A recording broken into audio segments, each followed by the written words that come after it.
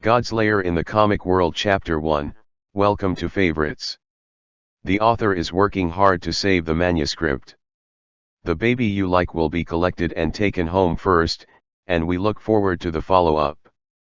Chapter 2 picked up a heroine. Change batch. Okay. The nightclub owner looked at Ange with a flattering smile. After a while, a group of giggling and gorgeous girls came to the booth. Ange randomly picked two pleasing ones and sat down, with the beauties in his arms, tasting a bottle of foreign wine worth hundreds of dollars, listening to the wavy beauty dressed like a canary on the stage singing in a mellow European and American voice a sultry song, that's the classic hit, 3 by Britney Spears. Under the neon lights, the sultry voices stimulated the hormones in the bodies of the young beauties on the dance floor.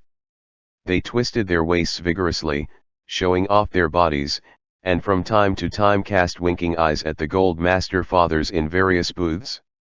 Ange felt very comfortable. There is a mirror not far away. Looking at himself in the mirror, Ange fell into a short thought.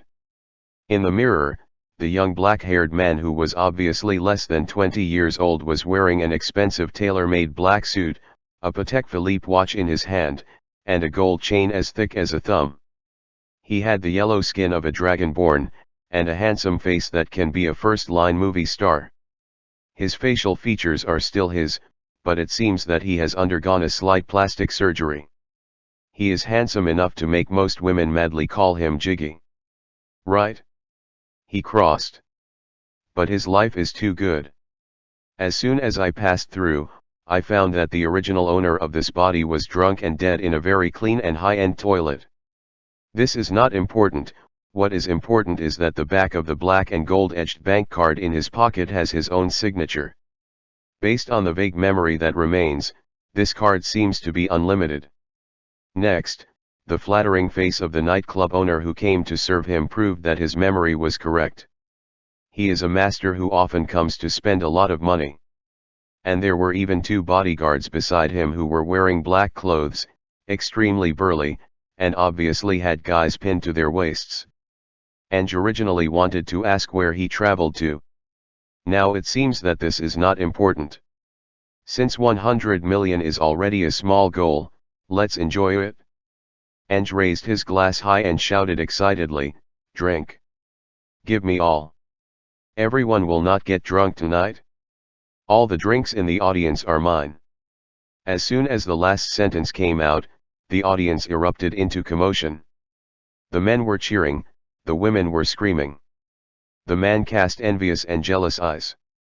The woman wanted to swallow Ange alive on the spot. Late at night, Angle slipped out of the back door of the nightclub to smoke a cigarette. "Louis, I want to be quiet," he told the bodyguard. "Okay, boss." The 2 bodyguards walked to the end of the alley with interest, about 10 meters away from Ange, turning their heads to glance at Ange from time to time. At this moment, a flash of light appeared behind Ange's head, and a slim figure fell out of it. This is not an inflatable wife, or a paper man. A beautiful girl. Ange's eyes were wide open, and he couldn't see clearly. Still think that this girl is not 100 times more beautiful than those coquettish in it? He drowsily wanted to hug the girl. It's too heavy to drag. Kong dang. The crisp metal sound echoed in the back alley. Hearing the movement, 2 bodyguards hurried over, and then Louis showed a knowing smile. "Boss, you really have good eyesight. Isn't it?" "My vision has always been good," Anger replied drunkenly. Louis blinked at the other bodyguard, who understood and ran off to drive. "I feel a little strange about this woman's golden armor, but as a bodyguard, the most important thing is to have a strict mouth. This is a nightclub. Any girls in cosplay costumes? Nurse outfit, maid outfit, or something?" The day before yesterday, he also saw a girl in tight clothes and a full face mask with cat ears. One thing to say, this girl has a really good figure. How come the cosplayer really wears armor? Is this the real thing? I'm really willing to spend the money." Muttering, the two bodyguards hurriedly carried the beauty into Angie's extended Lincoln car, and quickly returned to Angie's house in the suburbs. Open the main entrance of the villa and drive for half a minute to arrive at this mansion with a very modern abstract style and full of metal arch structures. Naturally, a servant came to carry Ange, and sent the beautiful girl to Angie's bedroom. Unfortunately, Ange drank too much, fell asleep on the bed and fell asleep. Who?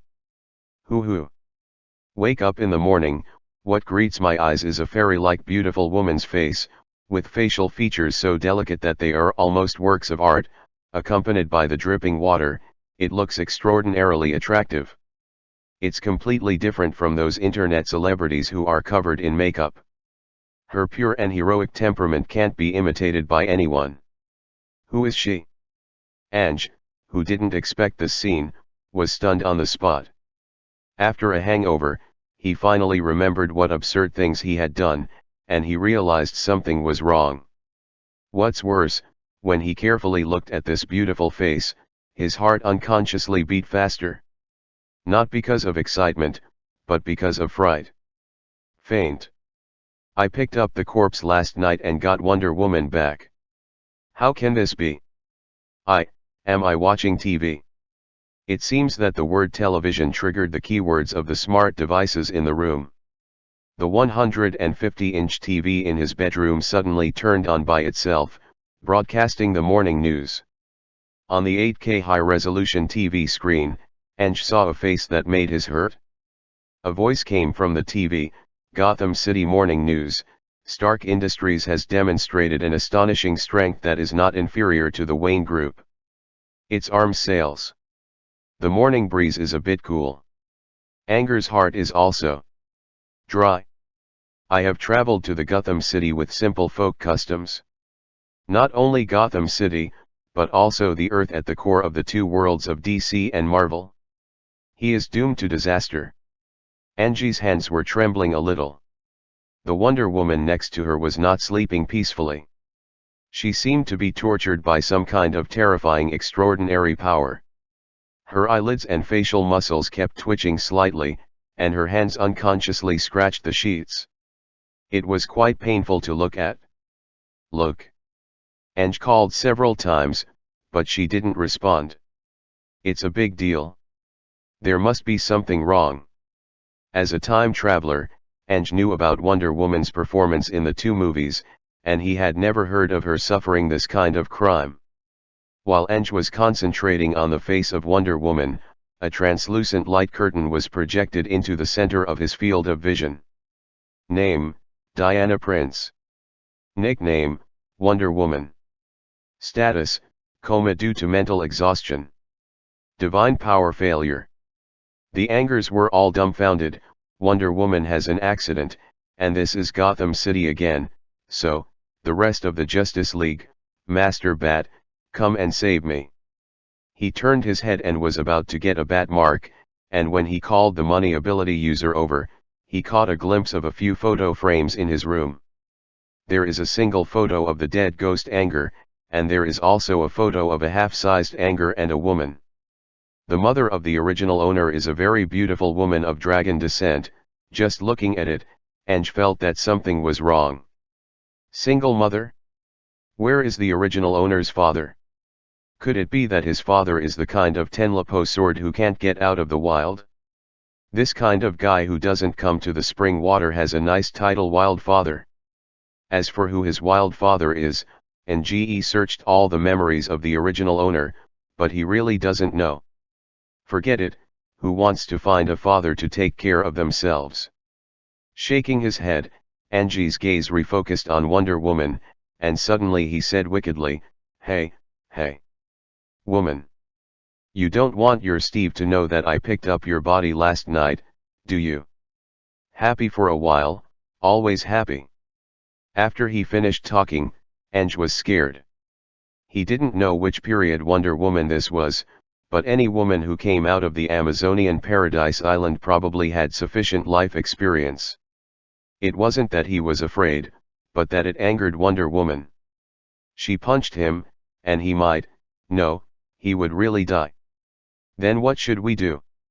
Right at this moment, a piece of news was suddenly broadcast on the TV. Special report, it was suspected that Batman and the Penguin Gang fought last night. There was a huge explosion at the scene, and many bloodstains were found. Some witnesses said that they saw a Bat-type plane crash with their own eyes. Ange. Master Bat is sometimes unreliable. Ange found that he had too little information. He is not too sure what the situation in Gotham City is like today. Batman gets hurt all the time. He is, after all, a mortal. Looking at Wonder Woman in leather armor with brass shoulder armor, Anger was not sure if she had already started to act righteously in Gotham City and offended a lot of criminals. There is no doubt that Wonder Woman is a hot potato in his family. At this moment, the system suddenly popped up. A key talent activation event was detected. Mandatory mission release: protect Wonder Woman until she wakes up. If the mission fails, the system will immediately and permanently shut down. Depending on the host's current physical condition, shutting down the system will result in the death of the host. After successfully protecting Wonder Woman Diana, the host will have the opportunity to obtain a single universe-level talent. Is this still an option? Ange went to work immediately. He snapped his fingers with a snap, and the intelligent system started calling according to the settings. A few seconds later, a silver-haired butler in a well-fitting suit appeared on the video phone screen next to the door. "Master Ange, did you call me?" "Frank, get ready, I'm going to see today." The rich people in Gotham City always have various ways to protect themselves. The chaos and crime in the slums seem to have nothing to do with the rich areas. It's as if God put heaven and in Gotham at the same time. As an inexplicably rich generation, Ang has a 100-foot-long yacht called Berlin Hill. As far as he could remember, the former owner had a lot of parties on it with a lot of beautiful girls. Not long after, Frank, the housekeeper, came with an open tablet. Unexpectedly, Ange waved his hand. "I'm going to see with Miss Prince today, let Louis and the others come over." When the bodyguards knew that their young master wanted them to carry the girl they picked up last night to the yacht, their expressions were very strange. Last night it was called picking up corpses, what is it called today? New book seedlings, ask for recommendation tickets, rewards, monthly tickets, follow-up reading, everything. Come on guys. Chapter 3: If there are no accidents. The happiness of the rich is beyond the imagination of ordinary people. Vice versa. Last night he picked up the corpse in front of the bodyguards, housekeeper, and maid, and he couldn't hide it from anyone. How about today? Louis and the others didn't speak, but they both had strange expressions and asked, "Is this going to sink the body at the bottom of the sea? Boss is X before killing, right? You were just a wave before, but now you have finally taken that step, right?" Still in his 50s, the butler gave his strength. He silently turned off the tablet computer, and the fragrant spectrum on it disappeared in a flash. Right. Ange, whose scalp was tingling, held back for a long time before choking out a sentence. "It's not what you think. She is an extraordinary like Batman. I plan to put her in my island vacation home." Oh. The three of them suddenly showed expressions of relief. This kind of time bomb character is placed at home, and it will explode at some time, so it is better to send it away as soon as possible. If it was handled casually last night, the attitude of Louis and the others immediately corrected a lot today. They first called the maid, carried the unconscious Wonder Woman onto a beach chair used as a stretcher, and then carried it to the extended Lincoln downstairs. Inside, the butler, Frank, silently turned on the tablet again, revealing the Kunfangpu inside. "Master, I have no right to question your decision, but I think a mortal girl is more suitable for you." In normal times, Ange couldn't help feeling, this tablet is so white, no, so big. Now, two black lines climbed to Anger's forehead. He seemed to have uncooked 9-turn large intestine dropped into his crotch, and he couldn't explain what he said. Sullen for a lifetime, he simply didn't return, and strode downstairs. The butler's voice came from behind, "Master, the holiday house on the island, I will let the maid prepare it." Angie's mind is in a mess. As the core member of Justice League, Wonder Woman is the best choice in terms of character and combat power. He had no reason to sell her. Wonder Woman is beautiful, and she is extremely dedicated. The only downside is that whoever is her husband must be prepared to belch twice. This joke is really cold. Along the way, Ange didn't even bother to admire the furnishings in his luxury car and the beautiful scenery around him. For the sake of safety, the butler sent out all the bodyguards around him, and 2 bulletproof SUVs guarded the front and rear of the extended Lincoln. A total of 8 bodyguards are equipped with legally modified 100 rounds of large drum M4 automatic rifles. This is very necessary in Gotham City with good law and order. Ange was still flustered. Having the ability to make money is a very happy thing in most worlds. In Gotham, you must at least have the ability to develop black technology to save your life. This lineup is not bad against the Penguin Gang's miscellaneous soldiers. As long as Wonder Woman jumps out at random, he can only play GG enjoy. Call the police? Don't even think about it. Other police stations are at best water mixed with ink, and the Gotham Police Department is black mud mixed with water. Except for Police Chief Gordon, he doesn't know who else is clean. Actually, the moment he went out, Ange thought about keeping a low profile, but unfortunately this is Gotham City where Murphy's Law frequently occurs. Then the worst thing will definitely happen.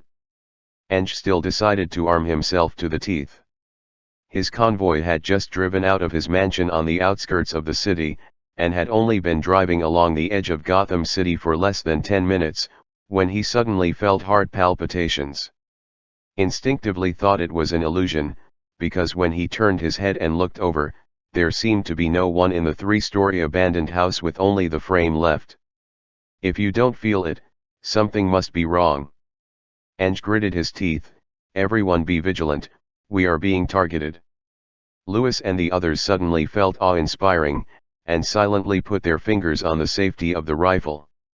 The convoy drove out of sight, and a beautiful figure flashed behind the iron frame on the 3rd floor of the broken building. She has a hot figure, wearing a black leather jacket and fishnet stockings. If Angie sees her, she will definitely find that she is the beauty who sang on stage in the nightclub last night. She turned on the headset and whispered, "Boss, my stocking seems to have been discovered. The target's firepower configuration is good, and I saw at least 5 big guys." A deep and indifferent voice came from the opposite side, "It doesn't matter, Miss Lance, please keep watching." "Yes, boss." 2 minutes later, Ange in the car received an unknown call. He knew that he had to answer the call. "Hello." On the other side of the phone, a gloomy male voice came, "No one can take away from Black Mask Club what doesn't belong to him." Ange only felt a chill spread from the tailbone to the back of the head, and his whole body was numb from the cold. Damn it! How idiot was the former owner of this body, to have fun in the lair of one of Gotham City's black bosses, Roman Beauvais Sienese nicknamed Black Mask. Don't say that he has a mission that will fail and kill him. Even if he just crossed over and can't figure out the current situation of Gotham, he can't sell Wonder Woman. This is his bottom line. Besides, the Black Mask is a fart. Ange also replied in a deep voice, "That's nothing. That's Mr. Bruce Wayne's distinguished guest." "Mr. Sienese, are you sure you want to be an enemy of the Wayne family?" Ange didn't know if Justice League was established at this point in time. "Master Way, since you claim to be the guardian of Gotham City, you are not responsible for this blame. Who is responsible?" Angie's way of using the tiger's skin as a banner immediately made the opponent entangled. The dark world is inextricably linked to the rich. The prerequisite for getting rich is to have money first. There are not so many rich people, Where can they go to rob money? Not to mention that Eng took advantage of the information asymmetry of the traveler to point out the identity of the traveler, and even brought out the brand of Master Wayne. This hit Mr. Black Mask a little dizzy. This situation is the most tangled. The other party knows your details, but you don't know the other party's details. As a careful boss, Black Mask had to think about more things, became wary, and silently hung up the phone. Siamese was extremely irritable, and shouted at one of his assistants, "Haven't you found out about that kid?" The assistant said timidly, "I can't find it. I can only confirm that he has a black gold bank card at Wayne Bank, and his credit rating is 4A. What the hell? Customer information of this level will be regarded as the top secret of the bank and strictly protected. What else? The permission to use this black card is a bit strange. No investment is allowed, and access to casinos is not allowed. Only daily consumption is allowed. What? What is this setting? Is he Bruce Wayne's own son?" The assistant shrank his neck and stopped talking. Here, listening to the busy tone on the phone, a smile appeared on the corner of Eng's mouth. The bodyguard Louis, who was sitting opposite Eng, looked at Wonder Woman who was lying on the handmade leather sofa and frowned from time to time, then looked at his boss, swallowed. "This lady is really Mr. Wayne's VIP. Of course. But Mr. Wayne is not free now, so we can only protect her temporarily." The bodyguards breathed a sigh of relief. Scared off the Black Mask, Ng's high-hanging heart did not let go. Because the projection screen on his retina shows that Wonder Woman is overflowing with supernatural power. In the eyes of mortals, she is probably nothing, but in the eyes of extraordinary people, she is undoubtedly a lighthouse in the dark night, extremely dazzling. "Damn it!" Eng complained a bit, thinking, "Does my golden finger only have a useless display function?" As if mocking someone, one of Eng's skills was highlighted on the retina. Basic shooting LV5. As in Gotham City, he usually goes to the gun club to shoot when he has nothing to do. This is very Beaver. According to memory, Eng silently opened a hidden compartment next to the seat, and took out a short version of the MP5K submachine gun that was only about 30 centimeters long. In urban warfare, this thing can provide unparalleled flexibility. He pulled out the 30-round magazine and checked it. After thinking about it, he replaced it with a crazy 120-round magazine. Not only that, he also put on the body armor silently. His actions made the faces of the two bodyguards on the opposite side even paler. "It's not over yet." Eng took out 2 grenades, pinned them to the inside of his crotch, and gave the other side a blank look. As an honest and law-abiding citizen, it makes sense to hide grenades in your crotch, right? Louis laughed dryly, "Very reasonable. Very reasonable." While talking, the two inserted bulletproof metal inserts into their body armor and put on tactical helmets. This is all right, the bodyguards have directly upgraded from ordinary body-fitting Kevlar body armor to full clothing. Then, if there is no accident, there will be an accident. Just as the convoy was driving past an abandoned factory, several heads suddenly poked out from the pile of scrap iron, and immediately lit up a few flames. Louis was so frightened that his face turned pale, and he rushed towards Eng while shouting in a pitch-shifted voice, "A Pidgey." Chapter 4 One shot, one brother. At this moment, Eng was stunned. It took him half a second to wake up.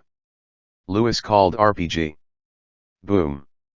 In the blink of an eye, the SUV with 2 bodyguards sitting in front turned into a big burning iron box in the air like a collapsing matchbox.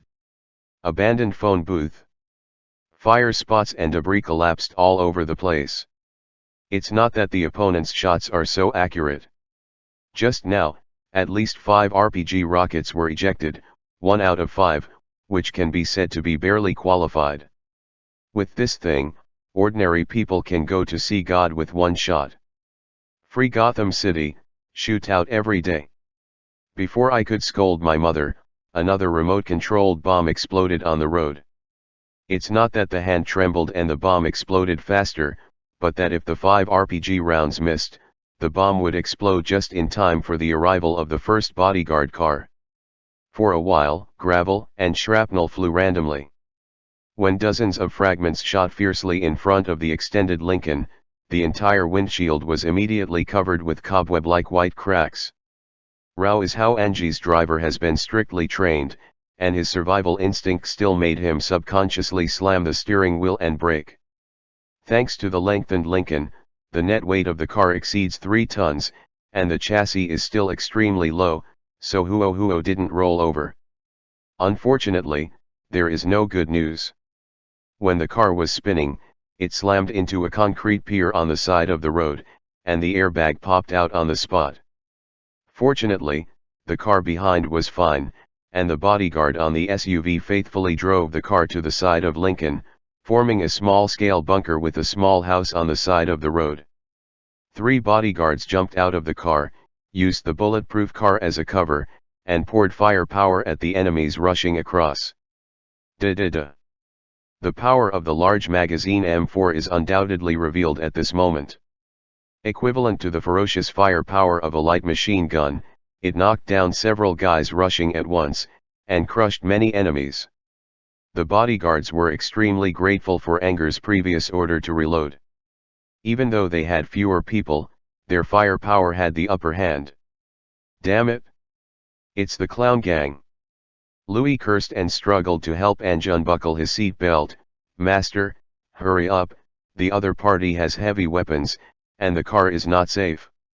Ange tried to wake himself up, glanced out of the car window, and saw a group of lunatics with red paint on their mouths and a face completely painted in white, using AK and the African god of war special marksmanship with both hands raised above their heads. Fight back here.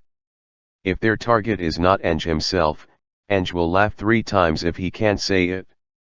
Brother, who are you targeting? The clown gang is famous for having a lot of cannon fodder. Most of the firearms they use are with almost worn-out rifling. They just pull the trigger. As for whether the bullet hits the person after it exits the muzzle, it depends on fate. When the fate comes, the person dies. Fate is not enough, anyone can be like of war in the hail of bullets. Louis held Nge's shoulders and quickly led him to the 2-story cement house on the side of the road. Anger's driver opened the door and dragged Wonder Woman out. Ange couldn't figure out whether the Black Mask had a tacit understanding with the clown gang, or whether they deliberately misled others, and the dozens of clown gang were not fake. Actually, there are also members of the clown gang in this house. It is obvious that Ange's bodyguards are superior. After a short and intense exchange of fire, with marksmanship, reaction, and comprehensive suppression of body armor, Louis and the others won an overwhelming victory. Pull out a few broken pieces from the bulletproof insert on his chest, and at a glance, he can tell that this is the residue after the broken bullet of the shotgun slug. Louis' hands are shaking. This thing is extremely lethal to unarmored personnel. Even if Kevlar is used alone and the bulletproof plug-in is not installed, there is a high probability that he will be lost. The sharp pain in his chest told him that he might have broken a rib, and he still had a life anyway. In the next 5 minutes, the bodyguards used the cover to shoot wildly at the clown gang outside. The battle damage ratio was overwhelmingly favorable, but they couldn't stop the crowd on the other side. Go to hell dash. No matter how many people are down, there are still people who are not afraid of death trying to rush over, not only across the road, but also from the abandoned factory in the distance here. The clown gang members are full of madness under the funny appearance.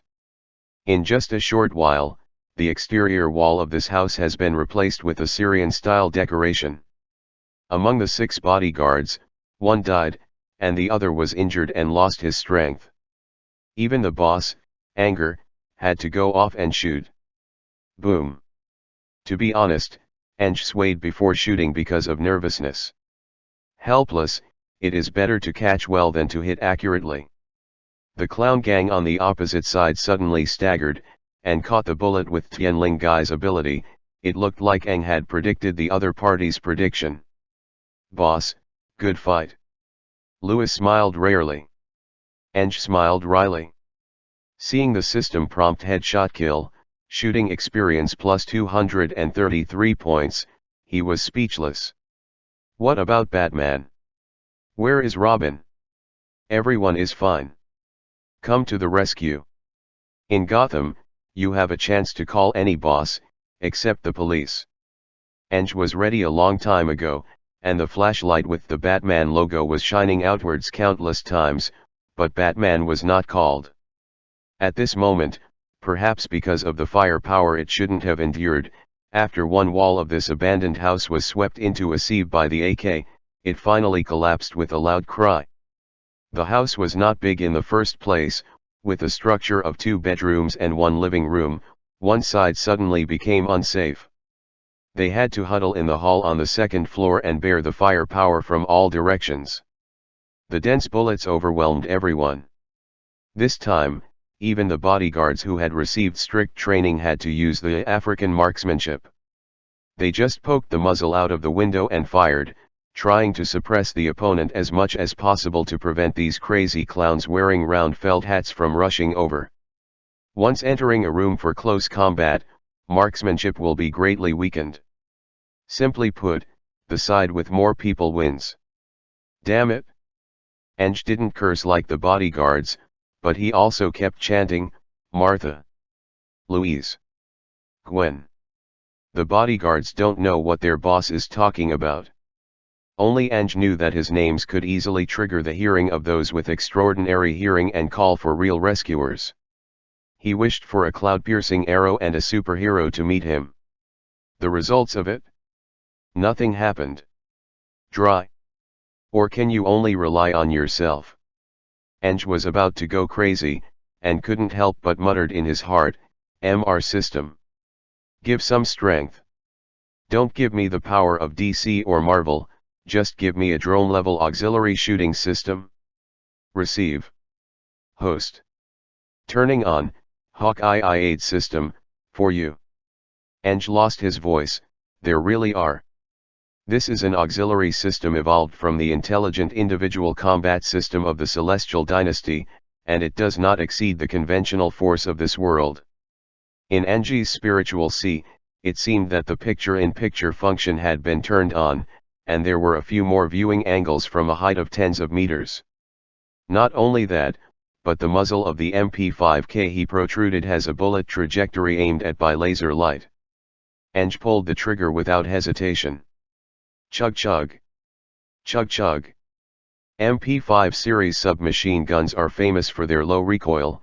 Even though Aang used the African shooting technique, it still didn't cause any burden to his wrist. The result is, "Ah! I got shot. FXXK. How is it so accurate?" Although the bullets of the MP5 series seem to be not very powerful, the actual effective range can reach 400 meters. For unprotected enemies, the lethality is absolutely overwhelming. Aang kept shooting 3 to 4 short bursts to sweep up the clown gang on the opposite side, and the firepower density on the opposite side dropped within a few breaths.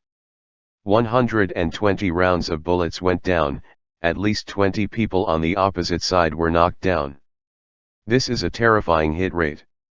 The bodyguard Lewis opposite Anger looked at his boss in a stupid way. "Everyone uses African archery, why are you so good?" "I am an African chief, and you are the African of war? What? One shot, one brother, haven't you seen it before?" Several bodyguards shook their heads in shock at the same time. Shock is nothing but shock. The high quality of these retired special forces made them wake up immediately, occupy a favorable terrain, and start to kill those enemies who are not dead yet. But at this moment, a few lunatic clown gangs who were unwilling to give up made a crude but effective move. They picked up the 2 doors of the SUV that had been blown up before as shields, and rushed over screaming. Tug, chug. The bodyguards spared no expense on their ammunition, but this thing is like the big shield of the special police, it is really bulletproof. The firepower of the 5.56 bullet cannot penetrate it at all. Even though Lewis accurately hit the foot of a clown gang, making the guy stagger on the spot, leaving the cover of the car door, and then sniped him, several clown gangs still rushed over. At this time, anger became ruthless, took out the grenade in his crotch, pulled out the ring of the grenade and threw it out. Boom! With a loud bang, several clown gangs turned into clown parts. The huge casualties finally scared the remaining guys, and they ran away screaming.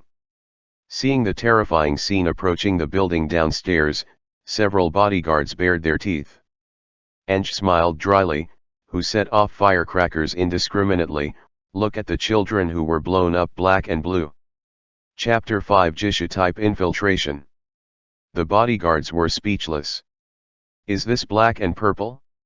Everyone is confused. Fragment grenades are not large shells, their lethality is cut, but the opened flesh and blood are mixed with the clown gang's own paint, which is really colorful. For a moment, they all wondered if their boss had a perverted habit.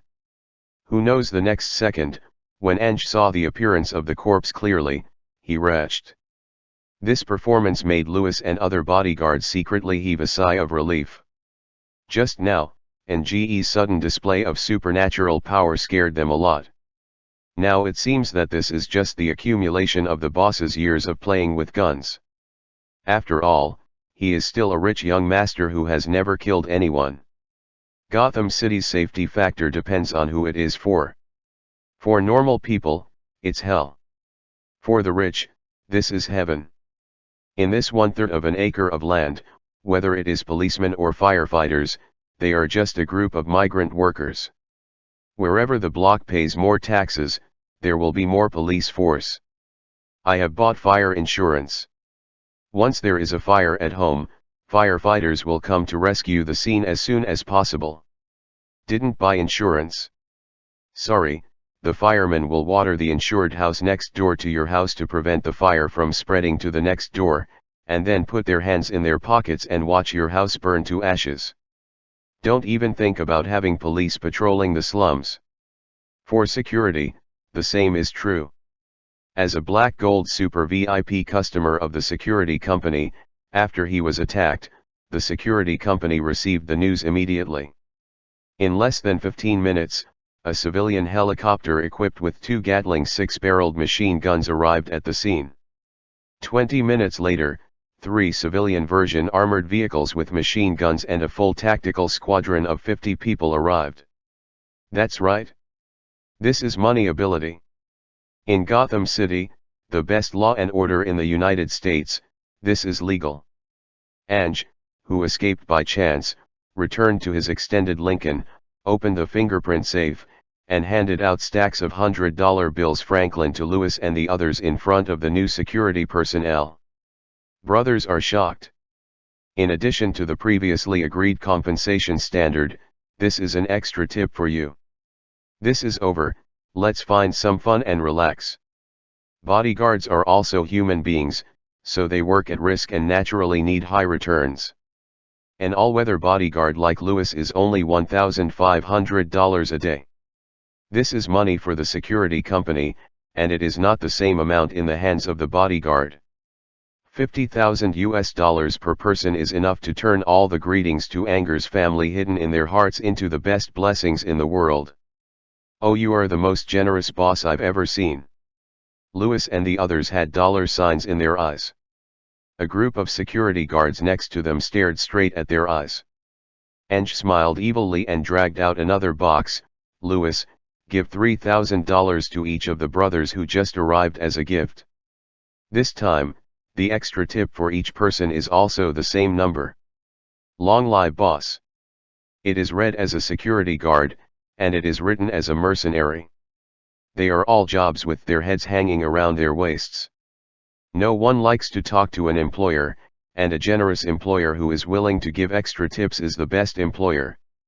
And as ordinary security bodyguards, their labor is only half of that of all-weather bodyguards. 3,000 knives, definitely a lot. Just like that, a group of men with heavy firepower protected Ange and Wonder Woman, and continued to move towards the intended goal. Not long after, a slim figure appeared on the roughly cleaned battlefield.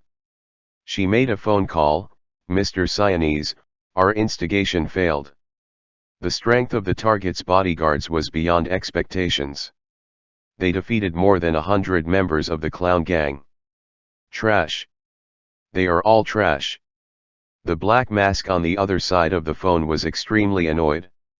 The woman shrank her neck, and when the boss calmed down, she continued to ask, "Boss, what should I do?" "Miss Dana Lance, I want you to be like this. For a while." "Okay, boss." On the other side, Ange, who was frightened, took the bodyguards out to sea by boat and came to his private island. This small island with an area of about 7 square kilometers is surrounded by the sea on all sides, and 3 sides are surrounded by cliffs more than 30 meters high. There is only one road to enter the manor inside. The fence of the manor is 7 meters high, the lower half is 5 meters high, and half a meter thick. It is made of high-density reinforced concrete. In the manor, there is nothing within 100 meters of the fence, and all movements cannot be concealed from the surveillance and the guard towers at the 4 corners of the manor.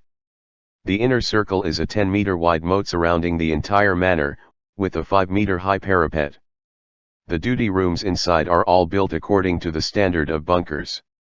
Ange couldn't figure out how afraid of death the original owner of this body was to make his home like this. Combined with the arrival later, adding up to nearly 100 security personnel, equipped with a bunch of heavy weapons that are absolutely contraband, it can be said that even a Marine Corps cannot attack this place. Ange was not relieved at all, because this was only for mortals.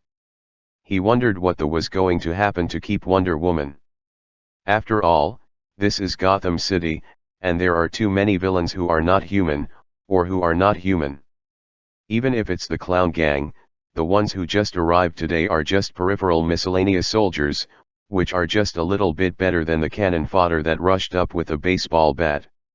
Some specially strengthened crazy clown soldiers have not yet been brought out. These elite soldiers, without exception, have been soaked in the strange chemical agents of the chemical plant.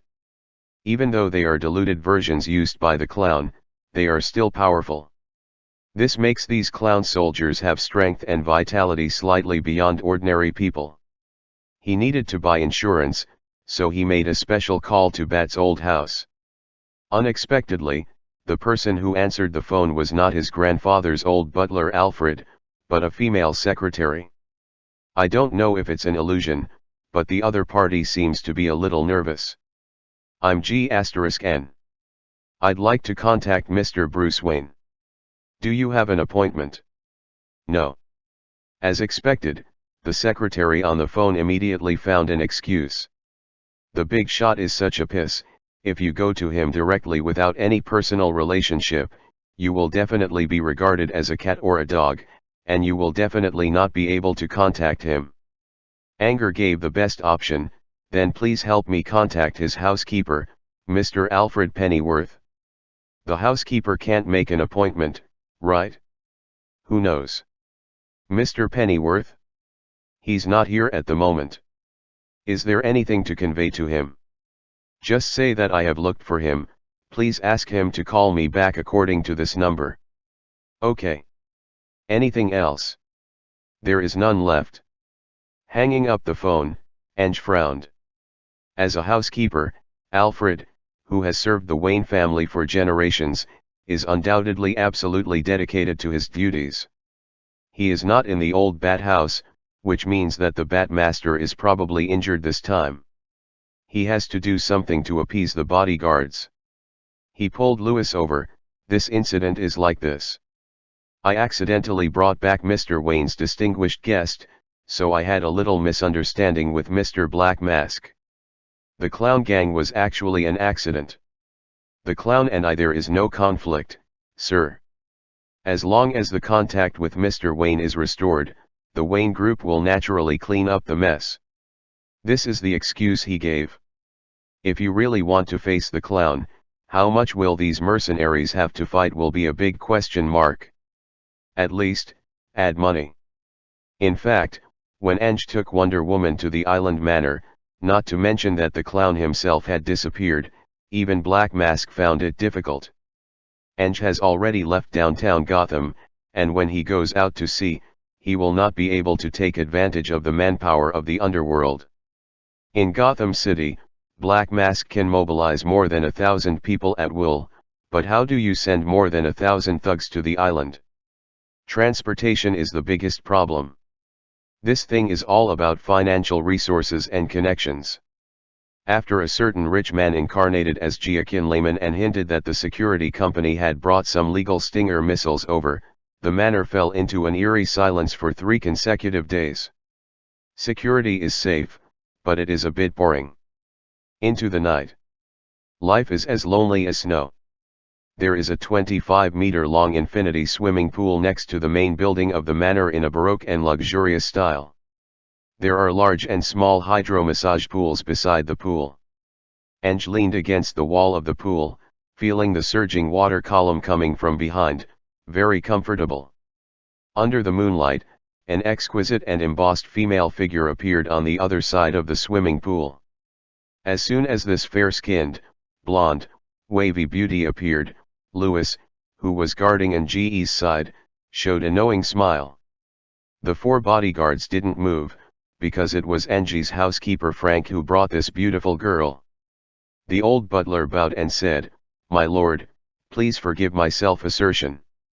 I think you are too nervous and need to relax." As he said, the beautiful woman walked over with a catwalk. She is wearing a golden decisive swimsuit and a white transparent lace skirt with a side-drawing opening from the waist to the thigh. But if 1 square centimeter of fabric is used more, it is a great waste of social resources. This scene is absolutely amazing in terms of visual impact. I forgive you. Eng stood up as if fascinated. Hello. Mr. Infinity, my name is Anna. Her voice was mellow, and she knew it was at least a singer level. Spitting a few notes from the red lips makes one's bones crisp. Boss? Louis asked knowingly. Bring me a rope, something stronger. Louis? Anger repeated it again, and Louis had to follow suit. Then, in front of everyone, Nge smirked, turn around and lie down on the beach chair. Miss Anna could not conceal the embarrassment in her eyes, but she chose to follow suit. Ignoring the beauty's graceful body curves, Eng tied her into a tortoise shell in front of the butler and 4 bodyguards. This situation made them extremely embarrassed. My young master, Lang Gilong, didn't know how to play like this before. Before Miss Anna could react, Eng forced a knot into her mouth. At this moment, Eng finally smiled, great makeup, I almost didn't recognize you. Dana from the Black Mask Club * Miss Lance. Or should I call you, Black Canary? After the voice fell, the eyes of all the others widened to the maximum in an instant. Eng leisurely took out a military dagger from under his bathrobe and pressed it against the beauty's snow-white neck, shh. Don't use your ultrasound, or I won't guarantee that I won't shake my hands. Chapter 6 The Choice of Fate. Jisha-type infiltration can only be done at noon, because accidents will happen sooner or later. Ng's hands were very steady, and he used a dagger to cut through the high simulation biological material wrapped around Black Canary's neck, and took off her headgear. When she showed a face that was not inferior to Miss Anna's, the murderous look in the air seemed to grow stronger. If it was Eng a few days ago, he probably wouldn't be able to scare Black Canary, but the murderer has his own aura. Having killed so many clown gangs with guns, he has changed from an ordinary rich N generation to a ruthless person who regards human life as nothing. Not to mention, he really bluffed Black Canary, who was promoted by the Black Mask not long ago because of accidentally showing his hand. After all, before this time, she was just a girl singing in nightclubs. Even if she was forced to play secret infiltration this time, all she wanted was to control Eng and get the thing that Eng stole. Unfortunately, all calculations are screwed up in the second step.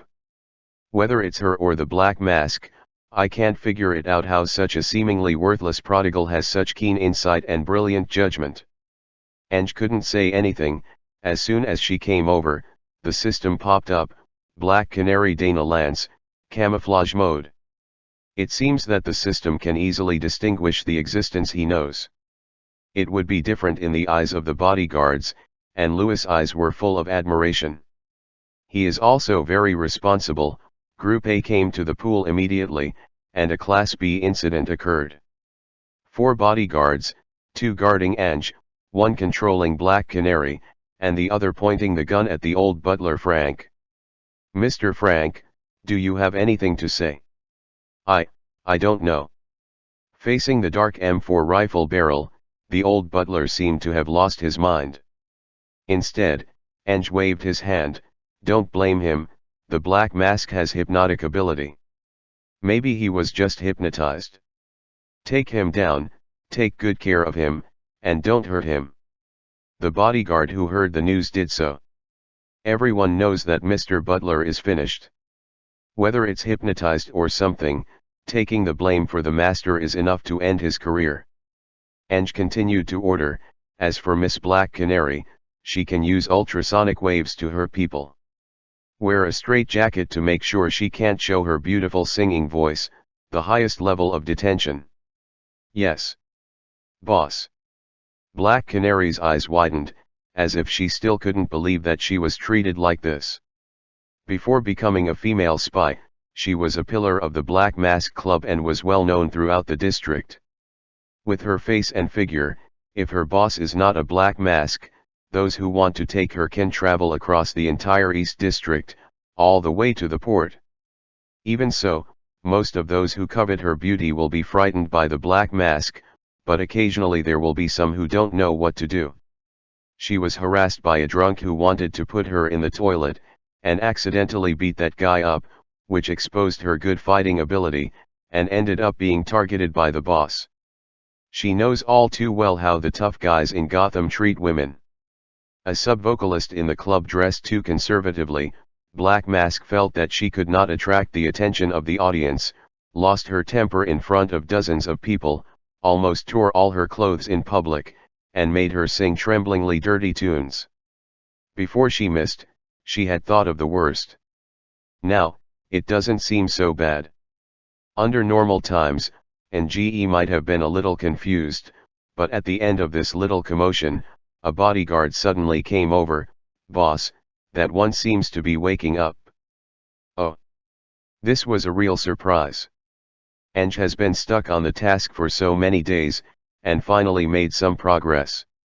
The screen turned back and forth, and Ange looked at Wonder Woman sleeping on the white hospital bed. She didn't suffer any trauma, and the reason why she was in a coma for several days was entirely her own fault. As the fluctuations in a series of instruments such as the electrocardiogram became more and more obvious, the long eyelashes of the heroine finally trembled. When she opened her deep black eyes, the first thing she saw was naturally Angie's handsome face. "Are you awake?"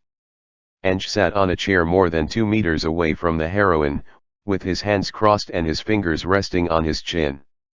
Psychologically, this will give the other party a sufficient distance, which in turn creates a sense of security. Diana's reaction was really very strange. She was surprised. "Wow. A man." As soon as these words came out, anger was overjoyed. God. This is the most original version of Wonder Woman. Earn a fortune. Ange doesn't know at what point in time this chaotic world of time and space has advanced. There is no doubt that Wonder Woman, who has just left Paradise Island, is the most valuable strategy. Ange showed a confident smile and patted his chest. "Oh, beautiful lady, do you want to say that I am your man?" Happy for a while. He didn't know why he had to say hello. Maybe it's because Black Canary or Wonder Woman are the confidant of Batman in DC Comics. Even if he said hello, he would have the immoral pleasure of "the yellow hair is actually me." Wonder Woman didn't answer his words. She blinked Shuoling's eyes. "I don't quite understand what you mean." "It's okay." Ange waved his hand. "Let me introduce myself first. My name is Ange. 4 nights ago, I suddenly discovered that you fell out of a strange place similar to a space portal. In fact, your appearance it alarmed many evil people. I don't know how to deal with it, please forgive me for taking you away and protecting you." After saying that, he walked over, and stretched out his slightly trembling hand very naturally, making a gesture of shaking hands with the heroine. This is not acting. Even at this moment, Anger has an 80% chance to be sure that this Wonder Woman should not have been blackened, but he is still not sure. "My name is Diana Prince." She was stunned for a moment, and while smiling back, she learned how to reach out and held Angie's hand with very gentle strength. However, she changed the subject tactfully. "Are you afraid?" "Yes, I'm afraid." Ange didn't deny it. Facing a visitor from another world, normal people would be afraid. "I am human." He thought she didn't know. She thought he didn't know. Very interesting, both sides are subtly hiding something. The stiff atmosphere began to dissolve because of the positivity of both parties. After letting go of his hand, Ange asked, "Can I sit a little closer?" Diana made a gesture of invitation. "Yes, I will not hurt you." This is not a lie. If she punched her, Ange might die. Cough. Be confident and remove the word possible. Ange put the chair in front of the bed and sat down. "Should I ask first or you first?" Diana quickly estimated each other's situation. "You go first, Mr. Ange." "Miss Prince, where are you from?" "I think you already know." Diana's perception is very keen. "I generally know, but I'm not sure. The bronze armor you wear is already a cultural relic to me. The Greeks used bronze armor more than 2,000 years ago. And your attire is very similar to that of the legendary the Amazons." "Yes. I am an Amazonian. I come from a place called Paradise Island. My hometown is besieged by the servants of Ares, the of war. They are driving huge metal warships, and they are about to destroy our homeland. I came here across space. I'm here to ask for help." Diana said bluntly. "Metal battleship." Ange pretended to take out the tablet and projected it on the projection screen in the room, which naturally got an exclamation from Wonder Woman. "These, aren't they real?" This is similar to a picture, an advanced mural." Ange tried his best to explain. She accepted it all very quickly.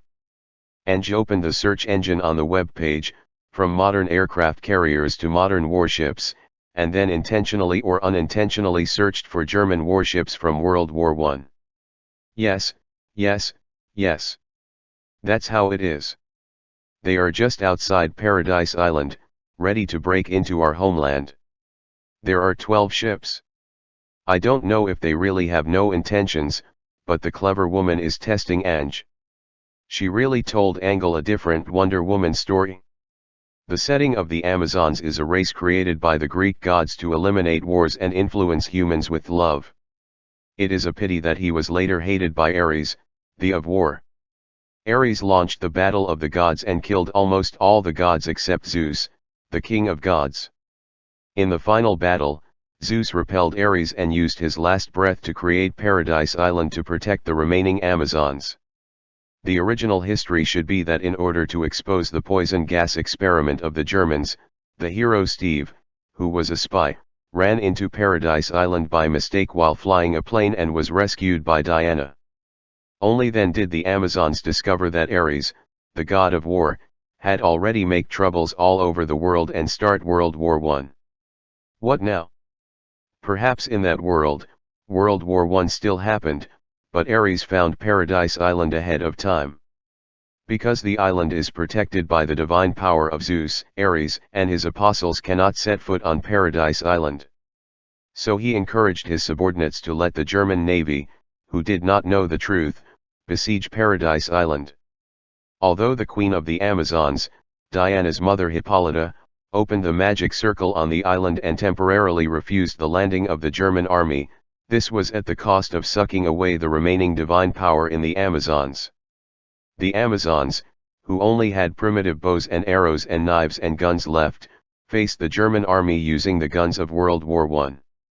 They were outnumbered, and Paradise Island was undoubtedly at stake. Hippolyta activates the magical circle left by Zeus, allowing Diana to travel through time and space to a place of destiny to find rescuers. Such a magically modified Wonder Woman story made NGE feel a little overwhelmed. Diana's smile became mysterious. So, Mr. Ange. For me, who is extremely weak, you have two options. One is to kill me, which can please Ares and his followers. The other is to help me find someone who can a hero against Ares, the of war. Wonder Woman's voice fell, and Angie's system started to move. The choice of fate is enabled. The host can choose to kill Wonder Woman in a weakened state to please Ares, so there is a chance to activate God of War system, or the host joins the Wonder Woman camp to obtain God Killer system. Chapter 7 God Killer system. Who is Ares? In terms of force value, maybe he is not bad. Don't forget, he has boring. I want to see blood flow into rivers. The of the emoji pack. According to the history of the DC world, Ares is the culprit who launched the First World War. It doesn't count if he makes troubles. I haven't heard of what kind of subordinates he has. This kind of who never believes in others but only in himself, and even picks and searches, believes that 1/10,000th of him is blind. How could Ange count on Ares? Not to mention, even though Wonder Woman looks weak, she can still kill everyone here. Besides, Wonder Woman is a celebrity. Ange replied in seconds, "Of course I am willing to help you." Oh. Wonder Woman narrowed her eyes. Those two crescent-like eyes are really charming. You are so willing to believe me. Ange firmly said, "I believe this is the guidance of fate. If you are indecisive in a situation, if you are blinded by fate, you will definitely be taller." Diana froze for a moment, lowered her eyelids, and immediately there was a hint of prudence in her gaze. Through the floor-to-ceiling glass windows of the ward, she looked out at the gorgeous manor, at the very well-cut landscaping, at those artistic street lamps and corridor reliefs. "Mr. Ange, I can't understand why a person like you who should have a high status suddenly believes in a woman of unknown origin and wearing a strange armor, and does not hesitate to fight against it. True for her." Knowing that he shouldn't get away with it, Ange sighed, raised his head, and met Diana's gaze with piercing eyes. "Yes. I seem to be doing well. But I don't even know where my wealth and status come from. My life is like a toy castle built on a pile of quicksand, which will collapse at any time. Those fears the villain can take everything from me at any time, including my life." She nodded slightly, listening quietly. "This is Gotham City. It is not uncommon for it to become the birthplace of world destruction. I have never been a messenger of justice, but I hate those lunatics and madmen who regard human life as ants in Gotham City. Believe me, if you walk out of this manor and go to Gotham City across the strait, you will deeply understand what the capital of crime is. And as far as I know, the threat that the world is about to face is not comparable to that of a mere Ares. I need enough strength to protect myself." At this moment, even Diana was in awe. "Okay. I believe you. I really need a helper when I come to this strange world. Even if your strength is too weak, it is unlikely to help me deal with Ares. It's okay, I can learn. I believe I will become stronger. I will also help you find a strong person as a helper," Ange said with great confidence. Diana hesitated for a while, and finally nodded. "Okay, I can sign a temporary contract with you, and you can get part of my power. I hope you can use this power to prove yourself as soon as possible." After finishing speaking, she gently pulled Angie's left hand, took out a dagger that looked like a claw knife, and carved a rune on the back of his left hand. The pain is not very painful, after all, it is only the level of scratching the skin. Compared with gaining power, this is nothing. In fact, the moment Wonder Woman nodded, the system prompted, Congratulations to the host for joining the Wonder Woman camp. It wasn't until she carved the rune that the next prompt came out, received the transformation of divine power from Wonder Woman. This system is officially transformed into God Killer System. God Killer System. The host can obtain the power and skills from the existence by hunting, defeating, or signing a contract with the existence of divinity. The power of up to 6 beings can be used at the same time, and all beings must belong to the same pantheon. After searching, you can refer to the following templates. 1. Wonder Woman God Killer template. 2. God of War Kratos template, requires the main God level divine blood to activate. 3. Godslayer gear template, requires high purity Shadow Kingdom bloodline. 4. Create your own template after destroying an official system. Current host contract signing status, 1/6. Contractor Wonder Woman Diana Prince, temporary contract. The host must obtain the approval of Diana Prince within a week, otherwise she may abandon the host. Approval method: kill at least one evil leader. Please note that Miss Diana, who is in the Justice camp, has a very strict concept of good and evil. If the host kills innocent people, the value of good and evil will be deducted. Once the value of good and evil falls to negative, she will immediately withdraw all the power lent to the host. Congratulations to the host for obtaining the mutation stunt, Plunder of the Killer. The host can obtain attributes stronger than himself from the strong person killed by the host himself, and randomly plunder one or more attributes that match the characteristics of the host. Skill. Congratulations to the host for temporarily obtaining the following attribute upgrades: Constitution +4, Dexterity +12, Strength +7, Intelligence +1, Perception +5, Will +9. Congratulations to the host for temporarily obtaining the following skill upgrades: Basic Fighting LV8, Basic Archery LV5, Triple Shot LV3, Eagle Eye LV1, Spirit Resistance LV7, Magic Resistance LV3. Accompanied by the power transmitted from Diana, there are even some battle images using herself as a template. When to do what action, how to save effort, how to move the most smoothly, how to surprise the enemy the most. All this stunned Ange. This is not just a memory fragment, but a large piece of muscle memory. If it wasn't for the fact that his physique was a bit far from Diana's, for a moment he really thought this was the combat training he had experienced. This is definitely not an Amazonian ability.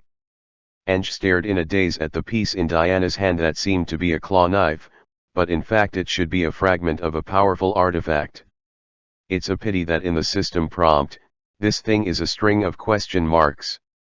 Even so, Ange still couldn't hide his shock. Set the average ability standard of an 18-year-old adult male in Gotham City to 10, then his personal attributes will suddenly become Constitution 12, Dexterity 22, Strength 16, Intelligence 13, Perception 16, Will 18. There is no doubt that he has stepped into the category of extraordinary in one fell swoop, a bit like an enhanced person like Captain America. Not to mention the addition of a plunder skill. This is the point. Sure enough, Wonder Woman's thigh was right. Diana put away the claw knife generously, with a smile on the corner of her mouth. Okay, Ange. I have already lent you strength. I will prove myself. Ange said in a deep voice. Well, my lack of understanding of the world, if I may. I'll arrange for a teacher to come over right away. She will teach you all kinds of common sense about this world. If you go to Gotham City, you'd better bring the entourage I arranged for you in the first 3 days. So, I'm free. Diana pointed out. Miss Diana, you have always been free. You can also choose to leave now. Anger said seriously. She was obviously very satisfied. In order to reduce unnecessary troubles, I am willing to learn the knowledge of this world first. Then I will take my leave first. I have to fully understand the power I just acquired. Anger's manor never lacks maids, so after a call, there will naturally be maids who will help Diana change her appearance and teach her various common sense. After finishing all this, Ange walked out of the room, feeling the changes in his muscles and even the sensory system. After a while, he took a deep breath towards the night sky. He didn't know if he would have the chance to play the hero Steve in the Wonder Woman story in this life. He didn't envy that guy. After all, the so-called hero was just a pendant in front of Wonder Woman's mighty power in battle. As a time traveler, with the help of the system, he is expected to gain power beyond the mortal world. Being plotted against by the Black Mask, hunted down by the Clown Gang, and after several days of fear, anger finally got it all. Anger is still a little unbelievable. Suddenly he thought of one thing: why Wonder Woman believed him like this. With doubts, he came to the monitoring room to watch the video, and suddenly burst out laughing. Just as he was answering, on Wonder Woman's lowered other hand, a rope emitting golden light was quietly tied around his ankle. The movement was so soft, he didn't even notice it. He is Lasso of Mantra. This artifact can be said to be one of the most famous treasures around a heroine, and those who are entangled by it will definitely tell the truth. Since he was telling the truth, what did Diana have to worry about? Most of the time, she gives people the illusion of being silly and sweet. Bai Tian is real, but she still hides a 7-aperture exquisite heart. Chapter 8: Law-abiding and good citizens. On Angie's retinal light curtain, light flickered. Wonder Woman didn't say anything, but the system thoughtfully marked out a profit curve for him. It was very obvious that the later he took action, the worse the villain boss would be, and the lower the profit. It's not that Diana deliberately made things difficult for Aang, but that she came to Gotham across time and space, looking for rescue soldiers. Rescuing people is like putting out a fire. If it's too late, she's afraid there will be no scum left. Ange instinctively felt that the time and space over there were asymmetrical with this one. She stayed here for a year or so, but that time was still there. It's a pity that he, who has not accomplished an inch, has no weight to speak. Ange rushed to the underground gym, leaving the bodyguards outside, practicing crazily. Boom boom boom. The sound of rainy boxing echoed in the empty gym. Sure enough. Great power is addictive. Ange muttered to himself. Although his body sings and sings every night, he is still young and has not been emptied by wine and sex. If you take over a few years later, you will be like a programmer who has been in the industry for 8 years. If Louis and the others are watching at this moment, they will be so surprised that they can put a big apple in their mouths. Quick. Too fast. 22 points of agility, more than twice that of ordinary people. Ange circled the sandbag lightly like a butterfly wearing a flower, and launched intensive and fast attacks. The sound was not like boxing at all, but like an automatic rifle firing. His movements were so fast that not only his arms, but also his figure left erratic after images.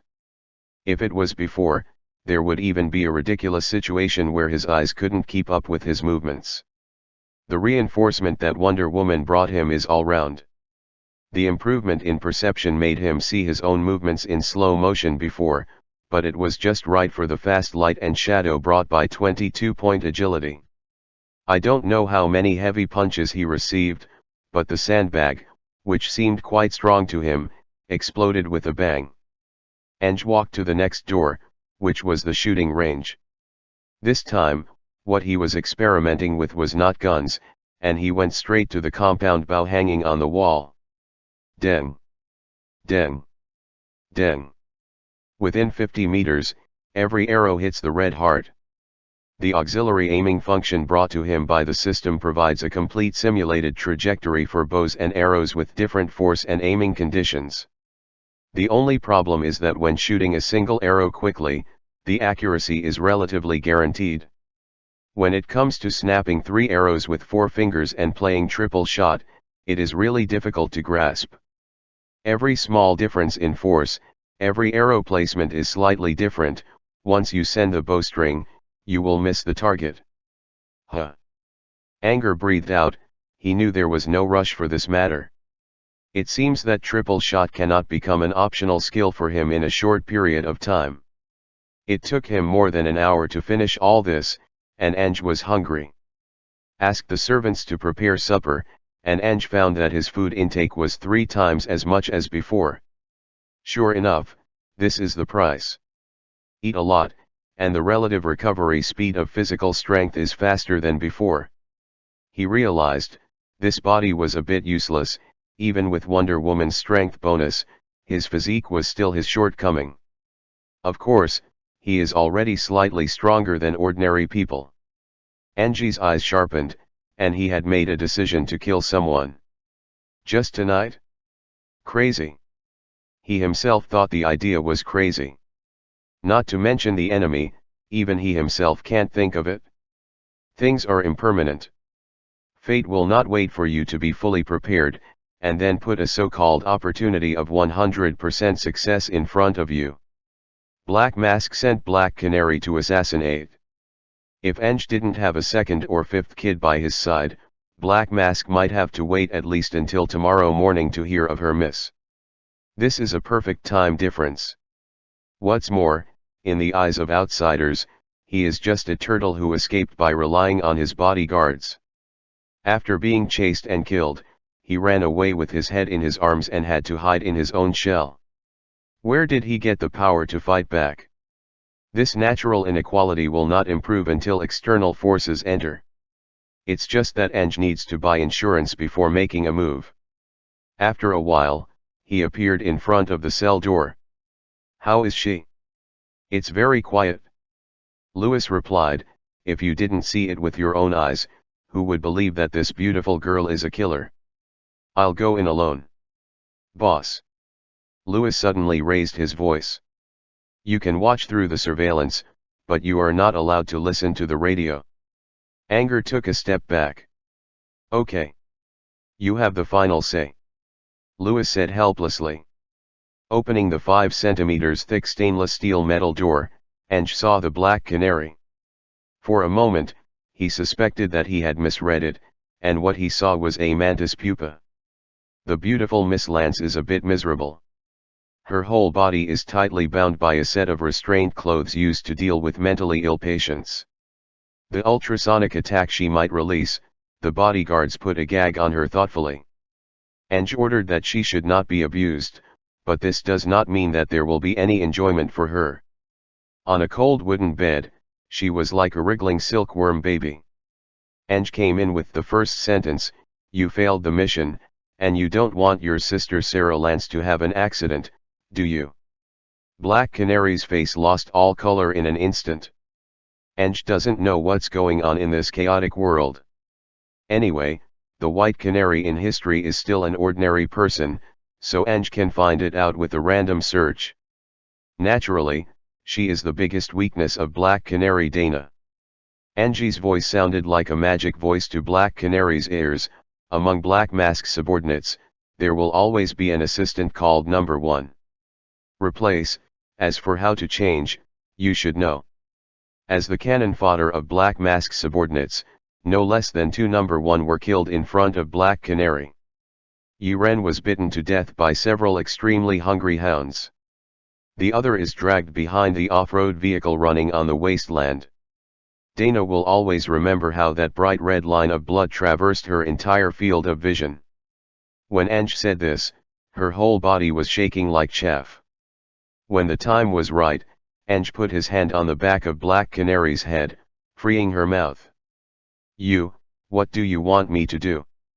Black Mask has a group of men lurking on the surface of the sea, right? Black Canary nodded tremblingly. And he himself is still in the Black Mask Club. She trembled, if there are no accidents, he will stay in his lair when he starts any operation. Every window in his office on the 2nd floor can withstand AK rifle fire. Ange smiled and turned on a laptop. This is the architectural drawing of the Black Mask bar I found. Can you see if there are any omissions? She answered one by one. Thank you, Miss Lance, for your cooperation. Wait. You you will let my sister go, right? The beautiful eyes were full of pleading.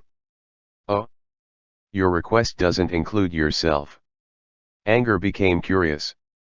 Black Canary pursed her lips, not everyone can live a chic life like you. In the slums of Gotham City, it is not easy to bear the price of living. I choose to do dirty work for Black Mask, I'm ready to pay the price for it. After saying that, she lowered her head, letting her brilliant blonde hair cover her sad and desperate face. At this time, Nge gently lifted her pointed chin, with playfulness in her eyes. If I ask you to hold on to hope to survive, will you still give up your life?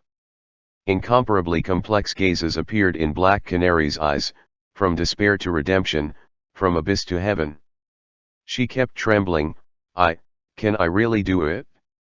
Very well, since you have already made your choice, please help me act out a scene. Nge's smile became more and more mysterious. Wonder Woman's mission has clear requirements for good and evil values. Black Canary's nature is as good as in history, so there is no need for Eng to kill her. 2 minutes later, Lewis and the others saluted together, watching Eng carry the chrysalis to his room like carrying a sack. Unknowingly, Eng opened a secret escape passage in the room. The mantis chrysalis Miss Lance was stunned. You will kill the Black Mask, right? Eng smiled, I'm a good law-abiding citizen with no power to restrain the chicken. What does the clown gang kill the Black Mask have to do with me? Chapter 9 The Clown Returns. At 4 o'clock in the morning, it was raining heavily, and the cold night wind blew through the dark and dead alley beside the Black Mask Club. On the old street lamp at the entrance of the alley, the half-broken lampshade creaked annoyingly as always sound. It is early autumn, the air conditioning and raindrops in the early morning make the two guards in raincoats outside the back door of the club drowsy. Although their boss asked them to follow, they really don't know what to watch. Do you think the brothers in the port can succeed? It's definitely possible. The boss has bought several security guards, and the situation inside is very clear. The rich second generation will be brought here soon, and he will obediently hand over all his property under torture. Huh? Did you hear anything? No, did you hear me wrong? I seem to have misheard. They heard it right. An RC remote control car that can be seen everywhere on the market is entering the core area on the second floor of the Black Mask Club along the central air conditioning ventilation duct.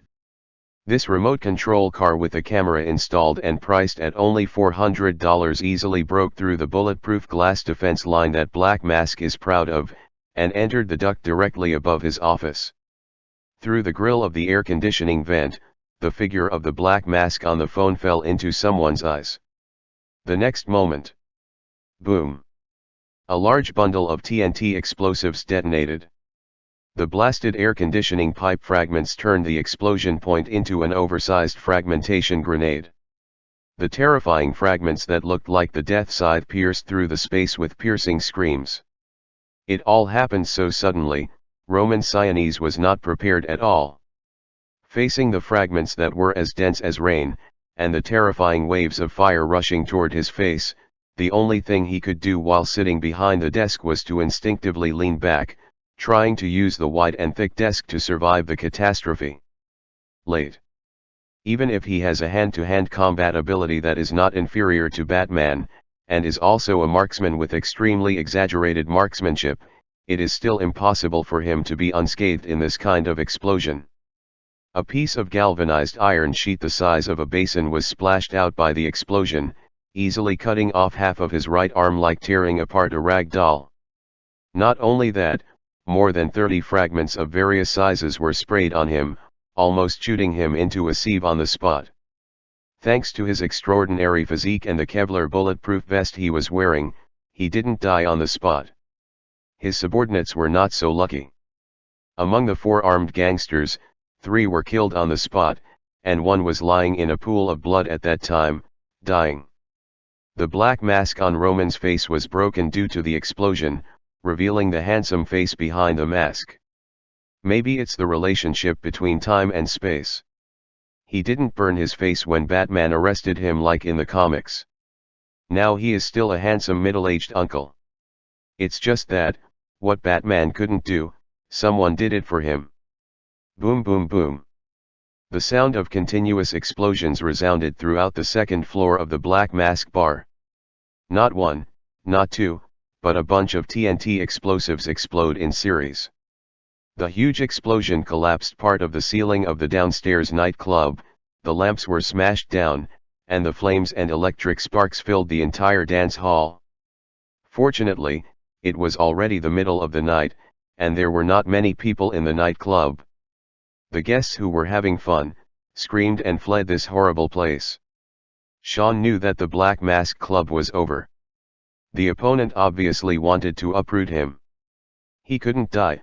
He heard the noise and the sound of rifle fire from the intersection. He struggled to crawl out from under the table, took off his belt, tied his severed arm tightly with his mouth and left hand to stop the bleeding, stood up straight, and leaned over to the window. I saw a large group of clowns rushing over in the distance, and were exchanging fire with his subordinates at the intersection. The clown gang, his resentful voice seemed to come from the deepest part of hell. Talk to at least 100 people on the opposite side. With his current manpower, he couldn't carry it at all. Without the slightest bit of nostalgia, Sean threw himself into his safe after emergency treatment of his injuries, quickly opened it, took out the most important things, and left immediately. He staggered out of the messy office, and had to forcefully smash open the door frame deformed by the explosion. Is anyone alive? There was almost no response, only a few painful groans occasionally. The opponent is too ruthless. The explosion affected the entire second and third floors.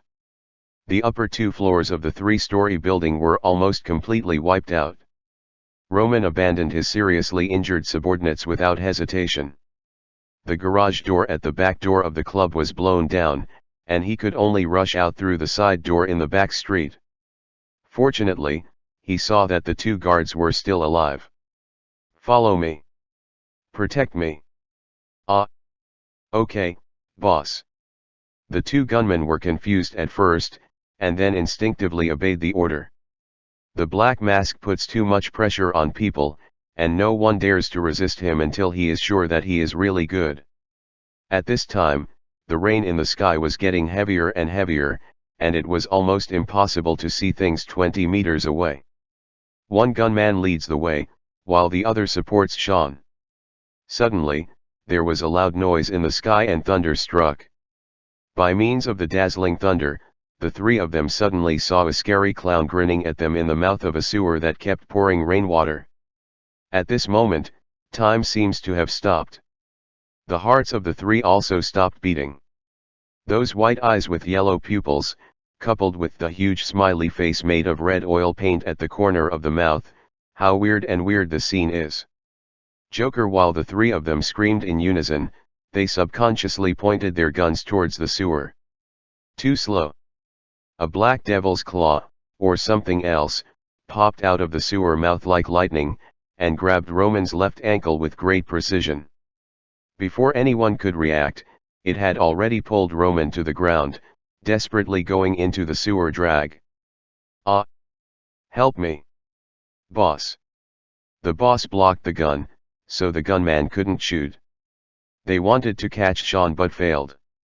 Roman instinctively swung his remaining left arm, but in the end he just pulled it on the ground. With extreme force, 5 fingers scratched out 5 clear blood stains on the muddy ground. Because of too much force, Mr. Black Mask didn't even realize that the flip cover was scratched by his nails.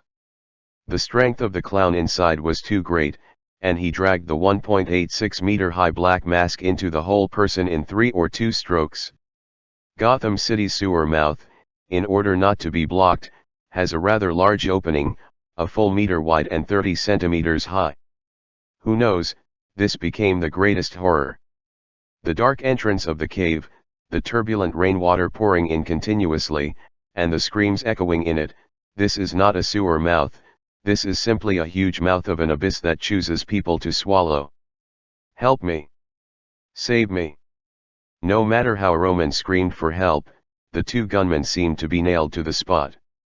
They looked at each other tremblingly, and neither of them dared to say let's go down and save people together, and the trembling pupils told each other the fear in my heart. Or, let's run. Good. The shooter was so frightened that he ran away without looking back. Inside Black Mask's nightmare is not over. To be honest, he was also confused at first. Being caught by something, he instinctively struggled, but just as he fell into the sewer, what awaited him was a huge net bag. The thumb-thick nylon rope grid made his powerful martial arts completely useless. Before his eyes could adjust to the darkness inside, heart-pounding pain came from the left side of his neck. That is a sharp iron claw. The clown gang often make a pile of broken iron into the shape of claws, sharp and with terrible rust. Roman counterattacked instinctively, and smashed his elbow, hitting nothing. Because only iron claws were stabbed, no human hands. Another trap. Mr. Black Mask has finally launched his greatest secret weapon, mind control. Originally, he thought the other party was a clown, so he gave up this trick on his own. After all, mind control is ineffective for madmen. Unexpectedly, the other party actually fell for it. You are not a clown. Who are you? Roman didn't even expect that his invincible mind control would be greatly reduced in power because of the damage to the black mask on his face. He didn't even expect that the opponent's mental resistance was higher than he had imagined. The answer to him was just a holy sword of physics, a crowbar. Another thunder fell in the sky. His voice of questioning had long been covered by thunder, and even if it could be heard, his two subordinates who had already run away would not be able to hear him. With the light penetrating into the sewer, the final image reflected in Sean's pupils is the gorgeous arc drawn by the crowbar in mid-air. The holy sword fell, blowing half of Roman's head off. In this world, there is no more Black Mask. Chapter 10, Murder and Arson, Golden Belt. Hoo-hoo. Hoo-hoo. Anger breathed heavily. His heart was beating wildly. Too risky. The moment the dust settled, he suddenly became afraid. I ran to kill the boss as soon as I got the power, am I crazy? After a brief hesitation, his eyes became firm again, and this time he trembled, not because of fear, but because of slight excitement. This is a mixed world of DC and Marvel. Even if the Flash suddenly came out and said that he had traveled through time and space to come back to warn, and that the world would be destroyed tomorrow, Aang would not be surprised. Ordinary people without power are doomed to be slaughtered. Fear. But never regret it. The light film on the retina was swiping the screen, and GE took a look, and immediately became ecstatic. Congratulations to the host for killing Black Mask, Roman Sionese. The system assists the host to successfully devour and purify the soul of the target. Congratulations to the host for obtaining the following basic attribute upgrades: Constitution +1, Dexterity +1, Strength +2, Intelligence +2, Perception +1, Will +3. Congratulations to the host for obtaining the following skill upgrades: Basic Fighting LV10, 2+8, Basic Marksmanship upgraded to LV7, Dual Wielding Pistols LV2. The host acquires the branch skill of the marksmanship system, Pistol Sharpshooter. The skill can greatly increase the hit rate of the host's pistol shooting. The host obtains the constitutional branch skill, Peak Physical Fitness. The host can maintain its own strength, speed, endurance, durability, reaction, and agility at a super high state. According to the host's current physique, this effect lasts for 30 minutes without injury. The host acquires a special skill, Disguise. With this special skill, the host's disguise is even more difficult to detect. Seeing this, Aang almost couldn't help but screamed excitedly. The power that Wonder Woman lent him was not his own after all. It didn't mean that Diana would betray him, but that she wouldn't have extra power for him to use when facing a strong enemy. Only what you get is your own. Originally got so much, Aang was already satisfied. The surprise is yet to come. The system highlights 2 items for him. The first one is Roman's black mask, damaged, epic quality. Roman Siones was born in the wealthy family of Gotham City, the Siones family. After murdering his parents, he inherited their billions of dollars in property, but his fiery temper soon caused his company to face bankruptcy. At this time, the Wayne Group rescued his company, leaving Roman with nothing. He blamed Bruce Wayne for his misfortune and vowed revenge. So Roman went to the cemetery to dig out his parents' coffin, and used the ebony wood to carve a black skull mask representing anger. He turned into a black mask, formed his own underworld gang, and became the most feared gangster in Gotham City. 1. The biggest feature of this thing is its inherent mind control ability. The system evaluation is LV3. Eng felt that this thing was tasteless when he saw it. Not only is the level of mind control not high, but there is actually a debuff curse of the Siones family on it. This curse is also divided into 2 parts. Curse of Siones' parents, because they were murdered by their own son Roman, the Siones couple was extremely angry. Their souls resided in the masks, waiting for the critical moment to give their unfilial son a fatal blow. They will recognize anyone who avenges them as the new owner of the mask. Seeing this, Eng finally understood why Roman gave him the mind control, and he could carry it with his own not too strong willpower. Feelings are a great filial piety. The next part of the curse is interesting, Roman Siones curse. Because Roman was disturbed by the soul of his parents when he died, he believed that the enemy who killed him was a clown. Anyone who wears this mask and sees a person dressed as a clown needs to accept a mental test every 5 minutes. Those who fail to pass the test will enter a state of rage for 5 minutes, and take revenge on the clown first. Seeing this, Eng couldn't help but sigh with emotion again, as expected of father and son. This is very Gotham. In addition to the mind control skills, this mask also has a skydifying bonus of immunity to mind control when worn, strength +4, agility +3, perception -10, will +7. Another item was a diamond that Eng dug out of Roman's personal bag after the system highlighted it. Diamond, blood money. Roman Siones murdered the crime family Bettinelli to get the diamond inlaid with their money account. Hiss, Eng gasped. Killing Boss Hay and getting his property, and GE never thought about it. Black Mask secretly funds various unknown men in Gotham City and even the United States. They are called Masquerade Society, and they are all bad elements, thugs, and unknown militants on the street. Roman's money should not be too hot. This kind of money that Roman cleaned up can be considered instead. Don't look at Eng's rich appearance now. He doesn't know who his wild father is. In case, he said it was in case, the original owner of this body was Roman's illegitimate son, then, cough cough. Eng's scalp tingled a little. There were chaotic footsteps in the distance, and Eng sent Roman's body out of another sewer very considerately, ensuring that his body would be found, and also gave away 2 bodies of the clown gang for free. After finishing all this, Eng quietly disappeared into the dark sewer.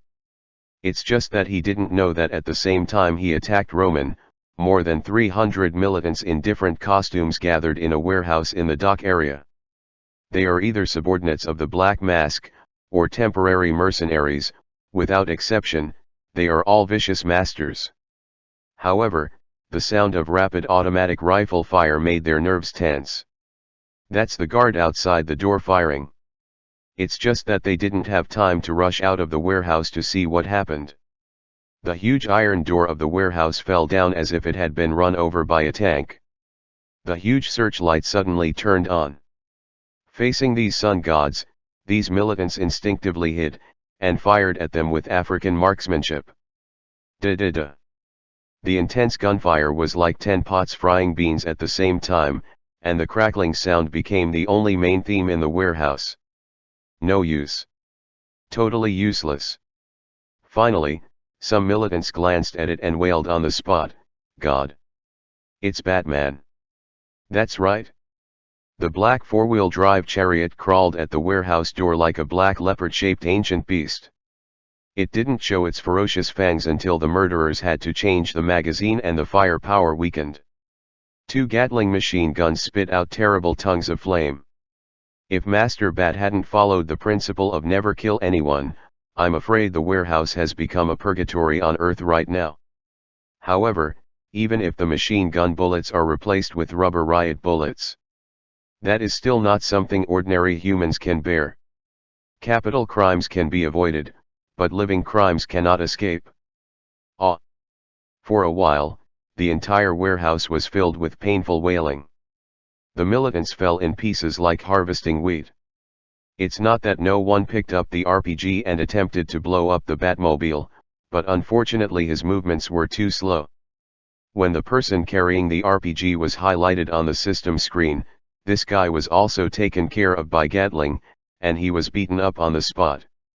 Even if some guy wants to use the cover to resist, don't forget, there is a 60mm cannon on the Batmobile. Boom! What a big firework! The people behind were like rabbits driven out of the haystack, they were swept down within a few steps. If it weren't for Batman not killing people, this would be a violent killing scene. In less than 5 minutes, no militant at the scene could stand up. Connect to the Gotham Police Department. Batman's cold voice came out, and the intelligence system did so on the spot. Unfortunately, Batman's mood was no longer calm because of a phone call from the housekeeper Alfred. "Sir, I got the news 5 minutes ago. The Black Mask Club was suspected to be blown up by the Clown Gang, and the body of Roman Sionis was found in an alley less than 200 yards away from the club." "Who did it?"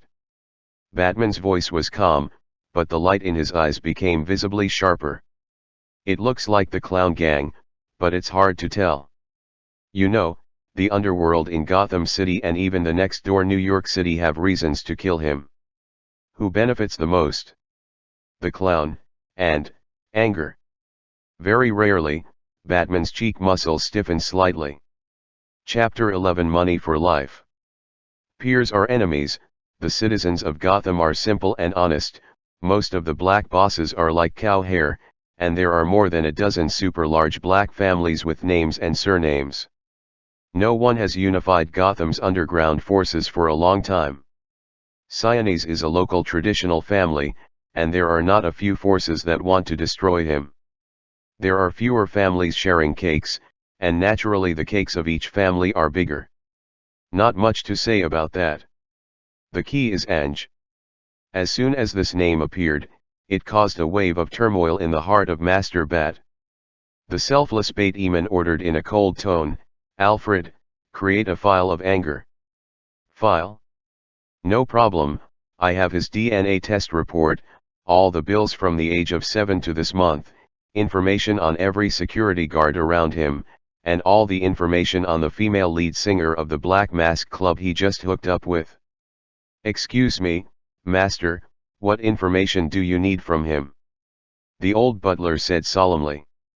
Batman is expressionless, belong to the E-level file. "Good sir." Someone didn't know it, but the first time he made a move, he was listed in the Master's small book. All he knew was that Wonder Woman must have known. That's right, the moment he killed Black Mask, the corner of Wonder Woman's mouth, who was taking a light sleep in the guest room, raised a charming arc. If there are outsiders here, it seems that she probably saw some happy things in her dream. In the morning, everything is quiet. The red sun slowly rises to the sea level. Ange drove a motorboat that is common on the beach, and quietly drove to a small pier on the edge of the island. This private island is not big, and it is not a security team of only 100 people who can guarantee full coverage and monitoring. What's more, can the monitoring on the island hide from the owner, Ange? Not long after, in the manor room, Ange saw the chrysalis man on the bed again. "Bastard! If you don't come back, let me know if you are dead or not." Miss Black Canary had 2 dark circles under her eyes, and there were obvious tears in the corners of her eyes. It's a pity that because the straitjacket on her body was not removed at all, she couldn't wipe it off even if she wanted to, so she became a ridiculous painted cat. Finally, the door of the secret room she had been looking forward to for a long time slowly opened, but the man who walked out from inside scared her into cardiac arrest on the spot. No. Lord Sienese, No bragging, no shame, at this moment, she was really so scared that she was so scared that she peed.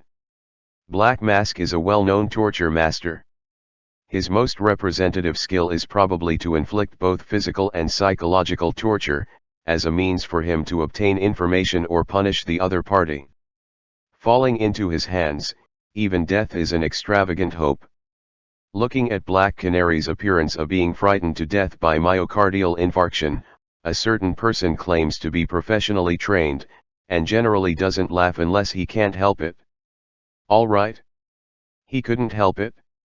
Puff. I don't know how much merit has been lost with this smile. This smile also made Black Canary finally let go of a heart hanging high in his throat. She saw that the left forehead of the once incomparably complete Black Mask was missing a corner. No matter what Roman did, it was impossible to vent his anger on this hypnotic mask. The mask is his favorite. According to legend, he killed his parents because his parents destroyed his beloved mask. However, since the Black Mask, which is his greatest symbol, has fallen into the hands of Ange, then. Looking at the handsome face with a smirk, Ms. Dana Lance was a little bit crazy, and there was a clear sense of blur in the pleasant voice, the Black Mask. Unfortunately, he was killed by the clown. As an honest and law-abiding citizen, I just picked up this thing by chance. Anger casually put the mask on the table, like throwing away a toy he didn't like. The more Ange downplayed it, the more frightened Black Canary became after a brief ecstasy. What a Gotham joke. How many years has the old family Sienese been entrenched in Gotham? How many years has Black Mask Roman been dominant in the underground world? This is a man who can make children in the slums cry on the spot just by hearing his name. Here just promised her, how many hours? Say you kill Black Mask? The sunny rich and generation in front of her eyes suddenly rose infinitely high in her heart, becoming an existence equivalent to the Devil King of Hell. Yes, yes, yes. Black Canary forced out a somewhat professional smile to apologize. Then it's about your future. When Ange said this, Black Canary raised his heart again. There is another unfortunate news to tell you that the Black Mask Club was blown up by the clown gang. So unfortunately, you lost your job. This blonde beauty with big waves stared wide-eyed, thinking, so ruthless. This is really unfortunate news. I have a vacant secretary here, why do you want to come over and try? Can I say no? She complained in her heart, and she kept a stiff smile on her face. This is the best. I am also worried that people from Mask Empire will suddenly be unfavorable to me and my family. Ange nodded, and touched the leather buckle on Dana's chest with both hands. Cough, she is still wearing a straitjacket, and she is still a mummy if she doesn't untie it. But Nge clearly felt that her body was trembling slightly. After opening it like a package, Ange blushed, ahem, those guys won't remove these ropes. Black Canary is so embarrassing to death, you help me tie it into a turtle shell with your own hands, do they dare to tear it apart? The words spit out from the red lips are, Mr. Trouble. It took a full 10 minutes to complete the complicated disassembly. After the completion, the Black Canary rushed to the toilet like flying. Another 20 minutes later, she walked back to Ange in small steps in a thick bathrobe. There is no way, she came here wearing a battle suit last night, an extra square centimeter of cloth is a disrespect for spy operations. Now, even though she had an extra bathrobe, she still felt that it was impossible for her to resist Ange. It's so hard to die. When I first came out, the first ray of sunlight in the morning penetrated into the room. What caught her eyes was a handsome young man drinking coffee and the morning news being broadcast. The Black Mask Club was raided by the Clown Gang last night. Dozens of people were killed in the violent explosion and gun battle. Among them was former famous entrepreneur Roman Siones. He died after being hit to the head with a hard object and stabbed in the neck. Demonstration. This terrifying man must be showing off his terrifying strength to me. Ange heard the movement behind him, and when he turned his head, he saw the Black Canary with a bloodless face. He knew immediately that anything he said could easily scare her. Don't be afraid, I am generous. You should have read my profile. I am happy to give enough rewards to my own people and those who respect me. Of course, the enemy is an exception. Recalling the information about Ange that she had read before the operation, Dana was not sure whether this young man was also doing horrible things behind his back. At least on the surface, he had a much better reputation than Black Mask. She tentatively said, "If possible, can you send 2 bodyguards to go back with me to pack up some things? I may have to explain to my family, and it will take a day or 2 before I take up my post." "Okay. If you are worried that Miss Sarah Lance is in danger, you can also take it from me." After that, Ange opened a box with 5 stacks of Franklin neatly placed inside. "This, think of it as your reward for giving me information about the Black Mask. You can also use it to buy some outfits." Seeing the $50,000 settling fee, or the money to buy his life, Black Canary obviously had a much better expression. This more or less means that Ange will not cross the river and tear down the bridge. Not to mention this number, even just 1 stack is enough to drive any girl in the slums who is trying to get ahead crazy. The lives of people in the slums of Gotham City are so cheap. "Thank you for your generosity, boss. Then, shall I go first?" "Yes."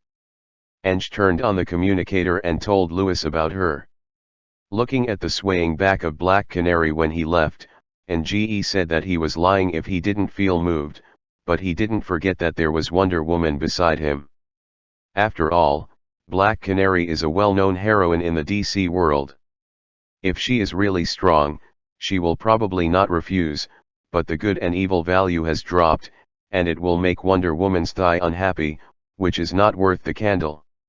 Chapter 12. I am the man you can't get. That morning, anger dismissed most of the security personnel. It was originally a temporary contract for daily rent, and there was nothing to say when the small money arrived.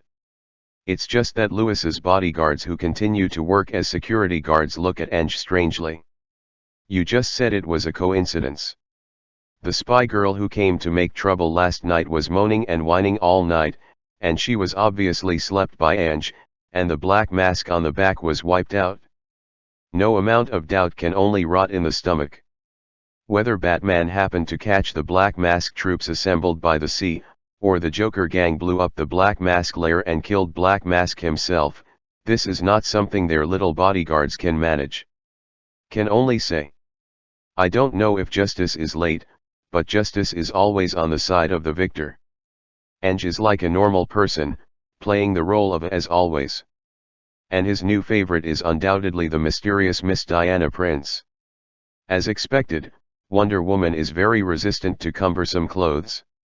After waking up in the morning, the final clothes she chose were an extremely neutral gray women's suit. A gray round hat, underneath is a white shirt with a clean and slim fit. After the belt is tied, the toned figure is completely outlined, and the bottom is fitted trousers, which fully meet her requirements of convenience for fighting and perfectly fit into the present-day society. Looking at the heroic Diana, Angie's exhaustion from cultivating immortals last night was also swept away. You are really beautiful dressed up like this.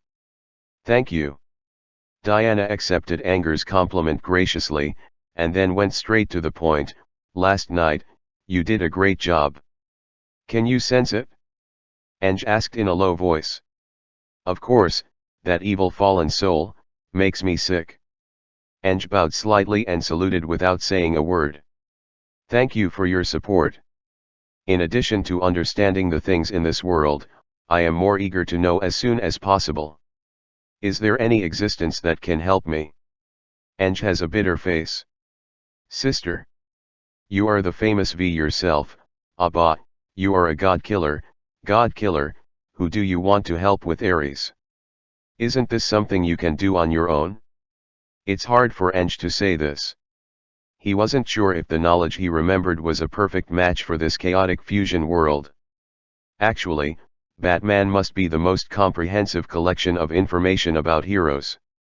Grandpa Bat would write down the characteristics and weaknesses of all the heroes in a small notebook, otherwise he would not have such a heaven-defying operation of challenging Superman with a mortal body. Ange does not have a database in his hand, which does not prevent him from using the computer's web search engine to find news, and show Wonder Woman one by one. There are many superhuman existences in this world. There are evil ones, and there are superheroes who are relatively neutral or righteous. I don't know how strong Ares, the of war in your world is. At least, it should be much better than me. Wonder Woman raised her beautiful eyebrows. In fact, no one in Paradise Island has seen the current Ares. It was my mother who sent me here, and I recognize her. Judge. Before that, can you show your strength? Can. The two came to the underground martial arts training ground, and the woman put on her Amazon-style leather armor and brass armor battle suit again. Ange didn't hold any weapons. It wasn't because he was pretending, but because he really didn't know what equipment he had to fight against the rich woman in front of him. Lasso of mantra, I won't say anything. Her guardian silver bracelet is made of leftover material from the Zeus sheepskin shield. Not only can it automatically attract firepower, but it can also generate a force field shield, which is enough to resist Superman's heat rays. Then what?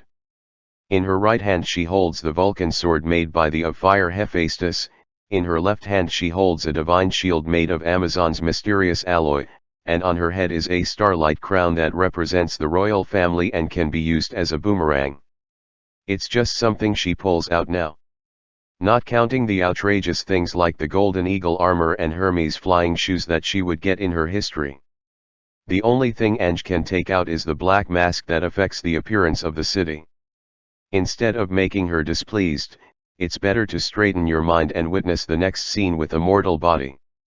Seeing Ange, who was 10 meters away, perform a simple boxing fighting move, Diana was not annoyed. She bent her leg slightly, and the next moment, smoke and dust shot out from the floor where she was standing a moment ago. Until the next moment, that elegant and slender figure spanned more than a classroom distance, and patted the gorgeous round shield on the head. Incredibly fast. Fast enough to teleport. A blow that completely exceeded the limit of Ange's dynamic vision. It wasn't until the shield hit his head just 5 centimeters away that Wonder Woman changed her movements from extreme motion to extreme stillness. The shield almost covered his face, bringing anger the most intuitive and terrifying pressure.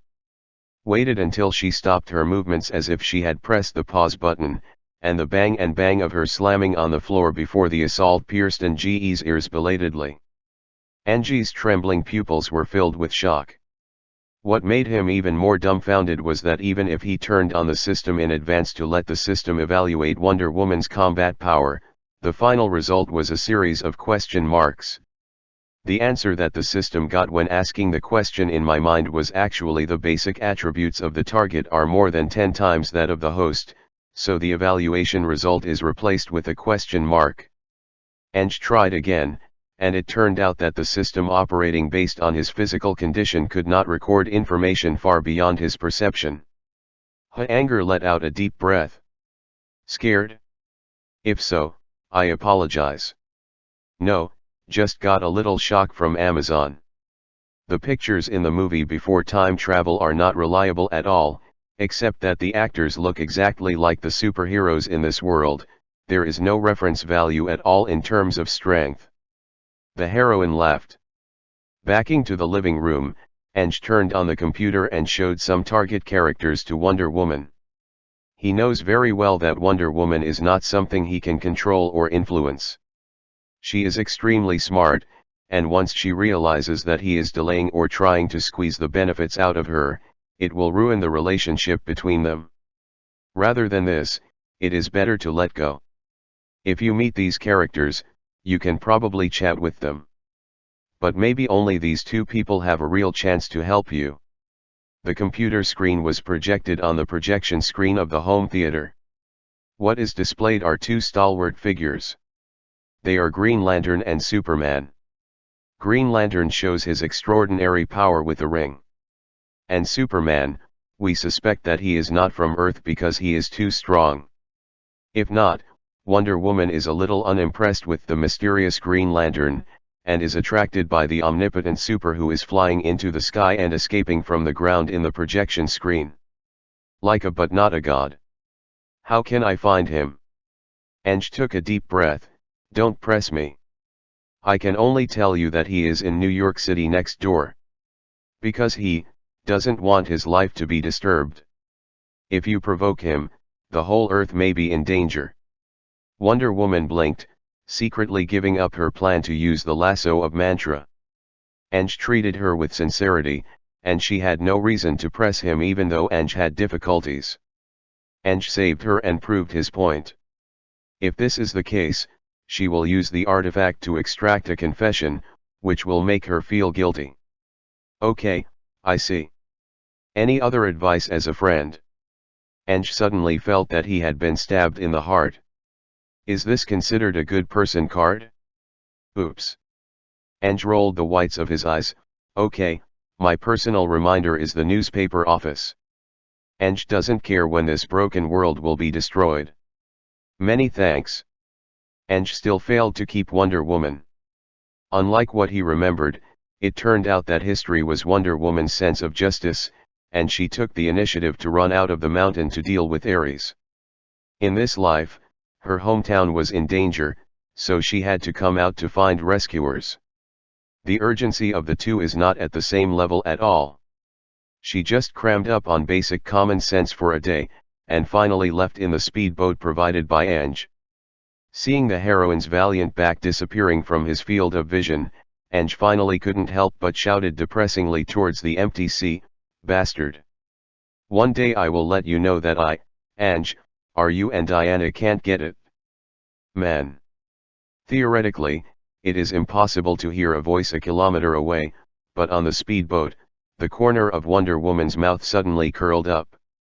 This bright smile stunned passerby who was driving the boat. Chapter 13 Go on Vacation. Luck is also part of strength. Wonder Woman I picked up by my own ability, why can't Mao just imagine making her a fish in his own pond? I am not satisfied with anger.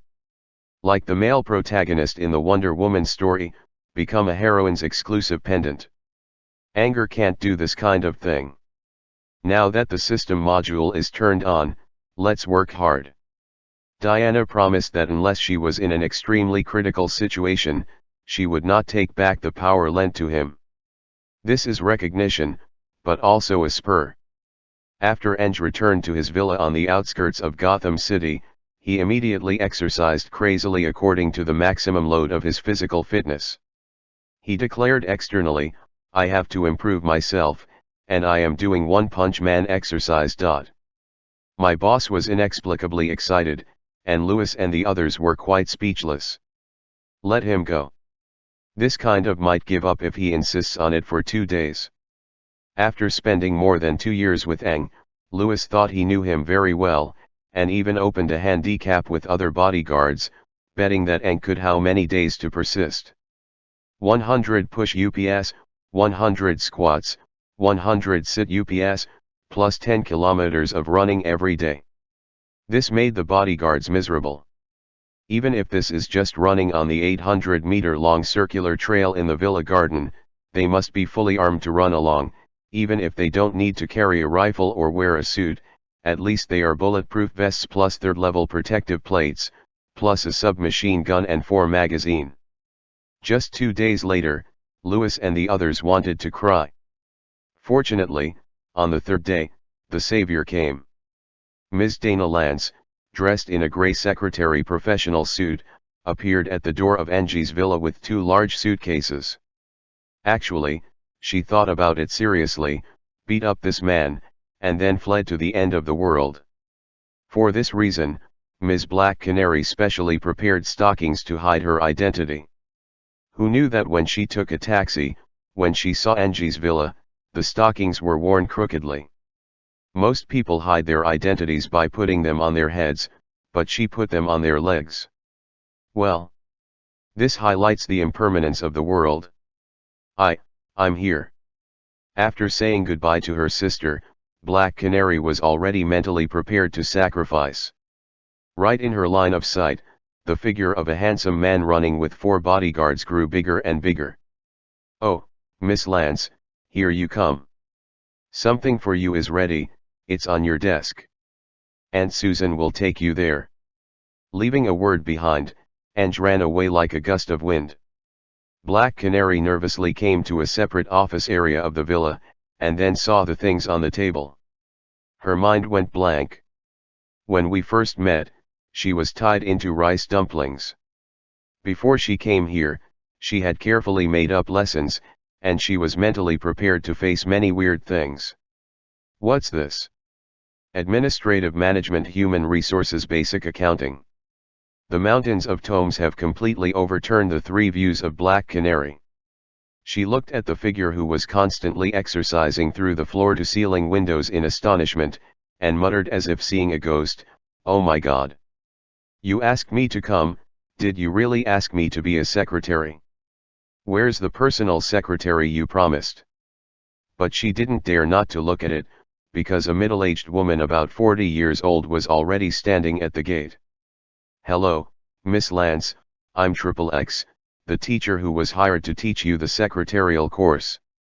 For an average girl who didn't qualify for an Ivy school, it was just too painful.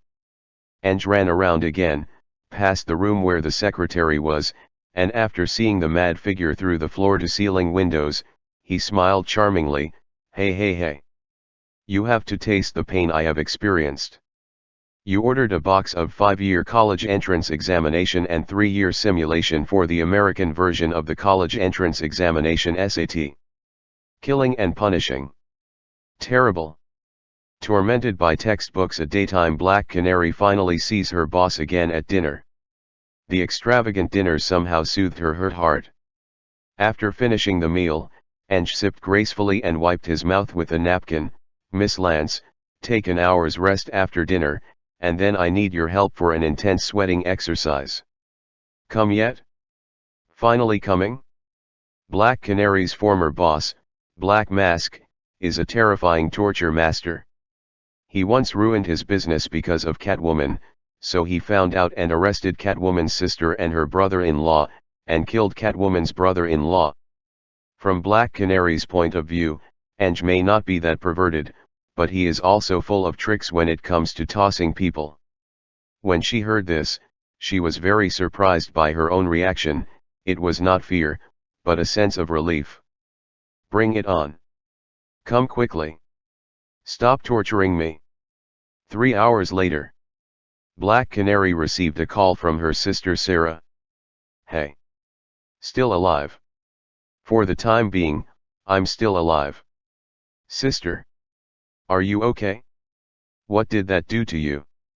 "This is really enviable. No, this is really too much." Wait, what did you misunderstand?" "I was practicing indiscriminate fighting with that in the square boxing ring." Dana's voice suddenly rose.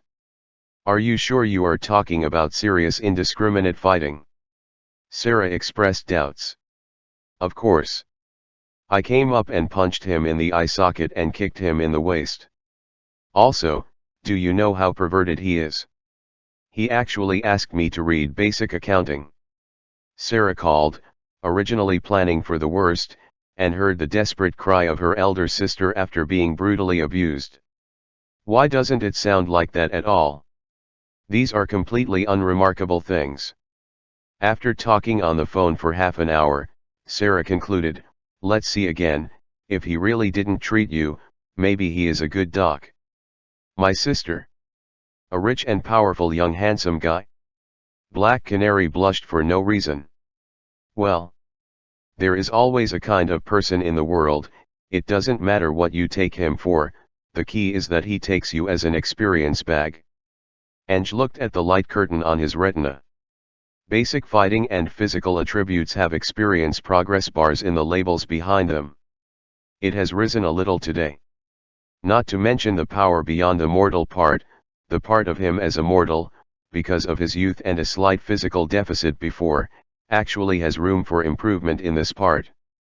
Ange works so hard not only because this is a world full of disasters, but also because he still hasn't figured out where his money comes from.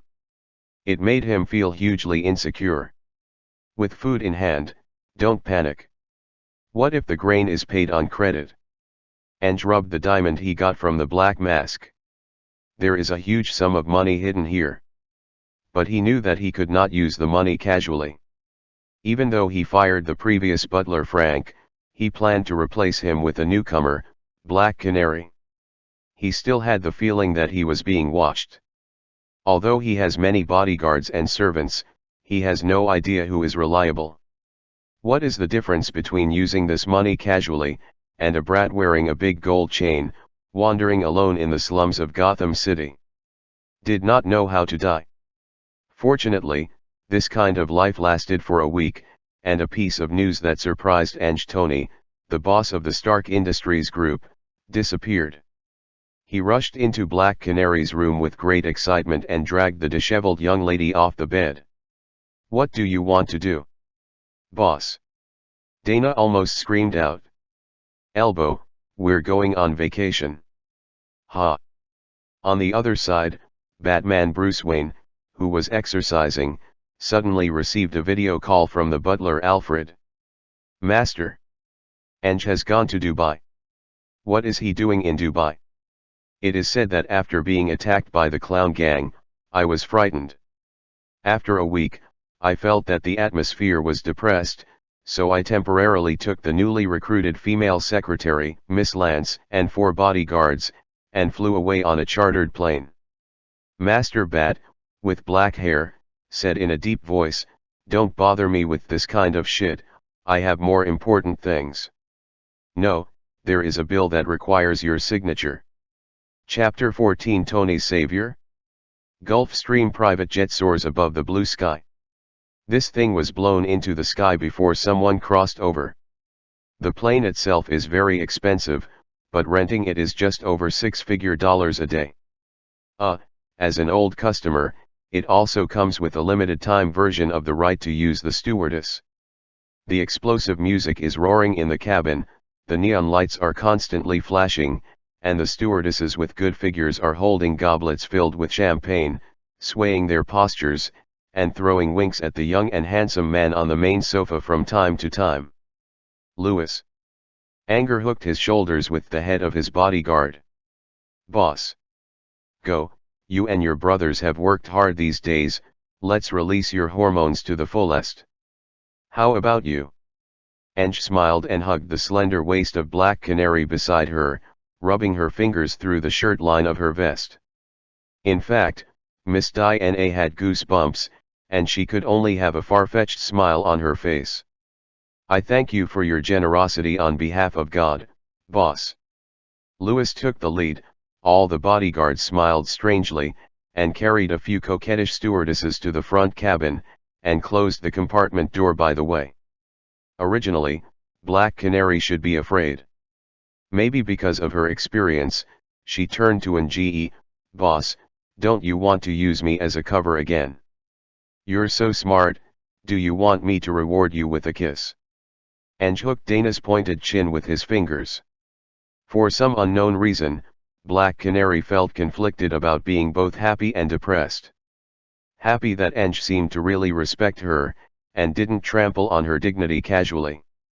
The depression lies in: is the beauty of the old lady fake?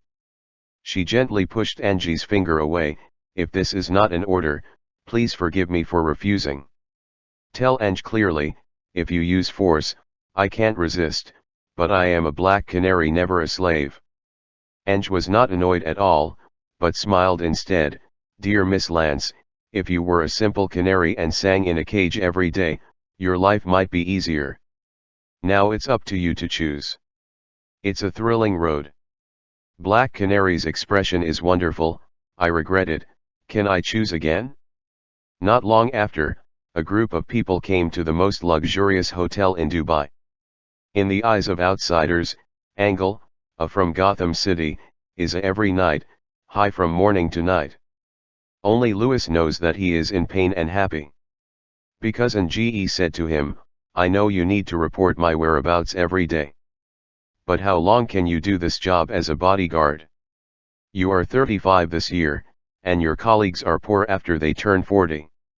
There are many bankrupt guys. But if you become my confidant, you will not lose a share of my wealth. You should think carefully about it. So Lewis transformed himself into a cameo role as Angus, helping him greet beauties from all over the world. Ang himself took only the Black Canary, secretly flew over 1,000 kilometers by plane, and flew to Afghanistan. Baghlan Air Force Base in Afghanistan, the US military here is going crazy. Because 2 days ago, Tony Stark, the boss of the arms giant Stark Group, was attacked on the way back after completing a wonderful new missile demonstration. The number of Humvees protecting Tony was destroyed, and the guards were killed and injured, but there was no trace of Tony. Lau Mei here, the death of a senator may not be such a big deal. Tony, as a representative of the military-industrial complex capable of influencing Congress, his disappearance is enough for General N in the US military to lose his black hat for this. The US military has no clue about this. No way, as the saying goes, there are too many rebels here. The so-called government forces that cannot be supported by the mud, the warlords who mix with the old Americans, the local forces that pull up the troops alone, and the bandits that are so numerous, every force, and even every village may be a kidnapper. It would be fine if the other party asked for a ransom clearly, but after Tony disappeared, nothing happened. At this moment, together with Bruce Wayne, the big wave of the two big gun kings on the east coast of the United States is forcing Tony * big shit, and is experiencing the painful social beating for the first time in his life. It's true that he was captured, and the missiles made by his own Stark blew holes all over his body, and a large number of shrapnel invaded his body. In order to survive, he had to get an electromagnet on his chest to prevent the debris flowed into the heart and killed him. His sad reminder is not over yet. He was captured by terrorists, 10 Rings gang, and the hidden leader Zara forced him to produce Jericho missile. Not following? Cuckoo. Waterboarding waits. With his head in the sink and some love from the terrorists suffocating, Tony knew he was going to die if he didn't do something. Maybe if you do something, you will die, but if you don't do anything, you will die now. With the help of Ethan, who was also captured, Tony decided to build himself a set of mechanical steel armor in the name of making missiles, which is the original version of Iron Man MKI. That night, Tony had just finished making the leg armor in the cave cell with a bad environment, and the iron door behind him creaked open. Unexpectedly, it was not a rude terrorist who did not understand the language. The first thing that catches the eye is a blonde girl with big waves who is very to Tony's taste. Although she is dusty, wearing a full face mask, and wearing a workplace skirt that is as professional as possible, this cannot conceal her good figure. The next second, he was attracted by the tall black-haired man in a tailor-made black suit. The most important thing is that the opponent wears a terrible ebony mask on his face. Roman Sienese, mask. Tony's heart skipped a beat. Black Mask, it's a character after all. Tony also heard about the death of the Godfather in the city next door. The other party came over wearing a dead Godfather's iconic mask, which was a terrible demonstration in itself. Tony, not indifferent. By taking advantage of the knowledge gap between the two sides, he can fool ignorant idiot terrorists into saying that he is building missiles, but he will never be able to deal with a mastermind behind the scenes who has the same background as him. Not to mention, the other party exuded an inexplicably familiar aura. Good evening, Mr. Tony Stark. The other party bowed slightly. Standard Gotham accent, you know it's old Jianghu as soon as you speak. In addition, the standard is extremely high, the aristocratic etiquette that only the rich and powerful will allow their children to train. Tony decided right away that, even if they didn't know each other, they were the same kind of people. This is what hurts Tony the most. Hello. Mr. and ma'am, I don't know what to call you. My secretary's name is not important. You can call me Kratos. As soon as Ange finished speaking, Black Canary wanted to bite this guy to death. Tony simply took Ethan to the French military salute. Okay. Mr. Kratos, if you are the mastermind behind this, I admit defeat. I saw Black Mask shaking his right index finger triumphantly. No. No. No. No. Mastermind. How could I be the existence of one of the two strongest brains in the world? Scrapping missiles with your bare hands in a cave? That's a shame. Oh. The other party's words suddenly sparked a glimmer of hope in Tony's heart. Then how did you get here? I'm just passing by. Black Canary wanted to kick Ange very much. Is this the passing of you flying halfway around the world? Tony saw that Ange was leaking, and lost his temper. Okay, okay. You don't need to say it. Then I should know why you are here, right? If you can rescue me, you can get the Stark Group friendship. Since the other party is the same type of person as myself, there must be no shortage of money. Tony tactfully proposed a pie transaction request. Ange shook his head. No, no, no. Before you were just a rich and a little clever prodigal son. Although I am too, I shouldn't prevent you from completing a great transformation that only belongs to you.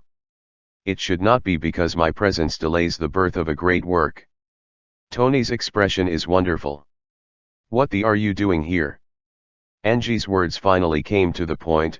Besides, I saved you, and I can only reap the friendship of half of the Stark Group. What?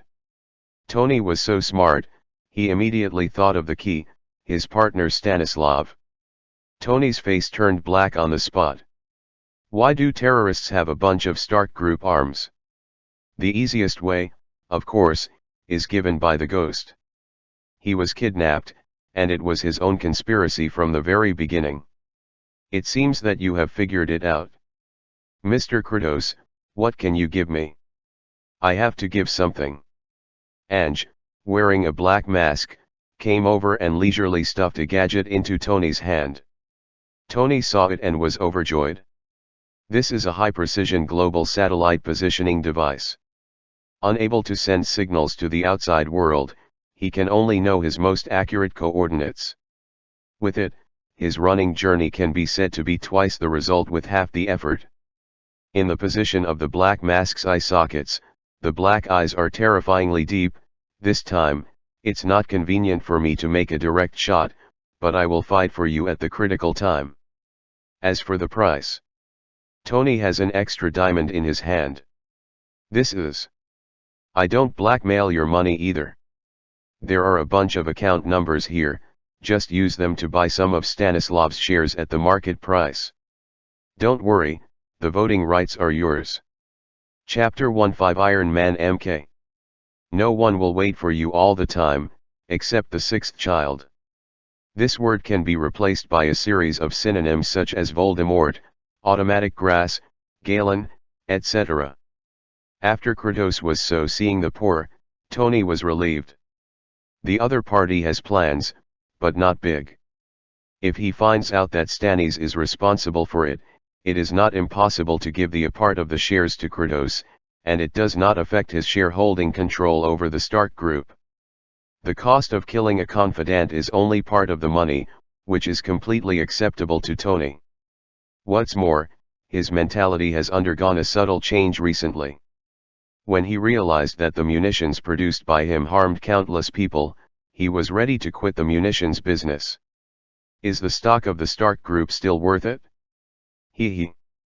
At that time, whoever cheated will not know. Tony smiled sincerely. Okay. Deal. It was a wise decision. Two fox paws, historically held together. Tony added, "Yes, I still have a small request. Ethan, he helped me a lot, but according to my plan, it is difficult for me to take him away. I don't know Kratos, you." When Tony said this, Ethan's eyes were moist. "Let me know when you're ready, and I'll send him safely to your house." Ange agreed without hesitation, then handed Tony a small walkie-talkie, and said, "Then you can do me a little favor too." "You say? When you get back to New York, you're going to make me a set of, no, a series of humanoid bionic leather cases. You know, those superheroes like to wear a mask or something." Tony was a little embarrassed, but he still agreed. Happy cooperation. Ange hugged Neo like this, and left in a chic way, leaving only Tony here as a prisoner. The moment before the big iron door that symbolized fate closed, Tony saw Kratos snap his fingers, and then the two terrorists standing on both sides of the door seemed to wake up from a nightmare, and there was something in their eyes. Not only did he look good, but he was still sweating profusely, wiping his face, but he didn't see the two who left grandly. "They don't really seem to be together." Maybe." Ethan agreed. Tony continues to work on the research and development of Typeata 1. Here, out of the cave, Ange left with Black Canary as if he was shopping. There are heavily armed terrorists next to him, but Ange is so leisurely walking, he is calm, and Dana beside him cannot be calm. After walking for 10 minutes before walking out of the valley where the camp was located, Black Canary seemed to have collapsed, panting heavily. She is quite powerful, after all, she has not surpassed the scope of mortals. At close range, she has the confidence to bring down 10 terrorists, but what about more than 100 acts? Being beaten into a honeycomb was her only fate. Ange, as if nothing happened, took her for a stroll from Dubai, paid Laome's helicopter to do private work, flew near the valley, and sneaked in with the Black Mask's mind control. After the talk, Anger prepared the camouflage tent in advance and set up camp in the valley next to the terrorists. If it weren't for the fact that there is no scenery in this broken valley, this is simply camping. Black Canary couldn't help but ask, "Why didn't you rescue Mr. Stark directly?" "I've said it. That's what I really think." There are two reasons why Anger did not say. One is that it is true that he has activated the Godslayer system now. If he still wants to maintain the power bonus from Wonder Woman, his good and evil value cannot be a negative number. At this point in time, Tony, who is an arms dealer, has hands. Ange saved him directly, and his 100 years of merit was gone in minutes, and he had nowhere to cry. Anyway, the system's cyber meditation Zen mode does not have a strict evaluation standard. Since the system does not give him a strict definition, he simply lets Tony continue to develop Iron Man along the original trajectory of destiny. Another reason is that he wants Tony to help him launder money by the way. Ange still hasn't figured out where the money he spends randomly comes from, who knows if he will suddenly run out of food tomorrow. This strong sense of insecurity forced him to find another way of making money. The money in the diamond is the blood money of the Bettinelli crime family. Even if Ange could hide the money from the benefactor behind him, who knows how many people are still staring at the money. Speaking of money laundering, besides gangsters, arms dealers are also professional in this field. Theoretically, he saved Tony's life, so Tony has to help him top the tank. With Iron Man's character, Angle wasn't worried about his repudiation at all. After all this is done, Ange is very comfortable. It's just that the Black Canary next to him is a little bit weird. "Boss, can you answer a question for me?" "What?" The camp bed and sleeping bag had already been laid out, and Ange, who was lying on it, put his left hand over his eyes. Black Canary leaned over. "You, really not interested in me?" Ange put his arms around her silently, and then moved his hands down from his waist. Black Canary felt like getting an electric shock on the spot, and his whole body froze. Angie's mouth curled up, Are you suspicious of me, the former Black Gold VIP of the Black Mask Club? Black Canary said weakly, I dare not. Ange withdrew his hand. It's just that I prefer complete conquest to rough possession. I don't know why, facing such a strong and domineering speech, Black Canary's heart trembled, and his whole body felt a little hot, but he couldn't say a word of rebuttal. The next second, NGE pointed out the tent with one hand. Now, Miss Secretary, please keep watch while I'm resting. Boss, how long do you want to rest? I rest twice a day. When Ange said this, Dana was still a little bit happy, thinking you will still feel sorry for you, and the ghost knew that Anger's next sentence was, take a break for 12 hours each time. Black Canary's face collapsed on the spot. Hi. Since you are not my girl, of course women are used as men, and men are used as animals. The sadly reminded Black Canary went to watch so hard. In fact, the necks of the terrorists are rusted, and no one will look up at the top of the mountain outside the valley. After a day and night, Tony sent a signal. It's not that Tony doesn't want everything to be ready to launch, but that what he built doesn't look like a missile at all. When a set of steel armor was put on him, the little terrorist leader in charge of the monitoring room finally realized that something was wrong. Chattering Arabic echoed in the cave where Tony was imprisoned. Tony couldn't help but turn on the hidden walkie-talkie. Kratos. Are you there? Something went wrong on my side, and my control program will take some time to get done. Those guys found out about my plan. Kratos' voice came leisurely. Do you want me to delay the time for you? Yes. As you wish, my friend. Tony seemed to hear a snap of his fingers. At first he didn't know what was the use of the other party snapping his fingers so far away. But soon there were dense gunshots and screams in the cave. Ethan was a little unbelievable. Are they fighting among themselves? Tony was basically sure that Kratos had the ability to mentally control the enemy. He secretly breathed a sigh of relief, and turned to the walkie-talkie. I'll kill him later. Ethan will hide here. Please pick him up as soon as possible. Okay. Today is a memorable day for all Iron Man fans. Tony Big drove the extremely ugly and rough Iron Man MK turned out. Due to limited materials, there are only 2 flamethrowers on this human-shaped iron bump.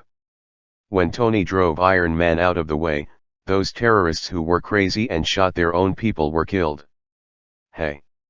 Tony seized the opportunity and spewed flames from towards the terrorists holding various weapons. Not only burned more than a dozen people to adulthood in the blink of an eye, but also ignited a large number of ammunition placed in the open air in the valley as soon as they got out of the cave. Boom! The continuous explosions alarmed the terrorists in the entire valley. They began to rain bullets on Iron Man from various calibers. The protective performance of the first generation of Iron Man is hard to describe. In addition to using thick steel plates to protect Tony's body, a large number of mechanical parts on the mech lack protection. Black Canary, who was secretly watching the show on the top of the hill, couldn't help wondering, that's it? Ange slapped Black Canary's buttocks. Look. If it's at this level, he doesn't deserve the surname Stark. Black Canary angrily gouges someone out.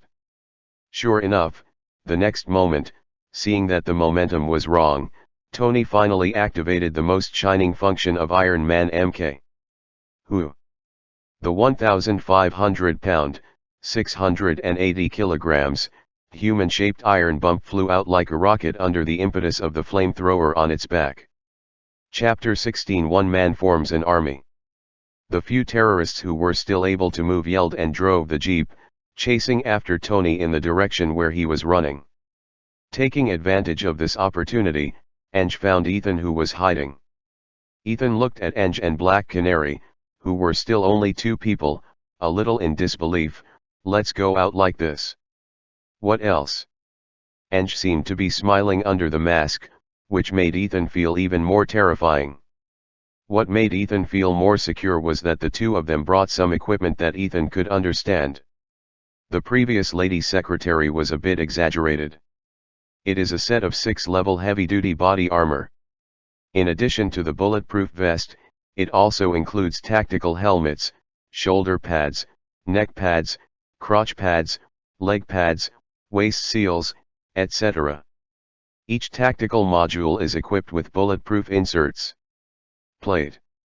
Not to mention that, she also brought a PE bulletproof shield about half a meter wide and 1 meter high. Ethan watched her carrying a shield and a short version of the MP5K submachine gun to protect him, and put on a desert camouflage helmet and a bulletproof vest with a large protective area for him. Ethan suddenly felt much safer.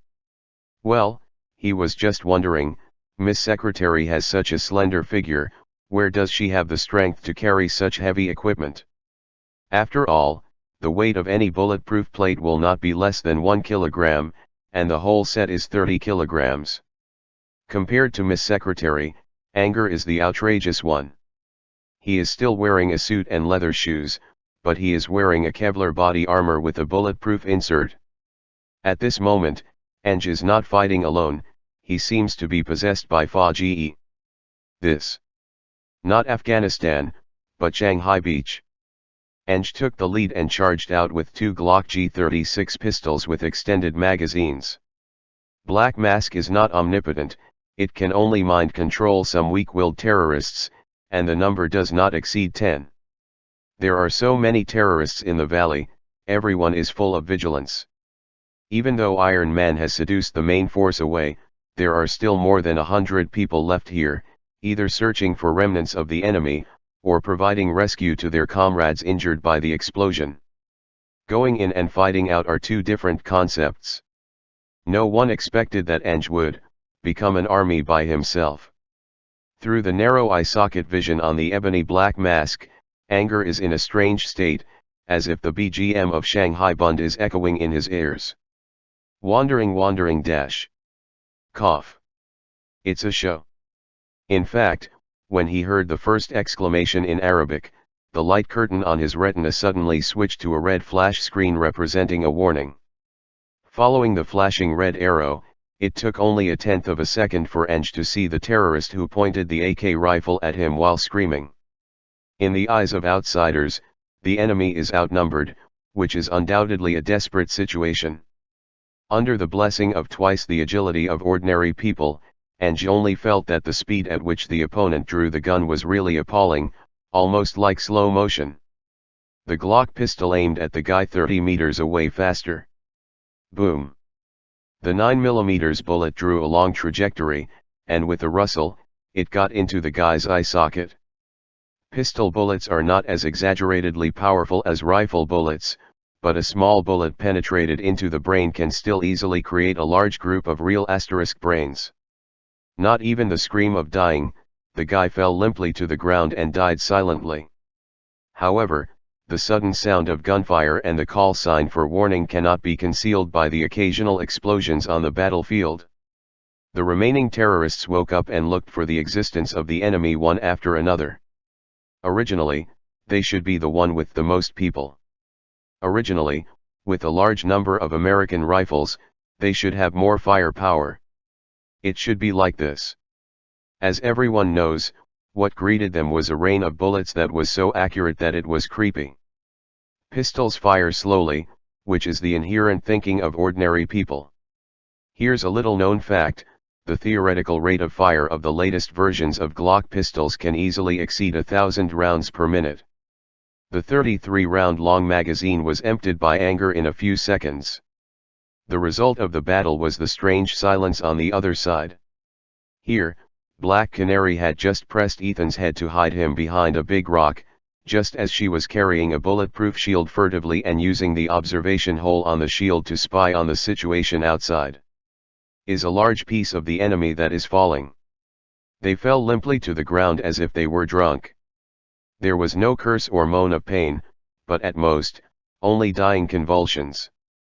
Well, it's good to be young, and fall asleep without snoring. Black Canary was stunned, her body trembling involuntarily. After so many days of fighting sparring, she had already admitted that Eng's hand-to-hand combat prowess was no less than his, but she never thought that it was Eng himself who killed Black Mask Roman. In her cognition, this kind of boastful rich man should not end himself, let his hands be stained with blood, let alone have such heaven-defying combat power. Now it seems that his marksmanship is still superior to his hand-to-hand combat. God! What kind of boss did I follow? Here, thanks to Mr. Black Mask's pistol marksman skill, Aang was able to quickly kill the enemies within 50 meters of him in the first place. The advantage of dual-wielding pistols is that even if one gun is reloading, it can still maintain the fire output of the other gun. With a sound, the empty magazine fell to the ground. Aang put his right hand down on the lower end of the bullet hanger on his waist and poked it upwards, and a pistol magazine flew into the air flexibly. What is amazing is that the right hand that just hung down has reached the magazine that is flying upwards at some point, and the narrow magazine is loaded into the magazine of the pistol handle with great precision. Slap! The right-hand pistol, which was briefly extinguished, spewed out gunfire of death almost continuously again. Looking at it from a distance, those terrorists seemed to stick their heads out, using their skills to catch bullets with their foreheads, throats, and temples. Then there is the pistol in the left hand. There was a moment when Aang seemed to be bathed in a hail of bullets. In fact, it was the opposite side that was bathed in bullets. If there is anything on the other side that can really fight back, it is probably the heavy machine gun that just suppressed Iron Man. Tud-chug. The dull sound of a large-caliber machine gun that was like tearing cloth resounded through the valley. High and low pressure shooting from 150 meters away. A 12.7 mm large-caliber bullet, not to mention that it can crush a person in one shot, can't even hold a 10 mm thick steel plate. Anger had to avoid the edge.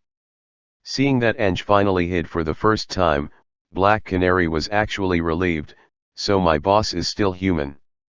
Of course, there was just a pause. The next second, Ng's body flashed out from behind the boulder, and a shot was fired from afar. Boom! A shot of ecstasy. 150 meters, which is definitely more than the recommended range of the pistol. For a pistol bullet with an initial velocity of less than 300 meters per second at this distance, the trajectory of the bullet will have an obvious kinetic energy attenuation, showing an obvious parabola. This is already a bow and arrow projectile. A hit is a hit. When the 9mm bullet crosses the space and goes straight to the limit of the theoretical range, a simple obstacle can make it lose its lethality. Maybe it's a dictionary, maybe a button, or even enough fat to drain the last of its kinetic energy. Unfortunately, this does not include eyeballs. Eye piercing again. Aang silenced the opponent's machine gunner with one shot. The entire valley unexpectedly presented a strange relative silence. If it wasn't for a wounded terrorist who suddenly jumped out from a pile of exploded ammunition boxes and slashed at Black Canary with a machete. The secretary lady didn't even have a chance to make a move. Humph.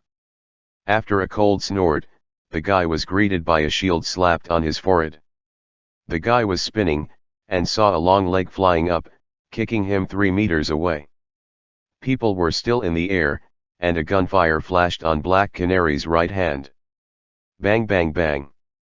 The valley was completely quiet. Boss. Are we withdrawn? Aang froze for a moment before answering, according to the plan. Don't blame him for being dazed, he suddenly discovered something that he hadn't noticed before. Red misty spheres appeared on the corpses of those terrorists. When he concentrated his energy on the red balls, a miraculous scene happened. Those red responded to his call, flew over and sank into Angie's body. Several red even passed in front of Black Canary and Ethan, but they didn't realize it. Aang was surprised. Could this be the red soul in God of War Kratos? Chapter 17 Smell. Sitting on the off-road jeep that was hidden in advance, Anger naturally didn't need to do such things as driving. He focused his gaze on the system light curtain in front of him. Killed nearly 100 terrorists from the Ten Commandments gang, and the system judged that his good and evil points shifted by 7 points in the direction of good, which of course was not as good as the 100-point gift package of Black Mask. Mosquito meat is also meat. The key point is that Eng discovered that the red souls he had accumulated could be added to his skills to strengthen his skill proficiency. These red souls allowed Ng's basic fighting to be directly upgraded to level 12. Unfortunately, I can't see the later branches. I guess like basic marksmanship, I need to kill a boss or something. Eng regretted it very much. When he remotely controlled the bomb to injure the Black Mask that day, he should have also blown up many of the Black Mask subordinates. It's a pity that he didn't get close to the Black Mask Club, so naturally he didn't see these red souls. Dry. Violence. Anger was heartbroken, so he couldn't help but fix his eyes on the gangsters in Gotham City. The following day is the day when Tony Stark's fortunes are reversed. He managed to run with the first version of Iron Man, and crashed into a pile of soft sand 10 kilometers away. Using the satellite positioning emergency system he made, he contacted the US military as soon as he got away. Unexpectedly, just after being taken to the US military base, Tony was shocked to see that Ethan had been thrown to the base. "You are still alive. Mr. Kratos is a believer." The two of them rushed in, shot and killed a bunch of terrorists, and then rescued me. "If I don't save you, I will get on the military plane to New York," Ethan said, while tears flowed down. The two kidnapped miserable ghosts embraced like this. "It's okay, Ethan, come to me, I promise you a good life. The next thing will be a matter of course." Tony narrowly escaped from the dead, and the whole person was completely enlightened, from a completely irresponsible big wave, to a big wave that knows how to behave. Tony, who safely returned to New York, publicly announced that the Stark Group would no longer play arms. This no doubt irritated his partner Steny. It's just this life, it's no longer Stanislav who is in the dark and Tony who is in the light. Stany was far from having the opportunity to start the Iron Overlord that he and Zara, the small leader of the Ten Commandments gang, imitated based on the Iron Man Mark Type 1, and was directly caught by Tony looking for a special attack. This makes the official version of Iron Man less legendary. However, nothing compares to Tony publicly announcing in front of the news media, "I am Iron Man." There is no doubt that this is an epoch-making move. In the eyes of a group of people in Gotham City next door, Tony announced his identity against the backdrop of the so-called superhero wearing a hood, which was even more shocking. Some people even maliciously suspect that Batman, Spider-Man, and the like are just some who love to show off. Of course, Tony, who is backed by the US military, is completely worthy of those attacks and even plots from the inside and outside. After just pretending to be a big guy, Tony's private cell phone received a confidential call from Kratos who didn't know where. "Hi. Tony, remember our agreement?" "Of course. Your money is a bit dirty. But it's the same as the little toy you asked for, and I have it all done." "Then what?" "I'm sorry to inform you that even though you got 5% of the shares of the group, the timing of your investment was not right, and since the Stark Group is no longer in the arms business. According to today's average stock market trading price, you probably lost money 70%. Tony said proudly. In his heart, he already expected that the other party would be furious. As long as Kratos is soft, or reveals any flaws, he will reluctantly agree to let his money be invested in shares according to the stock price after the plunge. Even if this means that the other party is enough to become the second largest shareholder of the Stark Group. Who knows? Hee. It doesn't matter, this is a windfall. I value you as a friend more than this small sum of money. Tony's heart skipped a beat. This Kratos is definitely not a good man. If this is not important, either the other party's plan is too big, and Tony Stark can't afford what he wants, or it is. Kratos, you and I are dead friends. If there is anything I can help, please speak up. It's nothing. If I am in trouble in the future, please Iron Man must come and save me once. Tony was stunned for a second, then immediately agreed, okay. Both Ethan and I owe you our lives. Don't be so nervous. I can also be a partner of justice. My stock dividends and the little things I want, please deal with it like this. The other party hung up the phone. Tony still felt a lot of pressure. Ethan has been listening in. Tony, if he asks you to do something you don't want. Tony smiled wryly. I was originally an arms dealer with hands, wasn't I? Not bad this time. Here, anger sneaked back to Dubai with Black Canary. Lewis almost cried on the spot when he saw the two of them. Boss, I feel so guilty. It was the exaggerated bill that caused Mr. Bodyguard to feel guilty. It costs $18,000 a day to book a presidential room at the 7-star Burj Al Arab Hotel in Dubai. With so many additional expenses, Lewis felt the pressure within 2 days. After doing this for a few days, the amount went straight to 7 figures. The value is really worth it, and the price is really expensive. What if NGE comes back and refuses to admit it? Eng came back and signed the bill under the smiling gaze of the hotel manager. Did he? Old driver card. Ahem, the posting was successful. Damn it, it's not even credit card swiping, but direct debit. Eng has a strong interest in his black gold card. He suddenly remembered a famous saying before time travel, for the real rich second generation, prodigal is not eating, drinking and having fun, but going to start a business. That thing is the real bottomless pit. To be honest, Eng is very happy to be able to prostitute for nothing. If he knows why he can go whoring for nothing, and can continue to go whoring for nothing, he will be happier. Before today, he would be a little scared, thinking that if the bank suddenly told him one day that your kid owed 8 figures, he would sleep in the bridge hole that night. After today, he is afraid of a hammer. As long as the world is not destroyed, he can eat the dividends of the Stark Group until he is 100 years old. Etc. I seem to have set up some incredible flag. After driving this terrible thought out of his mind, Eng felt a little bit pained.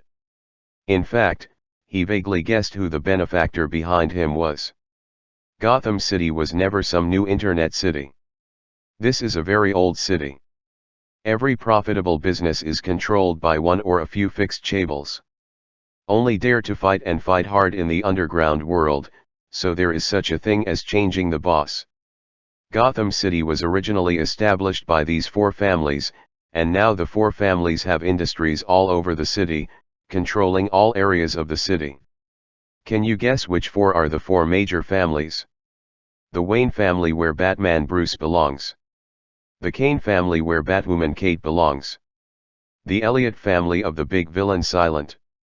And Penguin Oswald's Copperpot family. Except for the Sopranos, the rest of the big families basically work under these 4 big families. Wait. My body grew up drinking clean and hygienic Gotham water. If the legendary extremely rich Wildfather knows that I have a partnership with Tony, will he want to beat me to death? These words, NGE only dared to mutter in his heart.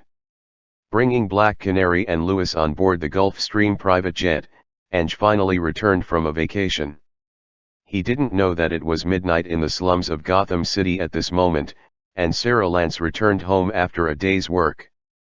In the Celestial Dynasty, the biggest danger for a girl going out in the middle of the night is the supper stalls on the street. Fat 3 caddies every festive season, it's a terrible curse. In Gotham, girls often risk losing their bones when they go out in the middle of the night. Sarah is not afraid. God gave her the same talent as her sister, ultrasonic attack, and first-class force.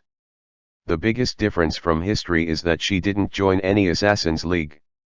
Instead, she lives in Gotham City as an ordinary girl. But this night, when she came home from overtime work, she smelled an unpleasant rancid smell as soon as she entered the door. She tried hard to find the source of the stench, and suddenly, she saw a familiar silhouette behind the curtains in the living room. "Sister?" Sarah tentatively asked uncertainly. Chapter 18 Clank and Iron. Sarah's heart suddenly tensed up. She habitually pressed the switch of the living room light by the door. Snapped. No response. The light is broken again. The voltage in this broken apartment is unstable, and electrical damage is common. Just as her eyes were focused on the figure behind the curtains, the street lights outside kept flickering, and it seemed that the shadows of the furniture in the room bathed in intermittent light suddenly elongated. The light and shadow of the electric light kept flickering. The next second, the street lamp seemed to be unable to hold on, and there was an electronic whine. Immediately, most of the light in Sarah's house disappeared, leaving only the night wind blowing in through the open window and raising the curtains. At 2 o'clock in the morning on the edge of the Upper East Side of Gotham City, there may still be brilliant lights in other places, but in this boundary district between the slums and the bustling city, everything is dark and quiet, and even the windows don't know when they will change. It is like the mouth of a ferocious beast that chooses to devour people. Just now Sarah shouted softly, but the other party didn't answer. She could only be sure that the person behind the curtain was definitely not an illusion she saw. Hoo-hoo. The other party's breathing was dull and hoarse, which aroused Sarah's inner fear of the unknown and her terrifying imagination of the indescribable. A heart-warming chill ran from Sarah's tailbone to the back of her head, causing goosebumps all over her body. She didn't need to look in the mirror to know that her face had turned pale with fright. The only thing that supported her to run without turning her head was the body outline that was very similar to her. Didn't approach, she bent her knees slightly, ready to jump backwards out of the door behind her, and called softly again, "Dinah, is that you?" This time, the other party finally responded. "Sarah." The familiar yet unfamiliar voice didn't sound like a response, but more like a scream of despair. "This is not my sister's voice. Why does it sound more like Sarah's own voice?" Sarah didn't blink her eyes, and secretly changed her bag to her left hand, and on her right hand, she touched the tea stick she had hung behind the gate all year round. In this dilapidated apartment, she met more than once a crazy homeless man who got drunk in the middle of the night and knocked on the door from house to house. Sarah's heart was beating wildly, and the tension brought about the acceleration of blood flow in the blood vessels. She tried to calm down her breath and opened her eyes wide. It's so hard to die. At this moment, not only a gust of wind blows into the room, blowing up the curtains. Coincidentally, the moonlight also peeked out from the clouds. By taking advantage of the still bright moonlight, Sarah finally saw that person. No. She is no longer a person. Let's ignore her half of her pale face without a trace of blood. All Sarah's attention is attracted by the completely rotten right half of her face. What a terrible face that is. The face was completely gone, and what was exposed was the dry eyeballs like dead fish eyes, the blackened cheek muscles, and the disgusting gums with a few broken teeth. Her left chest has been completely rotted, not only revealing a terrible cavity, but even faintly seeing the light behind her through her body. Zombies. The most outrageous thing is that the half of the intact face of this female zombie is actually her Sarah Lance's. Even if she has a good force, even if she lives in the daily life full of violence and death in Gotham City, after all, Sarah in this life is just an ordinary person. This terrifying face immediately aroused her stress response, kicked her left foot suddenly, and she kicked a round stool facing the gate, and she flew towards the opponent with a roar. It was just a flying stool that was enough to smash an ordinary person to pieces. Just as it flew in front of the female zombie, the monster suddenly swung its bony left claw and slapped the wooden stool to pieces. The aura of fear filled Sarah's chest in an instant. She could completely imagine that if she didn't do something, in the next round, this zombie would tear her body apart and eat her flesh and blood. Without even half a second of hesitation, Sarah looked at the female zombie jumping up, pulled violently, and threw out the entire 1.5 meter high shoe cabinet next to the door. Boom! Another blow to the shoe cabinet. Anyway, the tragic death of the shoe cabinet bought Sarah a second, and she exited the room without looking back.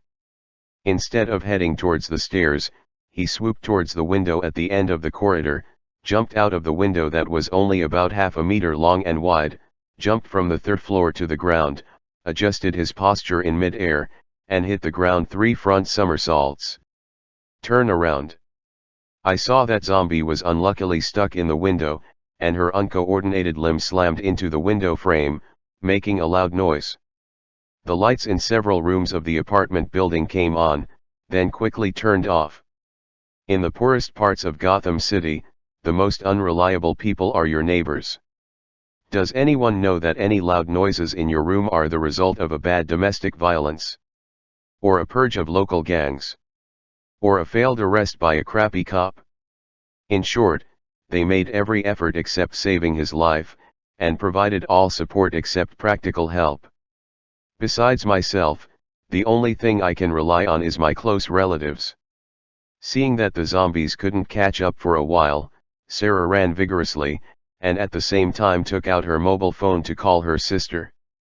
Quickly answer. Quickly answer. Quickly answer the phone. Damn old lady. Sarah nearly cried. Of course she knew that the old sister went to Dubai with the mysterious rich second generation, regardless of whether the old sister could fly on the branch and become a phoenix. Just because the old sister mentioned that it might be the black mask made by Aang, she put the old sister treat it as a lifesaver. At this moment, a second loud noise came from behind Sarah, and the female zombie crashed into the windowsill on the 3rd floor of the apartment building and jumped down.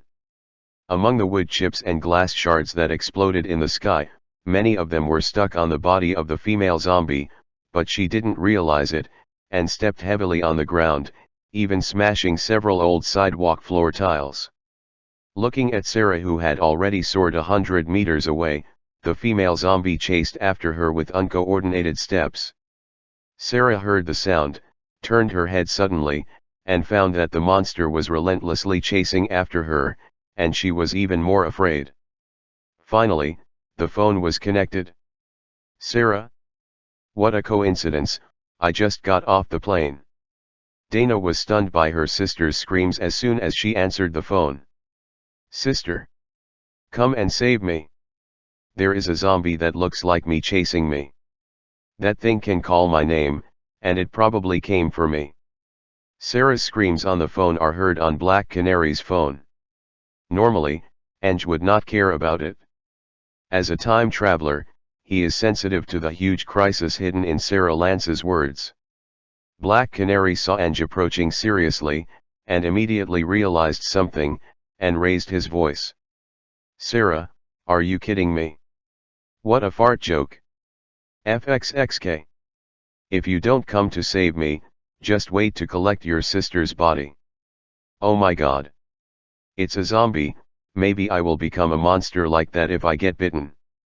Look at me for your sake, save me. Sarah screamed loudly. Where are you? I was at home just now, I can't wait for the police, and I don't know how to contact Batman. How about I lure that monster to the old place where we used to hide and seek, and you bring your invincible boss here. Sarah spoke very fast. Hurry up. There was the sound of her panting, the sound of things being destroyed not far away in the background, and occasionally one or two strange growls. Ange snatched the phone from Black Canary. I'm Ange. Boss. Save me. As long as you save me, let me do anything. Good. I'll be there in 10 minutes. So fast. This time, even Sarah was shocked. Cut off the phone, and Angie's sight fell on a helicopter not far from the Gulfstream aircraft, which was ready to take off. He led the people over without saying a word. I have requisitioned this plane. Angra opened the hatch and went up.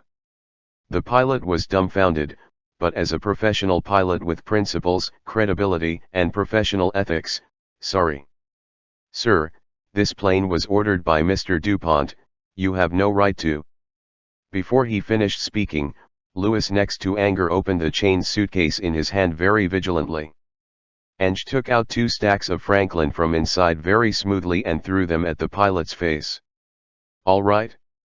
Boss, where are you going? There is no beauty in professional ethics." Chapter 19 The Stitched Universe.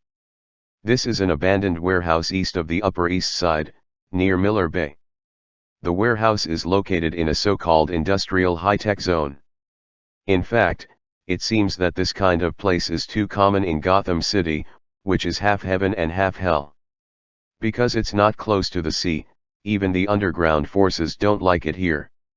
The dilapidated warehouse is full of open containers, each of which is open, ranging from old and decayed wooden furniture, to medical supplies that have expired for an unknown amount of time, to unclaimed discarded electrical appliances. Everything is there. By chance, the 2 sisters discovered this abandoned warehouse, and it became their secret base. Sarah has been running for so long, she has somewhat estimated the strength of this female zombie. Compared with her, her agility has dropped significantly, her strength has increased dramatically, and her endurance seems to be infinite. The most disgusting thing is that this female zombie keeps calling her name. This is simply a soul-hunting devil who came out of hell. By relying on her familiarity with the terrain, Sarah threw all kinds of big killers at it from far away more than once, enough to make ordinary people bleed. Guess what happened when a natural gas stove was dropped on it?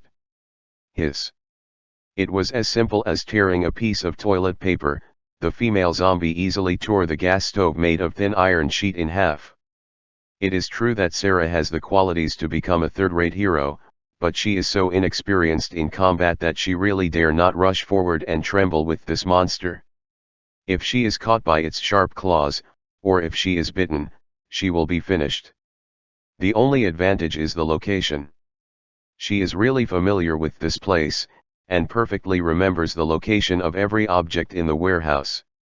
All kinds of sundries were thrown back by her forcefully, raining down on the undead monster. Ping ping pong pong. This large abandoned warehouse of more than 5,000 square meters is extremely lively. Just when Sarah was struggling, she finally heard the long-awaited sound of helicopter propellers. Coming. Old sister, she is really here.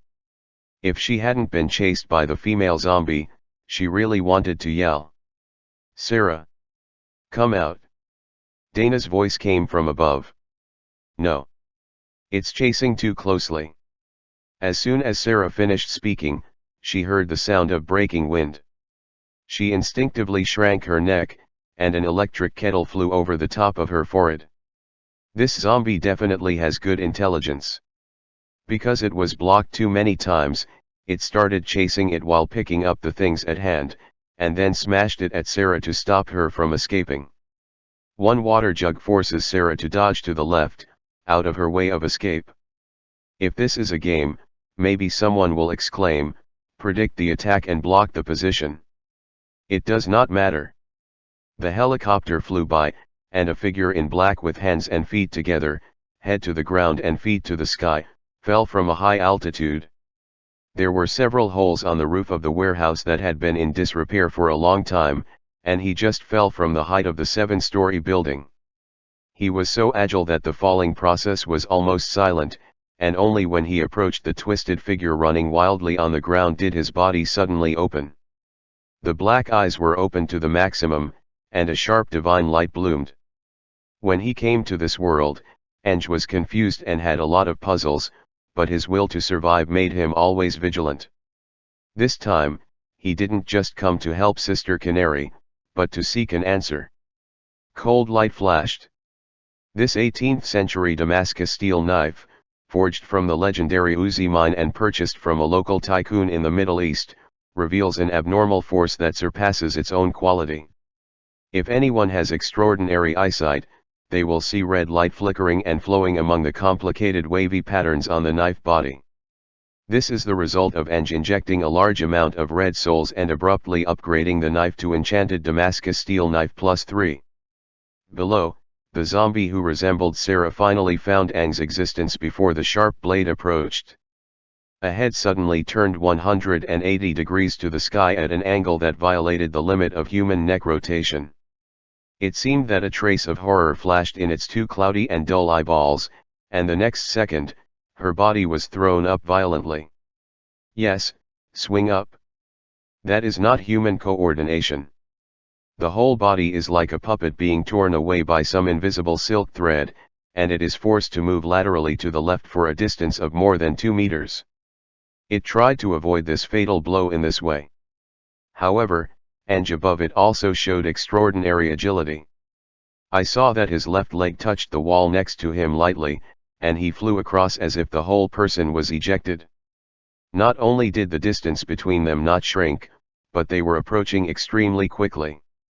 In the blink of an eye, the outcome has been decided. The slender steel blade pierced through the head of the female zombie, smashing the moldy brain inside. The most outrageous thing is that, with one blow, Nge even had enough time to draw the steel knife away again. The female zombie made a last grab with both arms, but it was in vain. Immediately, it found that there were 2 red iron cans in its rotten and leaky chest cavity. Before it could react, it was kicked violently, and its whole body flew upside down like a cloud and fog. Kong dang! The zombie slammed the half-broken glass window, and the distorted body appeared in the open space outside the warehouse for the first time. With the help of the moonlight, Sister Lance finally took a serious look at its true face. With just a glance, Dana was sure that the other party was another Sarah. A Sarah Lance turned into a zombie. Almost as fear welled up in Sister Lance's heart, at the same time, a raging fire burst out from this twisted and strange monster. Wow dash! Amid the inhuman roar, it slapped its body indiscriminately and rolled on the ground, trying to extinguish the flames on its body. So what? This is an old American military ANM-14 incendiary bomb. Unless its body has mutated to the point where water and fire are invulnerable, this level of flames is enough to completely cremate it. This scene made the 2 sisters tremble and were speechless for a long time. Ange's tall figure appeared from the dark warehouse, standing 10 meters away from the acquaintance. Ange's mind was more chaotic than the Lance sisters. Damn it! This thing is from the zombie universe. Although he knew early on that this world that combines the 2 universes of DC and Marvel would not be a good place, but Ange really never thought that this stitched world would be so horrible. Good news, the heroes and villains of this world are stitched in according to history. Bad news, this broken world has completely sewn all the parallel worlds of Marvel and DC. Zombie Marvel and Zombie DC Universe are well-known sadistic comic series with the end of all annihilation. In the Marvel Zombie Universe, the origin of the zombie virus is not a product brought back from the quantum dimension by the first Wasp, but a good thing done by Magneto. Because he wanted mutants to control the entire world, Magneto once crossed dimensions and brought back a special virus from another universe. At first, he planned to make this virus only target the human population, but unexpectedly this virus finally triggered an indiscriminate attack, not to mention ordinary people. Even the Avengers and others were not spared, and they were all infected once. Obviously, the infection speed of this virus is extremely fast. Even the US team and others who have the enhanced serum will eventually become zombies. Unlike the conventional zombie setting, the zombie heroes after this virus infection still retain consciousness and fighting ability, but all the consciousness of these zombie Avengers after infection is mainly eating. As for the DC zombie universe, there is a scene where Wonder Woman resolutely sacrifices herself to challenge zombie Superman with a sword made of kryptonite in order to prevent the destruction of the world. Ange didn't know how many things from the zombie universe were stitched together in this broken world. He only felt a chill from the bottom of his heart dominate his whole body until he saw the light curtain on his retina. It is detected that the only heroic zombie mutant has been eliminated at this point in time. The Earth suppression force is activated, and the space cleansing begins. The space infection degree returns to 0. Anger? Still wearing something like this? As long as the zombie hero is killed, Can the virus infection be temporarily cleared? Such a wonderful world immediately gave Ange a little confidence. Chapter 20 I am not a casual person. Before time travel, Anger always felt that the screenwriters of Marvel and DC were poisonous, and that the same hero could clash wildly with various settings. After the time travel, Anger suddenly realized that maybe the environment of different parallel worlds is different, which caused these writers to come up with such a plot after knowing the future of another world from the dream. According to history, Anger is extremely sure that there is no such thing as restraint. The zombie universe was made into a closed loop by the observer, which belongs to an infinite loop in a period of time, but these two universes were the only ones that suffered, and the other universes were kept. It is also correct to say that the two universes are completely destroyed. It's just that now it's obvious that zombie heroes have spilled into the universe where Ange lives.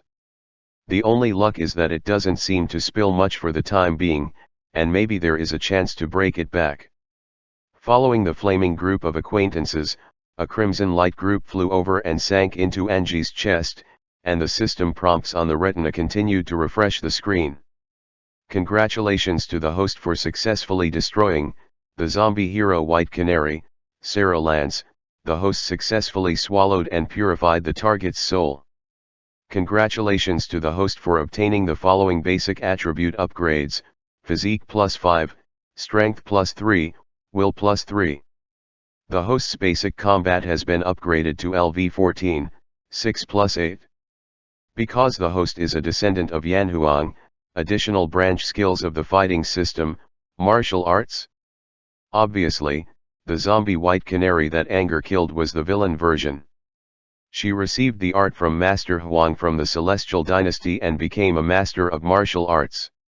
Unfortunately, after becoming a zombie, her attributes changed greatly, and her movements were obviously sluggish, replaced by a surge in blood volume and strength. Through killing, Angie's current basic attributes have been greatly increased again, becoming Physique 18, Dexterity 23, Strength 21, Intelligence 15, Perception 17, Will 24. Taking a look at the data, Ange felt that he was still far from a demigod powerhouse like Wonder Woman, but he might be able to compare with Captain America. Huh. Ange let out a long breath, and said to himself, perhaps, I'm going to harvest a batch of small bosses. In the open space over there, the Lance sisters looked at each other solemnly. Sarah, how did you come across that thing? Old sister, I really don't know. I just came home from work and saw that thing sitting on the windowsill of my house, behind the curtain. Looking at the figure, I thought it was you who were going to give me a surprise. I ran for my life. I just escaped, and I almost lost my life. Sarah's voice was somewhat trembling. Dinah sighed, helped her sister and walked over. Boss. Do you know anything? Ange said seriously, this is Gotham City. The two sisters suddenly became awe-inspiring, and they realized something in their hearts. What's the next sentence of the folklore Gotham City? Arkham has a lot of talents. People in Gotham will never forget that Joker had a big job a while ago. First, he threw coins all over the sky. During the parade throughout the city, he used a lot of beautiful knives to attract innocent people. The laughing gas poison in the giant balloon poisoned the whole city. The sisters still have a deep impression on the grinning corpses on TV and newspapers that are full of horror and pain. Ghost knows if the zombies this time were the work of some mad scientist who is proficient in chemistry or biology. Dinah held her younger sister's shoulders tightly. Is there anything else important at home? Sarah shook her head. Dinah pursed her lips, pulled Sarah, and came to Angie's side. This. Boss, if possible, can you take my sister in for a while? She is homeless. Sarah, who was full of pleading, nodded vigorously. Ange looked at the Canary sisters, who were similar in stature but each had their own strengths, with playfulness in their smiles. My family is quite big. This sentence immediately reminded Sarah of the promise she made when she called for help on the phone, and her smile froze on the spot. Fortunately, Anger's next sentence was, "It just so happens that my housekeeper Frank resigned. Sarah, you can be my housekeeper first." "Good." Dina took her sister's hand and secretly said, "Don't worry, NGE is not just a casual person." "Well, it's hard to say. Is this import? It's a win, right?" Sarah always feels that she has just stepped out of the wolf's mouth and then into the tiger's den. Either way, it is bad. Perhaps the only difference is whether it is bad or completely. The three returned to the helicopter parked in the open space. The pilot's scalp was numb and he dared not leave. As if he realized something, Lewis didn't even need Anger to wink, and took out another pack of Franklin and stuffed it into the pilot's arms. "Either you didn't see anything, or you never saw anything. Remember, even Batman can't save you." Lewis' deceptive prestige is obviously very deterrent. The pilot saw Ange jump from a height of 6 or 7 floors, and then came back as normal. On the way home, Ange was somewhat worried. There are quite a few loopholes in his saving lives. Theoretically, there are cameras for Mr. Bat in the whole of Gotham. As long as he is the master of the monitoring room, this matter will probably go through the roof.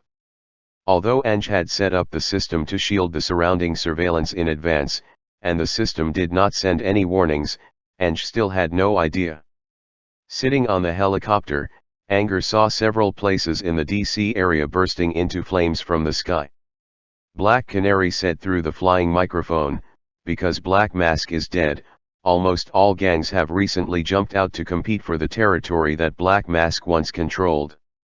Falcone, Maroni, silence, even rumors the Joker has come out of the Arkham Asylum and has regrouped the members of the Clown Gang, so Gotham is probably going to be in chaos for a while. The Clown is out? What kind of gangster all-stars is this?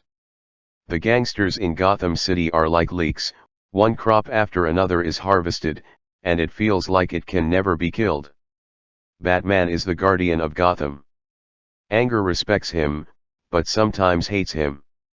The biggest advantage of Batman is that he doesn't kill people, and the biggest disadvantage is also this. Most of the villains caught by Batman were locked up in Arkham Asylum. Throughout the history of DC, are there still few guys who repeatedly escaped from prison in the lunatic asylum? As for the Clown who can't be shut down and who can't be shut down, Anger thinks that giving him death is the greatest kindness of innocent citizens, not a boring and useless 100 life sentences. However, after the zombie hero came out tonight, Angle became a little bit less concerned about the gangsters in Gotham City. "Oh? Is that so?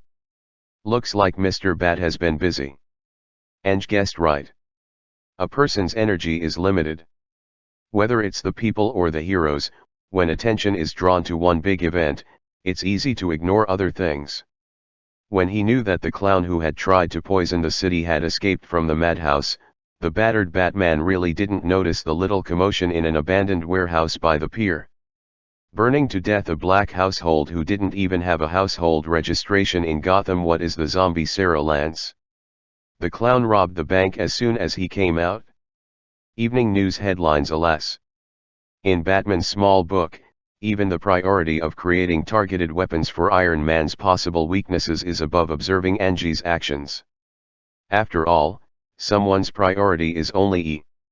Regarding the fact that Angus had packed a helicopter with a $30,000 knife just after landing, Alfred, the butler of Batlord, had a clear expression on his face after seeing the report that Anger brought back Sarah Lance's expression. "Isn't that prepaid breakup fee? I know this. That's what Wayne is. Responsible for wiping the of Wayne, which is his main job as a housekeeper."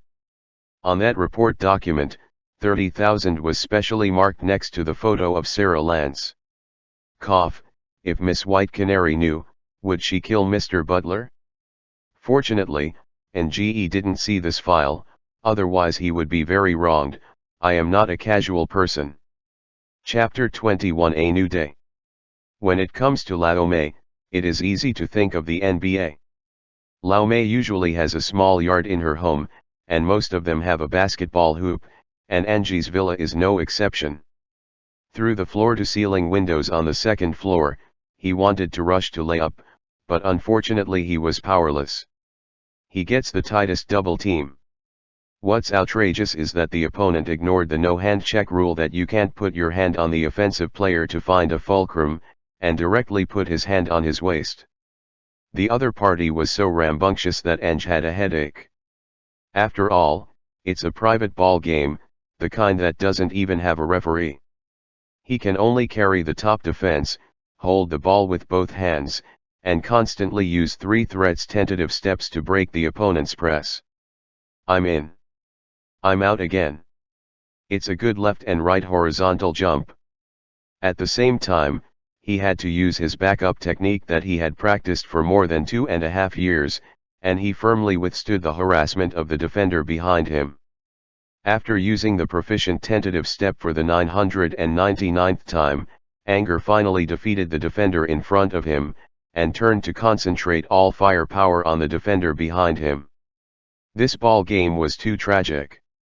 In the NBA, 1 quarter lasts 12 minutes, and 4 quarters, plus various substitutions, pauses and rests, can't run for about 150 minutes. Overtime is 5 minutes per quarter. This is the highest intensity exercise. As a result, Anger failed to deal with the opponent in regular time, and it took an overtime to win. A sunny morning.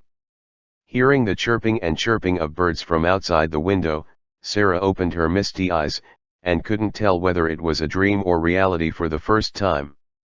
What caught my eye was not her old dilapidated apartment in a slum that burned 30% of her salary every month, and there was no unpleasant smell of tobacco leaves coming from the next door in her nostrils, and there was no noise in her ears that must be heard in the morning. Everything was so beautiful that she couldn't believe it. The familiar call brought Sarah back to her thoughts, and what emerged from the white quilt on the opposite side was the face of her elder sister Dana. "Good morning, Sarah." After being stunned for a moment, Sarah came back to her senses. "Good morning, old lady. Are you okay?" As soon as my sister asked, terrifying memories came to my mind, and Sarah remembered everything, that terrifying female zombie who was exactly like her, and Angie's hero saving the beauty, and... Sarah took a deep breath and said bravely, "I'm not afraid anymore." Dinah stretched out her white arm from under the quilt, interlocking her fingers with her sister's outstretched hand. The two sisters suddenly felt a stabbing pain at the same time, and frowned at the same time. They looked at each other with a little embarrassment. Just then, they noticed that the TV in the room was always on. At this time, the host is broadcasting gossip news. Oh, what a pity. This time it is the famous female reporter Christine Everhart who hit the position next to New York's richest and handsome Tony Stark. It is a pity that she still did not escape and was kicked out by Tony after the friendly match. It is still Miss Potts, the housekeeper of the Stark family.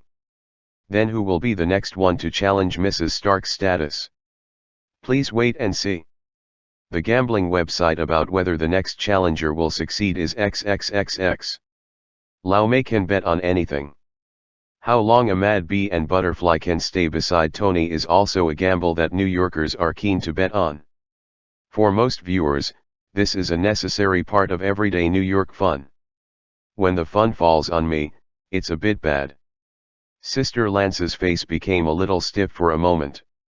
The two of them dressed silently, tacitly did not mention that someone was once a black gold VIP customer of all high-end nightclubs in Gotham City, and walked out of the room hand in hand after a long absence.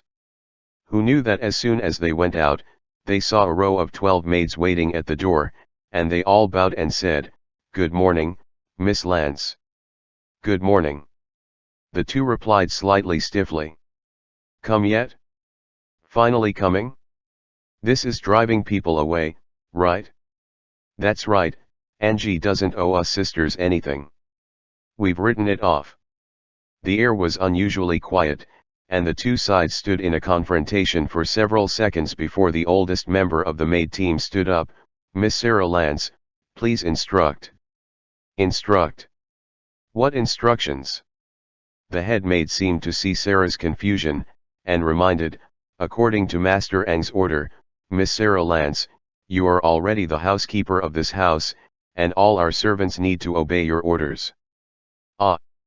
Sarah, whose brain was down, remembered that Ang seemed to have said this.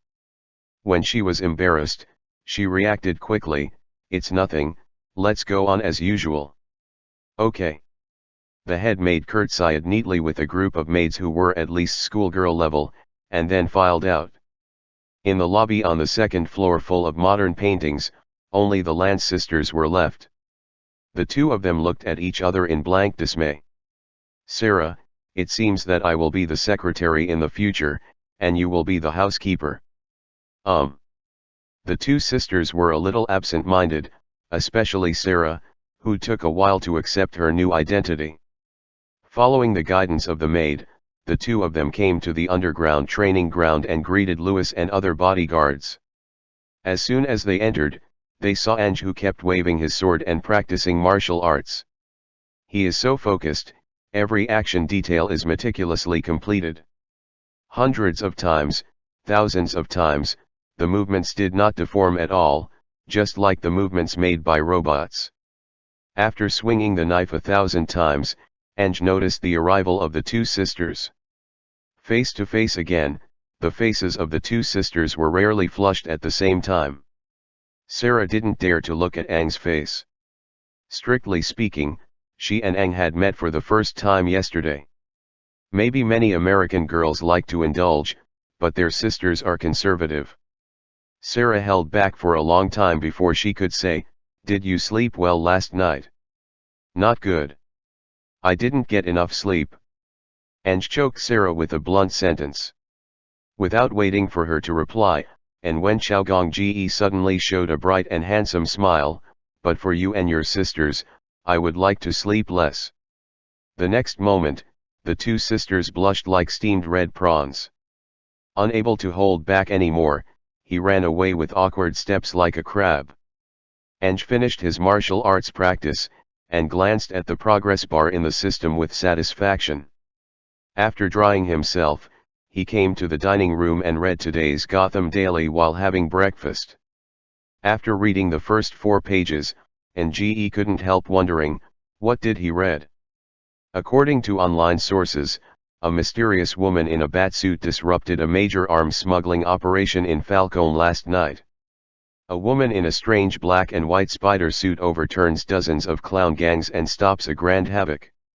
There was also a crazy woman dressed as a clown who robbed an oil tank truck and crashed into a train carrying dangerous goods parked next to the chemical plant, causing an explosion that could be seen 30 kilometers away. The mayor said that the citizens of Gotham don't need to worry, and the people of cannabis who are worry-free and chlorine-free are the ones who need to worry. There are so many big events in one night, and what about the newspaper? From caring about why Bruce Wayne hasn't picked up girls recently, to the birth of 2 kid goats at the Gotham Zoo, and to Anger, who seems to have picked up the former lead singer of the Black Mask Club. Anyway, the entire newspaper exists only to discuss one point of view. Yesterday was nothing serious. This is so ironic. Chapter 22 Quay's leather case. Since the Black Mask incident, Anger seemed very peaceful and never went to any nightclubs. This made the managers of the major clubs very troubled. They called from time to time to euphemistically inquire about Anger's situation, and said that there was no problem with the safety of their clubs. Unfortunately, it was Black Canary who answered the phone now, and this lady secretary responded competently according to Anger's instructions, "Brother is busy recently, so I don't have time." This worries the managers. In the past, Ang would buy all the drinks for the audience all night without moving, and there was even a scene where drunks from nearby rushed over after hearing the news, making the club full. Naturally, the club will serve whichever wine is the most expensive, and directly fill up the gross profit to 1000%. Anyway, this guy has a lot of money, money is earned, and popularity is also gained. Ang is not a simple big brother, he is a very rare kind of father who can raise a club by himself. Now that Ange suddenly doesn't come, how do outsiders know that he killed Black Mask? I just know that Roman once troubled anger, and now that Roman is hiccuping, all the club owners hate Roman. Damn it, let's forget about his own death, and what is the biggest benefactor after Bruce Wayne? Chased away. Gotham City's GDP is declining, can you Black Mask afford this responsibility? Thus, the bosses behind each club worked harder when dealing with the Black Mask remnants. Black Mask in hell, I have a sentence that I don't know whether to say or not. All gangsters, shut up. No one knows, Angbulang. Firstly, it is a matter of the zombie universe. Secondly, he is really afraid. Angie's bad friends in this world often tell him Ayo.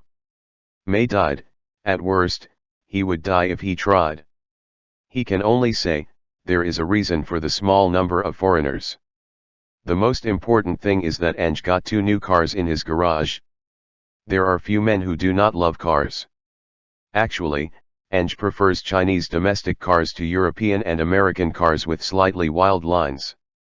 But the lights of these 2 new co-branded cars are big and bright enough, and the car audio is really nice, with that kind of canary-like sound change, which makes people feel light every time. New cars have a break-in period, and they cannot go directly to the high speed. It took a week, and after the break-in period, Ange drove on the highway. After driving at a high speed, you will indeed feel that the power of the car is stronger. With a light step on the accelerator, the power increase is much more sensitive than before driving at high speed. There are 2 main reasons. One is that some carbon deposits in the engine have been cleaned up. In addition, after the car has been driven at high speed for a period of time, the trip computer learns to adapt to Ang's high-speed driving habits and adjusts the fuel injection amount. The smart computer on the car has been upgraded. Recently, whenever Ange approaches, it will silently open the door. So, after getting started thoroughly, Ange was quite satisfied with it. On this day, Dana suddenly received an order from Ange, and she made 2 transfers of transportation by herself, and even walked on the last floor in the dark to bring back a box of things in a mysterious warehouse. After returning, in the underground secret room, the 2 sisters watched Ange open the box. This is. They were very curious. Ange entered the password, and took out a humanoid leather case from the 32-inch metal suitcase. Ange put on each piece and asked Sarah to help put on the headgear and handle the hidden zipper on the back. When everything was completed, the 2 sisters exclaimed at the same time. My God! It's a different person. Is not that right? Ange was very satisfied. The man in the mirror has a burly figure of 1.98 meters. This tall, muscular bald-headed warrior has a goatee on his chin, and apart from the diagonal Greek-style skirt and shorts, he only has a pair of copper arm guards and a pair of copper leggings.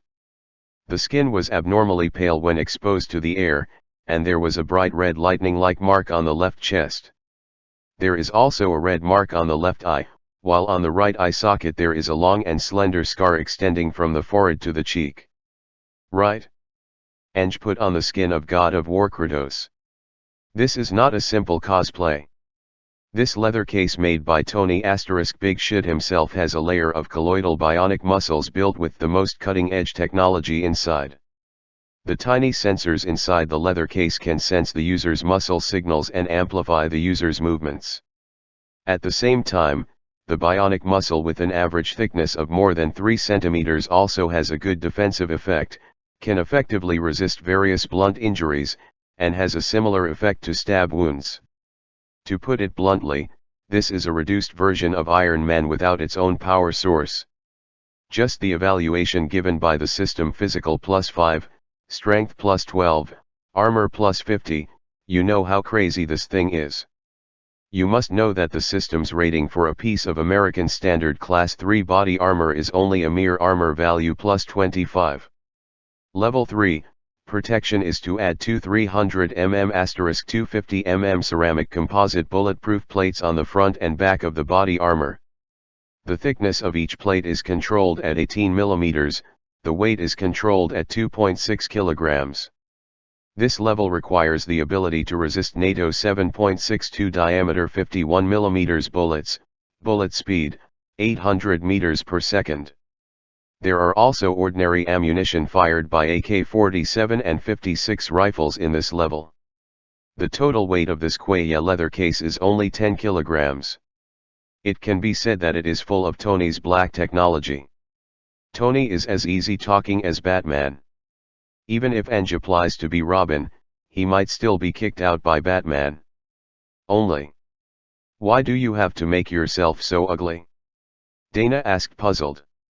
He was a handsome young guy with a literary and artistic style, but suddenly he turned into a middle-aged bald and muscular uncle. Both sisters are a bit unacceptable. Which superhero in Gotham City shows his true colors? I don't think it's safe to cover half of his face. This is the most perfect. Gotham City has too many heroes who are considered transvestites by ordinary people. It's just that Eng's doing this must be due to his serious illness. No, it's a deep meaning. There are also yours.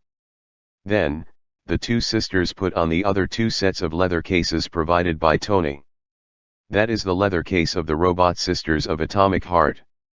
The outside is a 2 mm thick silver-coated titanium alloy shell, and the inside is a small amount of bionic muscles.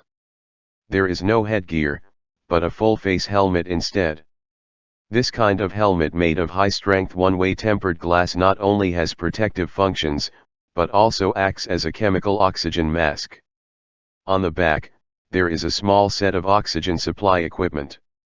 Wearing this thing can even be used as an anti-G suit for diving, which can easily withstand the pressure of 50 meters underwater.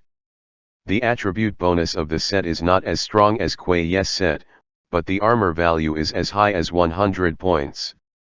Now it seems that Eng has been silent for so long, just to make a big deal. Two beauties, are you interested in going for a drive in New York City next door? Eng said to Sister Lance with a smile. Chapter 23 Say Hello. Midtown Science and Technology High School, abbreviated as Midtown Middle School. This name, which sounds awkward to a traveler, is the representative of elite in New York. Go to an elite high school, then enter an Ivy League college, and finally enter a well-known large company to become a management team, or a scientific researcher with a high social status. This is the life of an elite. Some people attend this high school because of their parents, and some people because of real talent. For example, Peter Parker, unfortunately because of his personality, he has good grades, but unfortunately his popularity in school is of course not as good as his old neighbor Gwen Stacy. Then, a classic bullying that would happen in countless parallel worlds happened again. In front of a group of classmates, Eugene Lightning Thompson, tall and burly with a crew cut, bullied his classmate Gordon on the first day of school. Then he caught a glimpse of Peter, who loves photography, and immediately asked Peter to come and help his own great achievements left evidence. To be honest, it is difficult for Thompson to put Gordon in this position. A big boy in high school, no matter how thin he is, weighs 100 pounds. Thompson can actually lift him up and hold him head first. Eating on a table, no, eating steak with your face. Immediately, Peter was beaten by Thompson because he refused to help the evildoers. Gwen is hesitating whether to come to save the hero. To be honest, if any boy wants to rely on a girl to protect himself, no matter where he is, he will be called a soft egg on his head. At this moment, Mr. Lightning suddenly realized that something was wrong with the atmosphere. Three burly men in black suits with headsets and suits stood in front of him, and the surrounding students were shocked by their aura and began to back away slowly. Students in elite high schools definitely do not lack vision. A man dressed like this is, without question, a bodyguard. As soon as they came out, there were three of them, and then looked at a black SUV and a brand new Rolls-Royce Phantom parked on the side of the road in the distance. Eugene's mind went blank for a moment. Did I hit the iron plate? The lead bodyguard came over. Hello. My name is Louis. My boss wants to talk to Mr. Parker about something small. Would you mind letting Mr. Parker come over first? Your small conflict can be resolved afterwards. Louis' words are not aggressive, but that aura, no young man who is studying can bear it. I'm sorry, I don't mind that. Eugene * Lightning's tongue is almost tied. Gwen felt a little weird, but she stood up bravely. Excuse me, what can you do for Peter? Louis showed a gentle smile. Oh, is it Miss Stacy? It's not a big deal. My boss wants to invest recently, so I just came over to ask about Mr. Parker's father. Gwen froze for a moment. Do you know my name? In fact, Miss Stacy's name is also on our inspection list, but it's a pity that Osborne Industries sent the invitation first. If you don't mind, you can also come and listen. A group of students watched in a daze as the bodyguards helped Parker pick up his things, wiped the dust, and straightened his clothes. None of the three bodyguards looked at Eugene Thompson during the whole process, but Eugene was under a lot of pressure. Peter, that one didn't really want to beat you up. It's okay, forget about it. I don't mind. Peter is a good guy. When they came to the side of the road, a bodyguard opened the car door, and the two of Peter got into the car, and were immediately shocked by the luxurious furnishings inside and almost suffered internal injuries. There are no excessive diamonds, but handmade leather sofas, very artistic furnishings, and various humanized facilities. Gwen glanced at an inconspicuous handle on the door. In fact, it is a hidden umbrella, but this umbrella is a bit expensive, and an umbrella is a five-figure dollar. Sit on it, wait until the bodyguard closes the door, and the two young people look at the person sitting opposite with a little anxiety. Seriously, it feels like this young man is not much older than them. Seeing his clothes, watch, and the beautiful secretary with a laptop next to him, Peter and Gwen realized that they might have met someone as big as Tony Stark. Hello, Mr. Parker, Miss Stacy, I'm Ange from Gotham City, please forgive me for interrupting you too suddenly. While Ange said, Dana beside him handed out business cards inlaid with 18K gold silk to the two people opposite. The Biotechnology Research and Development Department of the Stark Group. Gwen was really frightened. If she really wants to investigate, Tony will definitely admit it, because someone's share dividends with him, and other businesses will be taken from here. Ange started straightforwardly, I plan to invest in the field of biotechnology recently. In fact, I want to ask Mr. Parker, how much do you know about your parents, Richard and Mary? Peter was nervous for a while. Well, my parents left me very early, and I was raised by my uncle and aunt. I know very little about them. After chatting for more than a dozen sentences, even Gwen, who was listening, felt embarrassed for her childhood sweetheart. Because Peter didn't know anything when he asked a question. Oh, that's such a pity. Your father is an admirable and great scientist. If you are interested in doing research in this field, Mr. Parker, if you have a suitable project, you can come to me. I don't mind investing in you. Ange glanced at Gwen. Of course, you are too, Miss Stacy. I have seen your achievements. In time, you should be able to lead a department. If you can't stay in Osborne Industries, welcome to come to me. Oh, thank you for your appreciation, Mr. Ange. Gwen almost pulled the dumbfounded Peter to round things up. Getting out of the car, the two young people still felt like they were falling into a dream. Peter, are we dreaming? Such a big man has taken a fancy to us. Peter was like a gourd, and suddenly said, could he have any other purpose? Please, what family background are we? Can the other party plot against ordinary people like us?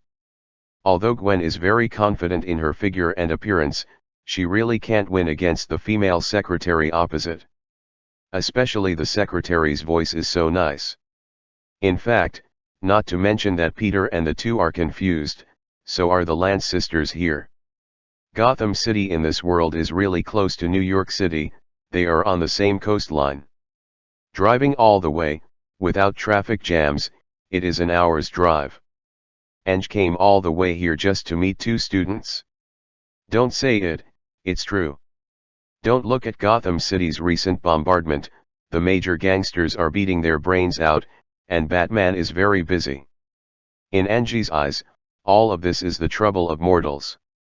The kind of little guy who doesn't have supernatural strength, let Batman have a headache.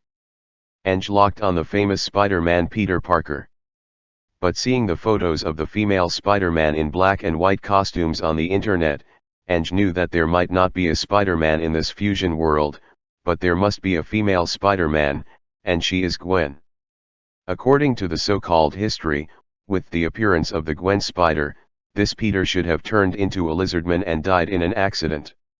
However, at the moment when the zombie heroes invaded, Ange didn't dare to guarantee it. Anyway, the rich rely on technology, the poor rely on mutation. As representatives of the counterattack, the two Spider-Men are good investment targets. Moreover, Ange values their enemies more than the two of them.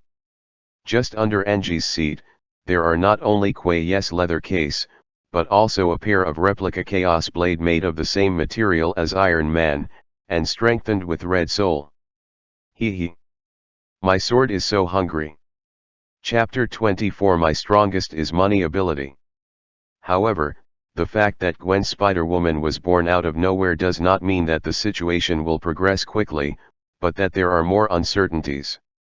If history is really followed, the little Spider Peter will find his father's legacy, the priceless formula, which will promote Dr. Connor's cross-species genetic research, and eventually lead to the birth of Dr. Lizard.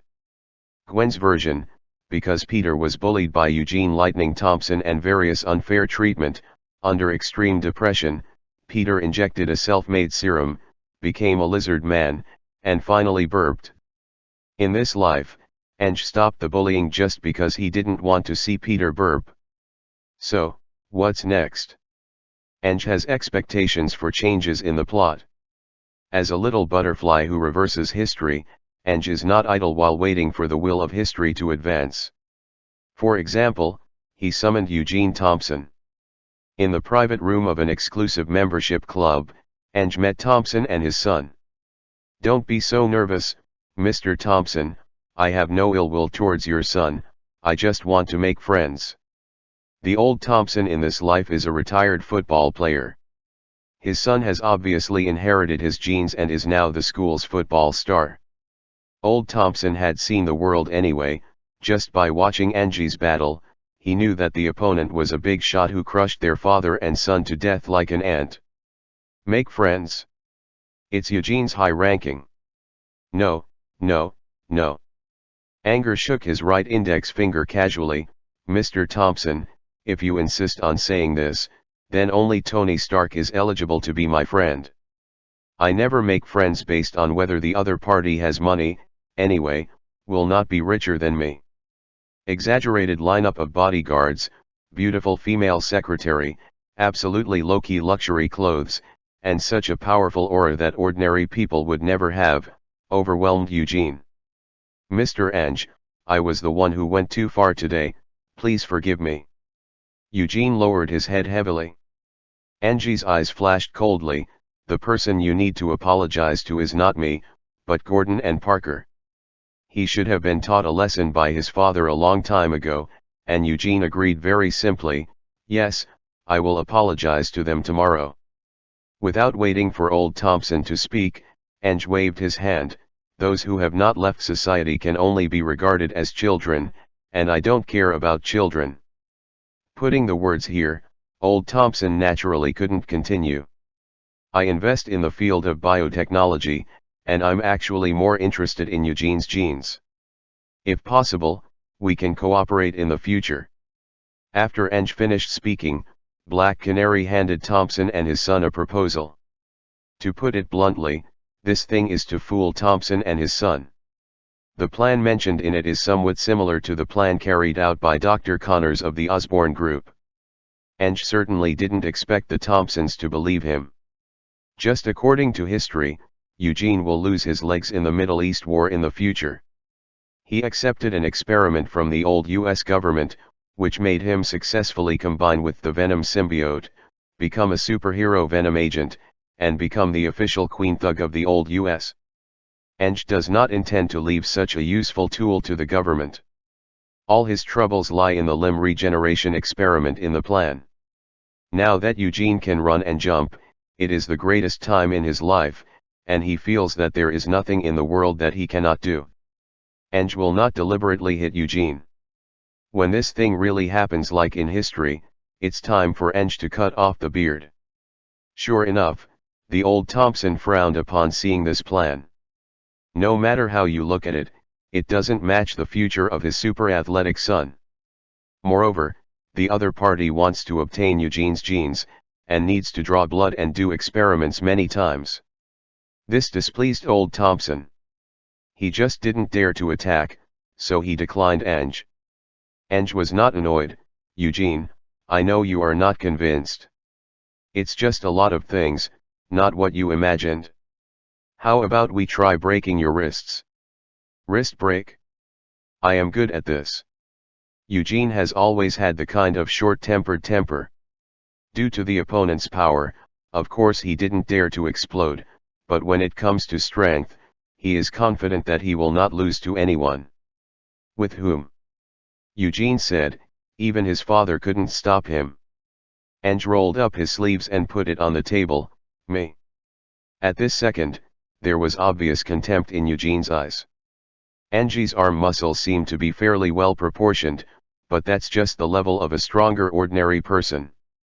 As a strong athlete, Eugene is an out-and-out devil with muscles.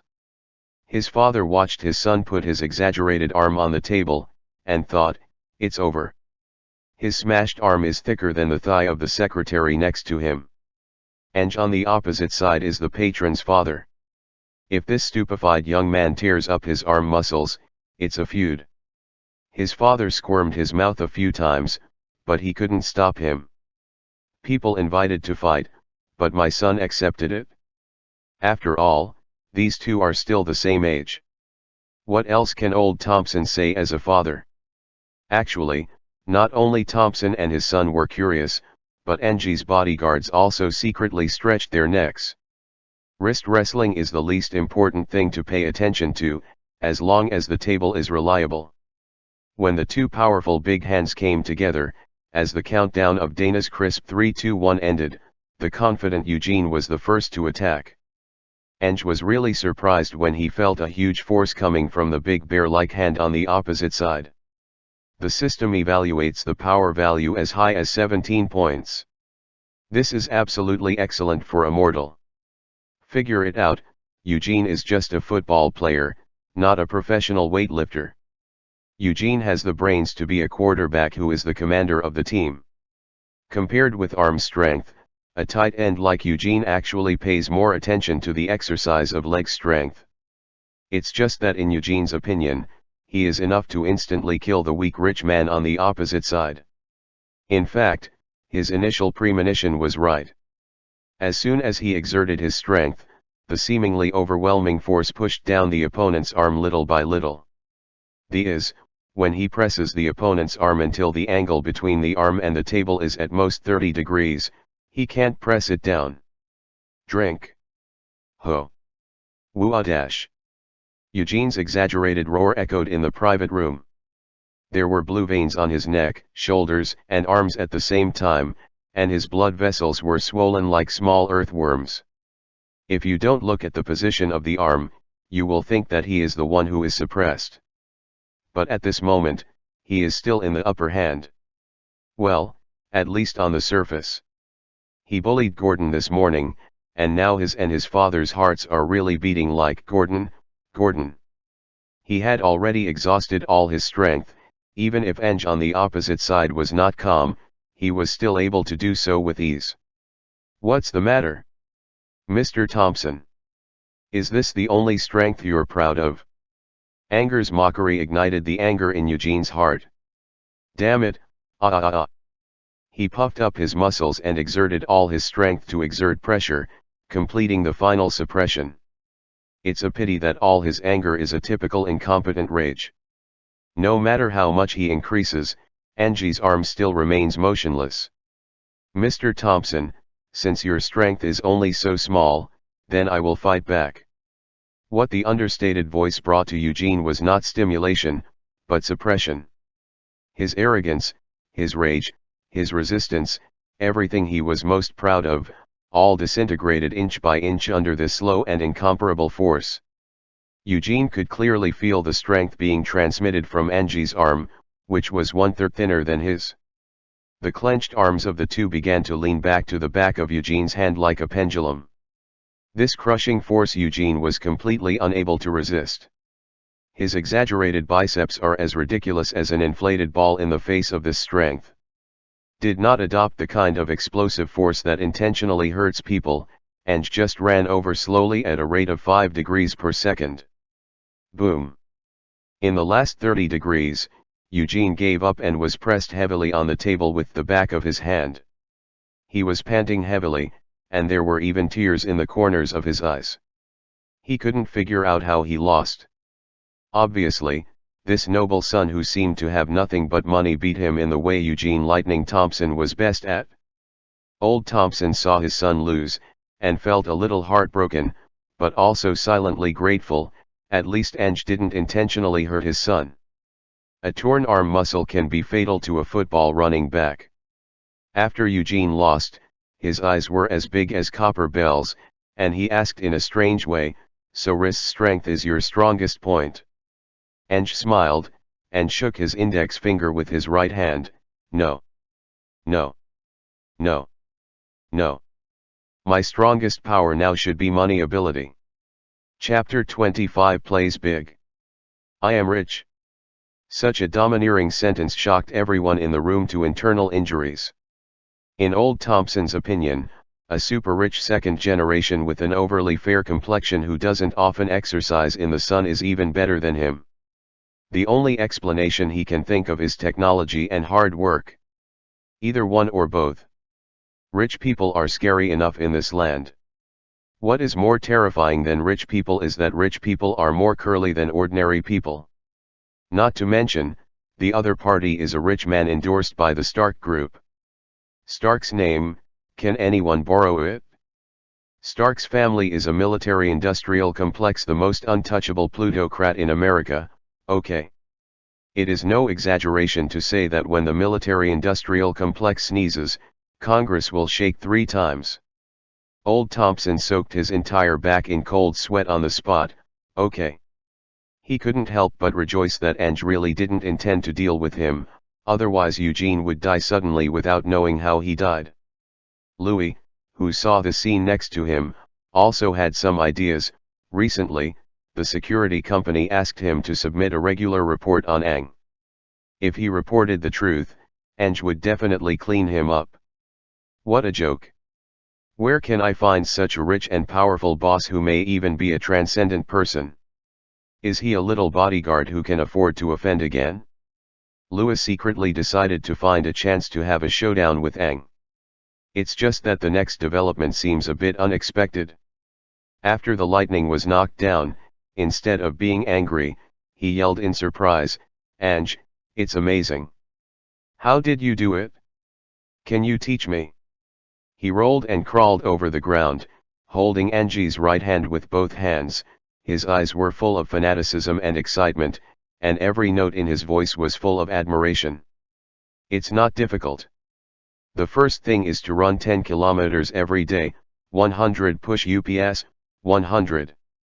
Ang told him the one-punch man training method casually. "There's more.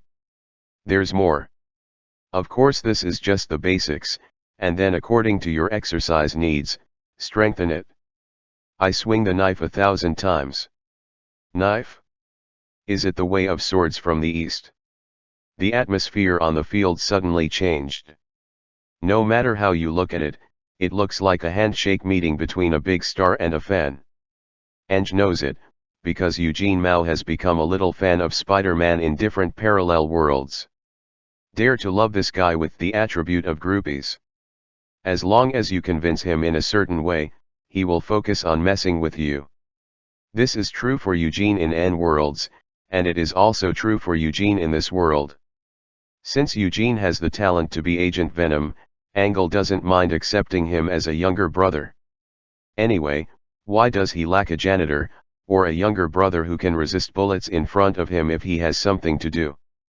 Even if Eugene breaks his leg in the future and Ange can't repair his body, what can he do? One is willing to be a younger brother, and the other is willing to accept a younger brother. The atmosphere suddenly became better.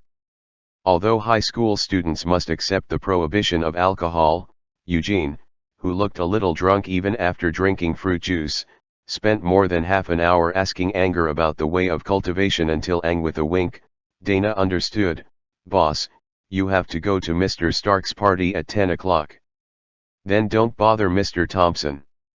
Old Thompson accepted it. As a result, the two sides had a good time with the host and guest for no reason. On the other side, Peter fell into the remembrance of his parents as expected, and immediately went home to search for his parents' relics. Just at Stacy's house, there was this conversation. Just as George Stacy, the New York police commissioner, was driving his daughter home, the old father couldn't help but say, "I heard that Angie came to see you today." Gwen was inexplicably alert. "Dad, he came to find Parker, and I just happened by." Gwen talks about Parker's parents being biologists. George secretly breathed a sigh of relief. "So, he is a good match for you." Dad, Gwen's protracted ending because of complaining was somewhat coquettish. "Isn't it?" Gwen went to Osborne for an internship, taking the path of biotechnology, which happened to be the same as Peter.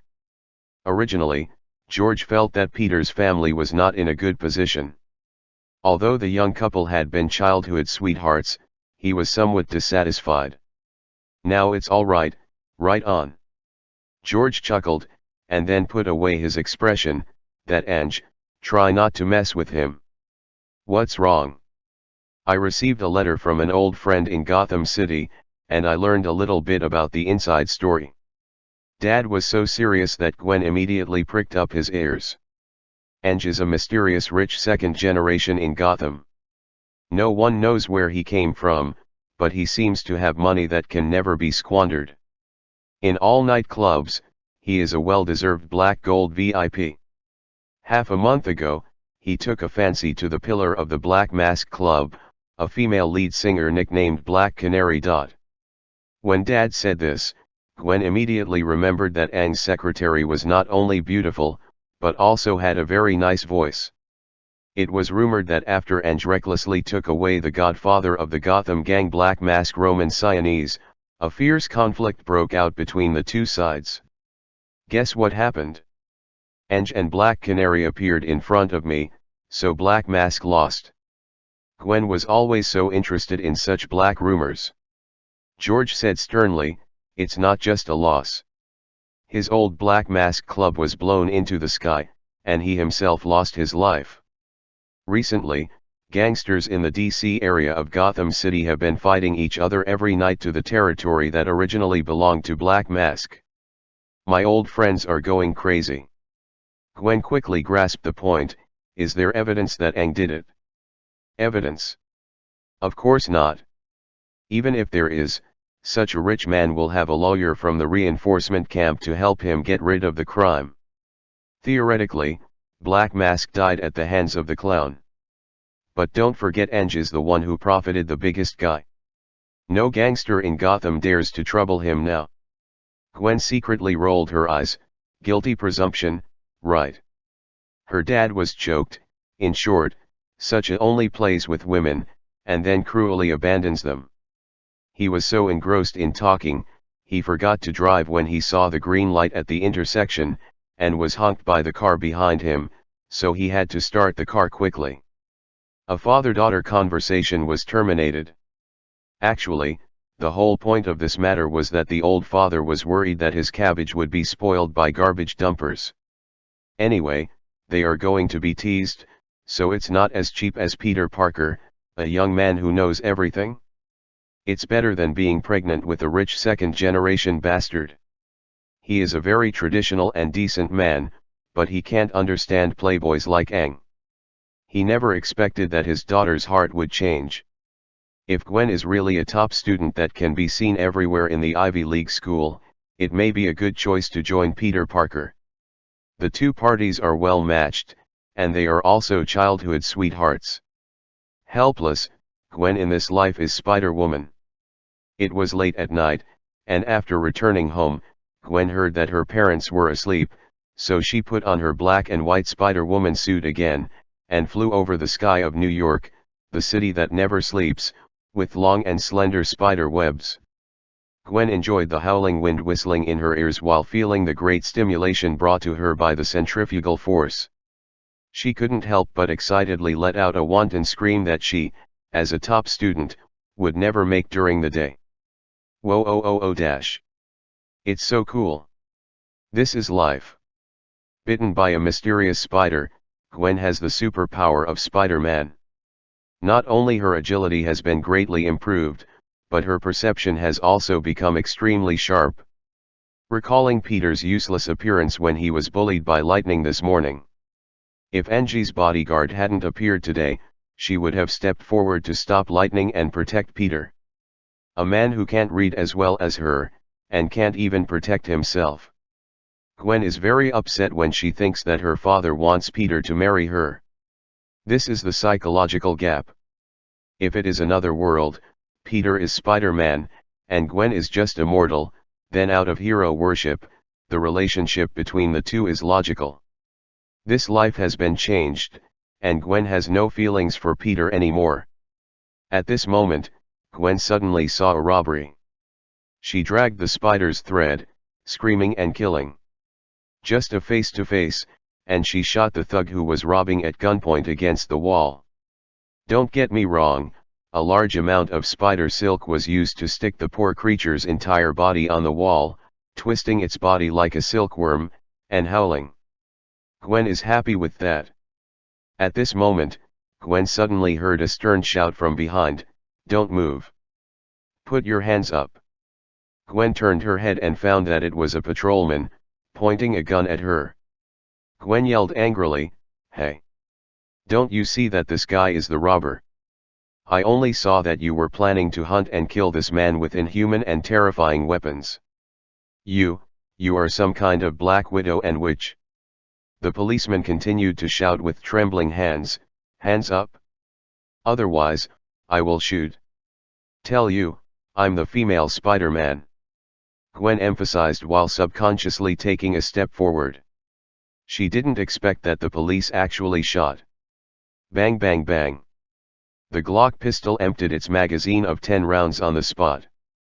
The patrolman's eyes blurred, but he realized that he had missed a single shot. At the moment when the gunfire appeared, the body of the monster who was theoretically a woman in front of him folded strangely. 300 meters away, Black Canary put down the binoculars. "Ange, did you see it?" "I see." A strange smile appeared on the corner of Angie's mouth. He clearly saw that the moment the policeman fired, Gwen leaned back, letting the bullet pass over his omega-shaped body in a daze. To be precise, 3 bullets passed between 2 large jellies that were not too small in size. For a moment, Ange thought it was just an illusion. The next moment he saw Gwen let the remaining bullets graze his waist and over the top of his hip. He finally confirmed that Gwen did it on purpose. She uses her ridiculously high agility for thrills. Well, it's like the female study committee member in the comics who wears thick black framed glasses and braids. After discovering a huge X-shaped wooden object in the cellar of her home, everyone knows that she is playing a lot behind her back. Ahem. Don't get me wrong, this means that she secretly worships X-Man. All the children's shoes that want to be crooked face the wall. Chapter 26 Saunian. Do you long for power? That night, Peter Parker tossed and turned, almost sleepless all night. Under the guidance of fate, he found the possibly priceless formula from his father's relics. In this life, he had known Dr. Connors of Osborne early, and he decided to show the formula to the doctor. At this moment, his mobile phone suddenly received a new email notification. Emails sent in the middle of the night are often not serious. Glance. There is such an unknown side behind the high-cold scholar? Is this the repression of human nature, or the loss of morality? It's spam again. He was about to cross the mail away, but the picture attached to the mail locked his gaze. The picture above is obviously his childhood sweetheart Gwen * Stacy. Although Peter was restrained by an immoral sense of guilt, his right hand obviously had a mind of its own, and it clicked in almost like a neurological reflex. Admittedly, this email guy knows photography. That's a comparison chart. Standing in the same S shape with left hands on hips, Gwen is on the left, and a masked woman in black and white tights is standing on the top of the building on the right. Peter immediately realized that the one on the right was the female Spider-Man who had recently become popular on the internet and had become a new generation of New York urban legends. People always have their own habits. If others don't recognize it, it's impossible for Peter not to recognize it. This movement, this posture, is clearly Gwen. Continuing to watch, there are short videos one after another. Gwen avoids the gangster's attack with agility and overturns the gangster gorgeously. All the evidence points to a fact. The female Spider-Man is Gwen. Peter was shocked by this discovery. Near the end of the email, there is a line of bold and highlighted red characters. Saunian. Do you long for power? These words deeply touched the sensitive string in Peter's heart. Being beaten by Eugene at school doesn't mean that Peter is a jerk. That feeling of aggrieved is the fuse in the final analysis. What really stimulates Peter is the long-standing depression in daily life. Elite high schools will be benchmarked against Ivy League colleges in the future.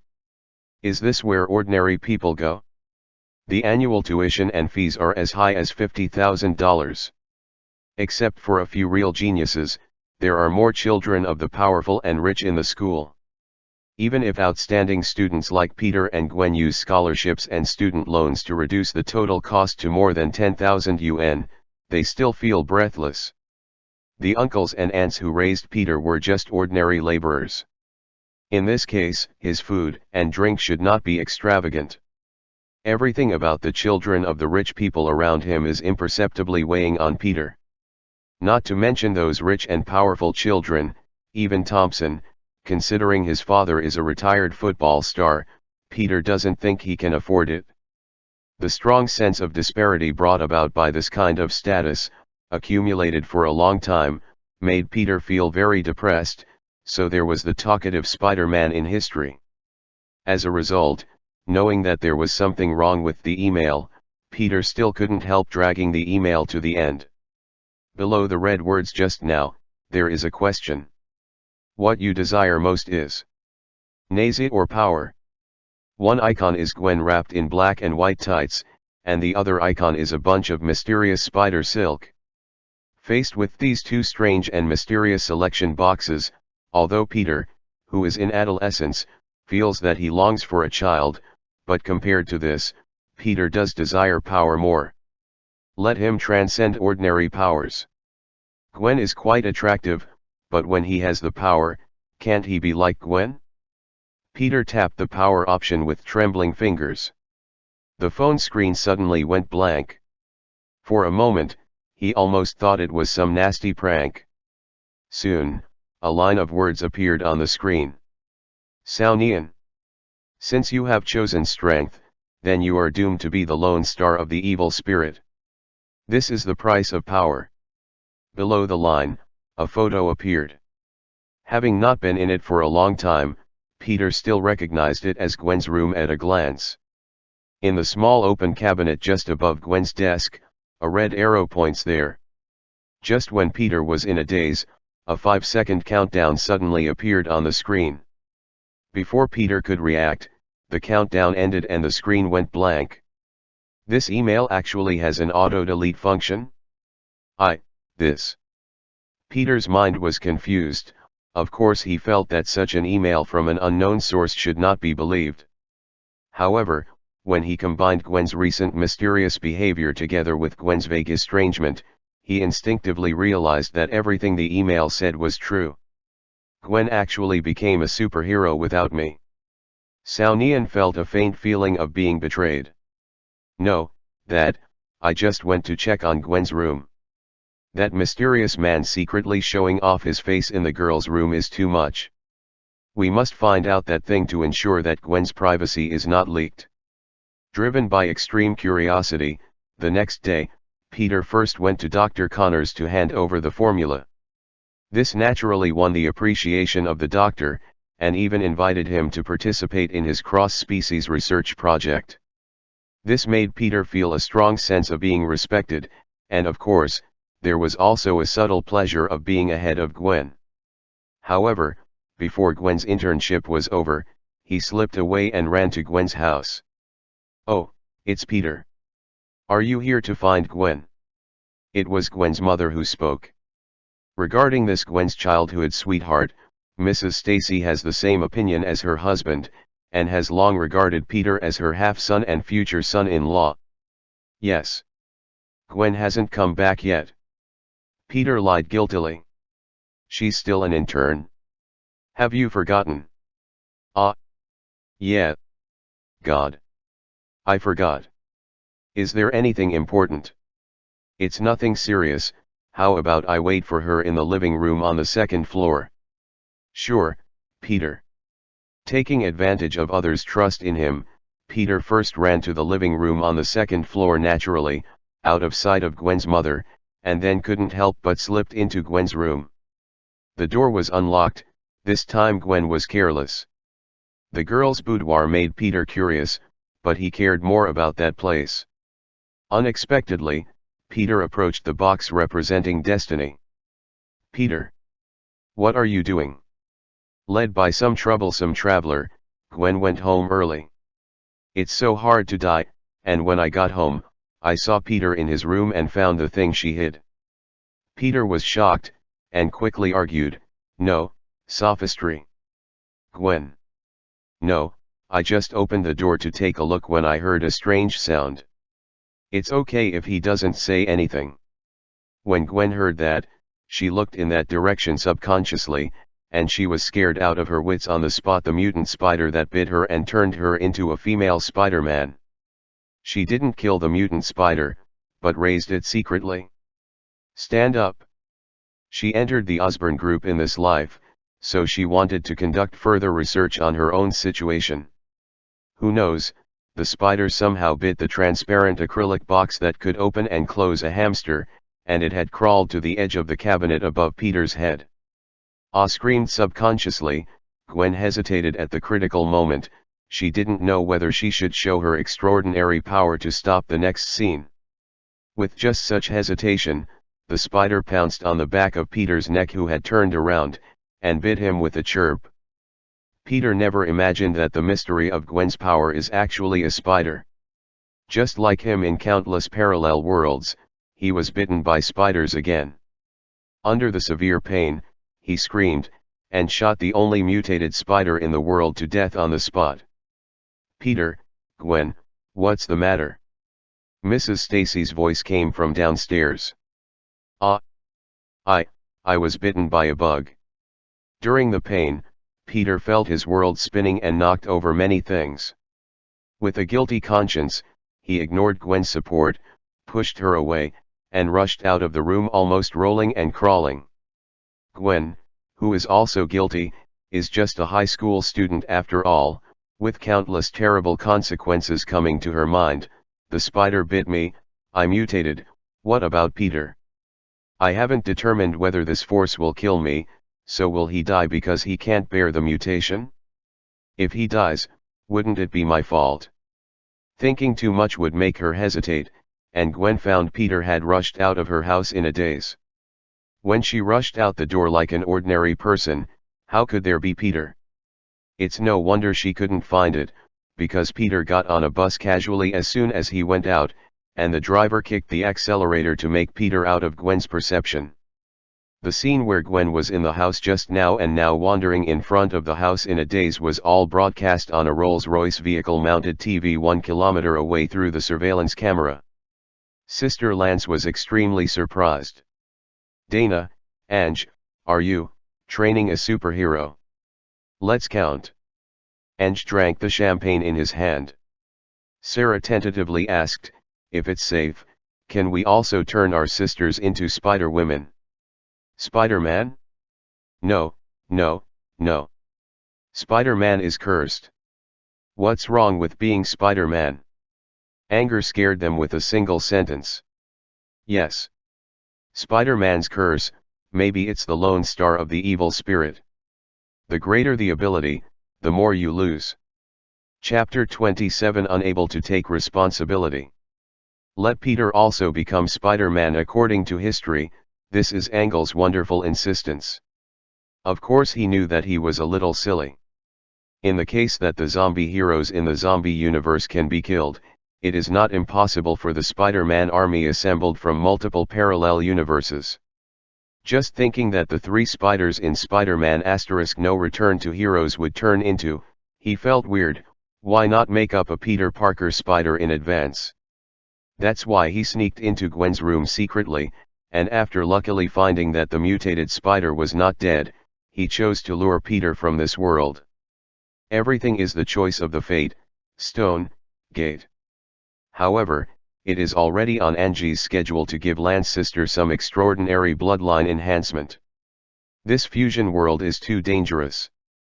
It seems that mortals like them who mainly focus on martial arts are nothing but cannon fodder in the midterm. Fortunately, with the relationship between Ange and Tony, it's not impossible to get 2 sets of Iron Man armor to defend them when it really doesn't work. As a money ability person, if you don't work hard, you can get into technology. Over there, Gwen was in a daze. She was just instinctive as a researcher. She collected the remains of the mutant spider that Peter slapped to death, sealed them in ice, and then she became obviously entangled. After perfunctory mother, she went back to the room and kept talking to herself. Damn. That idiot. How did he get into this? Hasn't he given me enough trouble? What if he also becomes Spider-Man? Looking for a partner with him. No, no, no, no. That guy is a bit unreliable. After dinner, Gwen decided to pretend to go back to her room to study, and then sneaked out to find Parker. The black and white female Spider-Man clothes are on her body, and the headgear with a huge eye pattern may be a bit ridiculous in the eyes of others, but it hides Gwen's face well.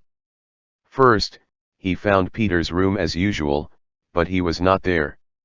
Gwen began to spread his perception and looked for Parker. She guessed right, Peter really started to mutate on the bus.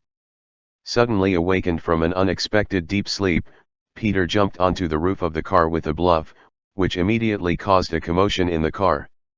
As a last resort, he got out of the car in extreme panic and hid in an abandoned factory. Peter, who was amazed by his own changes, began to study various abilities of Spider-Man, such as the tiny barbs that can be protruded from the fingers, allowing him to climb up the walls that are 90 degrees perpendicular to the ground as if walking on the ground, and the jets on his wrists. The spider silk that comes out. God! Isn't this the ability of Spider-Woman? Could it be, Gwen is the female Spider-Man? Peter was ecstatic, and easily grasped the truth of the matter. While Peter was ecstatic that he had gained new abilities and got rid of this boring and depressed weakling status, Gwen suddenly made a discovery. Slap! The crisp knocking sound of masonry not far behind caught Gwen's attention. Gwen suddenly looked back, and tentatively asked in a low voice, Peter. This is the roof of an abandoned factory, and the only iron staircase going up has long been broken due to disrepair. Gwen didn't think ordinary people could climb up here. Likewise, Gwen couldn't mistake the sound of Spider-Man's webbing clinging to a stone wall. Across a triangular spire, Gwen heard tiny footsteps. Gwen put her hips on her hips, and said to her childhood sweetheart behind the roof angrily, Peter. I don't know how to tell you. All this was an accident. I was bitten by that mutant spider, and it turned out like this. Now looks like you too. I don't know what's going to happen to us in the future, and I don't know if this power is safe. Anyway, let's study it together. When. Although Peter's voice was hoarse and had a very uncomfortable and weird feeling, there was no doubt that it was Peter's voice.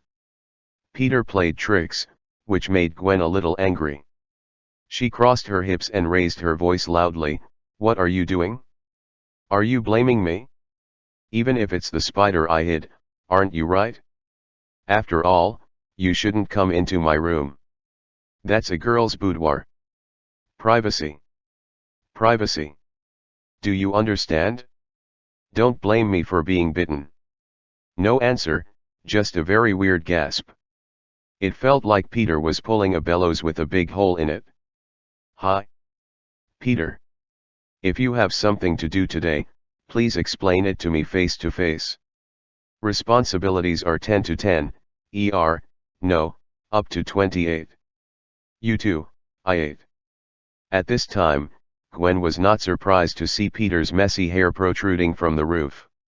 It's just that for some reason, Gwen felt something was wrong. Boom. Boom. Boom. That was her heartbeat that was too intense to calm down. Crack. The next second, a hand wrapped in a red spider web glove rested on the steel frame of the roof, but this hand gave Gwen a very stiff and rigid feeling. Peter sticks out half of his head.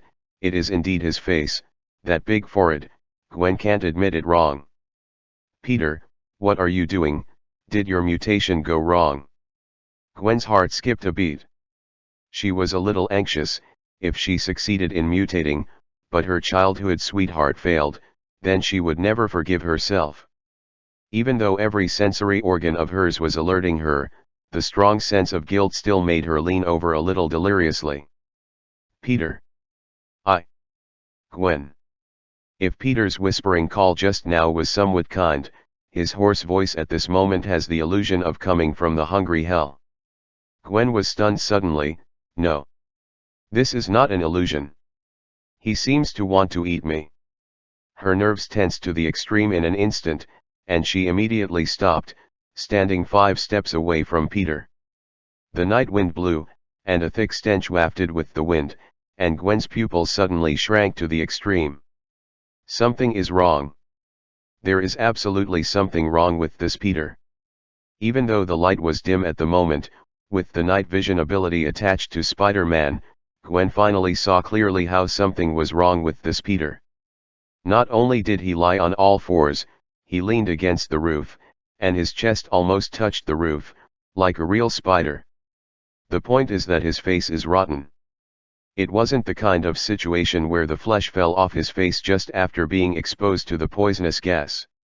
The decayed place had obviously been around for a long time, and there was even something like moss growing on the broken cheek. He lost his nose, leaving a horrible triangular hole in the middle of his face. When the upper half of her face, which still had skin, came into view of Gwen, she finally couldn't help screaming. Ah-dash. After all, Gwen was only a high school student not long ago, and what she took care of were just some mortal hooligans who robbed the streets. Have you ever seen a real monster? The extreme tension and fear made her scream out of control at this moment. Taking advantage of the moment she lost her mind, the zombie Peter swooped at her. When she reacted and leaned back to dodge sideways, the opponent's sharp claws full of fishy smell had already caught her hood. Hiss. Gwen was extremely thankful that the quality of the clothes she sewed was not so good. Not only was the entire hood torn, but a large piece of clothing behind her left shoulder blade was also torn off. Not only that, but this terrible Peter made a backhand. Gwen slammed on the ground and flew into the air in an instant, only to escape the fate of being disemboweled by a claw. Gwen's eyes widen. He really wants to kill me. Fear. Puzzled. Sad. I don't know how many complicated thoughts came to my mind at the same time. If it wasn't for the fear that he would die because he couldn't judge the movements of the zombie Peter, Gwen would never want to stare at the rotten face of his childhood sweetheart. "Peter, I'm sorry." That. Gwen apologized abruptly. But the opponent's attack was like a wave, and each blow was faster than the other. After a few blows, Gwen felt breathless. As a last resort, Gwen sprayed out spider webs from her right hand and threw the whole person out. No matter what happened to Peter, she was going to withdraw first. Unexpectedly, at this moment, 2 lumps of spider silk flew over, and after 3 popping sounds, the most incredible thing happened. One of the spider threads blocked Gwen's attempt to reach the opposite building, and the other 2 volley hit Gwen's left and right hands, tightly sealing Gwen's ability to spray spider silk. You know, Gwen flew out with her whole body. Ah! Gwen screamed and fell. This is the 4th floor. Gwen tried her best to adjust her posture in mid-air and let herself fall onto a trash can. Boom! The sharp pain in her back almost knocked her down. It was entirely by will that she struggled to get up and ran away. Nothing knows Spider-Man better than Spider-Man. Zombie Peter prevented her from spraying spider silk, which blocked her ability to escape quickly. Gwen knew that against Spider-Man, mortals were of no use. She had to find a helper strong enough to deal with Spider-Man. She first thought of Iron Man, because that's the only public superhero in all of New York. But Tony, he seems to be in his Florida mansion at the moment.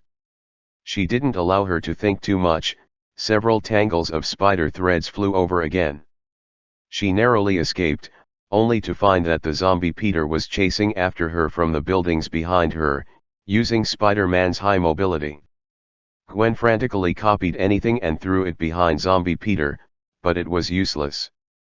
Gwen's perception was fully open, and finally, she found a powerful aura for her. Not caring about anything anymore, Gwen ran wildly through the entire abandoned block, and finally rushed to the open space. Well. It was a pale, goatee-bearded bald man with a very religious red lightning tattoo on his body. P.S. Something has happened to Dion Niang, and all fan fiction has been affected without exception. Either the income is cut in half, or there is no recommendation. Well. It may be difficult to see the same person in the future. I already know a lot of people are going to cut the book. I can only say that my book will not be unfinished. Dear judges, let's watch and cherish it. Ask for a tip to comfort me. Chapter 28 Tier Zombie Spider-Man, Quaya version.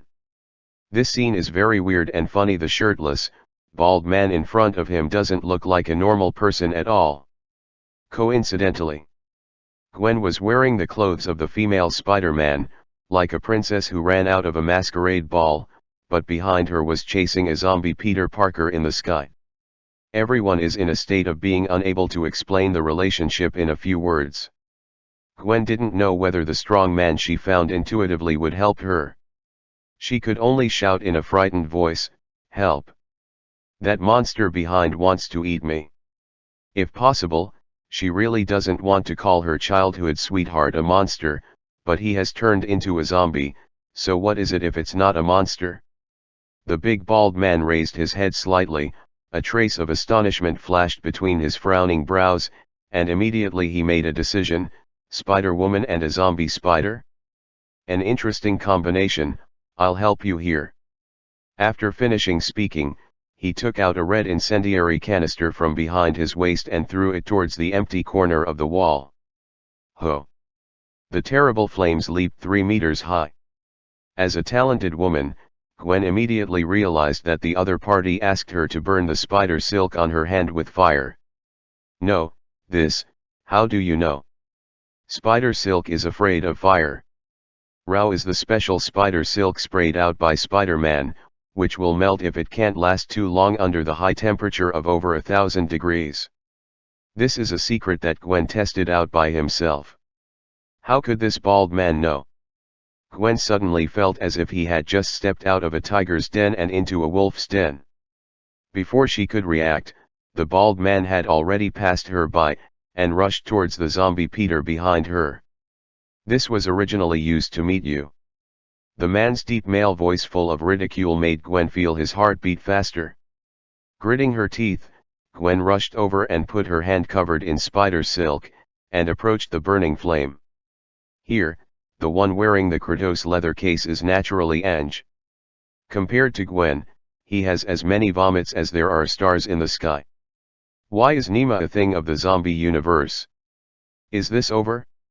I always feel that if he gets close to any heroine, a zombie hero will appear next to him. It doesn't matter if he spawns heroes and monsters, but he also spawns the agile heroes he least wants to fight. Spider-Man is the ceiling among agility heroes. Even if agility is reduced due to zombification, it will not be much lower. When he really doesn't want to be hit, it is very difficult to get hit. And he didn't want to see Gwen killed.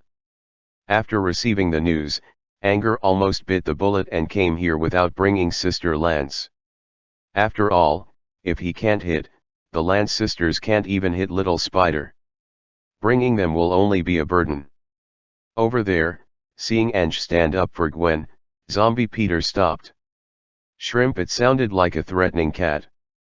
When Peter is head to toe, clinging to the outer wall of an abandoned house, the eyes staring at you from the other side are not so scary.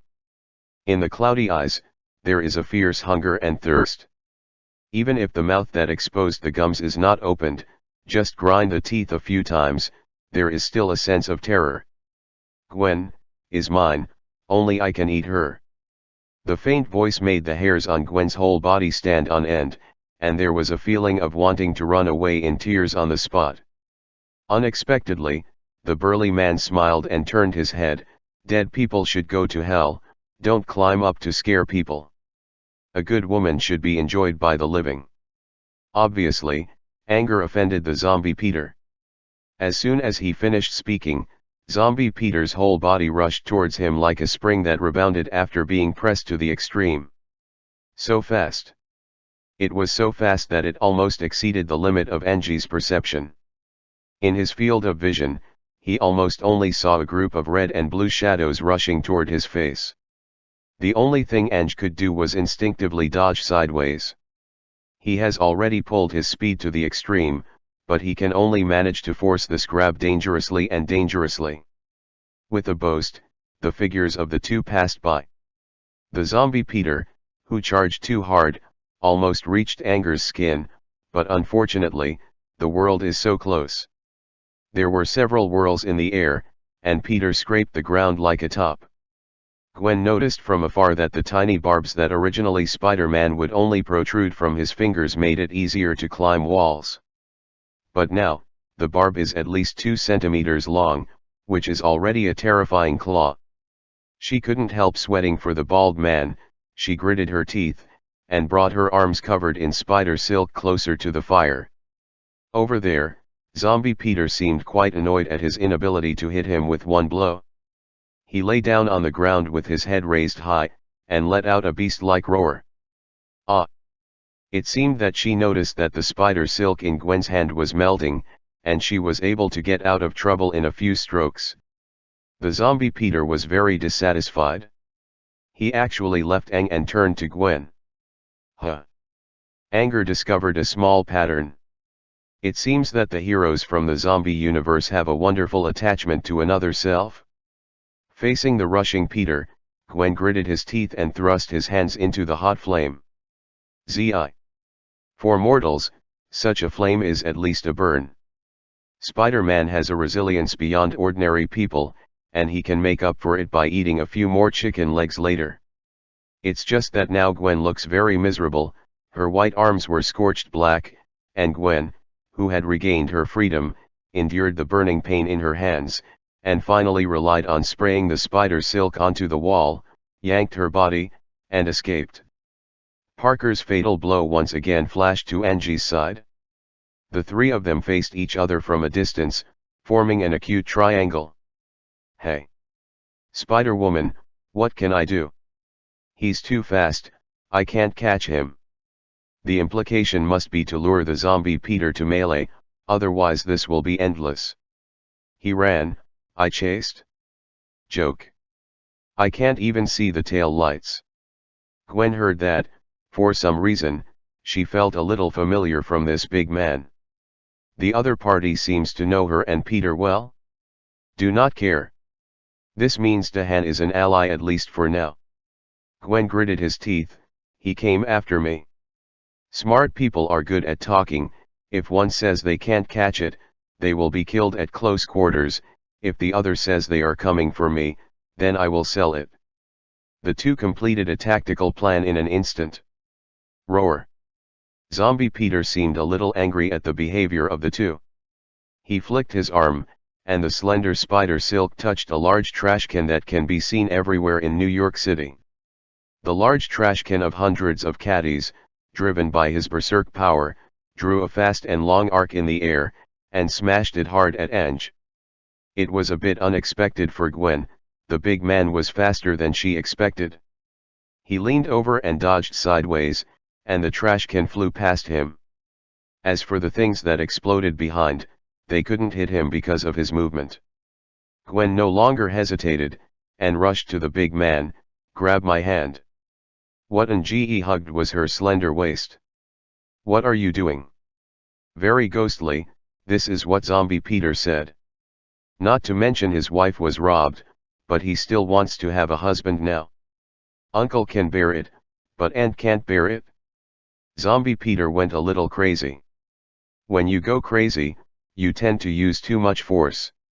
His pounce was so fierce that even Gwen was stunned for a moment. Seeing that there were still 5 meters left, those rotten claws could reach Gwen. This is really the blink of an eye for Spider-Man's speed. At this critical juncture, Ange threw out 2 red jars. Lost empty. The berserk Zombie Peter still has extremely high agility. He gave way slightly to one side of his body, and his exaggerated speed did not slow down at all. He didn't expect that the 2 incendiary bombs were actually pulled off the buckle in advance. Calculated his speed perfectly, and the incendiary bomb exploded as soon as it grazed his body. Whew! The raging flames instantly stained Parker. Flame. This is definitely the last thing Spider-Man wants to face. Even in multiple parallel universes, Spider-Man has the experience of rushing into a fire to save people. It is undeniable that the scene of fire really affects Spider-Man's performance too much. Under Gwen's horrified eyes, the bald man in front of her didn't retreat but advanced. Taking advantage of the moment when Zombie Peter was stunned by the flames, he counterattacked. This is a military incendiary bomb that uses thermite. The high temperature of 4000 degrees Celsius can easily handle an armored vehicle. At the moment Zombie Peter was bathed in flames, a 45-yard foot rapidly expanded in his field of vision. Have you seen the footwork that falls from the sky? It's not Spartan kick, it's better than Spartan kick. Zombie Peter flew out like a big fireball, and crashed straight into a nearby abandoned building. After all, no matter which version of Spider-Man, the length of the blood bar is the same. It has a resilience that surpasses that of a mortal, but its physique is still not out of the category of a mortal. Ange had no intention of going to the theater at all, stomped his foot, and under the tremendous force, even the masonry of the street collapsed on the spot. He turned into a cannon shell from the Age of Discovery, chasing Peter into the ruins. Ah! I'm going to eat you.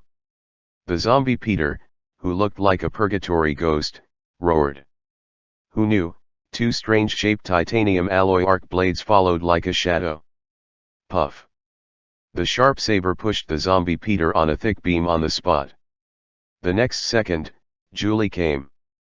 What Gwen saw when he came in was, this strong man forcibly tore Zombie Peter's limbs from that decayed body. Chapter 29 The Impulse to Miss. The painting style in front of me is too cruel. The hands and feet of a man so big were torn off by brute force. The crackling sound of a tendon rupture roughly stimulated Gwen's auditory nerves, and she felt as if she wanted to vomit. She held back, she had too much to ask Peter whether it was her fault that he became like this. Wait. Her shout somehow made the strong man in front of her stop. Throwing away the twitching rotten hands and feet as if throwing garbage, he stepped on this still writhing body. Come on. I'm sick of seeing this. Parker's once handsome face was even more horrible now, because his face rubbed against the concrete floor of the abandoned house, and large pieces of carrion peeled off, making his appearance even more terrifying. Parker. Did I make you like this? The only answer to Gwen was the vague and inhuman roar. Instead, she got the answer from the giant man, who took out a flashlight. How is it possible? This thing has been rotting for at least a few months. In fact, Gwen could see Parker's situation without the help of lights, but she was too scared just now to notice. The spider suit on Parker's body was very dirty, and the rotting flesh and the tear on his clothes were all stuck together and stinking. Gwen even saw a beastly bite in his stomach. This is Peter Parker from the zombie universe. Angle gave the answer. Zombie universe? Wait. Do you know who he is? Gwen suddenly woke up. In that universe, a terrible virus swept across the entire Earth, corrupting all superheroes, turning them into horrible zombies, and then they devoured all mortals. On that Earth, zombie Spider-Man Peter Parker is famous. Speaking of this, Anger's voice became low. Originally, these guys should all be banned, so they can't leave the zombie universe. Gwen clenched her fists tightly, and the knuckles under the glove turned white. What should I do? Ange took out a piece of paper from his waist, on which was printed a confidential phone number. If you find a zombie hero, call me immediately. Okay. Gwen accepted the note, and suddenly thought of another question. Wait, you said he is Parker from another world? Yes. So Peter of this world. He should not have died. Huh. Gwen took a deep breath and exhaled. This is the best news I've heard since I met him. Under Angie's feet, the zombie Peter obviously lost his limbs. He was still struggling like a vicious poisonous insect, and even tried to bite Angie's feet with his mouth open. It's a pity that Ange is not wearing Quayes Greek sandals, but a pair of boots made of the same material as the spacesuit. Is there anything else you want to ask him? Looking at that ferocious and disgusting face for the last time, Gwen withdrew her gaze as if electrocuted. No more. The next second, a total of 33 points of power burst out suddenly, and Angie actually stomped on the zombie Peter's head like trampling on a watermelon. As a large group of red souls rose from the corpse and sank into Angie's chest, the light curtain on the retina immediately lit up. Congratulations to the host for successfully killing zombie Spider-Man Peter Parker. The host gets the following attribute bonuses: Constitution +1, Dexterity +18, Intelligence +2, Perception +7, Will +3. Congratulations to the host for temporarily acquiring the following skills: Wall Walking LV3, Radiation Resistance LV4, Vampire Virus Resistance LV3, Clairvoyance LV1. The maintenance time for the host to obtain the Constitution branch skill, Peak Physical Fitness, has been upgraded to 60 minutes. The host has obtained a branch skill of the Agility Department, Rope Control. This is a variant branch skill of Spider-Man Silk Manipulation, which can greatly improve the host's control over rope weapons. Make big money. The zombified Spider-Man is still a representative of high agility, gaining a lot of agility bonuses, and Ange is no exception. If you kill a normal Spider-Man, you will probably get more attributes besides physique, but now Ange is very satisfied. Without wearing Koi's leather case, Angie's overall attributes came to physique 19, dexterity 41, strength 21, intelligence 17, perception 24, will 27. With Quayes leather case physical +5, strength +12, he no longer has any shortcomings in the strict sense. Ange quickly looked through the upgrades, looked away, and then very smoothly dropped a piece of zombie Peter's remains, and dropped the last incendiary bomb. Ho! The raging flames destroyed the last trace of another zombie hero who invaded the world. Walking out of the abandoned house, Gwen remained silent. Go back and have a good sleep, the sun in New York will rise as usual tomorrow. Anger's voice sounded behind her. Gwen's body trembled violently, and there was a cry in his voice, I just helped destroy my childhood sweetheart, and then tomorrow, I will pretend that nothing happened, and greet him in this world and say hi. Ange shrugged. Sure enough, no matter which parallel world, whether Gwen lost Peter, or Peter failed to save Gwen and let her die, these two seem to be incompatible, and one of them will always be unlucky. Perhaps, this is fate. Gwen seemed to be trying to force a smile, and suddenly found that she was still wearing the mask of the female Spider-Man. Yes, no matter what your purpose is, you saved my life. I don't know your name yet, the code name is fine too. Kratos. Okay, Mr. Kratos, let you feel the gratitude of the New York girl. Gwen leaned over while talking. Ange felt a little wrong, his rationality told him that the girl opposite was obviously not rational now. Gwen slowly pulled up her mask, to be precise, only halfway up, and stopped at the nose, revealing a white and delicate chin. Ange noticed that there were transparent droplets falling down his cheeks, which were Gwen's tears. No matter what you plan to do, if you mess around now, you will regret it tomorrow. Ange warned her in a deep voice. However, a pair of soft arms were still on his shoulders. The four lips are joined together. A little salty. That's the smell of Gwen's tears. It's just that the atmosphere is gone. Gwen, no matter how idiotic she is, can feel that she is kissing a holster, not a living person. She suddenly smiled wryly, sure enough. Wearing a mask allows me to let go of my character as a good girl and let go of myself. And you, wearing a mask, are still a gentleman. She was wrong, Aang told her with his paw, she was very wrong. You must have made a mistake. For killing the enemy, I can do whatever is convenient. But for women, I prefer to use robbing to take away her body and mind in one go. Instead of leaving her a chance to tell myself it was just a whim of hers at the time. Gwen stepped back suddenly, and she realized for the first time that this mysterious Kratos seemed to be far from her ideas and values. After a short shock, she came back to her senses. Who? It's you who gave up the prize, no fault of me. Ah! Gwen flicked her right arm violently, and the spider silk on her wrist spurted out, dragging her body back quickly. At this time, Gwen's voice came from afar, there will be a time later. Mr. Kratos. I hope that next time you can do what you want. Chapter 30 The Will of Fate is Crooked. During a sleepless night, Gwen tossed and turned. Almost as soon as she closed her eyes, the horrific rotting face of zombie Peter would appear in her mind. His foul breath, hideous and disgusting gums. Of course Gwen knows that zombies look like this. When a human has no upper and lower lips, no one will look good. But she just couldn't control the further deepening of her antipathy towards Peter. Stayed up until midnight, Gwen couldn't bear it anymore, she changed into the clothes of the female Spider-Man, and ran to search for Peter. This time, she didn't encounter any zombie Peter too, she found Peter as soon as she went out. It's just that she seems a little out of season. Gwen didn't know how to describe the situation.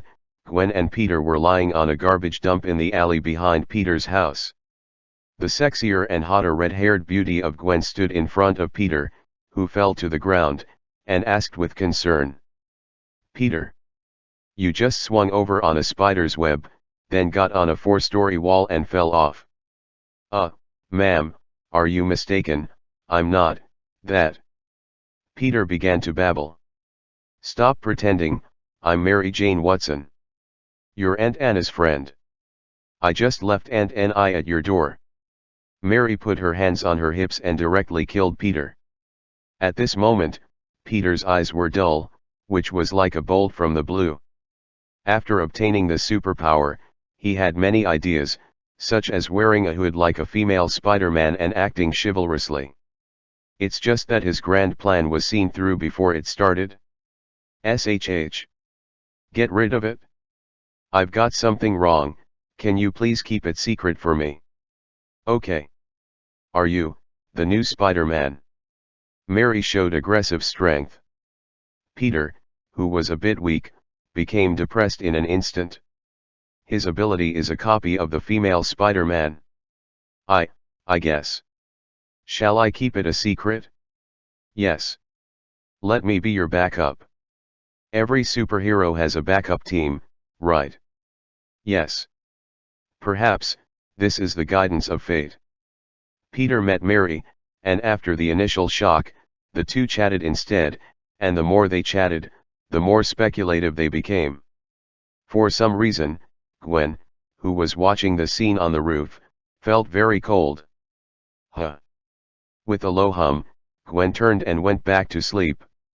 The next morning, Gwen tried to calm down. If she was a little scared before, would Peter really turn into a zombie last night and die completely in front of her eyes? Gwen was after seeing that Peter was doing nothing but having a hot chat with a curvy redhead. However, Gwen still breathed a sigh of relief when the disheveled, unkempt Peter with dark circles under his eyes rubbed against her father George's car again. Thinking that the woman's were bigger than hers, Gwen subconsciously showed disgust. Gwen, what's wrong with you? I strongly recommend you take a look at yourself. She concealed her thoughts well, while pulling a small mirror out of her bag. Peter saw the slumped self in the mirror, and saw that the buttons of his clothes were all crooked, and he immediately realized that it was his fault. Sorry, Gwen. George in the driver's seat turned his head and glanced, and couldn't help but teased his future son-in-law. Hey, Peter, no girl will be happy to see you like this. He still doesn't know that his precious daughter and Peter have had a deep rift. It seems to go to school as usual, and then the campus life as usual until noon. Gwen dragged Peter, who was afraid to face her with his head down, to the top floor of the deserted school building. Gwen, what's up? Were you okay last night? Me? I'm fine. Peter's eyes kept drifting away from Gwen. Gwen grabbed Peter's shoulders firmly. I care about you. If that spider hurt you last night, I hereby solemnly apologize to you. It was a spider I accidentally caught in the wild. Look at the pattern. It is not ruled out that it is poisonous. I strongly recommend that you see a doctor, get a physical examination, or Dr. Connors to find out. Peter is such a person who is sullen in the front and talkative behind the scenes. Gwen's kindness, even the almost explicit statement, he really couldn't hear it, and pushed Gwen's hand away forcefully. I'm fine, I'm fine. Please don't pay attention to such trivial things. Small thing. Gwen's eyes widened. Body mutation, becoming one of the superheroes Spider-Man, is this a trivial matter? Peter, are you really determined to hide it from me? Gwen has always been a man of action. When she raised her hand suddenly, a large mass of spider silk shot out from her wrist and stuck to Peter's chest. Peter's face was full of disbelief, his eyes widened, and he was speechless for a long time. Hello. Let me introduce myself, I am Spider-Man. Are you the future Spider-Man? Peter finally raised his right hand silently. On each of his fingers, tiny but visible barbed hooks popped out. This is the mystery of Spider-Man walking on vertical walls. Sure enough. Gwen tore off the spider silk sticking to Peter's chest. Okay, I have a showdown. What about you? Me what? What else did you do last night? Nothing, I suddenly became like this last night, I was freaking out. Really not. There was an urge to ask Gwen about Mary Jane, but Gwen stopped when the words came to her mouth. She suddenly found herself in no position to ask this question. Zombie Peter, plus Mary Jane, this is a double kill. A subtle feeling of betrayal spread throughout Gwen's body. No. Peter looked a little annoyed. Gwen was a little itchy. Okay. Then you decide whether you want to join hands with me to punish the bad guys in New York. Gwen shook her hand violently, turned her head and left. If the encounter between Peter and Mary last night seemed somewhat accidental to Gwen, then the two of them would get tired of being together in the next few days, and their relationship would heat up visible to the naked eye, making Gwen, who had eaten dog food several times unintentionally, Gwen felt unacceptable. It's so hard to die, and Ange, who is monitoring the school, found out about it. He held his forehead with black lines all over his head. No. Gwen, you give up, there are all Jackie Chan outside. This is fate, no, this is the supreme lethality of the official match. The so-called real damage is the most real damage. Historically, Gwen was old and miserable. Dad died because of helping Peter, and then Gwen died later. It is true that this made Peter's heart a blow. Perhaps this is the so-called evil fate. After that, Peter, who finally got out of his spiritual barrier, had one or two girlfriends, but finally married Mary and had a baby. Well, after all, in destiny, how could it be possible for the female supporting role to win the official supporting female lead? The wheel of fate is still rolling forward, and no one knows that the track of the wheel is so crooked. Dr. Connors got the cross-species research formula left by Peter's father. This allowed the PhD's research to make an intergenerational progress a week later. It's a pity that Ambrose Osborne, the helm of the Osborne Consortium, can't wait. His genetic disease took his toll. Seeing that Connors had been unable to open up the situation, he decided to shut down Connors' laboratory. This operation directly drove Dr. Connors to a dead end. You know, Dr. Connors lost his right arm on the battlefield in his early years. In order to regain his arm, he has been devoting himself to the research of limb regeneration. Then he set the research direction in the field of lizard genes that can regenerate limbs. Dongliu, how could he bear it? So, after the group's shutdown order was issued, Dr. Connors took the risk and injected the newly developed lizard serum into his body. His severed arm did grow back, and as a price, he became a 3-meter-tall lizardman covered in terrifying green scales. So, the new monster of this ship gave the citizens of New York a little biochemical shock on the Golden Gate Bridge. When the lizardman appeared, the already congested Golden Gate Bridge was jammed on the spot. Ah! The citizens screamed in panic and fled on foot. It's not their fault. Anyone who sees a large green lizard walking upright will be scared, not to mention, it will send a car weighing more than 1 ton flying like a toy building block with a wave of its hand. There are still innocent citizens in the car. Save life. A hard-working middle-aged office worker thought he was going to die, but just after the car plummeted 30 meters, the whole car stopped suddenly and was suspended in mid-air. That's Spider-Man Peter coming out. He used the spider silk with exaggerated elasticity to save the citizen at a critical moment. However, the madness of the lizardman continued. Vehicles of all sizes were constantly photographed flying out of the bridge, and Peter was forced to rescue them again and again. He didn't notice, everything he did fell into the eyes of the other Spider-Man. Gwen yelled, "You save. I'll stop it." This is the mindset of the police chief's daughter. Okay. Peter nodded, and Gwen bravely flew down, fighting with the lizardman. Unfortunately, Spider-Man's weakness of high agility and low attack is undoubtedly exposed in front of the thick-skinned lizardman. The Golden Gate Bridge is not Spider-Man's favorite terrain. The sense of justice in his heart prevents Gwen from using spider silk to tie up the car and using the car as a throwing object. Once it hits, it is a typical scraping. Whether it is punching, kicking, or spider webs, it can't hurt the lizardman at all, let alone restrain him. When the lizardman was going crazy, he threw a car and ran over an innocent citizen. Hearing the screams of the victim, Gwen was heartbroken. "Stop him!" Gwen yelled, making Peter join the battle group. It's a pity, but the armor-piercing line is always a scrape. It's so hard to die, and it's not fast enough. It would be nice if Kratos was here. Gwen didn't know why he thought of that seemingly rude but gentle man at this moment. Unfortunately, he didn't come. The two Spider-Man teamed up, and they also couldn't control the crazy lizard man, so they could only watch it go on a rampage.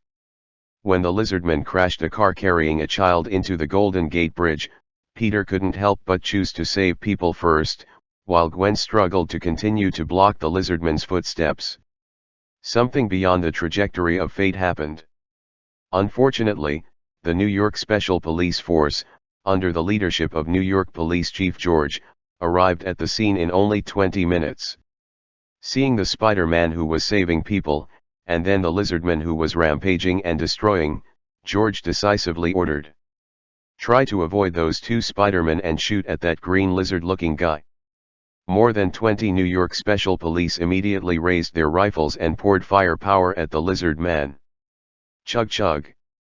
The violent bullet rain poured down. The intensive firepower that is enough to smash a normal person into a sieve does not work in front of a monster like a lizardman.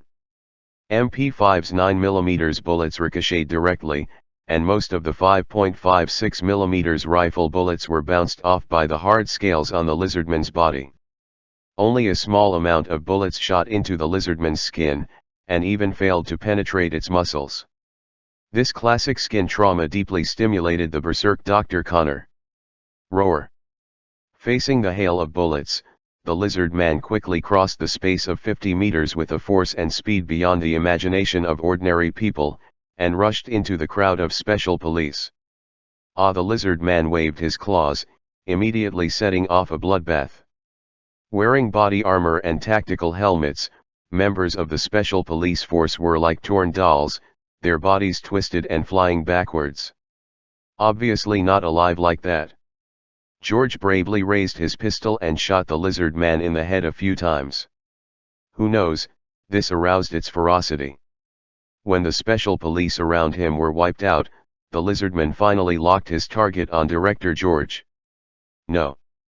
Gwen tried to stop. She failed. The flexible spider silk is worthless in the face of absolute violence. The lizardman's big claws grabbed her father's chest so hard. Hiss. The thick bulletproof vest was torn apart like a piece of rag, and the expression of fear representing death condensed on the faces of the father and daughter at the same time. At this moment, a pale but strong arm appeared. Impossible. The terrifying vertical pupils of the lizard man shrunk to the minimum on the spot. Dr. Connors knows exactly how powerful his beat is. A car weighing more than 1 ton can be thrown away. However, this powerful and heavy blow was actually carried by a small human arm. The other party firmly grasped his wrist, and no matter how hard he tried, he couldn't reach forward anymore. Gwen's eyes widened in surprise. Kratos. Some happened, the author was mentally disabled for a while, and the writing was crooked. I sincerely apologize for the inconvenience caused to everyone. Chapter 31 Idea Conflict and Killing. No one knows when this mysterious bald man came. He just appeared inexplicably at the moment when the New York police chief almost died suddenly. This not only stunned ordinary people, but even frightened the lizard people. Twice. No. This is at least 3 times the strength of an average adult male. The lizard man didn't intend to turn it into a boring wrestling. His other paw, together with his thick long lizard tail, came at the same time at a high speed of 70 miles per hour. Once the shot is shot, the fate of this big man will not be much better than that of the special police who just flew out. Drink. The big man shouted like a thunderstorm, and when he raised his foot, he was kicking like a lightning bolt. Boom! It was a muffled sound as low as a drum. There is a high probability that a giant lizardman weighing more than 500 kgs will have an obvious depression in its abdomen. Gwen, who had good enough dynamic vision, saw with his own eyes that an extremely short-lived dynamic crater appeared on the lizard man's belly. Kratos's terrifying power definitely hurt the lizardman's internal organs. In the next second, such a big lizardman flew upside down.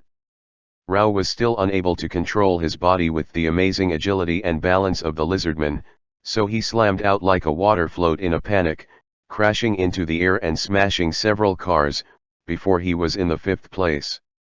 After a roll, one paw was pulled on the ground, barely stopping the momentum of flying backwards. Before the big lizard could react, Kratos had already chased it with his peculiar flame-shaped double knives. While Kratos was fighting the lizardman, Gwen couldn't bear it anymore, tears filled her eyes, and threw herself at her father. "Dad.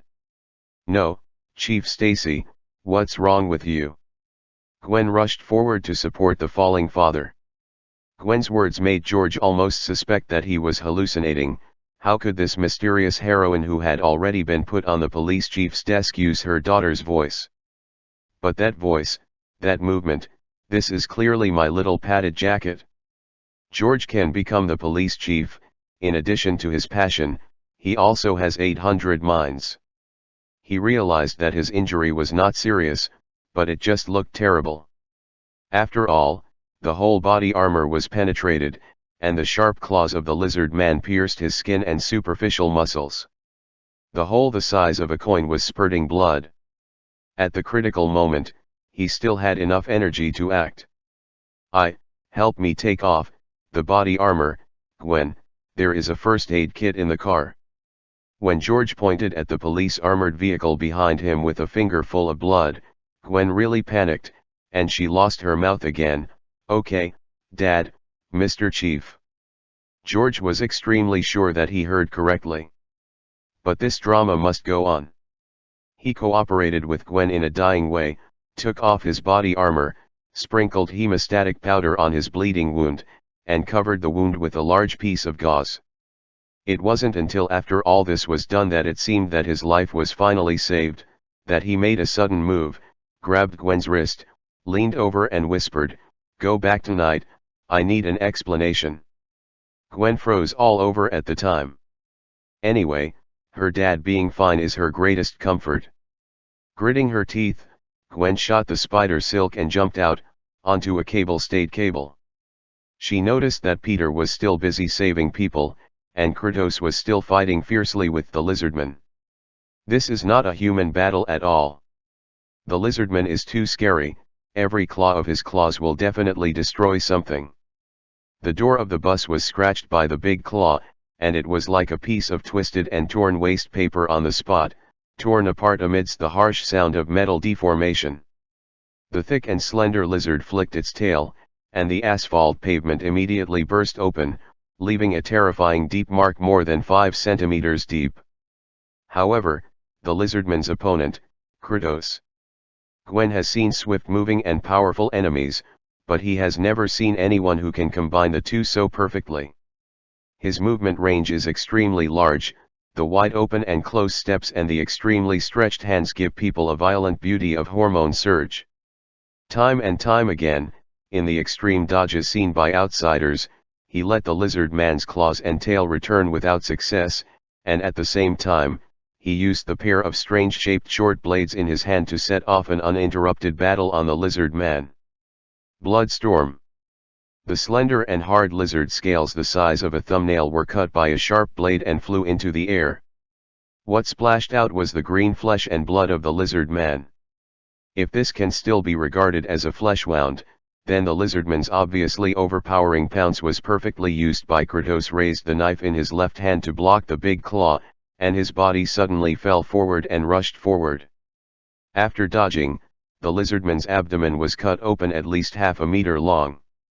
Green blood sprayed out together with a large section of intestines as if it didn't cost money. If an ordinary person suffered this kind of injury, even if he didn't die, he would fall to the ground seriously injured on the spot. Gwen was shocked to see that the terrible wound that the lizard man had just been injured was healing at a speed visible to the naked eye. The wound was closing with the peristalsis of the muscles, and even the leaking intestines were covered by the newly grown abdominal muscles. Melt away. A large section of intestines was hanging on the belly and kept shaking with the movements of the lizard man, making him extremely frightened. This is the key to why Kratos has the upper hand and still hasn't taken down the lizardman after so long. This 3-meter-high green monster really resists beatings. On the other side, under the pain and the almost endless surge of blood, the lizard man's movements became more violent, and he began to attack all the humans around him indiscriminately, including but not limited to smashing cars at innocent people trying to escape. However, Kratos ignored everything and still focused on causing damage to the lizardman. He was not bound by the so-called Giri at all, which made the lizardman dumb. Gwen watched anxiously. It wasn't that she didn't want to help. Firstly, both sides fought at a very fast pace. Secondly, her fighting style was obviously inconsistent with Kratos. If her spider web spray was not good, it would hurt Kratos. The lizardman has amazing resilience, which means it can make mistakes many times. What about Kratos? Don't know, at least he looks decent, and Gwen wouldn't bet on him getting a hit. Gwen will never forgive herself if it doesn't help. As a truly talented woman, Gwen never lacks observation skills. She found out within a few moments that Kratos seemed to be unintentional, but in fact he had been secretly forcing the lizardman towards a mysterious tanker. Dangerous goods, liquid nitrogen. Gwen's eyes lit up, and she realized what Kratos wanted to do. Once you have mastered the intentions of your teammates, the next thing is easy. As if rehearsing 100 times and 1,000 times, Kratos just flashed the green lizard claws sideways, and a large spider web was pasted on the lizardman's face. Ah! Wow! The lizardman screamed strangely. If Dr. Connors is a natural lizardman, maybe he can also respond through his specialized sense of smell. It's a pity that not long ago, he was an out-and-out human being. The sudden loss of vision made him panic, and instinctively stretched out one hand to tear off the spider web, while waving the other hand in an attempt to block Kratos' attack. Beautiful. The bald man's praise gave Gwen a strange sense of satisfaction for the first time. I helped him. I finally helped. Gwen's excellent assist was not wasted. Ange leaned down suddenly, and made a full-strength horizontal cut similar to a lying knife, causing a terrible injury to the lizardman's left ankle.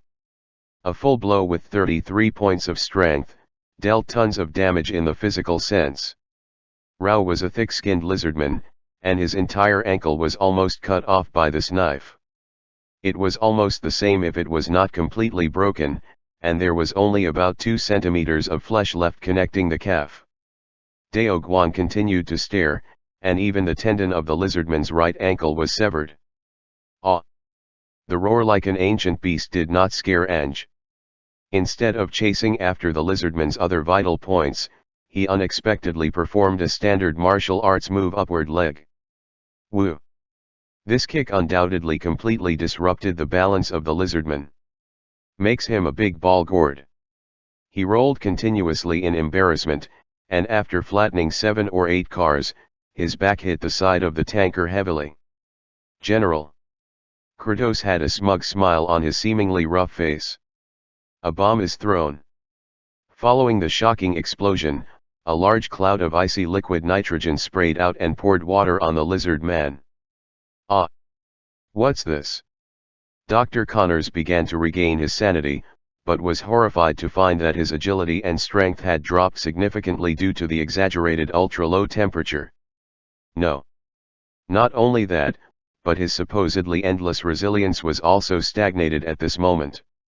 Before Dr. Connors could react, the burly figure that frightened him had already rushed in front of him. Shua! A strange-shaped saber pierced his chest, and another knife made his vision suddenly fly high into the sky, followed by a vision that seemed to be spinning. What spewed out from the terrifying lizard's head was no longer the indistinct roar of a beast, but human words. Am I dead? Chapter 32. Promise me, don't do anything wrong.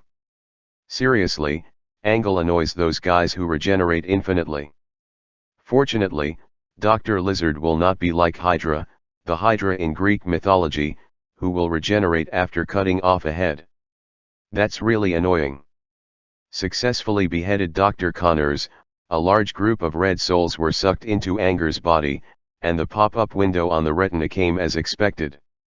Congratulations to the host for killing Dr. Connors the lizard. Congratulations to the host for obtaining the following basic attribute upgrades: Constitution plus 18, Strength plus 21, Intelligence plus 9, Perception plus 10, Will plus 1. Seeing this, Eng was already trembling with excitement. Sure enough, high risk is accompanied by high return.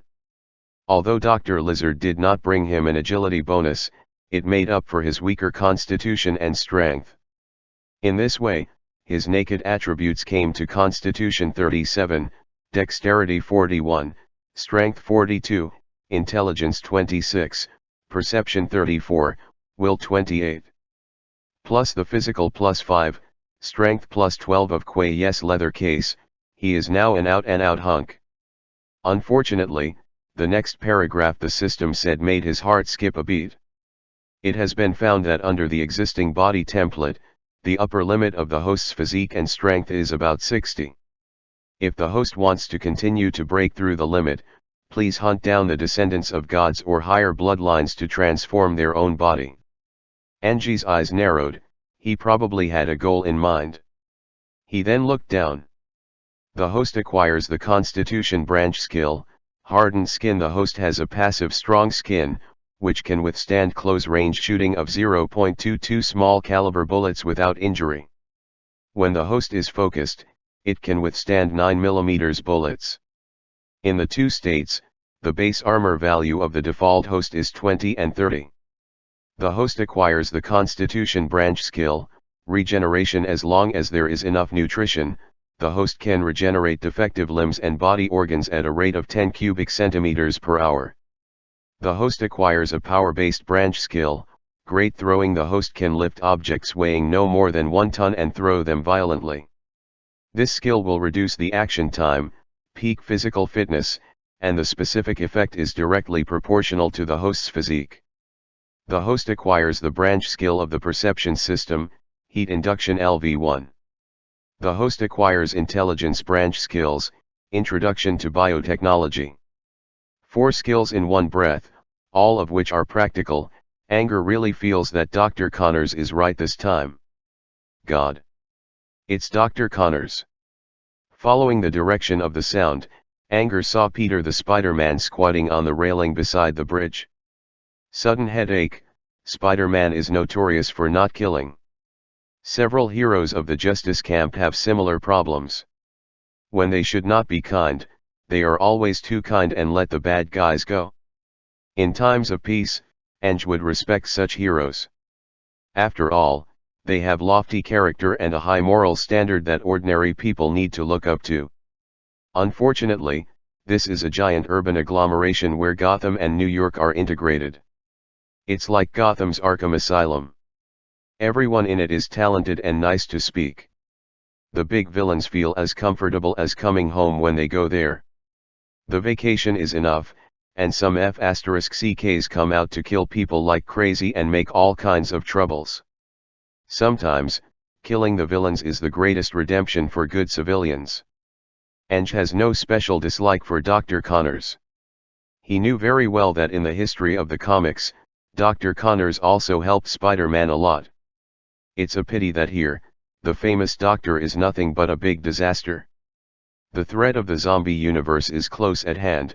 Anger can only regard the doctor as a gift package of experience. Are you an acquaintance? Oh, I'm sorry about that. Eng picked up a rag, wiped the knife, and put the knife back into its sheath. Peter is very confused. Did this mysterious big guy do something wrong? No. If it was him, fighting a giant lizard man, he wouldn't think of humans. In this level of battle, it is impossible to keep hands. It's just that Peter's heart is blocked. This is Dr. Connors.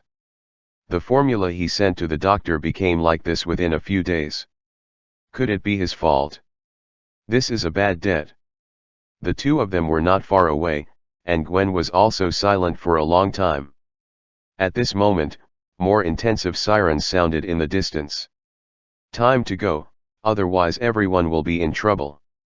Compared to Spider-Man swinging away with spider silk, Anger's departure was simpler and rougher. He turned over and jumped off the Golden Gate Bridge. This. Gwen's eyes widened. Before the guardrail was heightened, the Golden Gate Bridge was New York's suicide mecca. The body of the bridge is more than 60 meters above the water surface and is more than 20 stories high. Don't look at the water below. Jumping from this height, the water surface will be as hard as a cement slab. If a person jumps, normally his body will be crushed to pieces. But when Kratos went down, it was like dropping a depth bomb. With a loud boom, his figure quickly disappeared into the Golden Gate Strait. Only Spider-Man, who has excellent night vision ability, can barely see a shallow white water column under the water, which is the trajectory of someone after swimming at high speed. Dr. Connors died, but the shocking aftermath brought by the doctor has not yet ended. The next day, the host on TV reported the incident in the tone of UC shock department. Today the Golden Gate Bridge was attacked by a horrible monster. This creature has the appearance of a lizard man. It is more than 10 feet tall. It can easily throw a car weighing more than a ton off the bridge. It does not even have the SWAT team in New York City. Opponent. Fortunately, 2 Spider-Men, a man and a woman, and a mysterious bald man killed him. After identification, the real identity of this lizard man is the famous Dr. Curt Connors. Before he was fired by the Osborn Group, he had been engaged in the research of cross-species genetic engineering. His research direction was to use lizards' regenerative factors, heal human limbs. The police found Dr. Connors' temporary research center, where they found a container filled with a mysterious liquid. According to the preliminary calculations of authoritative scientists, it may turn all people in New York into lizards like Dr. Connors' monster. As soon as the screen changed, the spokesperson of the Osborn Group was broadcast. The company has long discovered that Dr. Connors' research is heading in a very dangerous direction. In the spirit of being responsible to the society and the public, the company closed Dr. Connors' laboratory early and terminated his research. This is obviously the doctor losing his mind and continuing his crazy research. Compared to the liveliness on TV, Gwen felt that she was facing the greatest crisis in her life. As a young man who has not officially stepped into the society, her father's majesty is not a joke, especially her father is also the police chief of New York City. "Dad, why are you back?" Gwen looked at the thickly bandaged father on his chest in shock, and was dumbfounded. "It's okay. I went through a detailed examination by the doctor. Last night, I saw that the injuries were serious. In fact, the 4 wounds were all flesh wounds. The wounds have been stitched up, and they will recover in a week." George looked at his precious daughter with a smile on his face. "Fixiao, Gwen, don't you have anything to tell me?" "Goo." Gwen swallowed, his whole body stiff as a wooden man, and followed his father into his study. "Close the door." George sat on the armchair with great confidence. "Okay, what should I call you? Spider-Woman? Female Spider? Or my good daughter? What can Gwen do? She is also very desperate. She could only come up with the plan she was least willing to come up with, and recruited all of them." After a while, George rubbed his brows. His head was hurting. "Simply put, you were bitten by a mutant spider, and then you became a female Spider-Man. You hid the spider, and Parker was also bitten. Bite. In order to find out what happened, you sneaked into the Osborn Group and became Dr. Connors' assistant, just to find out if you will become a monster. Yes, Dad, if your poor daughter does something wrong, she may become a monster and never come back." Gwen's acting skills in pretending to be pitiful are definitely above the standard. George is in trouble. The female Spider-Man's reputation is not bad. Help the police arrest people, and don't commit crimes on purpose. In the department's internal assessment, she was an official hero that could be won. It should be said that all superheroes are useful to the country. Easy to use can be recruited, not easy to use, you can also form Suicide Squad. George is well aware of the peeing nature of the group above. Lau Mei doesn't want to be righteous and destroy relatives, destroy selfishness, and serve the public. It is absolutely that there is a small family first, and then a big family. In fact, after so long, he had already thought about it. Gwen, you've grown up and you have your own ideas. Since what you're doing is just, of course I, as a father, will support you. But don't expect the New York Police Commissioner to help you. Thank you, Dad. With the protracted ending, Gwen kissed Dad's face passionately. Okay, okay. Take care to protect yourself. Don't mess around. Yes, Dad. As for your research, the Osborne Group's path is blocked, but I still have a plan B. Wait, you didn't mean that, Ange? Yes. The heartbroken old father suddenly felt a burst of heartache, and he always had the illusion of sending his daughter into a tiger's mouth. However, my daughter is already a female Spider-Man, so the other party shouldn't be able to do anything to her, right? Chapter 33 Spider-Man's Shura Field. Midtown Middle School was as loud as ever. High school is a very delicate stage, where young boys and girls can vent their hormones to their heart's content without the need to intrigue like social people. So, they're pretty straightforward about what they like and hate. Beside the storage racks in the school corridor, a lot of students are preparing supplies for class, changing their own sundries, taking out textbooks and so on. When they saw Eugene Thompson with "the whole world owes me money" written on his face, walking towards Peter, the crowd slammed to get out of the way, and at the same time, the exclusive expression of eating melon appeared on his face. Hey! Peter! Don't say I didn't give you a chance to prove that you are a real man. How about having a fight with me in the ring after class? If you are afraid, you can also wear a full set of protective gear. Lightning, seeing that Peter is upset, isn't it? It's a matter of a day or two. He is an extreme person, either he hates someone very much, or he admires someone very much. Wow! Eugene is here again. As soon as this remark came out, the crowd immediately started booing.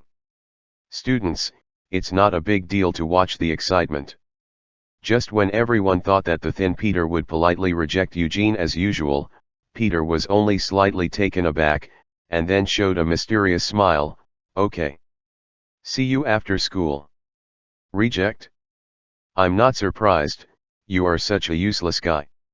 Huh. Wait. You agreed? Eugene made a speech arrogantly, only to be surprised to find that the person opposite had a wan look. The guy with Wujiang's face actually agreed. The astonishment on Eugene's face made Peter's eyes flash with joy. Peter opened his arms and said generously, yes. I agree, all the students here are witnesses. Oh. The crowd suddenly boiled. This is my big melon. Eugene played his role perfectly. Okay. Peter, don't leave after class. Just wait for me. Not far away, Gwen held her forehead. She didn't know what to say, so she could only mourn for Eugene in her heart for 3 seconds. In any case, the two sides are fighting in the ring in a serious manner, and this is not a private fight. At least the style is much higher. The news spread all over the school at once. The students were so excited that they couldn't concentrate in class, and they were all whispering. After finally waiting for get out of class to end, they swarmed into the gymnasium, cheering and calling the names of both sides. Eugene. Eugene. Eugene. Peter. Peter. Peter. To be honest, Peter is not very popular on campus. Apart from his studies, he doesn't have a strong sense of presence in other aspects. It's just that everyone can't understand Eugene more or less in their hearts, and the result is that the cheers for Peter are not small at all. Gwen was surprised to see that Eng was there. To his right sat the headmaster, and his secretary and bodyguard sat on the row of stools behind him. Gwen hesitated and went up to say hello. Mr. Eng, you are here. Eng smiled and said nothing, Do I want to tell you that the first page of the Zombie Marvel Universe comics is that zombie Peter bites people in public during the live broadcast? Nothing to do, of course I want to keep an eye on another Peter. Oh, Miss Stacy? You know each other too? That's just right. The principal said cheerfully, Mr. Eng is planning to join our school board and is inspecting the school. If it is convenient for Miss Stacy, please help me Mr. Ge, how about the school? Eng showed a bright smile, I just plan to invest a few $100 million. Gwen. Regardless of public or private schools in the United States, they will accept government funding and private donations for academic research. No matter what kind of benefactor's father, it is the existence that the principal needs to kneel and lick. Eng entered the school in such a grand manner, Gwen really couldn't say anything, she could only gracefully press her skirt and sit down beside Eng. At this moment, exaggerated screams suddenly erupted around the ring. Listen carefully, and you will find that 99% of them are the excited cries of female students. No reason. Just because Peter took off. Jing is bare-chested and wearing a pair of loose boxers, which is standard for male boxers. Any tight fight is true. Eugene is a muscular man, everyone has long known.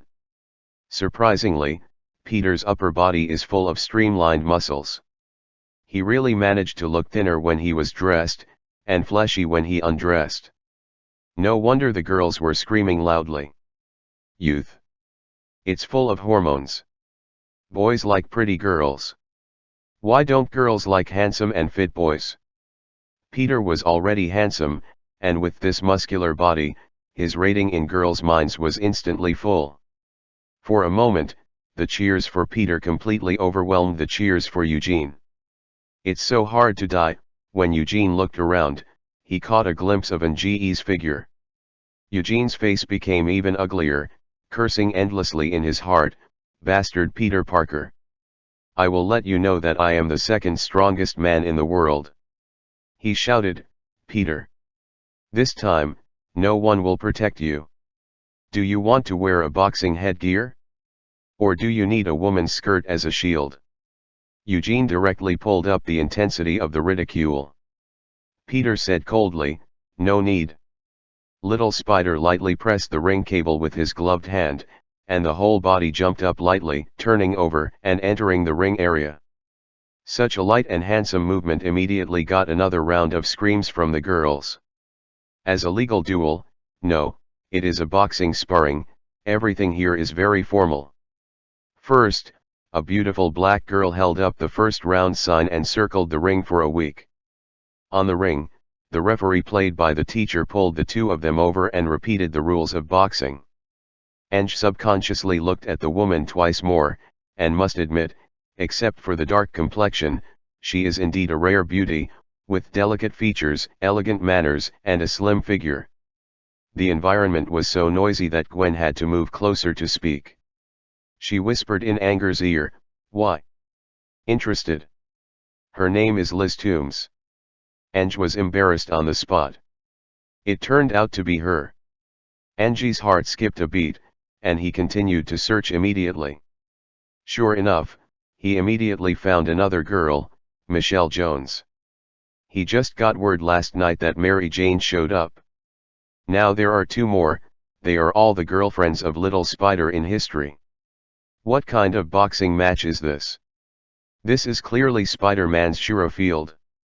Eng is professionally trained, generally speaking, he doesn't laugh unless he can't help it. Poof. Gwen looked at Eng strangely, and followed his gaze to see Michelle, a black girl with curly hair. She was a little confused. If Nge was a big pervert, she definitely shouldn't react like this. Sorry, Miss Stacy, I lost my composure. I just suddenly thought of something funny. I couldn't help it for a while. At the end, Eng suddenly lowered his voice and approached Gwen's ear, they are not within my hunting range middle. At this time, the bell rang for the start of boxing. Full of anger, Eugene came up with a relentless and ferocious right uppercut, and his powerful fist even made an exaggerated sound of breaking the wind. The audience exclaimed, "Wow!" They couldn't imagine what it would be like if this punch hit Peter's handsome face. This must hurt, right? Unexpectedly, in the next second, Peter dodged in an extremely light and sensitive way. In the eyes of outsiders, this is undoubtedly a thrilling dodge. It fell into the eyes of Gwen and Aang, and they watched how Peter played Eugene the whole time. Compared with Peter's movements, Eugene is like a big, clumsy bear, more ferocious than flexible. How powerful is it? Isn't it useless to miss? Ah! Unreconciled, Eugene roared loudly, no longer underestimated his opponent, but raised his fists to protect his vitals, and stuck to Peter with a short, smooth jab to launch a tentative attack.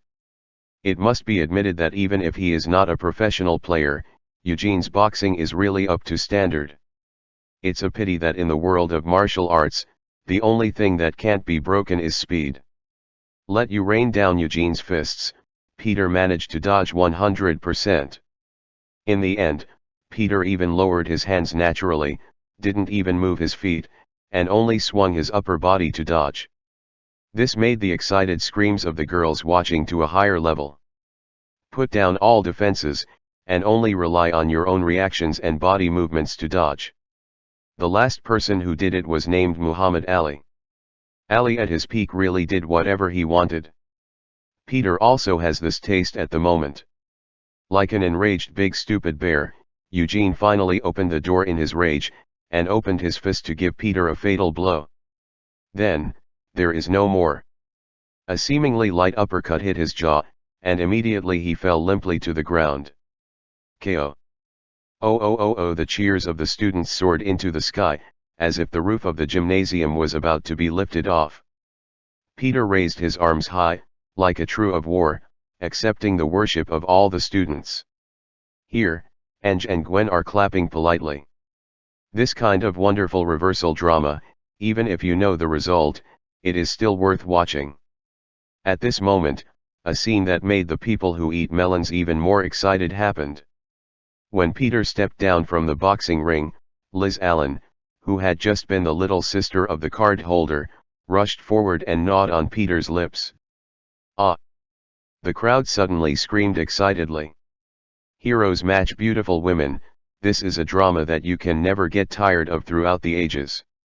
Almost everyone was screaming with excitement, except Mary Jane, who happened to be watching this from the window outside the gymnasium, and Gwen, who was inside, and Miss Michelle. Their delicate expressions fell into Angie's eyes, and it became a classic Bai Shui scene. He couldn't help but think of Betty, another beautiful woman who had an affair with Spider-Man in the comics. That time she and Liz met Mary Jane. Perhaps, this is the so-called Spider-Man and his tragic Shuro Field. Chapter 34, destined to become a classic party. Peter had no idea that he had stepped into the Shuro Field, and he didn't even feel that it was the Shuro Field. He has never even held the hand of a beautiful woman, so how could he feel that he has established a relationship with someone else? As a poor kid who lost his parents, was raised by uncles and aunts, and grew up with the label of poverty on his body, Peter has never received such attention. He is not ugly, but it is a pity that in this kind of elite high school where rich, powerful, and noble children gather, poor boys want to be surrounded by beautiful women, and they absolutely don't even think about it on weekdays. He succeeded, dignifiedly in the field of men, defeating the muscular guy Eugene Lightning Thompson, who bullied his classmates and made everyone dare not speak out. At this moment, he is the mortal hero who defeated the evil king. The enthusiasm of the students can be imagined. Peter even intentionally or unintentionally hugged every girl who came forward to offer a kiss. Well, besides Liz, there were many girls including Michelle who came up to hug him, so that they would not kiss him directly, at least on the face. In the blink of an eye, his face and neck were covered with lip prints from different beauties. Every American high school student is a walking hormone. At the moment, Peter wasn't too complacent, at least his heart was smug.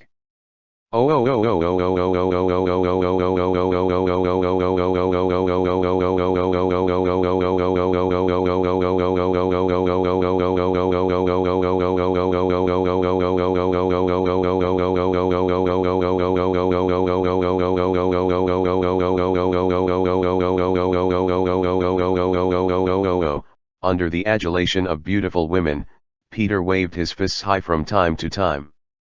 It's just that this embarrassing look is a bit subtle in Gwen's eyes. Ange rested his chin and looked at Gwen in a daze.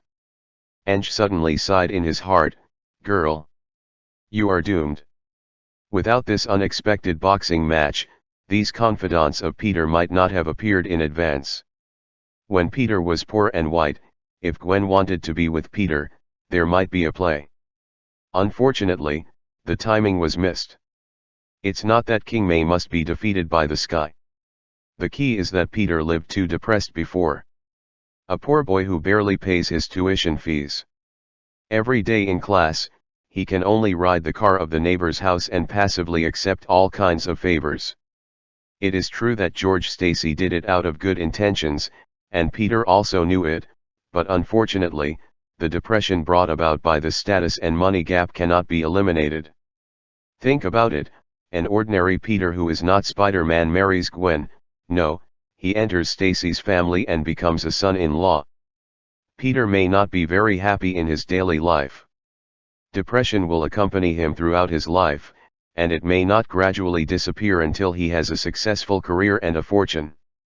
On the one hand, there is a childhood sweetheart who is kind to me and is used to seeing her pretty face, but the bottom of my heart will bring me depression. On the other hand, there is Liz, who has nothing to do with her before, but has a different style, and beautiful Liz, or other beauties, Peter, how you will choose is self-evident. And in the open-minded America, girls don't have the concept of restraint. A good man is to be snatched. Seeing that Peter is so popular, under the background of the noisy atmosphere, Liz invited Peter very high profile. "Hi. Peter, there is a big party at my house this weekend, do you want to come with me?" "Party? Good. What American high school student doesn't aspire to be the star of the party?" Peter agreed almost without hesitation. At this moment, the silly boy Peter still doesn't know that Liz's father is the big villain Vulture who is about to bring disaster to New York. Whether he can bear this good fortune, no one knows. The VIP seats in the boxing ring are the closest seats. Peter's voice fell into Gwen's ears, and her reaction was wonderful. Ange noticed that she pursed her lips and clenched her hands into fists. Ange just wanted to laugh. Spider-Man Peter has more than 20 girlfriends in comics and movies. Even if he wants to overturn, it is his own fault. Ange just eat melons. At this time, Ange suddenly saw a mature-looking blonde boy with a back comb in the noisy crowd. Harry Osborn. The only son of the Osborn family is Peter's childhood friend. But wasn't he thrown into boarding school by his father Norman Osborn? He appears here. Doesn't it prove that Norman is dying? This is Wheel of Fortune rolling forward again. Interestingly, Harry was staring at Liz, who was holding Peter tightly like a koala. Anger couldn't help laughing again. In the comics, Liz is married to Harry Osborn, but in the movie, Peter has a crush on Liz. Ange has no idea which historical line this hodgepodge-like world follows. Anyway, Les Iron will never be in the Air Force. There are new melons to eat every day. Harry strode forward and hugged Peter. "Hi. Dude." Peter's eyes widened, and he looked at his childhood friend in surprise and said, "Harry? Why are you here?" "I happen to have something to do at home. I passed by here to see if I could touch you. I didn't expect to see such a wonderful show as soon as I came here." "It was wonderful, buddy." Peter was a little embarrassed. At this time, Liz next to him recognized the eldest son of the Osborn family. "Will you come to the party at my house this weekend?" "Harry." Harry blinked a little surreptitiously. "Of course." The most amazing thing is that Miss Black Canary didn't know what kind of mentality she had at this time, but she actually got angry. She came over from the back row and said in a voice that Gwen could hear, "Boss, Miss Leeds' father, Mr. Toombs. I once sent you an invitation letter, hoping that you will attend the weekend party. This is not unusual. All the upper-class people in New York know that there is a Gotham Kaisi who is stupid and rich, and plans to invest in New York. Know what's the scariest thing about a party? That is, a bunch of people get together to plan a project, and when the food is ready, they find that all the people sitting down are party B and none of party A. Toombs may not really need Anger's money, but if a benefactor appears at his own party, this in itself will strengthen Toombs' status. Aside from this, what Anger values more is the identities of these guys, Spider-Man and his girlfriends, the second generation of the Green Goblin, the wife of the second generation of the Green Goblin who was once Spider-Man's girlfriend in theory, Vulture, and the daughter of the Vulture. If you put all your historical identities on it, there will be an evaluation that your circle is really messy. In this case, why not add Godslayer Ang, Gwen the Ghost Spider, and Black Canary? Ang smiled, what a coincidence. That's fine, let's go and have a look. Unfortunately, I lack a beautiful female companion. A firefighter throws a straight hook with no bait. This kind of willingness to take the bait is something that most people really can't learn. Gwen is indeed angry. It's not that she has no longing for her childhood sweetheart Peter, but she has always been the stronger side since she was a child. Now the status of each other has undergone subtle changes. Peter rises. If Peter rose through his own efforts or luck, Gwen would definitely have no problem. The wonderful thing is that in this life, Peter used the mutated spider she hid to become Spider-Man, and only then did he become the hero who defeats villains today. How could Gwen be happy? She can of course get the right to party directly through leads. Then she is weaker. She is just the daughter of the chief of police. To put it bluntly, the chief of police is just a beater with some power. Seeing that her family is the same as Peter's, one knows that she will not be very rich. The Liz family is a large villa in the upper part of Manhattan. In this way, Gwen always felt that she was naturally lower than Liz. Although there is no relationship between the two of them in this life, this kind of ex-girlfriend relationship is the most subtle. From ancient times to the present, when an ex-girlfriend attends an ex-boyfriend's wedding banquet or something, she has to find the chief hairstylist even for a haircut. No matter how, you can't lose your momentum. Facing Anger's straight hook, even though she knew that Anger might have malicious intentions, Gwen was not afraid of it, relying on her identity as a female Spider-Man. She smiled, coincidentally, I happen to be free on the weekend. If Mr. Ang doesn't mind, how about I come to be your female companion? It's my honor. Ang took Gwen's slender hand very gracefully, and gave a gentlemanly hand kiss. Chapter 35. Angie's father turned out to be. Ang felt the slight unnaturalness on Gwen's face, and glanced at the little spider from the corner of his eyes, and found that he was wantonly enjoying the praise of his classmates and the embrace of the beautiful woman. This is the release that Peter suppressed for a long time. Compared to the little entanglement between them, Anger is more curious about what will happen next.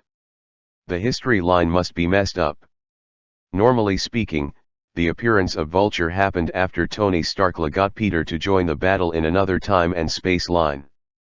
Now in this chaotic world, he actually appeared at the same time as the second generation of the Green Goblin.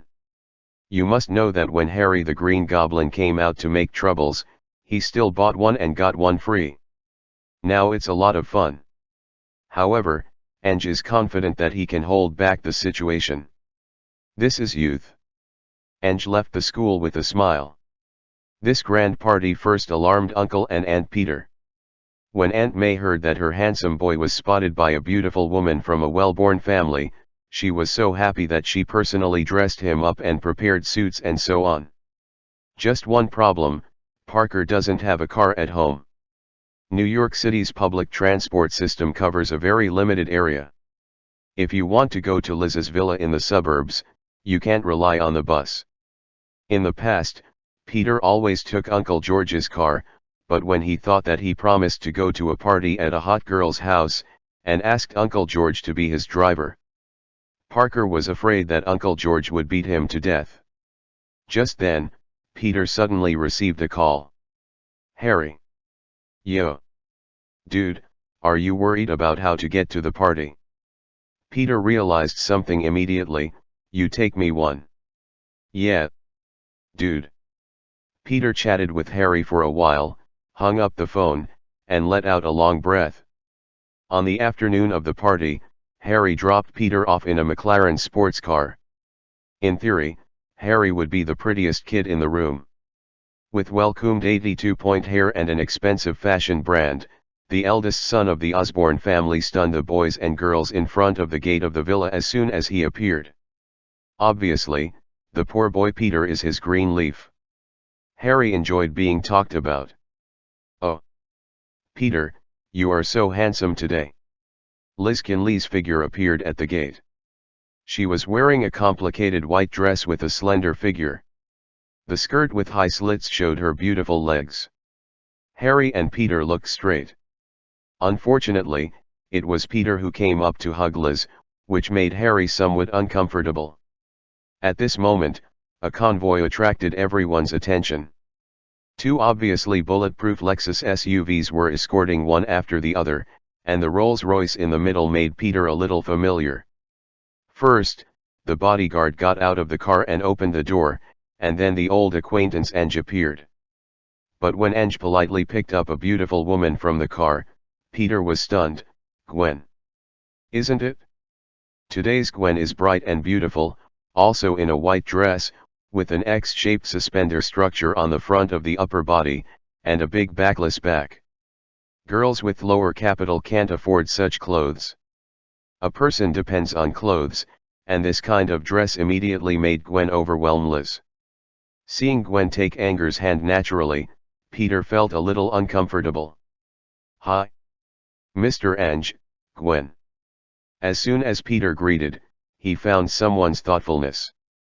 Because in the SUV behind, the bodyguard opened the door and sent down a group of girls: Mary Jane, Michelle, basically all the beautiful girls who surrounded Peter and received invitations from Leeds that day. They came over to say hello to Liz as soon as they got off the car, and then they all surrounded Parker. Ange raised his eyebrows. I just want to help others. Gwen suddenly became angry. Did you do it on purpose after you guessed it? Forget it. Before they could quarrel, Harry came up. Harry Osborne. Anger. The two of them reported their families. I heard that Mr. Ange is also going into the field of genetic engineering. Harry's words were obviously tentative. We didn't know each other before, but whether it's Gotham or New York, this circle of rich people is not big or small. Each field has only one or several families. If Ange wants to invest in genetic engineering, there is no way to bypass the Osborne Group. Perhaps. Ange was non-committal. Although we are meeting each other for the first time, I would like to advise Mr. Huh.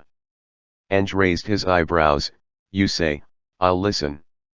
Outsiders without foundation, don't mess around. Otherwise, be careful and burn all your money. This is no longer a temptation, but a threat. Finally, don't touch my good buddy Peter, or I will let you regrettable. Obviously, if it's really good for Peter, it should not set up obstacles for him and Leeds.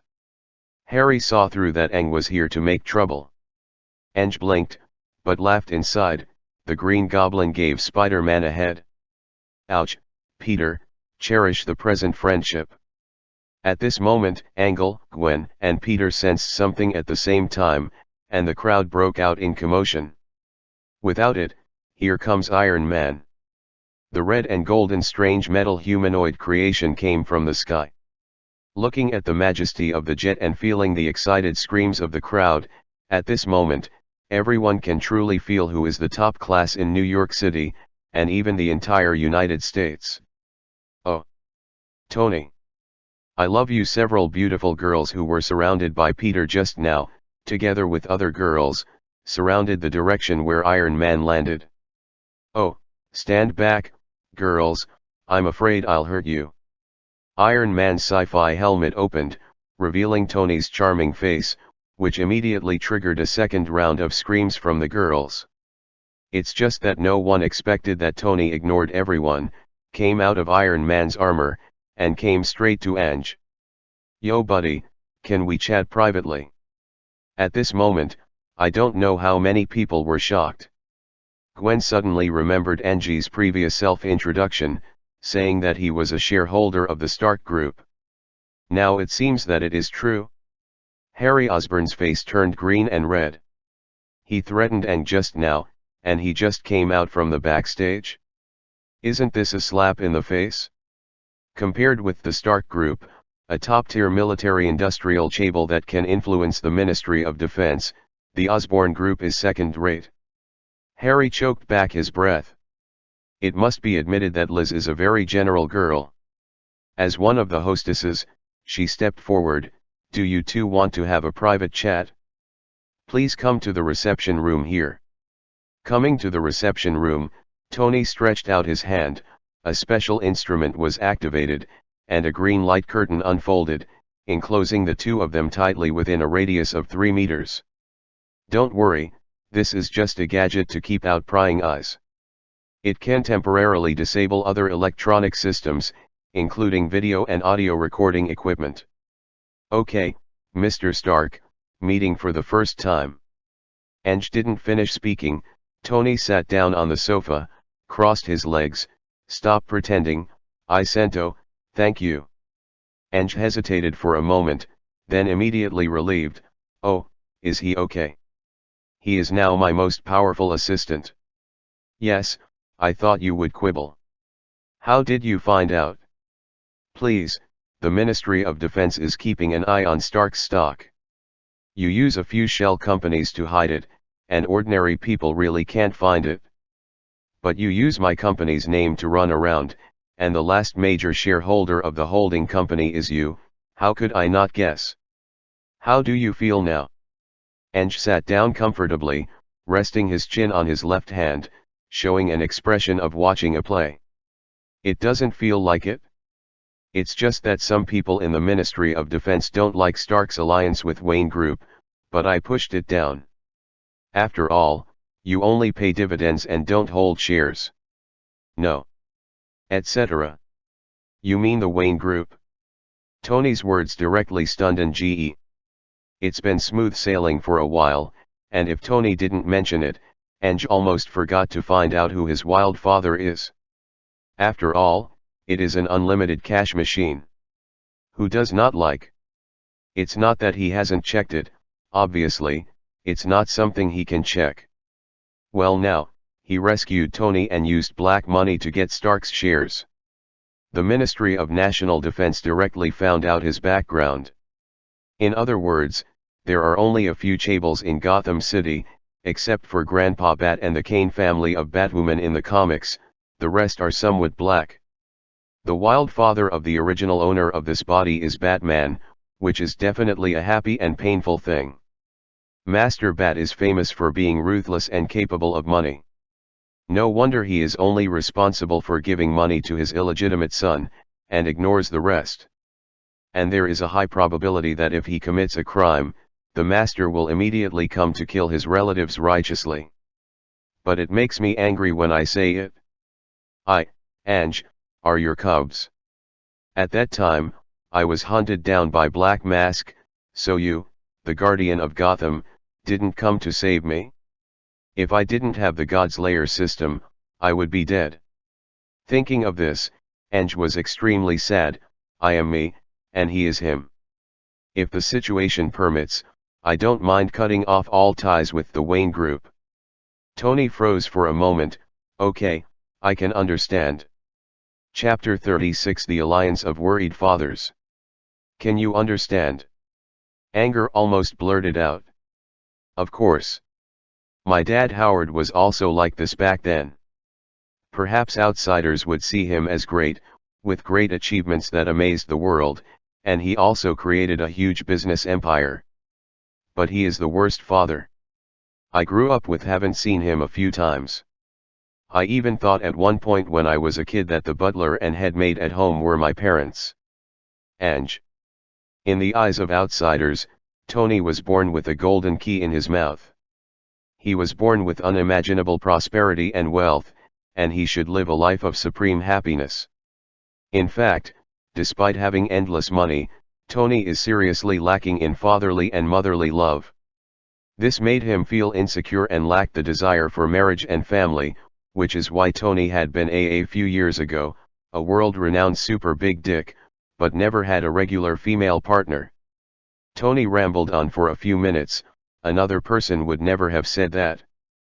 But in Tony's view, Anger's life experience is almost exactly the same as his.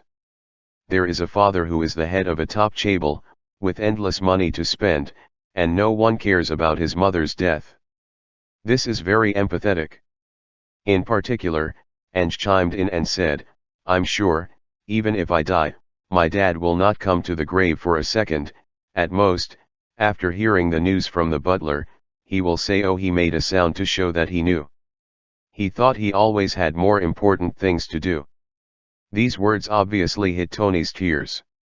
This former playboy, who has experienced life and death and has begun to evolve into a true hero, had red eyes on the spot. Tony dug out a bottle of top-quality brandy prepared in advance in the living room, and filled it for Ange himself. "Here's to our father. Cheers!" The two drank it down in one gulp.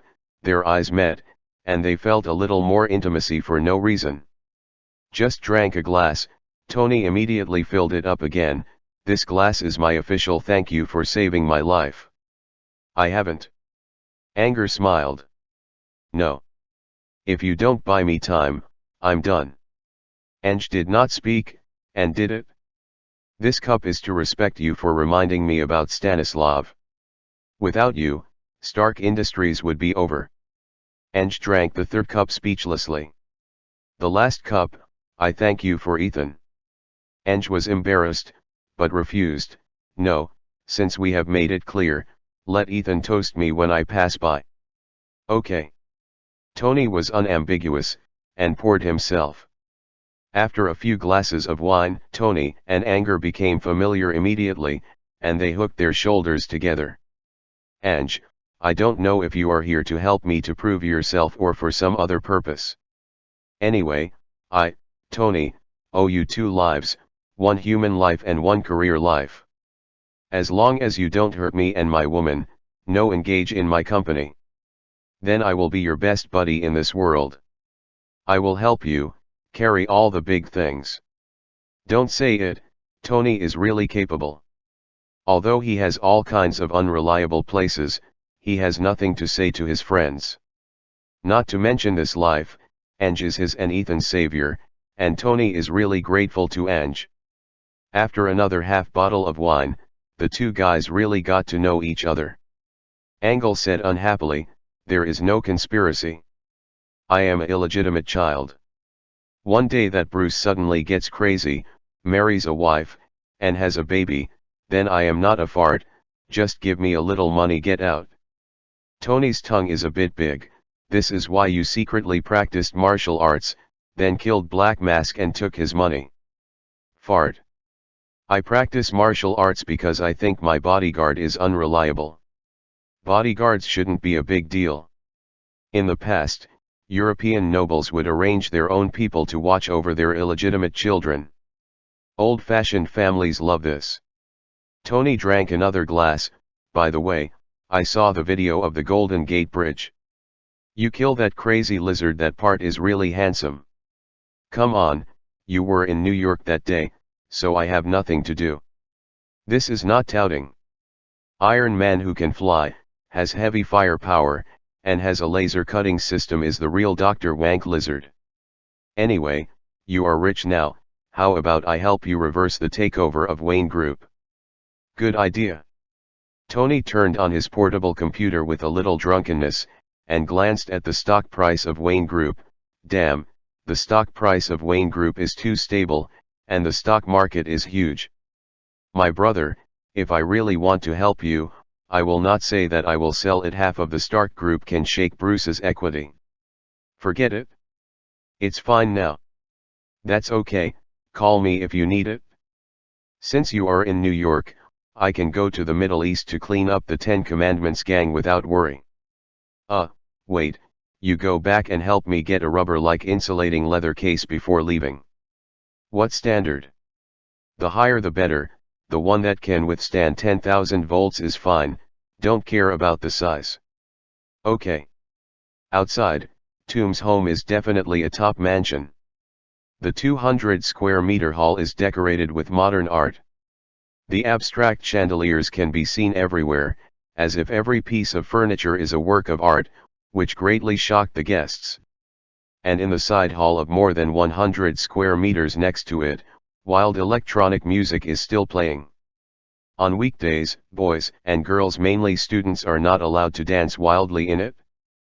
But today, all the limelight was taken away by the red and gold humanoid metal creation. Iron Man Lau Mei is now the real top class, the #1 idol in the hearts of all boys and girls.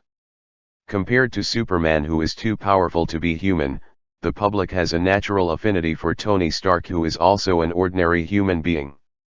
The high-tech battle armor gives ordinary people an illusion of "I can do it myself." The young people kept taking pictures around Iron Man and screaming.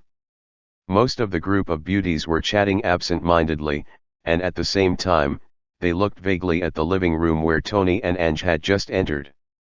You know, every woman who has slept with the national husband Tony Stark, even if they cannot enter the Stark family, this does not prevent them from doubling their worth in the future. For example, the former female reporter Christine, who became famous in this life because she was shot by Tony, has now hosted a one-man show. What's more, if anyone succeeds now, then the person sleeping is not an ordinary rich second generation, but Iron Man. The excited cries of the girls obviously affected the Tomb's father and daughter. Normally speaking, the host would not be happy about this kind of pretentious behavior. It's still the same sentence: as long as the background is big enough, it is a distinguished guest that you can't even invite on weekdays. Liz noticed that the boy he had a crush on seemed to have an extraordinary admiration for Iron Man. It should be said that all the boys here are like this. The door of the reception room opened after 10 minutes. The two figures with shoulders crossed became the focus of people's attention.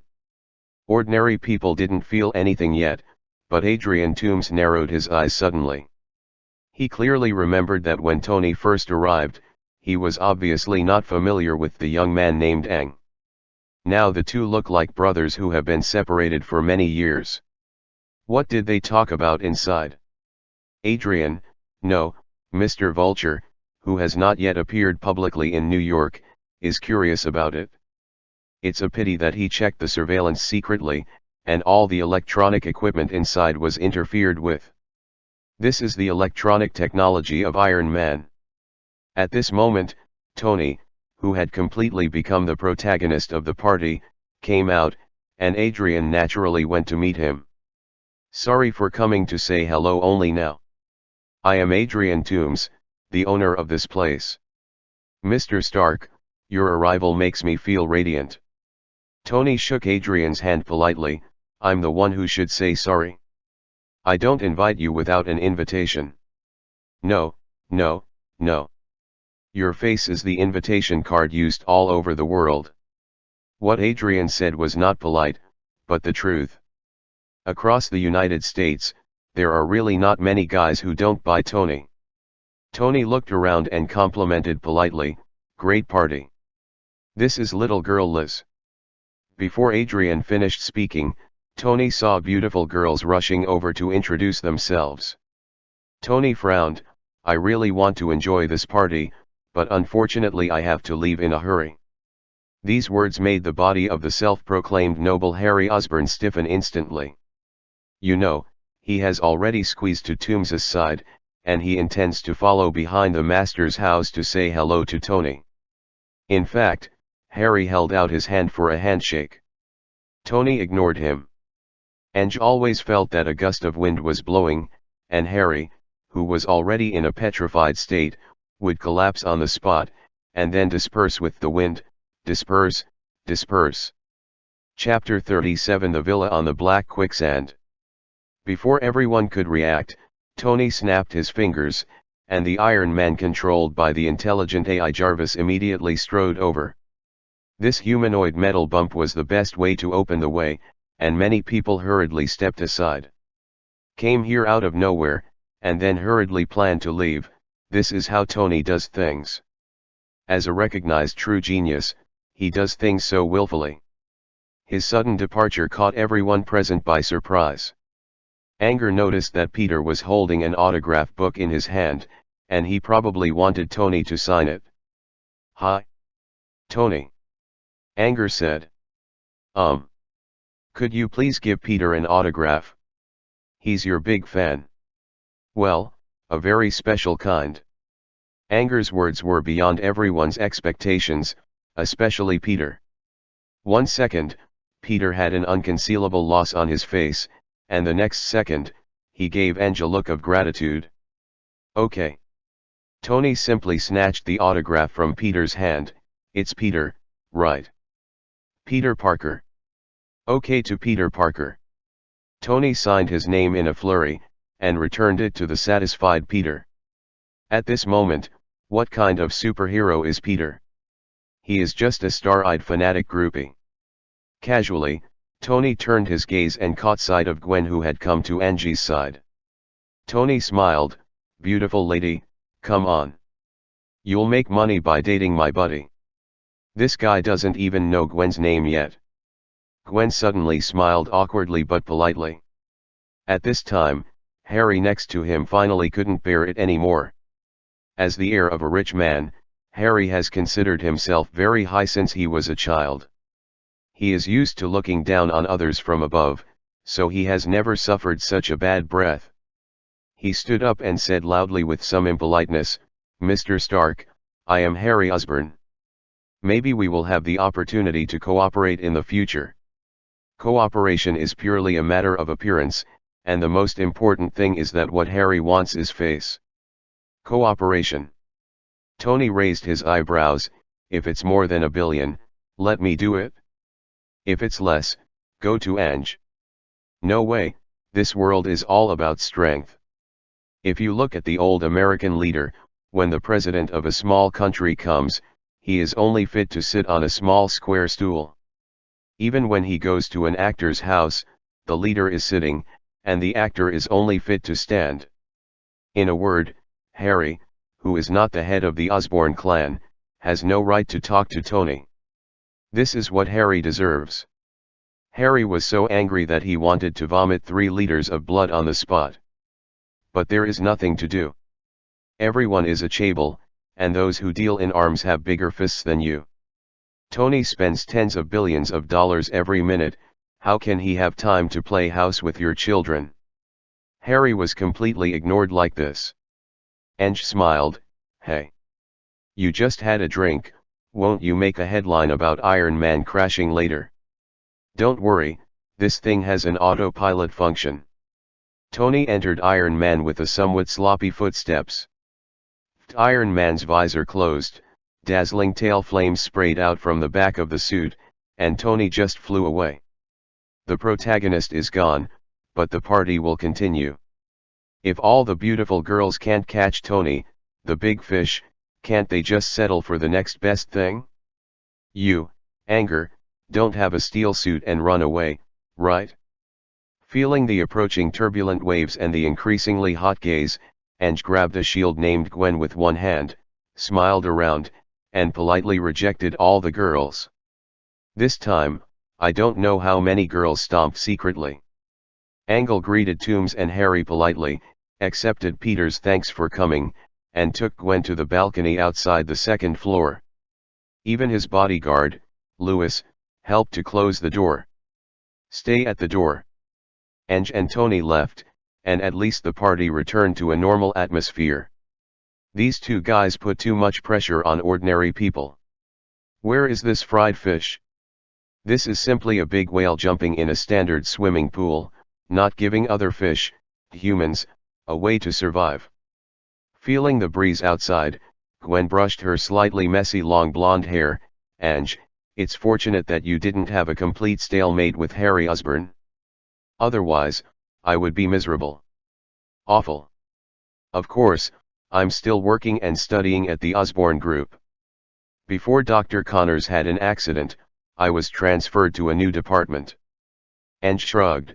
if he dares to make things difficult for you, I will inject capital to start a new company and let you be the supervisor. Obviously everyone was speaking in a joking tone, but Gwen was stunned, as if he had been shaken out of internal injuries by his power.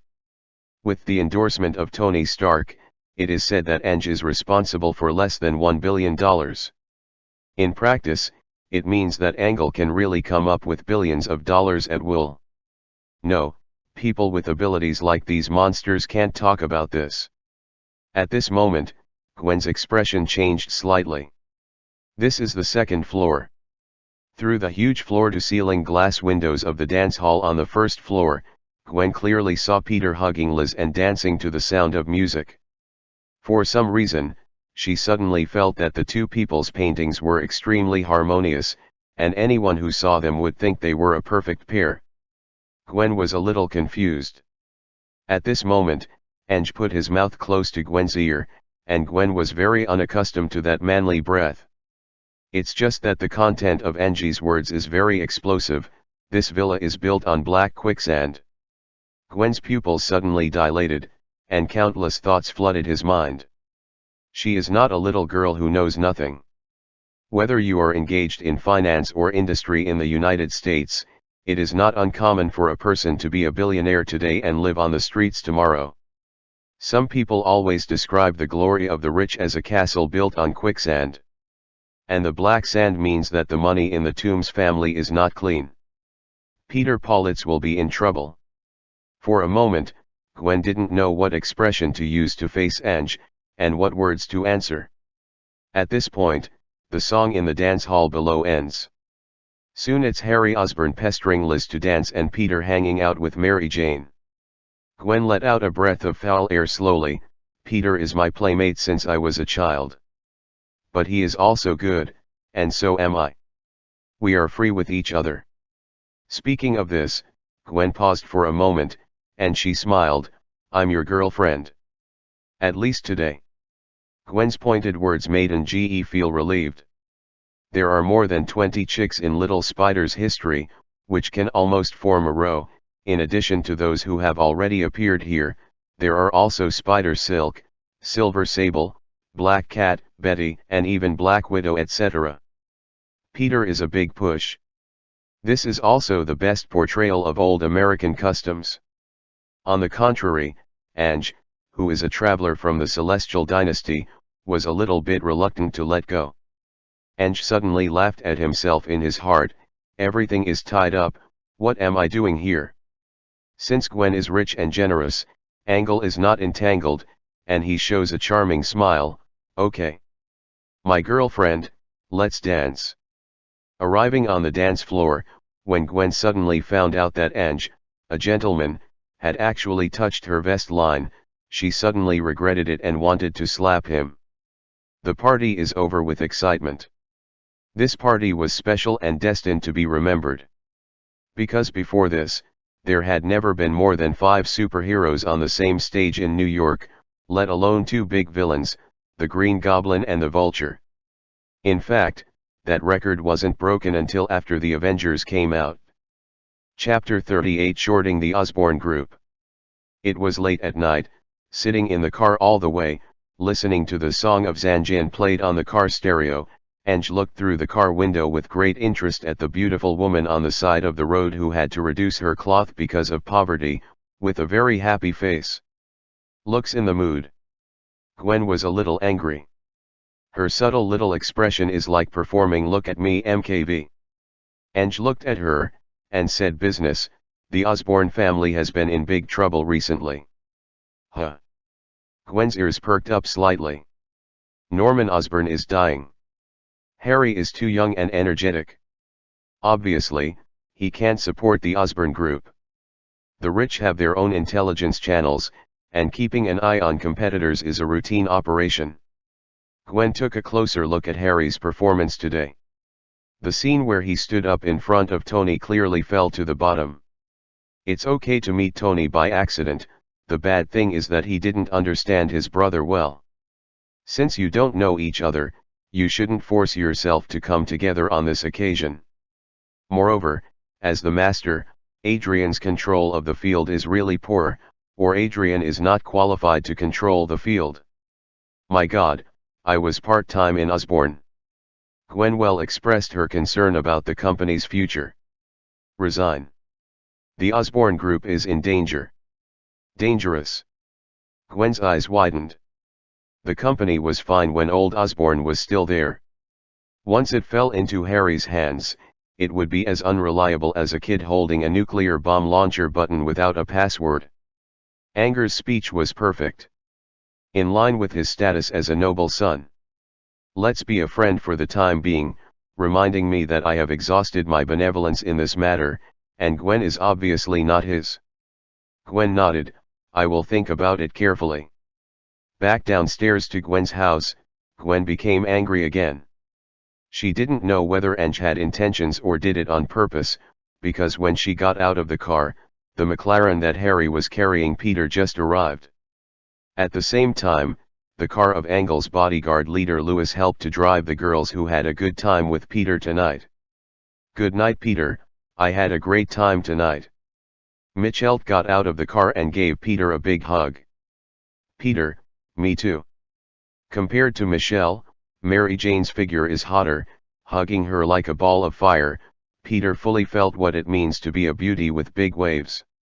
In addition, there are two beauties that Anger can't name.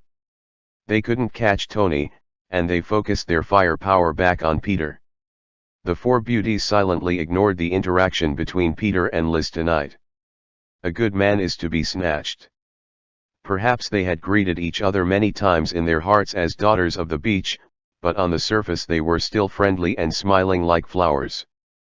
At this time, the lights on the second floors of the two houses were on. Aunt May's still charming figure appeared in front of the windowsill, looking at the popular Peter. Aunt May laughed the whole time. However, when she caught a glimpse of Gwen, who was sent off by Ang, and looked at each other, Aunt May showed an apologetic smile. Sorry. Aunt May's mouth shape is like this. Gwen returned an embarrassed smile. What made her scalp tingle the most was the gaze of her father on the second floor. After becoming a ghost spider, her perception was greatly improved, and she could clearly feel his father's grievances. He was clearly saying, "What are you doing with that anger?" Ange ignored the police chief who had surpassed the end of doom and survived the Lizardman incident. Ange aimed at Harry, and Harry also looked at him. The gazes of the two met in the air, as if they could spark terrifying sparks. Unfortunately, at the end, Harry didn't say any harsh words, just nodded his head as a greeting, got into his McLaren, started the engine and walked away. Ange noticed that Harry's hand trembled unconsciously before getting into the car, and then he touched his neck. Visible only to those with very good eyesight, there appears to be a peculiar scar in the skin at the neckline. After saying goodbye to Gwen politely, Ange returned to the car and found Lewis sitting back. "Boss, that boy Osborne is malicious to you." Ange waved his hand. "It's okay, I've always been tolerant of a dying person." Lewis' face was embarrassed on the spot. "I mean, the Osborne family has a serious genetic disease, and each generation doesn't live long. Norman is already an exception. I just saw that Harry's disease has already flared up." Lewis' expression relaxed on the spot. "That's it, boss, if everyone who opposes you dies violently, I will be under a lot of pressure." Back to Angie's own villa, even though it was late at night, the lights were still brightly lit. In a side hall, Dana and Sarah are directing a group of more than 10 people, constantly busy in front of the computer. Seeing Ange come back, Sister Lance's eyes were somewhat sad. "I'm home. I thought you were going to stay outside." How could Ange not understand the subtext of the Lance sisters singing together? It's just entertainment. "I'm going to meet Harry Osborne tonight. And it's not like you don't know Gwen's identity." As soon as Ange said, the two sisters put away their petty temper and reported seriously. "They have to be serious. It is extremely risky to get close to such a super rich man. If you simply cultivate the beauty of being pushed, then you will get tired of it after 2 strokes and be ruthlessly abandoned. Look at young Bruce Wayne and Tony Stark, changing women faster than changing clothes. To stay with such a person, beauty alone is not enough. Sarah said, first, I have already contacted 7 banks, because you are willing to mortgage your shares in Stark, Ange, and they have agreed to lend you the Osborn shares on hand. Dana continued, Ange, do you really want to play so big? You didn't use retail investors as a cover at all. Once you make a move, it means that you are openly standing opposite the Osborn Group. If you fail, you on Stark's side, the money is gone. It's okay, for the benefactor behind me, this is just a small amount of money. Ange seemed to not care, and then changed the subject to check the development of his own canary. In the final analysis, the money that Anger can really control by himself comes from the Bettinelli family, who was killed by the Black Mask. This family is second-rate in Gotham. Using the money and saving Tony's life, Angle just doubled the value of the money and laundered it. Unfortunately, there is still a long way to go before shaking the stakes of Stark Group and Wayne Group. What he wants is to increase the value of this money openly. When the 2 canaries started whining, Ange smiled. It's okay. Harry Osborn, who was supposed to be reading outside, was called back, which in itself means that his father Norman is going to die.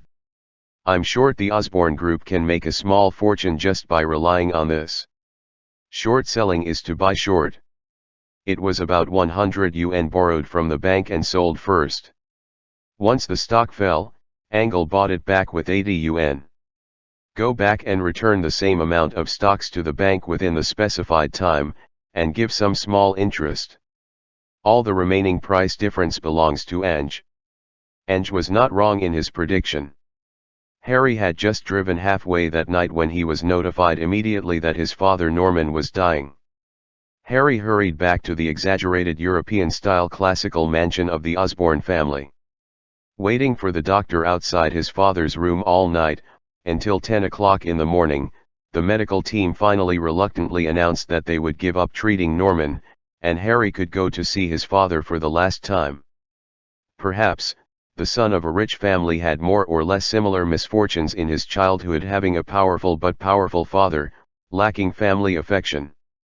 Just when Harry was complaining to his father lying on the hospital bed that he only got a bottle of wine from his father's assistant for his 16th birthday, Norman sneered and told Harry a cruel fact.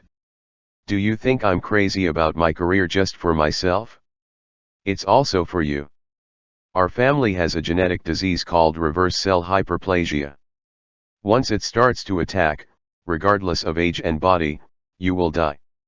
You are also almost. I will leave all the wealth to you. As for whether you can survive, it depends on yourself. Not long after speaking, Norman hung up. Seeing the private doctors and nurses who came in and covered his father's body with a white cloth, Harry didn't feel much sadness. From childhood to adulthood, he only hated this father who didn't care about him. Now, Harry did not accept the joy of a huge business empire at all, but was dominated by a deep sense of fear. He touched his neck with trembling hands, where there was something like an abscess, which had recently expanded several times in size.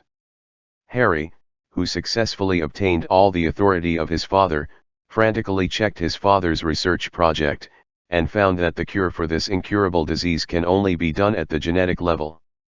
Dr. Connor's lizard gene plan obviously didn't work. Let's see how Connors turned into a lizard man. Continuously searching, Harry suddenly discovered that the spider gene has a very strong self-healing ability. Chapter 39 Pure Imperial Sealing. Even if Harry yelled, "Jojo! I'm not a man anymore." It depends on what kind. Lizardmen are obviously not human. Dr. Connor's appearance of losing his mind and killing people, how can he look like a scientist? What about Spider-Man? No one has seen the true colors of the two Spider-Man, at least they can be sure that they are in human form and still retain the sanity of being human. The point is that the mutant spider was made by the non-existent department of the Osborn Group. Harry looked at all kinds of records, almost hungry. This is his life-saving straw, and the only salvation. He was so obsessed with his own life that he ignored many things, such as his father's men. The scheming Norman is still there, and of course he can calm down these cunning shareholders and subordinates. As soon as the young and vigorous Harry came to power, he relied on inheriting his father's shares, demoted all the main executives under his father in disguise, and made them obey the female secretary before Norman. Clay figurines are also angry, let alone these executives who were originally under one person and above 10,000. How could they bear this kind of humiliation? This laid the seeds for Harry's subsequent suffering. However, now Harry is using the cameras of the Osborn Group in various locations in New York to look for the traces of the two Spider-Man. The exaggerated shots are constantly switching, and the face recognition system is not too difficult to find the existence of two strange clothes. Fortunately, this place in Lyome pays attention to privacy, and there are no cameras installed in most places. What Harry can see is only the cameras of various subsidiaries of the Osborn Group all over the city, otherwise he would definitely be able to put a large colander. Spider-Man's house can be found anywhere. After searching for a whole day, Harry was extremely excited after constantly changing the data model. Got you. These are two short videos that were intercepted. In the shot, the female Spider-Man, who recently changed her name to Ghost Spider, stopped Peter, who was walking on the road with a skull bag on his back. If it was just one time, Harry couldn't be sure, but the cameras saw the scene twice. Harry has an idea. Coincidentally, his housekeeper knocked on the door suddenly. "Sir. A gentleman named Peter Parker has come to see you. He claims to be your childhood friend." "Yes. That's right, let him in." Harry was extremely excited. Just inside the grand gate of his house, which was more than 3 meters high, Peter rubbed his little hands, a little at a loss. Even though he knew that Harry's family was rich, he still couldn't help being cautious when he came to the Osborns' mansion. Watching Harry come down the European-style solid wood staircase that was almost a work of art, Peter smiled. "I heard about your father on the news. I just came here to say. I'm sorry to hear the news." "Harry, sorry. I don't know what I can do to help you, it's probably the only thing I can do thing." But Harry's reaction was weird. No, it might as well be overly enthusiastic. "The only thing to do? No. No. No. Leave that damned alone, all he left me is to curse." Harry suddenly became agitated, and he grabbed Peter's hand, forcing him to touch him that abscess-like thing on the neck. "This is..." Peter was a little confused. "The greatest wealth he left me, a damned genetic disease." Harry quickly explained to Peter what reversal cell hyperplasia was. Peter was stunned. "Yes. My best friend. I am dying. Follow in the footsteps of my dead father. The only thing that can save my life is the blood of Spider-Man. And you, is my salvation." When Harry said this, Peter's pupils suddenly dilated. Peter's heart was beating so fast, he didn't know what expression to use to face his childhood friend. Harry didn't let Peter go. "Stop pretending. I know you are Spider-Man's informant." Spider-Man's perception is extremely sharp. When Harry finished speaking the 3 words Spider-Man, Peter was already prepared for the worst. He stopped pretending and had to show his cards. But Harry's words gave Peter the last chance.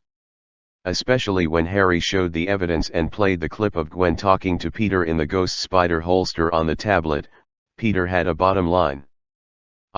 I'm just an admirer of the Ghost Spider. I can indeed contact her, but I can't guarantee whether she is willing to provide her own blood." Peter forgot how he left Osborn Mansion, his mind was buzzing.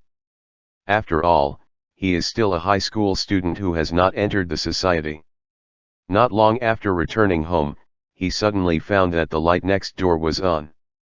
In this life, he and Gwen are neighbors, and one of the side windows of the 2 rooms faces each other, and the distance between them is more than 1 meter, which belongs to a typical handshake building.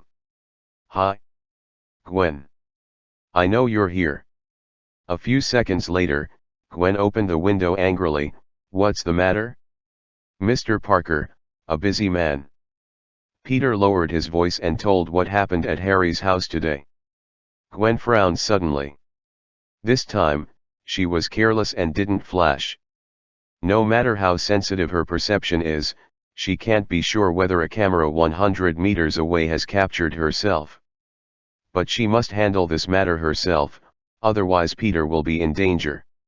She lowered her voice and said anxiously, "Provide blood? Are you crazy? What if he doesn't say enough and wants to take me to the laboratory for sectioning? Remember Dr. Connor's body? It was later tested by Osborne, cut into 20,000 thin slices for study. The world line has turned a corner here. It turned out that Dr. Connors, who was still alive and kicking after the failure, was killed by someone, and he couldn't even die." The two Spider-Men shuddered at the same time. "Then what?" Peter asked. "Harry is dying." Gwen frowned. "He still has unimaginable financial resources and power. People who are dying are often prone to madness. This is not easy." "Then, how about giving him my blood?" Peter gritted his teeth. "What, are you kidding? Do you think we are safe? There is no evidence that we will not turn into monsters in the form of spiders in the future. Once our power goes berserk, it will be a disaster for New York. 2 time bombs are enough, don't come to the third individual." Peter was silent. "Don't look at the two of them as human beings. The fingers and toes can grow barbs, the wrists can spray spider silk, and they have super agility, strength, and physical fitness beyond ordinary people. How can they be human? If they become monsters and lose their minds, who dares to say that they will not be the second or third Dr. Connors?" The two finally agreed that Gwen should reject Harry first. As for what to do in the future, they could only take one step at a time. If not, when Gwen found a chance to meet Harry alone and rejected him, Harry went berserk. "What kind of messenger of justice? Am I not an innocent citizen? Isn't my life my life? Why can't you save my life if you can save the lives of those untouchables in the slums? Just 1 tube of blood is enough." Hysterical Harry growled wildly, the abscess growing on his neck making him look horrific. "Wait. My blood isn't safe. In case you become, like Dr. Lizard. I don't care. Even if you don't become a human being, it's better than dying like this." Harry threw himself at Gwen like crazy, holding a large syringe in his hand. Seeing that Peter, a childhood friend, fell into a state of madness, Gwen was not used to it, and ran away with a brisk dodge. This made Harry completely out of control. At the same time, a hard-working black electrical engineer named Max in the Osborne group was forced to work overtime on his birthday. The pool of mutant electric eels. What his name used to be is not important anymore. From this moment on, he has a new name, Electric Man. It's just that some heroes are unsolvable from the day they are born. But some heroes have already been targeted before they appear on the stage. Ange was in the secret room of his villa, and Sister Lance helped him put on the second set of Kratos leather cases. This set of leather cases made by Tony himself lost the previous biochemical muscle and was changed to pure insulating material. Even the zipper of the leather case is made of non-metallic components. If it was before, Angle would be very distressed if he lost 12 points of strength bonus. After killing Dr. Lizard, strength is no longer his shortcoming. After putting on the holster, the system prompts, the host is immune to all electric shock damage below 50,000 volts. Looking at the mighty and domineering Lord Quay in the mirror, NGE smiled. Probably, this leather case is the so-called pure Imperial sealing. Chapter 40 Tony. Difficulties are not to be feared, Krypton is to overcome difficulties. Ange can't make a big weapon to restrain the enemy, as long as Tony or Bruce can make one. his bad father is not counted on, the old man has his own ideas. Angle just tied Tony up. Terrible is always the unknown. Almost at the same time that Ange prepared the insulating leather case, he saw the broadcast on TV. The following is the special reporter XXX's report for you. Just now, a terrifying extraordinary was discovered in the central square. He can launch lightning attacks like thunder. At this moment, 2 Spider-Men are fighting with him. In the TV screen, the cameraman is playing Death Mirror. Actually, the photographer is not to blame for this, because the movements of the 2 Spider-Men are so fast that the camera cannot keep up with them. In the blink of an eye, there was a sudden boom, poor Spider-Man was hit by a terrible lightning strike, and his whole body was blasted onto the huge TV screen in the square. Not to mention the blaze, and a large amount of debris splashed out, like a rain of death, covering the innocent people. There was a series of screams for a while. A large amount of electricity was extracted from a high-voltage wire on a light board, which made the electric man look like an exaggerated incandescent light bulb.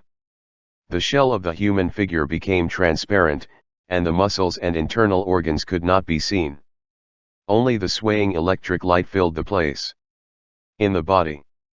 This electric man, if you say that he is the apostle of Zeus, the Greek king, many people will believe it. Spider-Man. I was your fan. You did this to me. Electric Max had reason to be angry. As an ordinary citizen who was saved by Peter, he was originally full of gratitude to Peter. But unlike Peter's mutation process, the process of Max becoming Electron was full of pain and cruelty. Being shocked by electric shocks is already painful, and being devoured by dozens of mutated electric eels is undoubtedly an American version of Lynchie execution. It was in this situation of his extreme pain that Spider-Man wanted to stop him. This made the originally kind and simple Max think that Spider-Man and the evil Osborn group are all together. But unlike the original history, there are 2 Spider-Mans in this life. Briefly knocks Peter off, and a Gwen. Gwen saw that the electric man was out of control, and she was not as merciful as Peter. As soon as the spider thread entangled, a huge falling light board turned into a terrifying fly swatter, and slapped the electro-optical man suspended in mid-air. At this time, the electro-optical man has not completely turned his body into an insubstantial lightning, and physical damage is still more effective. He was slapped on the head and fell to the ground. That's not counting, Petra came to the water gun of the fire brigade, and just sprayed it on the electric man. In a sense, the water column sprayed from the high-pressure water gun is an elemental attack. Based on the Western 4-element gameplay, thunder and lightning are a type of wind element, so there is really nothing wrong with Peter using the water element to blast the wind element. Electron was caught and detained by the Special Investigation Department of the police. The live broadcast screen ends here. Recently, under the guidance of New York Police Commissioner George Stacy, public opinion has become more and more favorable to the 2 Spider-Men. They have won the recognition of New York citizens and the police department through continuous justice. Where there is a like in this world, there is a dislike. Less than half an hour after Electron was arrested, a series of news appeared on the internet. Soon someone found out that Electron was an employee of Osborn Group, Max, and posted his work ID and other information on the internet. All unfavorable evidence points to one place: the Osborn Group. Illegally engaging in unapproved human genetic research, letting employees become experimental products without knowing it, dehumanizing, are all turned into lizardmen. A lot of black materials almost sprung up like mushrooms after rain. Almost all shareholders and executives of the Osborn Group couldn't sit still any longer, and held meetings all night. Start urgent PR now. Hurry up. Otherwise, when the stock market opens tomorrow morning, our company's stock price will plummet. Does it have to be cleared? Hard. While they were engaged in crisis public relations, on Anger's side, Dana asked, "Do we really need to do something else?"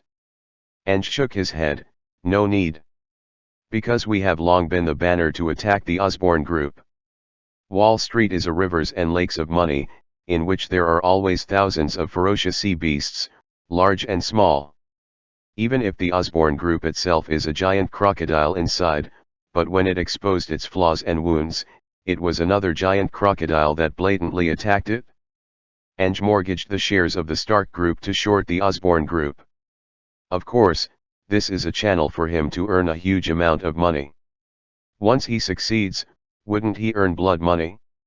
Immediately, Achable secretly encouraged reporters to find Tony in the Middle East.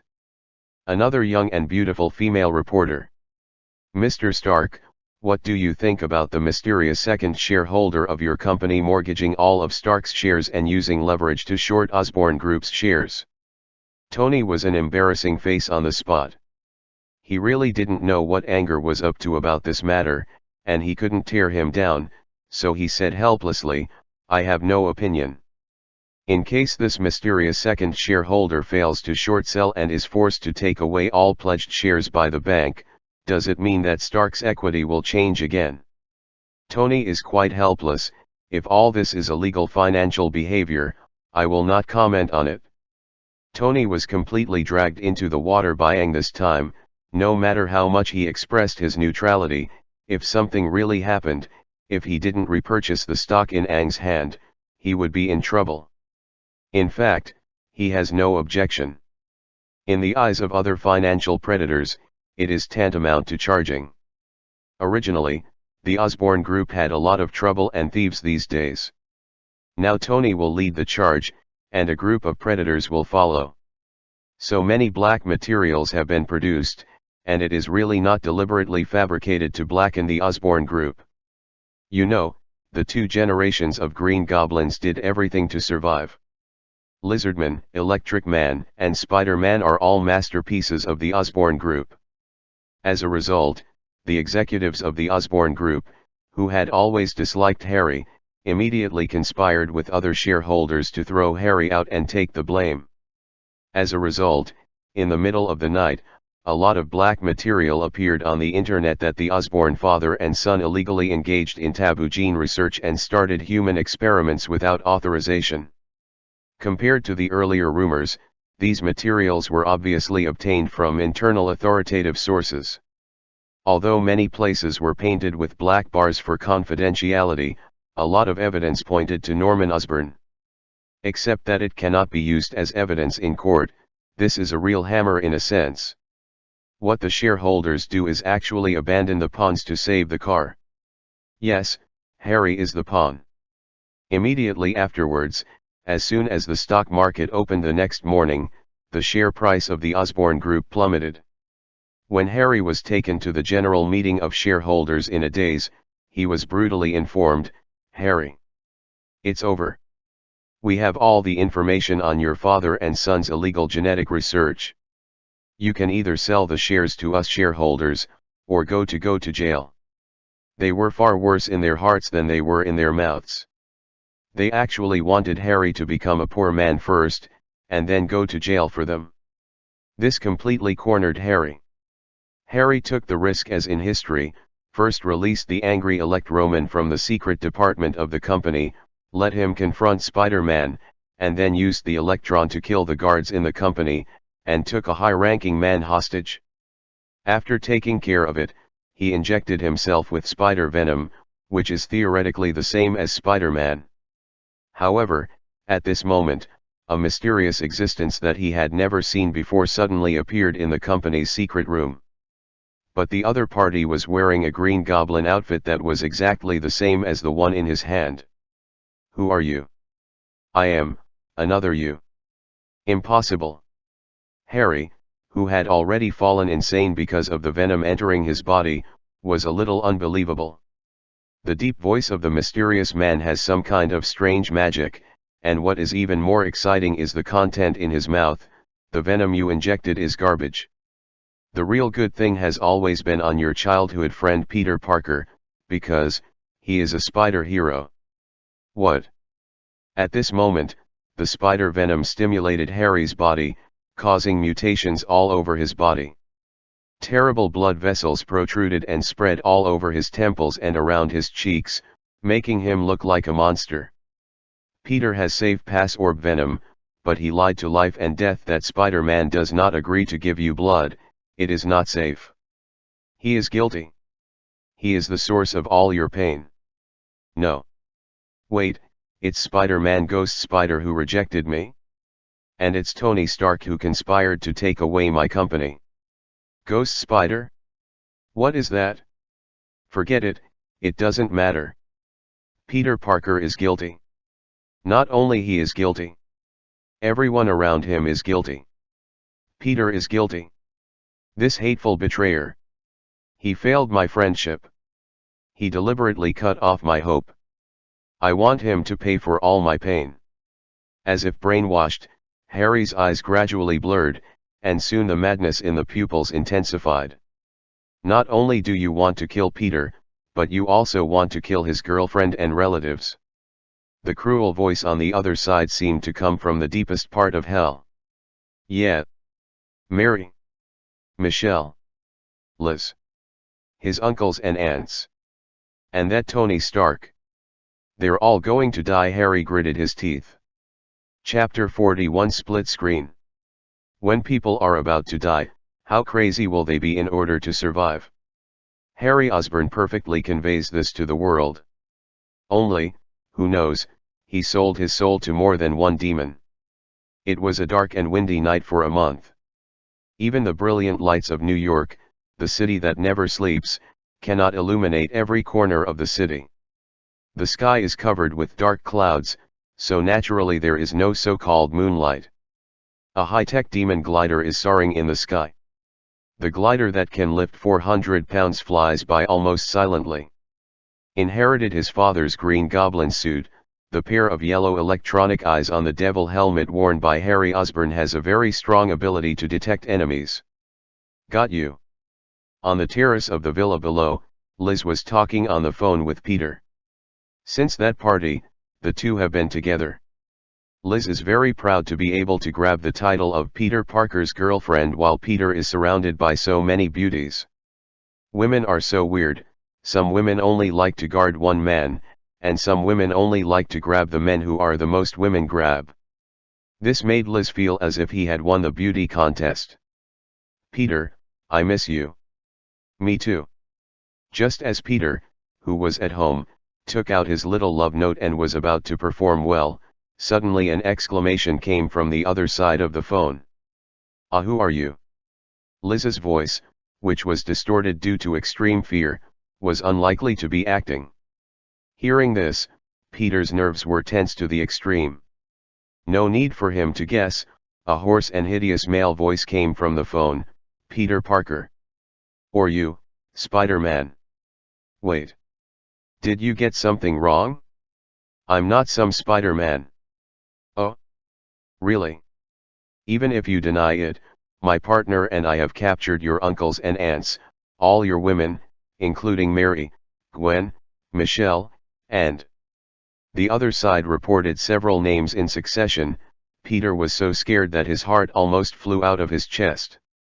He rushed out of the house like crazy, only to find that the house was empty, even the cup of coffee was still hot by the rocking chair in front of the windowsill. Uncle Ben and Aunt May are gone. What are you going to do?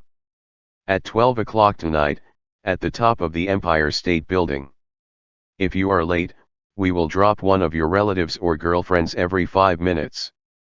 As if being poured over his head by a basin of ice water in the cold winter, Peter was in a daze. As soon as the other party hung up the phone, there was an emergency broadcast on the TV. The beautiful reporter on the front line said almost in a mournful tone, "The electric man who should have been arrested has appeared in front of the world again. He has occupied the newest power station in New York City. My God. The voltage is unstable, and all the patients in the hospital all will be affected. Oh, the latest news, because of a power failure, the airport control tower has failed, and we may be witnessing a tragedy of a plane crash." Everything on the TV screen, after being magnified several times, everyone can finally see a terrifying figure of countless razors condensed between the several huge utility poles in the power station. Max, the electric man who used to be mainly blue, is now like an incandescent light bulb with overvoltage, and his whole body presents a strange platinum color. Spider-Man. Where are you, Spider-Man? Come out. If you don't come, I will destroy the city. This time, the electric man seemed to be stronger. The screen changed again, and it became the reporter just now again. She called out loudly, "Where is Spider-Man? Where is Iron Man? And what about the mysterious bald man who defeated Dr. Lizard last time? Anyone is welcome. New York needs you." Peter fell into extreme entanglement at this moment. Is it to save relatives and lovers? Or save New York, which is in dire straits? This is like the cruel tram problem, a train that is out of control. You are in charge of changing lanes. Should you let the train crush a few relatives, or let the train crush more innocent people? For the first time in his life, Peter is caught in such a terrible moral paradox. At this moment, Peter's phone rang again. He didn't care so much, and answered the call without caller information. The voice on the other end of the phone was not too unfamiliar to him. "I'm Kratos. That humanoid electric eel is mine." Okay. The opponent's powerful combat power made Peter especially fond of memory. In any case, at a time when even Gwen was caught without knowing why, it was lucky to have a theoretical ally. Peter agreed with little hesitation. The other party hung up the phone. But at this time, Peter suddenly came to his senses. Wait. How did he know that I am Spider-Man? Spider-Man's true identity. The enemy knows. Allies know. Why is it just me, Peter, who doesn't know where he is? Well. Peter cried when he struggled. There are so many masked superheroes. Spider-Man's traits are mainly a colander, leaking his real body to classmates, girlfriends, and enemies. As a high school student, he has too many loopholes. However, he was lucky. At least this time, anger gave him the bottom line. At this time, a thunderstorm is raging half of New York. In the sky, terrifying thunderbolts with a width of several meters or even more than 10 meters flashed across the night sky again and again, bombarding the majestic skyscrapers and smashing down on the cars on the road. The several-ton building wall peeled off in one piece, and exploded in mid-air, turning into a torrential rain of death, causing the citizens to flee in panic. Similarly, cars were blown up by lightning, and a bus was easily overturned. The citizens inside rolled into a ball, and their lives and deaths were unknown. The police and special police were ordered to arrive at the scene, and they were beaten to death immediately. Electric Man is too strong. He who has occupied the entire new power plant is like Thor, the god of thunder in Norse mythology. A single strike can cause the terrifying lightning to spread hundreds of meters away. Be it police cars or heavy-duty armored vehicles, they were easily blown up before they got close to the power plant. Under this terrifying situation like purgatory, the reporter sitting in the sky interviewing the helicopter suddenly caught a glimpse of a burly figure on an abandoned high tower opposite the power plant. "Look there!" The reporter screamed, and the searchlights of the helicopter immediately shone over there. Perhaps this is a very rude move. But just when the citizens of New York needed a hero to stand up, the mysterious bald man who killed Dr. Lizard appeared. "Ah! It's that mysterious bald hero!" the reporter shouted excitedly at my. At this moment, the TV station received another message. Urgent broadcast. The top floor of the Empire State Building was suddenly occupied by a group of mysterious people. They killed several guards of the building and seemed to have captured some women and children as hostages. Our reporter has witnessed that Spider-Man is going to the Empire State Building to rescue the hostages. Oh my God! What's going on tonight? How could there be two groups of villains suddenly? Electrons are rampant. The Empire State Building is occupied. Release any time is enough to make news headlines. It happened that two major events happened at the same time, which made the director of the TV station suddenly have a very disturbing happiness trouble. As a last resort, several TV stations can only use the same screen method to broadcast the battle situation on both sides at the same time. Here, the Electric Man Max was obviously very dissatisfied when he saw Kratos' arrival. "The person I want to meet is Spider-Man. Not you, skinhead." Ange smiled, and when this action was put in Master Quay's leather case, it became a cruel smile. "Die. It's not nonsense at all." Ange showed the terrifying physical quality he has plundered many times. He suddenly fell forward, and when his body was completely parallel to the ground, his legs kicked back. Boom! With a loud noise, he has turned into a black shadow like a cannonball in the age of great voyages, crossing the space of 100 meters in the blink of an eye, and killing Max. Chapter 42. Yes, yes, yes. Thousands of miles away, Tony Stark felt very relieved to see Kratos, who appeared grandly under the searchlight like the protagonist. "Sure enough, we are the same kind of people." Rest assured, Tony continued to be busy with his peaceful cause. Actually, he's been a little upset recently. After all, there are a lot of kind-hearted young people with axe here, and they can play Clash of Clans even without a mobile phone. This made him a little confused about what justice is. Here at the New York power plant, a fierce battle broke out. The electro-optical man suddenly pulled his right hand behind his body, and a huge lightning shockwave immediately hit Ange. The scorching electric light poured on the outside of the body. Even though the rubber-based insulating leather sheath isolated the direct strike of lightning, the high-energy reaction produced when the electric light burst out still made the surrounding air almost boil.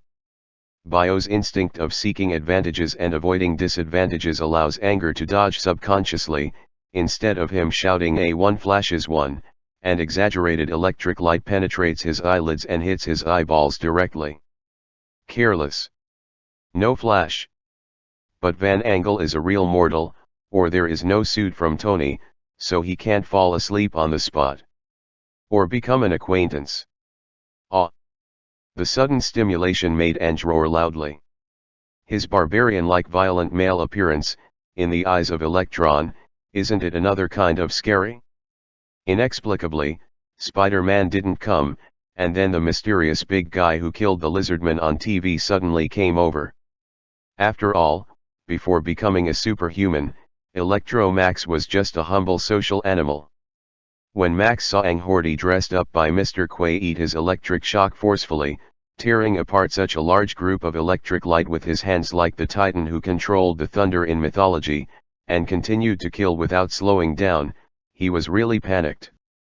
This time, with a thought, 2 bolts of lightning popped out from his left arm, pulling his body that was almost completely elementalized by wind, thunder, and moving 3 meters in the air.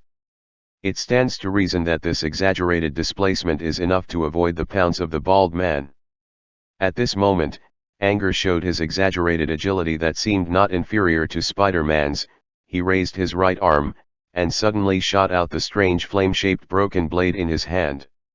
If it's just a simple throwing weapon, Electro-Optical Man is not afraid. With the ability to fly, he can theoretically overcome these sufferings bound by the Earth's gravity. Max dodged again. Unexpectedly, this knife was not aimed at him. Ange entangled the copycat Chaos Blade on a towering electric pole next to it, which was covered with magnetic induction power generation rings.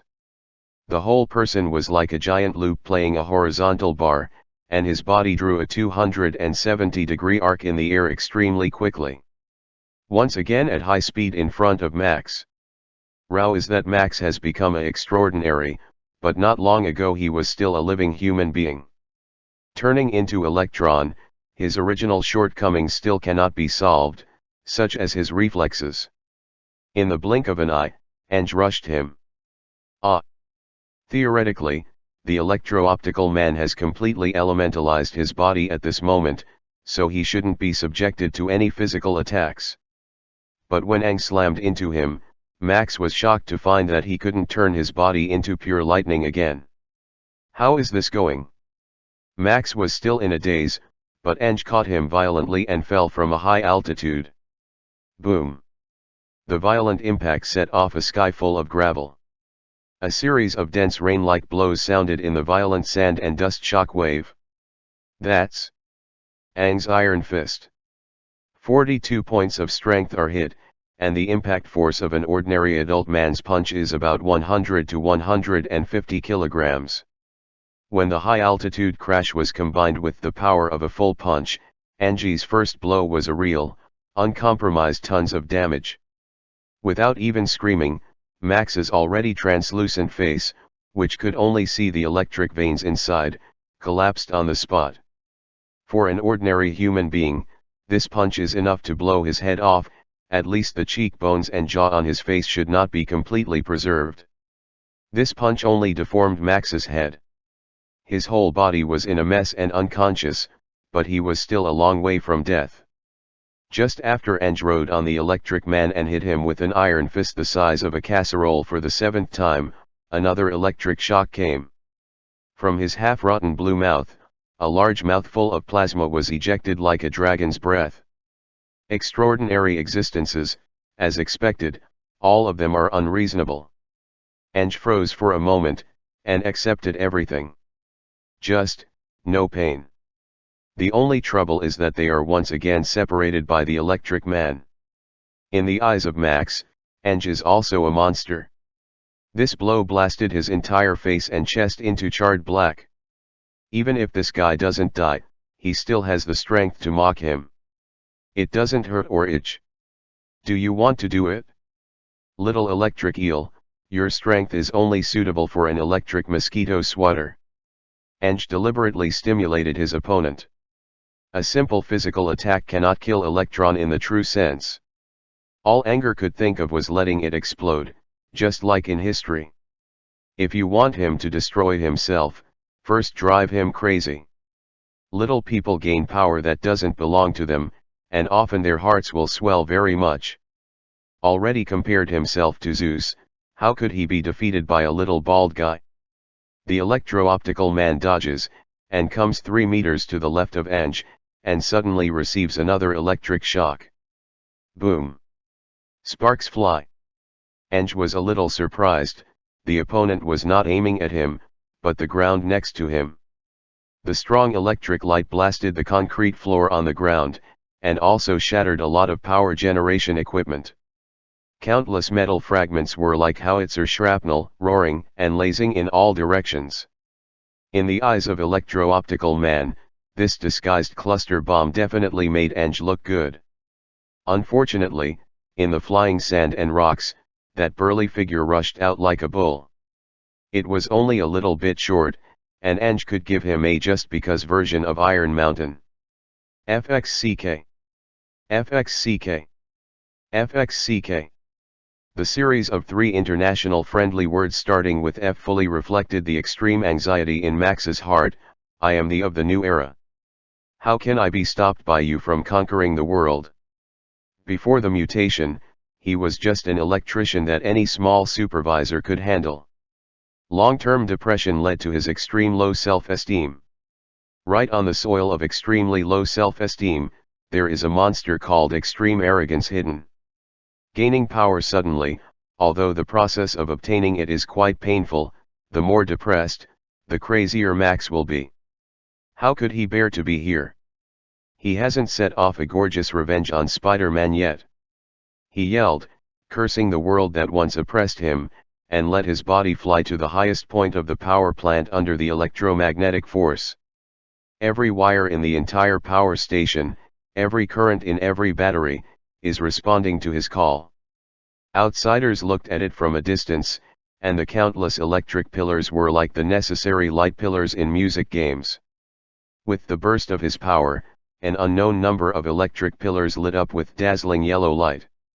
At the same time, Electron's whole body was no longer the usual blue color, but turned into a bright golden yellow. Countless electricity poured into his body, and that surging power gave him the wonderful illusion of I've been strengthened in a trance. Ha ha ha ha. I am a god. The who rules the world. On the dark ground below, someone's voice suddenly came, ah, yes, yes, yes. Chapter 43 Russian Rescue. Kratos is here. He unleashes an incredible attack. A huge 2-ton water tank was thrown towards the electro-optical man viciously. The great throwing skill from Dr. Lizard made angles Kratos far beyond the scope of human beings. This scene stunned the reporters watching the battle from a distance, and even the audience in front of the TV. Another inhuman guy? Electric Man is not afraid of water, but under the law of the four elements of earth, water, fire, and wind, the electricity he controls belongs to the wind element, and opposing the water element will inevitably weaken his power. But at this moment, with the advantage of the home field, he did not hesitate to attract a cluster of huge electric lights, and blasted the water tank in midair. The splashing water and the shining electric light, not to mention the audience, even Max felt that he was domineering. Come out! Come out for me! Just as the electro-optic man was wearing dots all over his body, hanging high between the two electric towers like a descending, a figure killed him with unimaginable agility. Flying the wall skill plus an insulating leather cover, once Eng hides his breath, it is really not too easy to hide from the electric man whose perception ability is only at the level of ordinary people. Two specially made rubber blades of chaos spit out letters like poisonous snakes, and they pierced Max's left and right ribs with a swish. Ah you! Without giving Max a chance to react, rope control was activated. The chaos blade was connected to a long chain. When Eng swung it completely round and smashed it down, Mask turned into a meteor and slammed down on a cluster of core power lines in the power plant. Under normal conditions, Max would definitely be able to dissociate his body into electric currents and dodge this blow.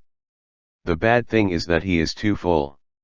A large amount of electrical energy accumulated in his body, causing him to lose control of his body for a short time. This extremely heavy slam would not kill him, and it did not hit him lightly. At this moment, he suddenly saw a cruel arc on the corner of Eng's mouth standing on the top of an electric tower, and snapped his fingers smartly. Goodbye, Mr. Magic Gift Pack. Max froze. At the same time, in the control room of the power plant, the head of the bodyguard, Lewis, who had been watching Eng's actions through binoculars, silently crossed himself on his chest and pulled down the switch. The next second, the power generation of the entire power plant increased sharply, and high-voltage electricity exceeding 10,000 volts was injected into electro-optical man's body. Perhaps, Electron's body can meet the voltage of 10,000 volts, but as the voltage soars endlessly, and finally when the voltage reaches 30,000 volts, Electron's body and soul finally begin to collapse. Large pieces of tissue on his body were peeled off his body like a red-hot branding iron. Merely 3 seconds later, a bright small flame mushroom cloud rose from the center of the power plant.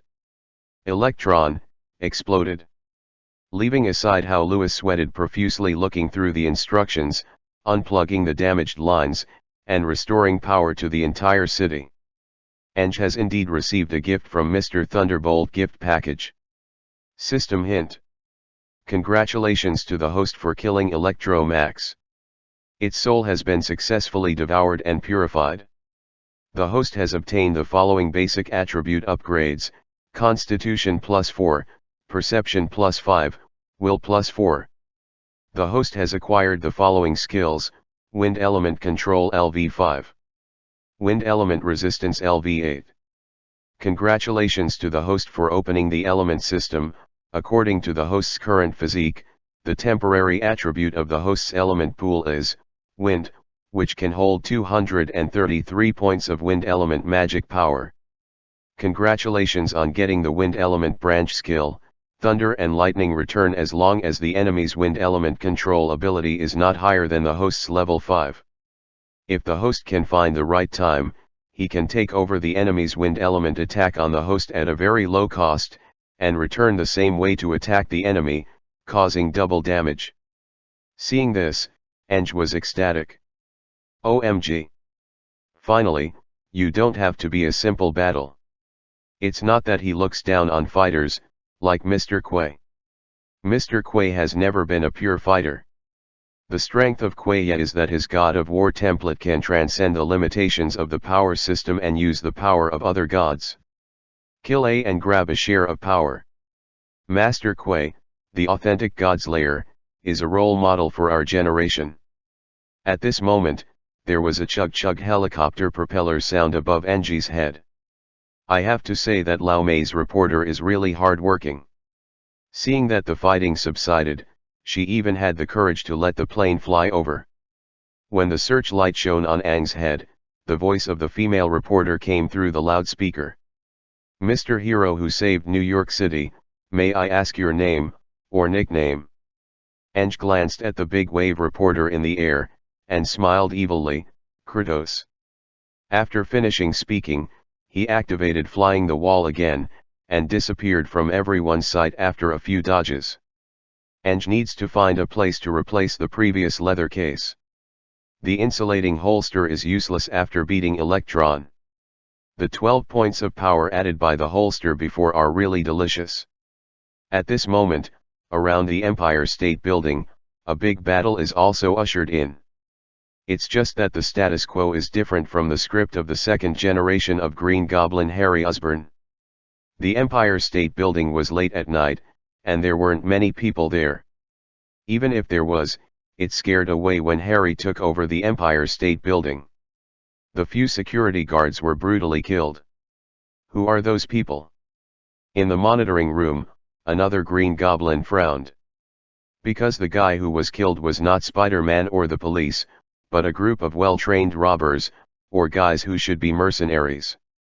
They were obviously well-trained, and they took the elevator to the top of the Empire State Building with a bunch of small arms. Unfortunately, their opponent isn't even the Green Goblin, but... damn it! What monsters are these? What they encountered was a group of security guards who turned into zombies. Looking at these security guards with broken faces and their throats bitten off, they rushed towards them with strides. After a brief moment of stupefaction, these guys raised their automatic weapons. The 5.56mm Justice may not be able to deal with big villains like the Green Goblin, but it is more than enough to deal with ordinary zombies.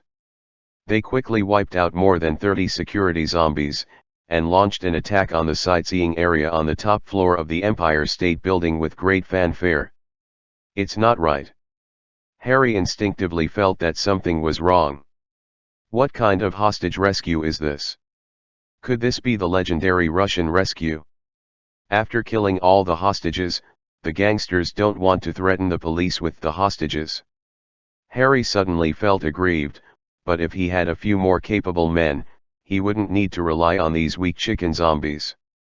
Spatted hard, Harry had to put on the Green Goblin suit, and rushed to those mercenaries in turn. He had to kill these guys who got in the way before Spider-Man got there. Almost at the same time as he was rushing towards the elevator entrance, a quick and short scream suddenly came from the sky. It was the hum of some kind of aircraft. Extremely fast. It was almost Harry who heard the voice, and the other party had already rushed to the top of the Empire State Building from a super high altitude. What a great move! Harry was stunned for a moment, then he was ashamed and angry, but finally he showed a cruel smile. I was almost tricked by you. An aircraft with 2 wings descended from the sky, shattering the glass, and saw this metal-winged man who looked like a flying bird rushed down, without saying a word, directly hugged Liz with his hands tied behind his back. Liz screamed. Don't be afraid, it's Dad. Adrian's soothing voice didn't calm Liz down. At this moment, he finally realized that the source of his daughter's fear was not him, but behind him. Unknowingly, another Green Goblin jumped behind him silently and pressed on his mechanical flying wings. Before Vulture Adrian could react, the mysterious Green Goblin had torn off his metal neck guard and bit his neck. The severe pain crushed Adrian at once. Ah dash! The long scream echoed over the Empire State Building. Chapter 44 Why don't you say hello? Liz's heart is broken. Inexplicably, he was captured here by the crazy Harry Osborn. This former nobleman now has horrible blue veins and wriggling muscles on the edges of his cheeks. Coupled with those crazy and evil radiant eyes, it is even more important. How horrible it is. She was caught because she was Peter's girlfriend. Forget it all, Harry actually told her that her boyfriend Peter is Spider-Man? This gave desperate Liz a sudden hope. I'm going to kill you in front of your boyfriend, Harry said. Liz was frightened, and suddenly a little happy, because her boyfriend is not an unknown passerby, but a real hero. Liz had already made up her mind to cooperate with Peter to escape when Peter came to rescue her. No matter how strong Harry is, he is alone. Even with her hands behind her back and handcuffs, she felt she still had a chance. The only uncomfortable thing about the status quo is that Mary and Michelle were also arrested, and they were ashamed to call themselves Peter's girlfriends. Unexpectedly, her father suddenly came to rescue her wearing a set of strange winged flying machines, and the father obviously lured Harry away, but was actually bitten by the second Green Goblin? How is this going? The tragic death of his father made Liz finally scream out of control. Her scream lasted for 3 seconds, and the Green Goblin's left hand strangled her neck tightly, even piercing her skin with sharp nails. The extreme fear made her cry like a rooster caught by fate's throat, and she never dared to cry again. Yes. That's it. Be quiet, beauty. This is the only way for you to live longer.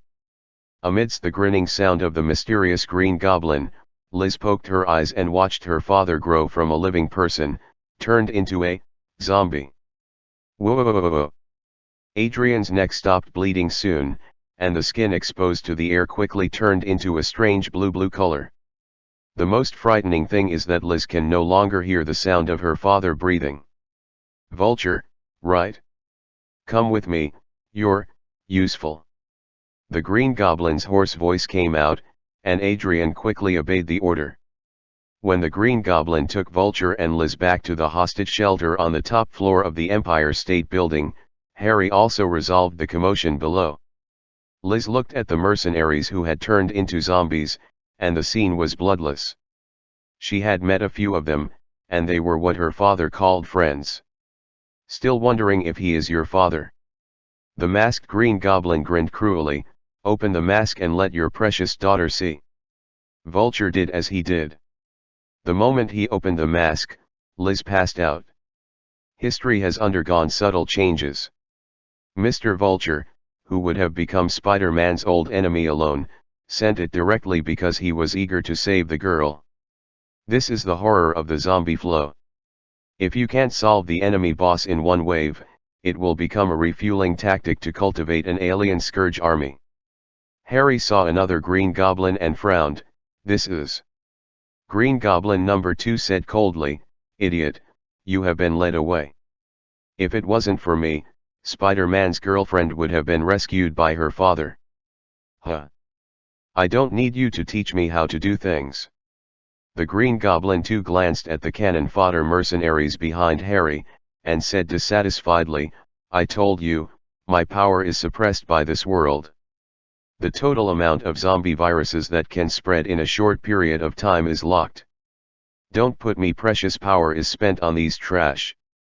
Suddenly, Harry smiled, who said I wasted? With them, I found a decent helper. Who? Harry said a name. This time, Green Goblin 2 gave a rare approval, that's okay. Harry returned to the hostage room with the loot, and let the zombie mercenaries under Vulture and the remaining zombie security guards guard the hostages, while the Green Goblin 2 hid in the dark again. On the other side, Spider-Man Peter obviously missed this golden opportunity to save his girlfriends. Because he was called by N parents. Hello, Mr. Parker? My daughter is missing. I was wondering if she is with you. After all, she runs to you every day. This operation made Peter quite collapsed. The only one he has officially announced is Liz, and he has explicitly rejected other girls. Why didn't Liz's father call, but the other girl's parents did? This kind of nonsense about answering the phone seriously hindered Peter. After all, he was just a high school student. But Peter didn't dare to directly hang up the phone calls of these anxious parents, and he didn't dare to tell the truth if he told them that your daughter was kidnapped because of him. Will he be slaughtered by these parents? He actually went quite late, and the only consolation in his heart was that the other party was so stupid that even Gwen was arrested. What's the difference between this and grabbing a remote-controlled bomb in your crotch? When Peter arrived, it was already 11:30 in the evening. He did not act rashly, but sneaked into the ventilation duct of the Empire State Building. Not surprisingly, Peter found a length of spider silk. This kind of spider silk is no stranger to him, it is the same type of spider silk he used. Almost as soon as he touched the cluster of spider silk, he heard Gwen's voice. Spiders don't have vocal organs, but humans do. Gwen's voice was transmitted to Peter's ears in a very subtle vibration through the spider silk. Peter, are you guys finally willing to come? Sorry, Gwen, what's going on? Your old friend Harry has gone mad and is planning to take revenge on you, and the strange thing is he knows your real identity, but not mine. Well. Another thing, there's probably another Harry, or a weirdo very similar to him in green armor. This guy has the power to turn people into zombies, and I suspect he's a zombie too. He just killed Liz's father Adrian and turned him into a zombie. The worst plan is that we have to face 3 powerful enemies with good strength. Gwen spent 2 minutes trying to briefly talk about the zombie Green Goblin and what happened here just now. The development of things made Peter's scalp tingle. If there is no help from Gwen in this wave, Peter alone, he feels that he really can't handle it. Gwen, is there any good attention? Yes. It's not yet 12 o'clock. If we're lucky, we can get support from Kratos. Kratos, that hunk on the Golden Gate Bridge. Right. Just called me and said he was the one who went to deal with Electron. Probably. After the Golden Gate Bridge incident, the two discussed it, but Gwen concealed the zombie Peter. Peter hesitated for a while. Okay. Let's take this as the optimal solution. 3v3 is better than us being outnumbered. But we can't do without plan B. If they dare to attack us weak girls in advance, I will fight them. Peter bared his teeth. Where are you weak? Gwen was furious. At this moment, a cold voice spread throughout the Empire State Building through the building's broadcast system. Peter. Now that you're here, why don't you say hi to your old friend? Chapter 45. If you fall into the water at the same time. At this moment, the hearts of many people in the building tensed up. Mary, Michelle, Liz who just woke up, 2 girls who love Peter, and Peter's uncle and aunt. When they heard that Peter was coming, they were moved and worried. If Peter is the real Spider-Man, he came here to save everyone from the shadow of death, that's fine. What if it fails? No one wants to be a victim of the villain, especially if the villain has gone mad. Harry's image appears on the screen of every TV in the building. Peter looked at the former friend on the corridor TV through the grill of the exhaust valve of the ventilation pipe, and was speechless for a long time. Harry has changed. Although he will always be dressed like a high-class elite and always likes to comb his hair spotlessly, as if not even an ant can climb on those soft golden threads, but now he makes Peter feel terrified and excited. Nausea. His blonde hair is all thin to the back of his head, but his facial features are surrounded by twisted and protruding blood vessels around the edge of his face, and there is no human brilliance in his eyes, but only cynical resentment. It felt like it wasn't just Peter, as if the whole world owed him something. Peter. You despicable villain. Do you know my pain? Do you know the despair of a dying man? Why is it my most trusted friend who deceived me, Peter? Do you know the feeling of heartbreak? Knowing that Harry was not in front of him, Peter still felt his chest was blocked, and the breath of depression made him extremely uncomfortable. No. You don't know. But luckily, you will soon find out. When Harry said this, Peter's heart skipped a beat, and Peter had an ominous premonition. Don't. He whispered, and immediately exited the ventilation duct, turned to the outer wall of the Empire State Building, and quickly climbed towards the roof. Unfortunately, everything is in Harry's expectation. A pitch-black winged man suddenly appeared above Peter's head. Through the opened visor, Peter saw the other's face in astonishment. Adrian, Mr. In Peter's eyes, this is a man who might become his father-in-law. Now, the terrible blood hole in the other party's neck tells Peter that this is no longer the Adrian he knows. Before Peter could react, Zombie Vulture had picked up the M249 light machine gun in his hand and rained bullets on Peter. Chug chug. As a man so agile that he could even dodge lightning, Spider-Man immediately maximized his mobility. Spraying spider webs, using every bump on the outer wall of the Empire State Building as a cover, Peter writhed and dodged. Even though the surrounding bricks and rocks were splashed, he was stunned not to be hit by a machine gun bullet. In the sky, the helicopters of the New York TV station approached fearlessly again. A male reporter broadcast live with a microphone, "I don't know what's going on now. One of the gangsters occupying the roof of the Empire State Building is wearing a strange mechanical flight suit and violently opened fire on Spider-Man. I'm calling." Before he finished speaking, Zombie Vulture pulled the wire of the gun, and the violent machine gun bullets immediately swept onto the helicopter. This is just a civilian helicopter, so there is no defense at all. When the other party unreasonably killed even the reporter, it turned into a big fireball and fell, which was the sad end of this live broadcast helicopter. In the distance, many New Yorkers who watched the theater ran away screaming. On the top floor of the Empire State Building, while Peter was entangled by vultures, Harry grinned grimly and commanded the zombies to press the hostages to the side of the viewing platform.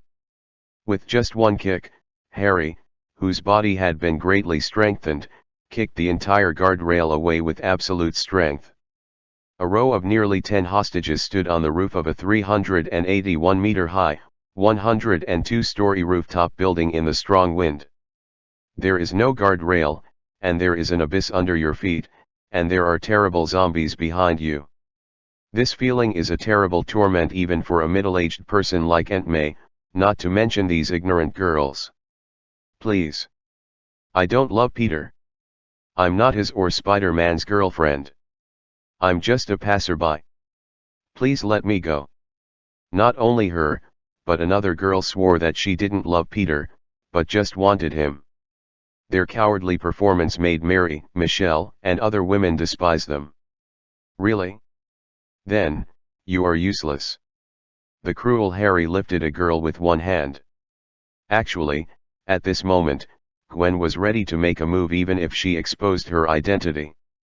At this moment, very miraculously, Peter let go of the vulture's entanglement, and rushed to the top floor like lightning. Harry. Don't. Seeing that Spider-Man Peter was about to rush to the top floor, Harry laughed grinningly. You want their lives? Then go save them. After saying that, Harry threw the two girls out like two bags of garbage. No, Peter screamed, and just rushed up and jumped down again. He bowed left and right, and shot out two huge spider silks at the same time, sticking the two women to the windy outer wall of the Empire State Building. Unfortunately, saving lives requires a price. Tug. The vulture who was briefly thrown off chased him up, and gave him a shuttle while Peter was distracted. One of the bullets grazed Peter's shoulder, and a large piece of flesh flew away, causing Peter a heartache, and his whole body fell sharply, almost falling directly to the ground. Falling down 10 floors, Peter regained his breath and fired a spider thread.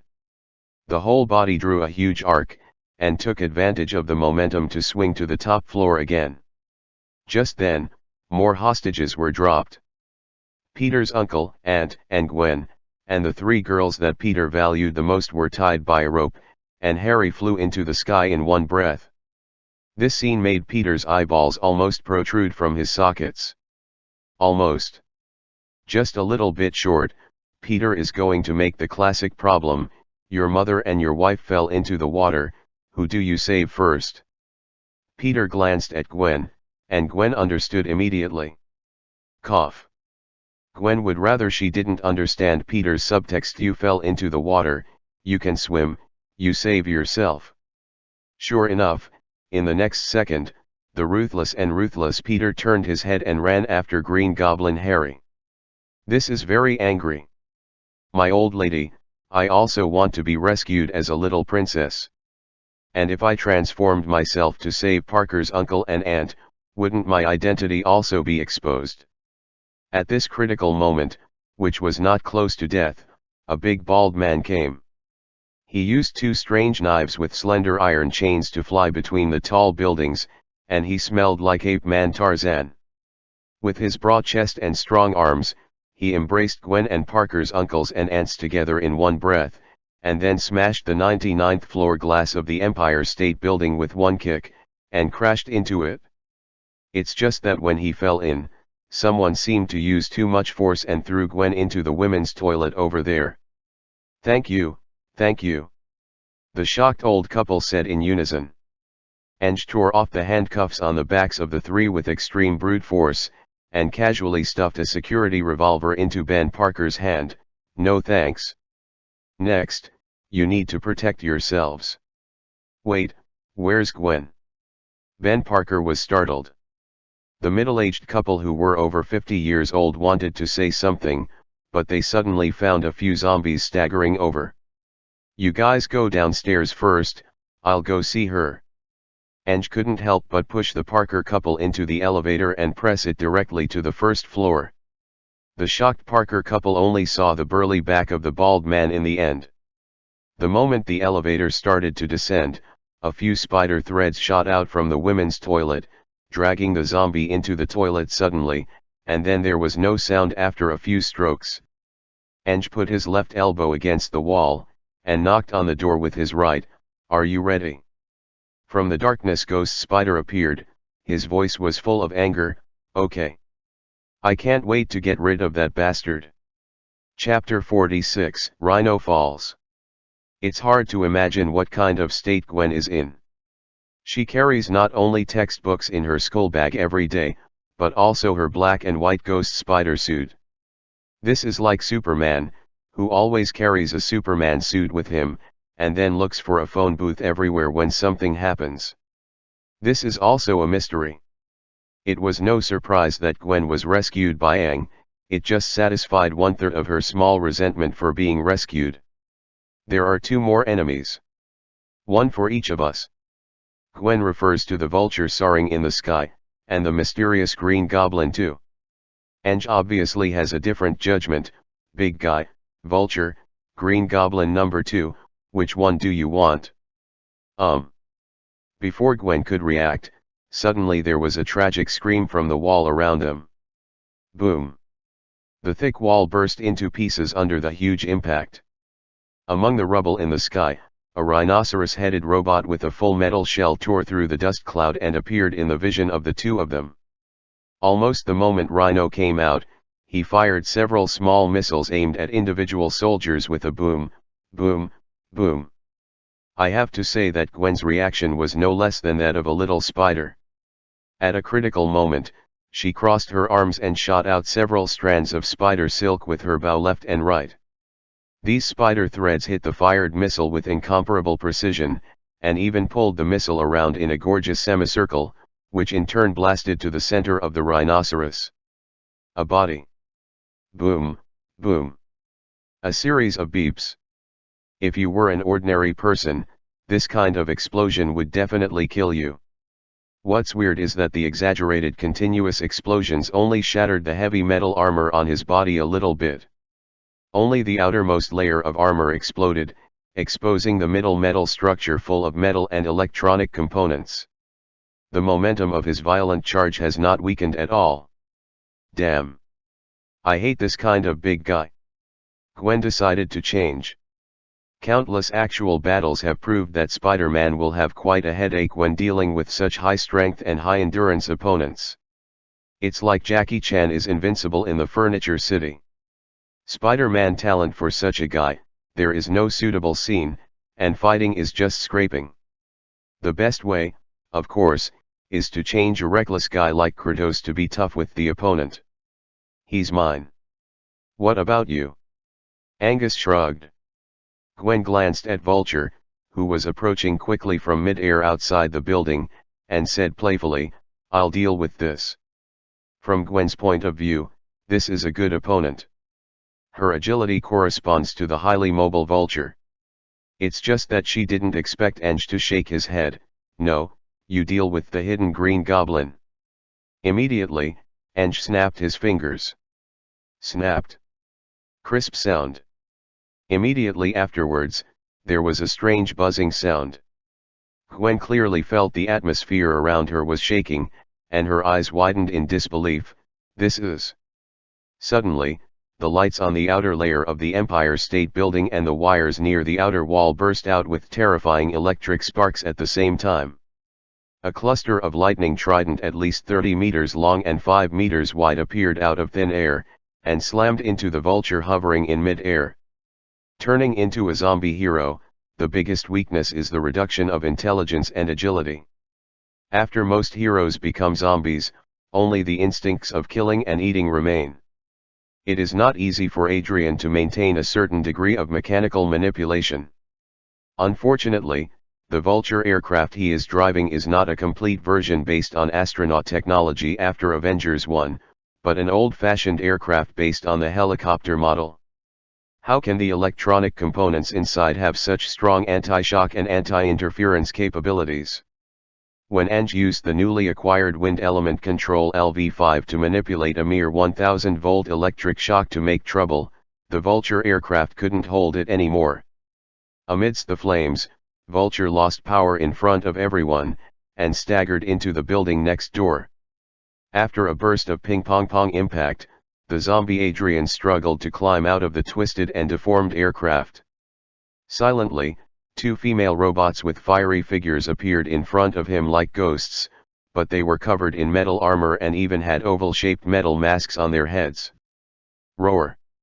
Adrian let out an inhuman roar. His zombie roar did not deter comers. Sister! Without the aircraft, this guy is just an ordinary person. Sister! End his suffering. Adrian was greeted by two red jars. Excessive firepower is called destruction, and extreme firepower is called purification.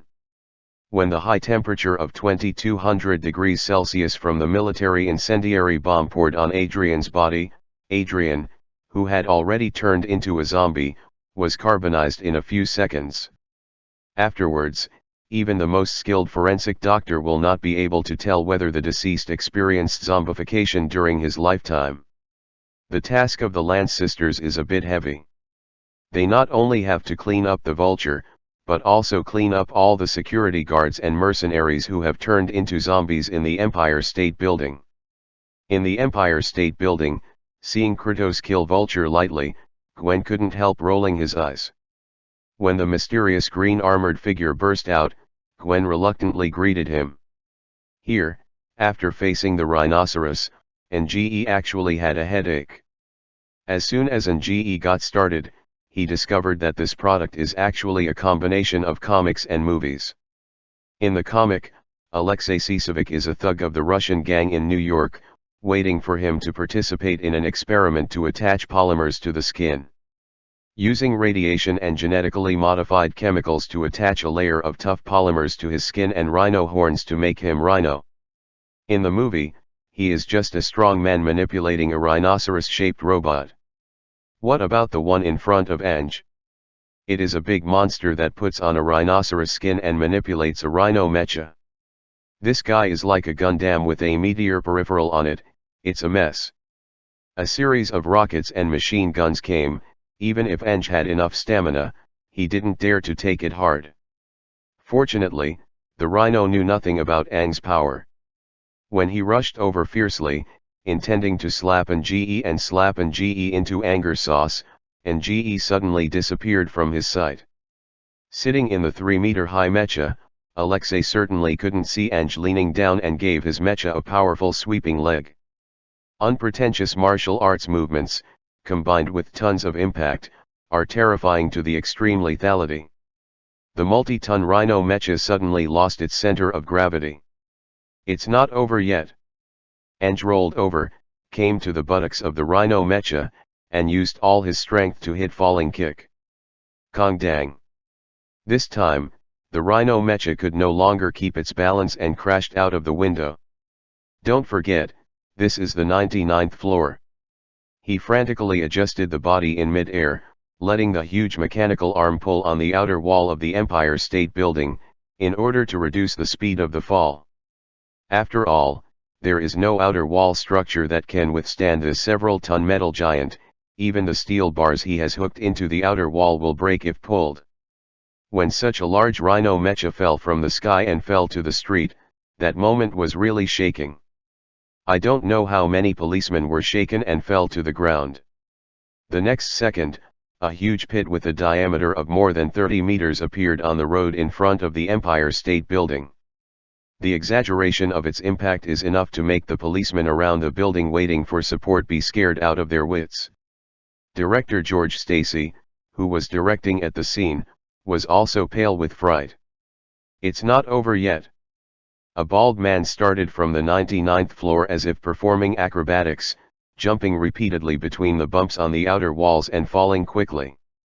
When he reached the height of the 10th floor, he jumped out exaggeratedly, turning into a pale meteor and plummeting down. The final target was still Rhinoceros.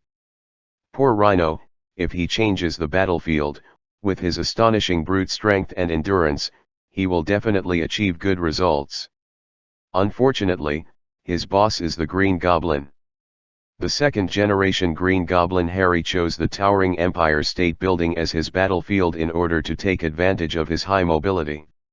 This prevented the rhinoceros, who were more used to rampaging on the ground, from playing to their advantage. The rhinoceros is a tragedy.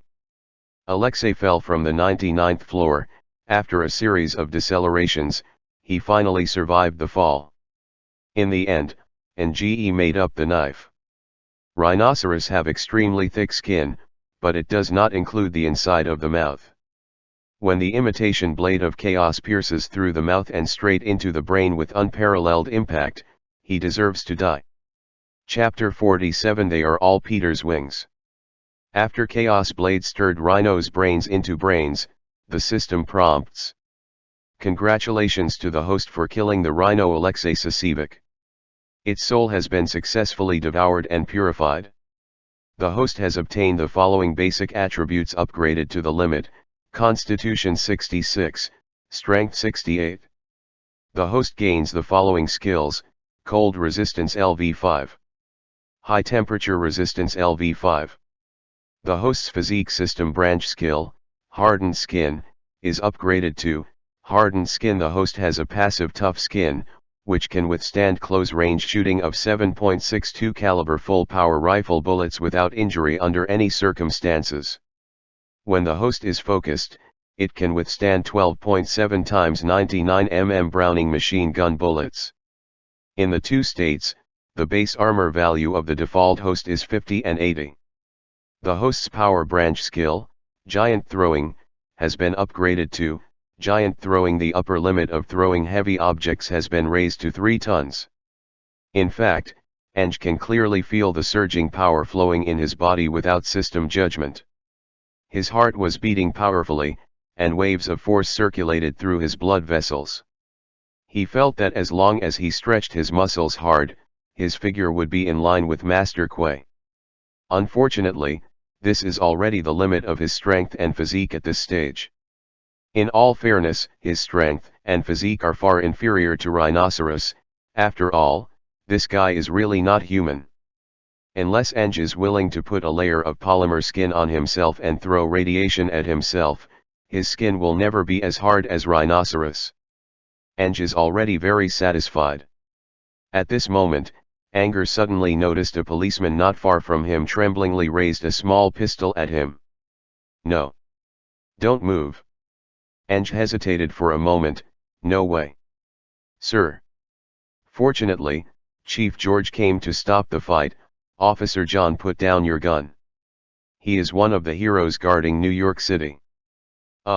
Good director. George looked at the man who called himself Kratos with extremely complicated eyes. The director's precious daughter has personally said that Kratos is on the side of justice. George didn't want to anger a transcendent who was on the side of justice. The police don't come in first, they will die. I saw that the bald man covered in blood nodded to him as the bureau chief, and immediately jumped 5 meters high on the spot, with agility that surpassed human beings, made dozens of big jumps in a row, and rushed towards the Empire State Building again. Top floor. George did as he did, but watched the mysterious hero leave with complicated eyes. On the top floor of the building, Gwen unexpectedly fell into a hard fight. The high maneuverability of the demon glider made Gwen suffer a lot. Not to mention the speed of that thing, the steering is also extremely sensitive. Gwen sprayed the spider silk many times, but she didn't catch the Green Goblin too. Not only that, once Gwen pretended to pounce, but before she could use the spider silk to pull her body back, a few small missiles caused a big explosion, which almost killed her. What's even more weird is that both parties asked each other at the same time, "Who are you?" Gwen asked because she judged that the other party's flying skills were far superior to Harry's. He doesn't look like another Harry Osborn from the zombie universe. Green Goblin number 2 questioned, but he was really confused. Because in his world, there is no female Spider-Man. Hey. Your identity doesn't matter. After I kill you and turn you into a beautiful zombie, you will take off that mask and reveal your true face. The cold voice naturally aroused Gwen's anger. She began to wrap all kinds of sundries with spider silk, and threw them towards the Green Goblin too in the distance, but it was useless. There was an impasse on her side, and it seemed worse on Peter's side. Harry was playing him. Alice and Michelle kept screaming. Mary * Jane said nothing. The performance of the 3 beauties fell into Peter's eyes, which made his heart ache. The abominable Harry is like fishing. He is sure that Spider-Man can't fly, so he let the glider climb to a height that Spider-Man can't reach, and then quite mischievously, threw Peter's 3 girlfriends from the sky. No dash. 3 beauties were dropped by Harry from a height of 1 kilometer in a zigzag shape, each separated by 300 meters. In Harry's opinion, there is absolutely no way Peter can save 3 people at the same time. Ha. I'm very curious, who will the unparalleled Spider-Man save and who will he give up? In the dark night sky, Harry Osborn's wanton and savage laughter was heard. He speculated about the choice of this childhood friend with the greatest malice. Harry was wrong. Spider-Man has never been a narrow hero. Throughout history, he has rescued a train that was on the verge of derailment, and a cruise ship that was cut in half by an alien laser cannon. When did he not carry it to death and forcibly use spider silk to save hundreds of thousands of innocent civilians? Peter's choice is, of course, I save them all. Shh! A cluster of spider webs in the left hand caught the falling Mary Jane, and Michelle was caught in the right hand. As for the middle, Liz, hold me tight. Panicked, Liz hugged Peter, who was coming up like a koala. Ah! Peter yelled, gathering the spider's thread with all his strength, and pulling the other 2 women towards him. Harry was furious. He went to great lengths to torture and kill Peter's girlfriend, just to let him experience the pain, not to let him act as a hero to save the beauty. The devil glider followed Peter and fell sharply, aiming at Peter, who was completely unable to defend and dodge, and Harry slashed out his evil claws. Ah! Several horrific wounds with bone deep visible appeared on Peter's back. At this moment, the hearts of the 3 women were broken when they saw the blood on Peter's back flying all over the sky. After a few efforts, the Green Goblin's claws had scratched Peter's back to a mess. Peter didn't know how many pieces of meat were still attached to Peter's back. He endured the severe pain, shot out the last cluster of spider silk, and swung the three girls with him towards a high-rise building that was still under construction. "Don't try to save people. You can die with your women." Every vein on Harry's face was swollen to the extreme. He is hating. Hate all the real family, friendship, and love in the world. What he didn't have, he found everything in his childhood friend. This kind of indescribable envy, jealousy, and hatred is the key to making Harry completely lose his mind. What cannot be obtained will be destroyed. Harry, who couldn't bear it any longer, decided to kill Peter here and now. Right at this moment, a thunderous roar exploded in their ears.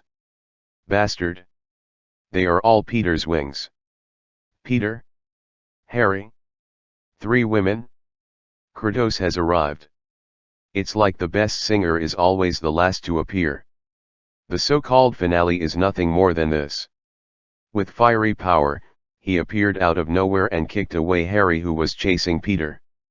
Harry's handsome face was completely deformed by the huge force. For a moment, Peter even doubted whether his childhood friend would be kicked to death by Quay yet. Peter lost a lot of blood. When he managed to eliminate the exaggerated impact and sent the 3 girls to the ground of the high-level construction site, the last words he said before he fainted were, "Don't kill me, Harry." Peter has not forgotten Quay's murderous nature. Ange froze for a moment, finally nodded, "Okay." Chapter 48. Don't come here. Anyone with 3 wings can be a bird or a fish. In any case, it is not impossible to add a wing named Harry Osborn to Peter. Originally, after Harry yelled an old American greeting with the prefix F, and called Ange a son of the beach, Ange didn't mind turning him into the lovely Harry sauce. He doesn't have a head, so cute and cute. Since Peter has spoken, let's cross out a name in the must-kill list, and then change it to, limited to human sticks. To be honest, Ange didn't know what the Green Goblin series could bring him. Don't count on the basic attributes, the Green Goblin doesn't have much physical quality to show off. I have to say, those are his fancy props. It's nothing compared to Iron Man and Batman. "I'll kill you, bastard. I'm going to slice your body and study it. Of course, I won't use anesthesia." Harry's mouth was almost kicked. One kick from GE was enough to kill him. The severe pain made him even swearing like a tongue. Harry walked around Anglefey, looking for opportunities. He didn't know what kind of tricks Ange had. He only knew that this hunk had once killed Dr. Lizard, and it seemed that he had just killed the rhino. Harry decided to fire a few small missiles against people. Shhhhhhhh. These small missiles, which are as big as thermos cups, spit out long tail flames, spiral forward very smartly, and quickly approach Ange. Only snapped. A snap of the fingers. All the electronic components on the homing missile burst out with lightning and broke down on the spot. Harry didn't understand what happened at all. The missiles he shot would not explode all at once, but turned into rockets without any tracking ability. They scattered crookedly in all directions. Boom boom boom. Several rockets even hit the police car of the New York City police who were chasing it. Damn. Is that lunatic Harry Osborn? A policeman climbed out of the burning police car with blood on his face and roared into the intercom. It seems that it is really him. Director George looked at the second generation of the Green Goblin on the TV screen. The biggest problem with Harry is publicity. He doesn't wear a mask when he does bad things, but he just happened to be in the headlines recently, and at least half of the people in New York recognize him. Director George was also unambiguous, and immediately shouted in the police communication circuit, "We have sufficient evidence to suspect that Harry Osborn is a great hazard to public safety. Now Kratos will deal with him first. If Kratos fails, the New York SWAT will take over." That being said, the firepower of the Green Goblin's demon glider is really beyond the reach of ordinary special police. Seeing that the rockets were unable to deal with anger, Harry drove the glider around an arc, pulled back the nose in a very small space, and immediately dived and shot. Chug chug. On the nose of the glider, on the muzzles of the two machine guns, tongues of flames were spitting out wildly. In Harry's imagination, Eng should be beaten into a sieve. Eng did not dodge or dodge, crossing his hands to protect his face. Let the 7.62mm bullets pour over. Dang. Dang. Dang. Tempered skin brought amazing defensive power, which made Eng ignore the rain of bullets. In this scene, not to mention Mary Jane and other girls who were watching, even Harry was frightened. This is a 7.62mm armor-piercing bullet, BP, with a hard steel core. Even if the quality of the bullet is slightly poor, it can at least penetrate a 15mm thick steel plate. This guy actually took it hard? Are you Superman? Harry's scalp was numb with fright, and his left foot twisted violently. The devil glider under him sensed the change in the master's center of gravity, and began to turn extremely silky. Late. Eng stomped his feet on the ground, performing a catapult start on the flat ground, and turned into a white shooting star to kill Harry in the air. Looking at the bald-headed man zooming in at a high speed in his field of vision, Harry almost peed in fright. In the final analysis, before today, he was nothing more than a young man who didn't understand the world. At this moment, how can he maintain his image of a handsome noble son? In a panic, his well-combed long golden hair fluttered away like fried hair. In his distorted face, his mouth was open to the extreme. Don't come here. It must be admitted that Nge was a little embarrassed. Unfortunately, I still have to snap my fingers. Snapped.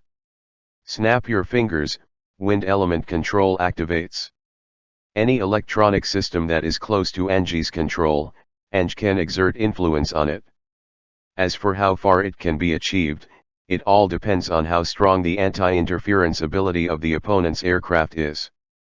If this is the Iron Man armor equipped with intelligent AI Jarvis, maybe Nge's influence on it will be very limited. After all, Jarvis can adjust Iron Man's flight module by himself and control the output of each flight engine. The Devil Glider is not such a high-end gadget. Less talk is 2 grades weaker. Then, Harry Osborn deserved it. Boom. It seemed to Harry that it was a curse, that he could die, and that's when his demon glider crashed. One engine failed on the spot, which halved the power of the entire glider in an instant, and Harry had to work hard to maintain his balance, otherwise he would have to perform a trapeze at the height of 100 meters. However, seeing Eng passing by him, he was so angry that he twisted his body and threw a few sharp-edged darts. The result is of course a miss. Harry has a suit of Green Goblin equipment, but he has never practiced these good things, and the effect of using them is a mess. Eng didn't even swing the Chaos Blade, and knocked off these darts with the back of his finger that had a good grasp of the flight trajectory. That's right. It's so breezy. The strengths of the two sides are not at the same level at all. Eng climbed onto the outer wall of a building, watching Harry fall crookedly like this. Boom. Among the sounds that resounded through the entire block, it was Harry's efforts to maintain the balance of the glider, but he couldn't escape the fate of plowing the ground with his face. The huge momentum made him roll around like a bag of garbage that was thrown away. If it wasn't for the Green Goblin armor protecting him, he would be dead at this moment. Even so, the fracture of both hands and arms is inevitable. In his blood-stained field of vision, flashing police lights began to appear, and that tall figure overlooking him like a god. Bastard! Why didn't you kill me? Are you humiliating me? A cruel smile appeared on the rough face of the bald man. Kill you? You don't deserve it. If you really want to die so much, just do it yourself. The next second, a Green Goblin boomerang was thrown near Harry's neck. If he's a real tough guy, he can totally wipe his own neck. Unfortunately, he never was. AHH. It hurts so much. Help, I don't want to die. The cowardly nature and excessive desire to survive made Harry cry out for help. Chapter 49, Stronger Green Goblin? Rich, selfish, cruel, cowardly, it is hard to imagine that so many labels can be placed on the same person at the same time. This is Harry Osborn. Growing up in a rich but intriguing environment, young and too young to experience social beatings. Harry is such a selfish guy. Until he was pointed a gun at his forehead by N, he didn't feel that he had made any mistakes. How could it be me who was wrong? It must be this world that is wrong. The pain on the body, the fear of death, everything adds up to become the ultimate resentment towards Kratos. At this moment, his hatred for someone easily surpassed the betrayal of his childhood friend. He will never know that Ange let him go temporarily because he is still useful. Upstairs, Ange had a smile on his lips. Your father's subordinates think you are a good scapegoat. Coincidentally, I think so too. However, when Anger saw the movement on the side of the Empire State Building, Anger sighed. I'm so busy. Gwen is inseparable from the mysterious Green Goblin too. Compared to Anger's ease, Gwen thinks she definitely hit the jackpot. Why is it that everyone deals with the Green Goblin, and Angle cleans up the rookie Harry as easily as picking up French fries, but the Green Goblin she has to deal with is beyond imagination. This green-skinned and green-armored guy not only flies at high speed and smoothly, Gwen's spider silk can't hit at all, he also takes out all kinds of incredible things from a ghost magic bag from time to fry Gwen. Boom boom boom. Gwen dared to swear that she absolutely dodged the pumpkin bomb that just exploded. She clearly felt that she had dodged, but she felt weak for a while. Whether she was twirling or shooting spider silk, she always felt like she was a beat slower. This made her unlucky to be hit by the aftermath of 2 pumpkin bombs in a row. These gadgets, which look similar to Halloween trinkets, are extremely powerful. They just opened a huge hole the size of a car in the north wing of the Empire State Building. Inadvertently, the entire outside of the left leg was scorched. If Gwen didn't have extraordinary self-healing ability, just by ruining her beautiful legs, she might not be able to help but kill the guy opposite. Ah! With a scream, Gwen made 7 or 8 swift rolls in a row to extinguish the lingering flames on his body. Before she could react, a few green goblin boomerangs struck from another direction, at the dead end of her perception. By the time she heard the sound of breaking the glass window, her right arm and ribs had already been hit. Not to mention the dripping blood, there is also a clear sense of paralysis. Toxic. Gwen was really angry. Why are you so despicable, bastard? Despicable? Huh. I'd take that word as a compliment to my. Sneering, hands on the line. The mysterious Green Goblin too continued to fire missiles at Gwen. Humph. While Gwen jumped back rapidly, a tight spider web shot out suddenly. It stands to reason that this spider web can definitely stop these missiles. Gwen didn't expect that the Green Goblin seemed to understand her methods very well. A few Green Goblin darts arrived first, and got entangled in the spreading spider web. Due to the faster speed of the dart, it miraculously flew the spider web first, and then the missile arrived. This feeling is a bit like the legendary door opener. Gwen's reaction was a bit slow at that time, and the missile exploded during the dodge. At the last moment, Gwen only had time to roll his body into a shrimp shape to minimize his injuries. Boom! The shock wave of the explosion fully affected the 3 floors and 8 rooms. Gwen was already hiding behind a thick solid wooden table. The shock from the explosion overturned everything, and she was also knocked down by the table. Black, so painful that I could barely get up. Reserving the last of his sanity, Gwen sprayed out a spider web with both arms, entrapped himself in the web, let go of the inertia, and made an emergency stop that humans cannot do. Before Gwen could adjust, the Green Goblin had already rushed in on the glider, raised the glass cannon in his hand, and opened fire almost close to his face. The laser light representing high-purity energy occupied Gwen's entire field of vision. The sound of the motor of the glider propeller running at high speed is like the whisper of death. Gwen was so frightened that her face turned pale and despaired. At the last moment, she pulled back the spider web suddenly. With the amazing elasticity and tenacity of the spider silk, she pulled her body out in turn, which was already the limit of what she could do. As for whether he can survive this gun, Gwen is not counting on it. Spider-Man has never been known for being defensive. Accidentally, but not so unexpectedly. Here comes help. Ah! An extremely sharp scream made Gwen's whole body tense on the spot. Fortunately, she was pleasantly surprised to find that the target of this move was not her. This exaggerated sonic attack was aimed at the Green Goblin suspended in mid-air.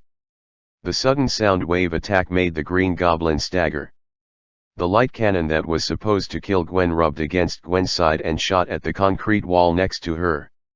The ultra-high temperature laser beam easily melted the thick concrete wall, and even the steel bars inside were instantly emptied. An incomparably standard circle with a diameter of nearly half a meter was left on the wall. Gwen's back was covered with sweat, and if it wasn't for this intrusion, she would be finished. Turning his head, he found that two strange human figures with metal parts all over their bodies, like robots, and extremely feminine characteristics came over. They wielded Uzi submachine guns in both hands, and fired at the Green Goblin in midair. Seriously, Uzi's firepower wouldn't even pierce the Goblin's armor, not even itching. But their attacks gave Gwen a chance to breathe. After realizing that the opponent was probably a friendly army, Gwen didn't care so much, and Biubiabiu shot a big pile of spider silk at the Green Goblin. Gwen was not surprised by the Green Goblin's dodge. At this time, there was a sudden sound of messy footsteps in the surrounding rooms, and a large number of zombies rushed over. "We deal with zombies," two mysterious female robots said in a pleasant voice. After finishing speaking, they took out some red jars from their waists and threw them at the zombies. The blazing flames immediately warmed the bodies and minds of the zombies. Well, the high temperature of more than 2000 degrees is heartwarming. Gwen noticed sensitively that this was someone who had used the same type of thermite bomb. Just then, Kratos rushed back. However, the joining of this tough man couldn't make the situation much better. Green Goblin can fly. When a high-mobility flyer is buzzing around you, it's really hard to catch him. It's not that Eng didn't try to sell his loopholes and let this mysterious Green Goblin get close to him. However, compared with the immature Harry, this Green Goblin is simply a genius, that kind of sophistication, that kind of patience like hunting, which is impossible for another Harry to do. Eng gritted his teeth, and spat out a name from the gap in his mouth, Norman Osborn. Chapter 50, The Green Goblin's Curse of Fate. Unexpected, and not so unexpected. Since meeting the zombie Sarah Lance, Anger doesn't expect to be able to take the head casually, even if it's just an ordinary villain. According to the plot of The Amazing Spider, Norman Osborn is undoubtedly hiccuping. Didn't you say that the opposite zombie universe won't have a genuine Green Goblin generation? This Mr. Green Goblin fully demonstrated to Aang what is called as long as I run fast enough, I don't need to dodge. People just fly around in circles, and from time to time they see the opportunity to shoot Anger with a few bullets, or something like a laser cannon. Bullet Eng can help Gwen block it, but the laser cannon is really helpless. For this kind of high mobility guy, the best way is to call heroes with the same high mobility, such as Iron Man, Falcon, or Master Bruce who flies the Batplane. Unfortunately, they are not here. Eng had no choice. Gwen, have you heard of Big Pendulum? Gwen subconsciously raised the elbows of both hands, exposing her slender waist and vest line wrapped in tights, and immediately froze, spitting hard, "Bastard! What are you thinking at this time? It's not that kind of pendulum, it's this kind. Ange muttered a few times quickly, and Gwen finally understood. Fortunately, the white mask of the ghost spider blocked it, otherwise Ange would have seen Gwen's face flushed. Next round. Ange seemed unable to bear it, and rushed out fiercely. His speed is not bad. The initial speed of nearly 100 meters per second is absolutely terrifying. When Ange jumped out with all his might, the Green Goblin was indeed taken aback, but only to the point of being taken aback. The burly body was placed in the air, and it was just a large target. The Green Goblin swayed and changed his center of gravity. The glider under his feet immediately made a dexterous left turn. If there is no accident, Ange, who has lost momentum after leaping into the air, will fall into the glider after 2 seconds. The firepower quasi-heart. At this moment, a bunch of spider silk that came later changed everything. Gwen's spider silk was just right on Aang's lower back. Kill that bastard.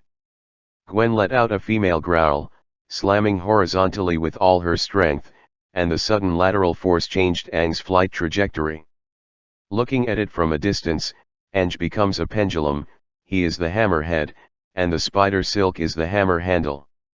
Ah! This time, the Green Goblin was really frightened. This kind of inhuman mid-air change of direction was simply not within his consideration. He couldn't die. He saw the guy who claimed to be Kratos snap his fingers. Snapped. Represents the sound of death and destruction. The next moment, flames splashed from the devil glider. The glider is broken, but not completely broken. Obviously, this glider is a higher-end model than Harley's. Angle tried his best to send out electrical interference, but failed to blow up any engine, and the consequence for the Green Goblin was only steering failure. Huh! The Green Goblin snorted coldly, stomped his right foot, and turned the nose of the aircraft physically, forcing a large change of direction, and was about to avoid Aang's pursuit again. Just at this critical moment, another large cluster of spider threads shot out. This time the shooting was quite exquisite. The spider silk may not be very thick, but the dense grid almost blocked all possible positions of the Green Goblin. Prediction block move. Aang really never thought that the magic operation in Lualu can also be put into reality. Nice job. Aang glanced back, but saw Gwen in a daze. She has exhausted all her strength to hold Nge, so how can she have the energy to release the second round of spider silk? Huh. Aang discovered at this time that it was not Gwen who made the Green Goblin's last knife move, but Peter, who woke up from a coma and rushed to the scene again. No matter how slender the spider silk is, it is not something the Green Goblin can ignore. At this moment, Mr. Green Goblin was so frightened that his heart almost flew out of his chest. At the last moment, he made a move that no one expected. His green body suddenly jumped up high, aiming at the only gap in the spider web, planning to use a man and a machine to separate it. As long as anger doesn't leave the last hand, the Green Goblin will succeed. Right at the very end, Aang flipped his wrists abruptly, and 2 small air masses erupted in his palms. This is a bit like the repulsion ray in the palm of Iron Man. In many cases, this is also the auxiliary propulsion system for Iron Man when flying. Aang used his wind element control to compress the air and then spray it out. Even if this is not enough for him to fly freely in the sky, he can make magical acceleration actions at this critical moment. This scene is very similar to the famous rocket jump in the game. Shoot a single-barrel rocket launcher to the ground, let yourself fly upwards under the reaction force, and then jump on the enemy's head to launch a second rocket. The Green Goblin, who had no more leverage in the air, was really desperate this time. Seeing the bald head growing rapidly in his field of vision, he exclaimed, "Get lost!" The Green Goblin dropped several pumpkin bombs. Unexpectedly, Aang didn't dodge or dodge. He insisted on eating these bombs, rushed across the explosion zone, and finally threw himself on the Green Goblin. Ah dash! It's getting close. This is Aang's turn. In all fairness, the Green Goblin is definitely not bad in battle, he is definitely on the same level as Spider-Man. Reluctantly, what he had to face was a killer who had killed the zombie Peter and the rhinoceros and captured part of their power. The arc blade wielded by the Green Goblin was cut off by Ange. It wasn't just the Green Goblin's rotten arm that was severed, but also half of his chest. However, the Green Goblin is definitely the most ruthless villain. At this moment when ordinary bosses are dead, he detonated all the bombs on his body. Boom! The violent explosion shockwave once again opened the distance between the Green Goblin and Ange. Normally speaking, the Green Goblin would have a chance to breathe. Good angle. While blowing backwards, he forcibly threw Chaos Blade on the demon glider. The glider, which was still flying at high speed, was pulled by Aang, and the large chain connected to the blade of Chaos danced the glider in a 180-degree semicircle in the air, and finally hit the Green Goblin hard in the abdomen. With the extremely surging impact force, the body of the Green Goblin was slammed into a load-bearing column on the top floor of the Empire State Building. The nose of the demon glider itself is equipped with a pair of sharp scimitar-style rams. Unexpectedly, the last opponent this pair of rams will deal with is actually the Green Goblin himself. Ah! Amid the desperate howls, the Green Goblin was almost cut off in half, leaving only a small part of abdominal muscles connecting the upper and lower body. As in history, almost every generation of Green Goblins was killed by their own glider. Perhaps, this is also a kind of fateful curse. Gwen helped Peter come over, in front of them, ignoring the resistance of the half of the Green Goblin, Ange made a lightning move and tore off the mask of the Green Goblin. If not, that rotten and withered face is terrible, it is indeed the face of Norman Osborn.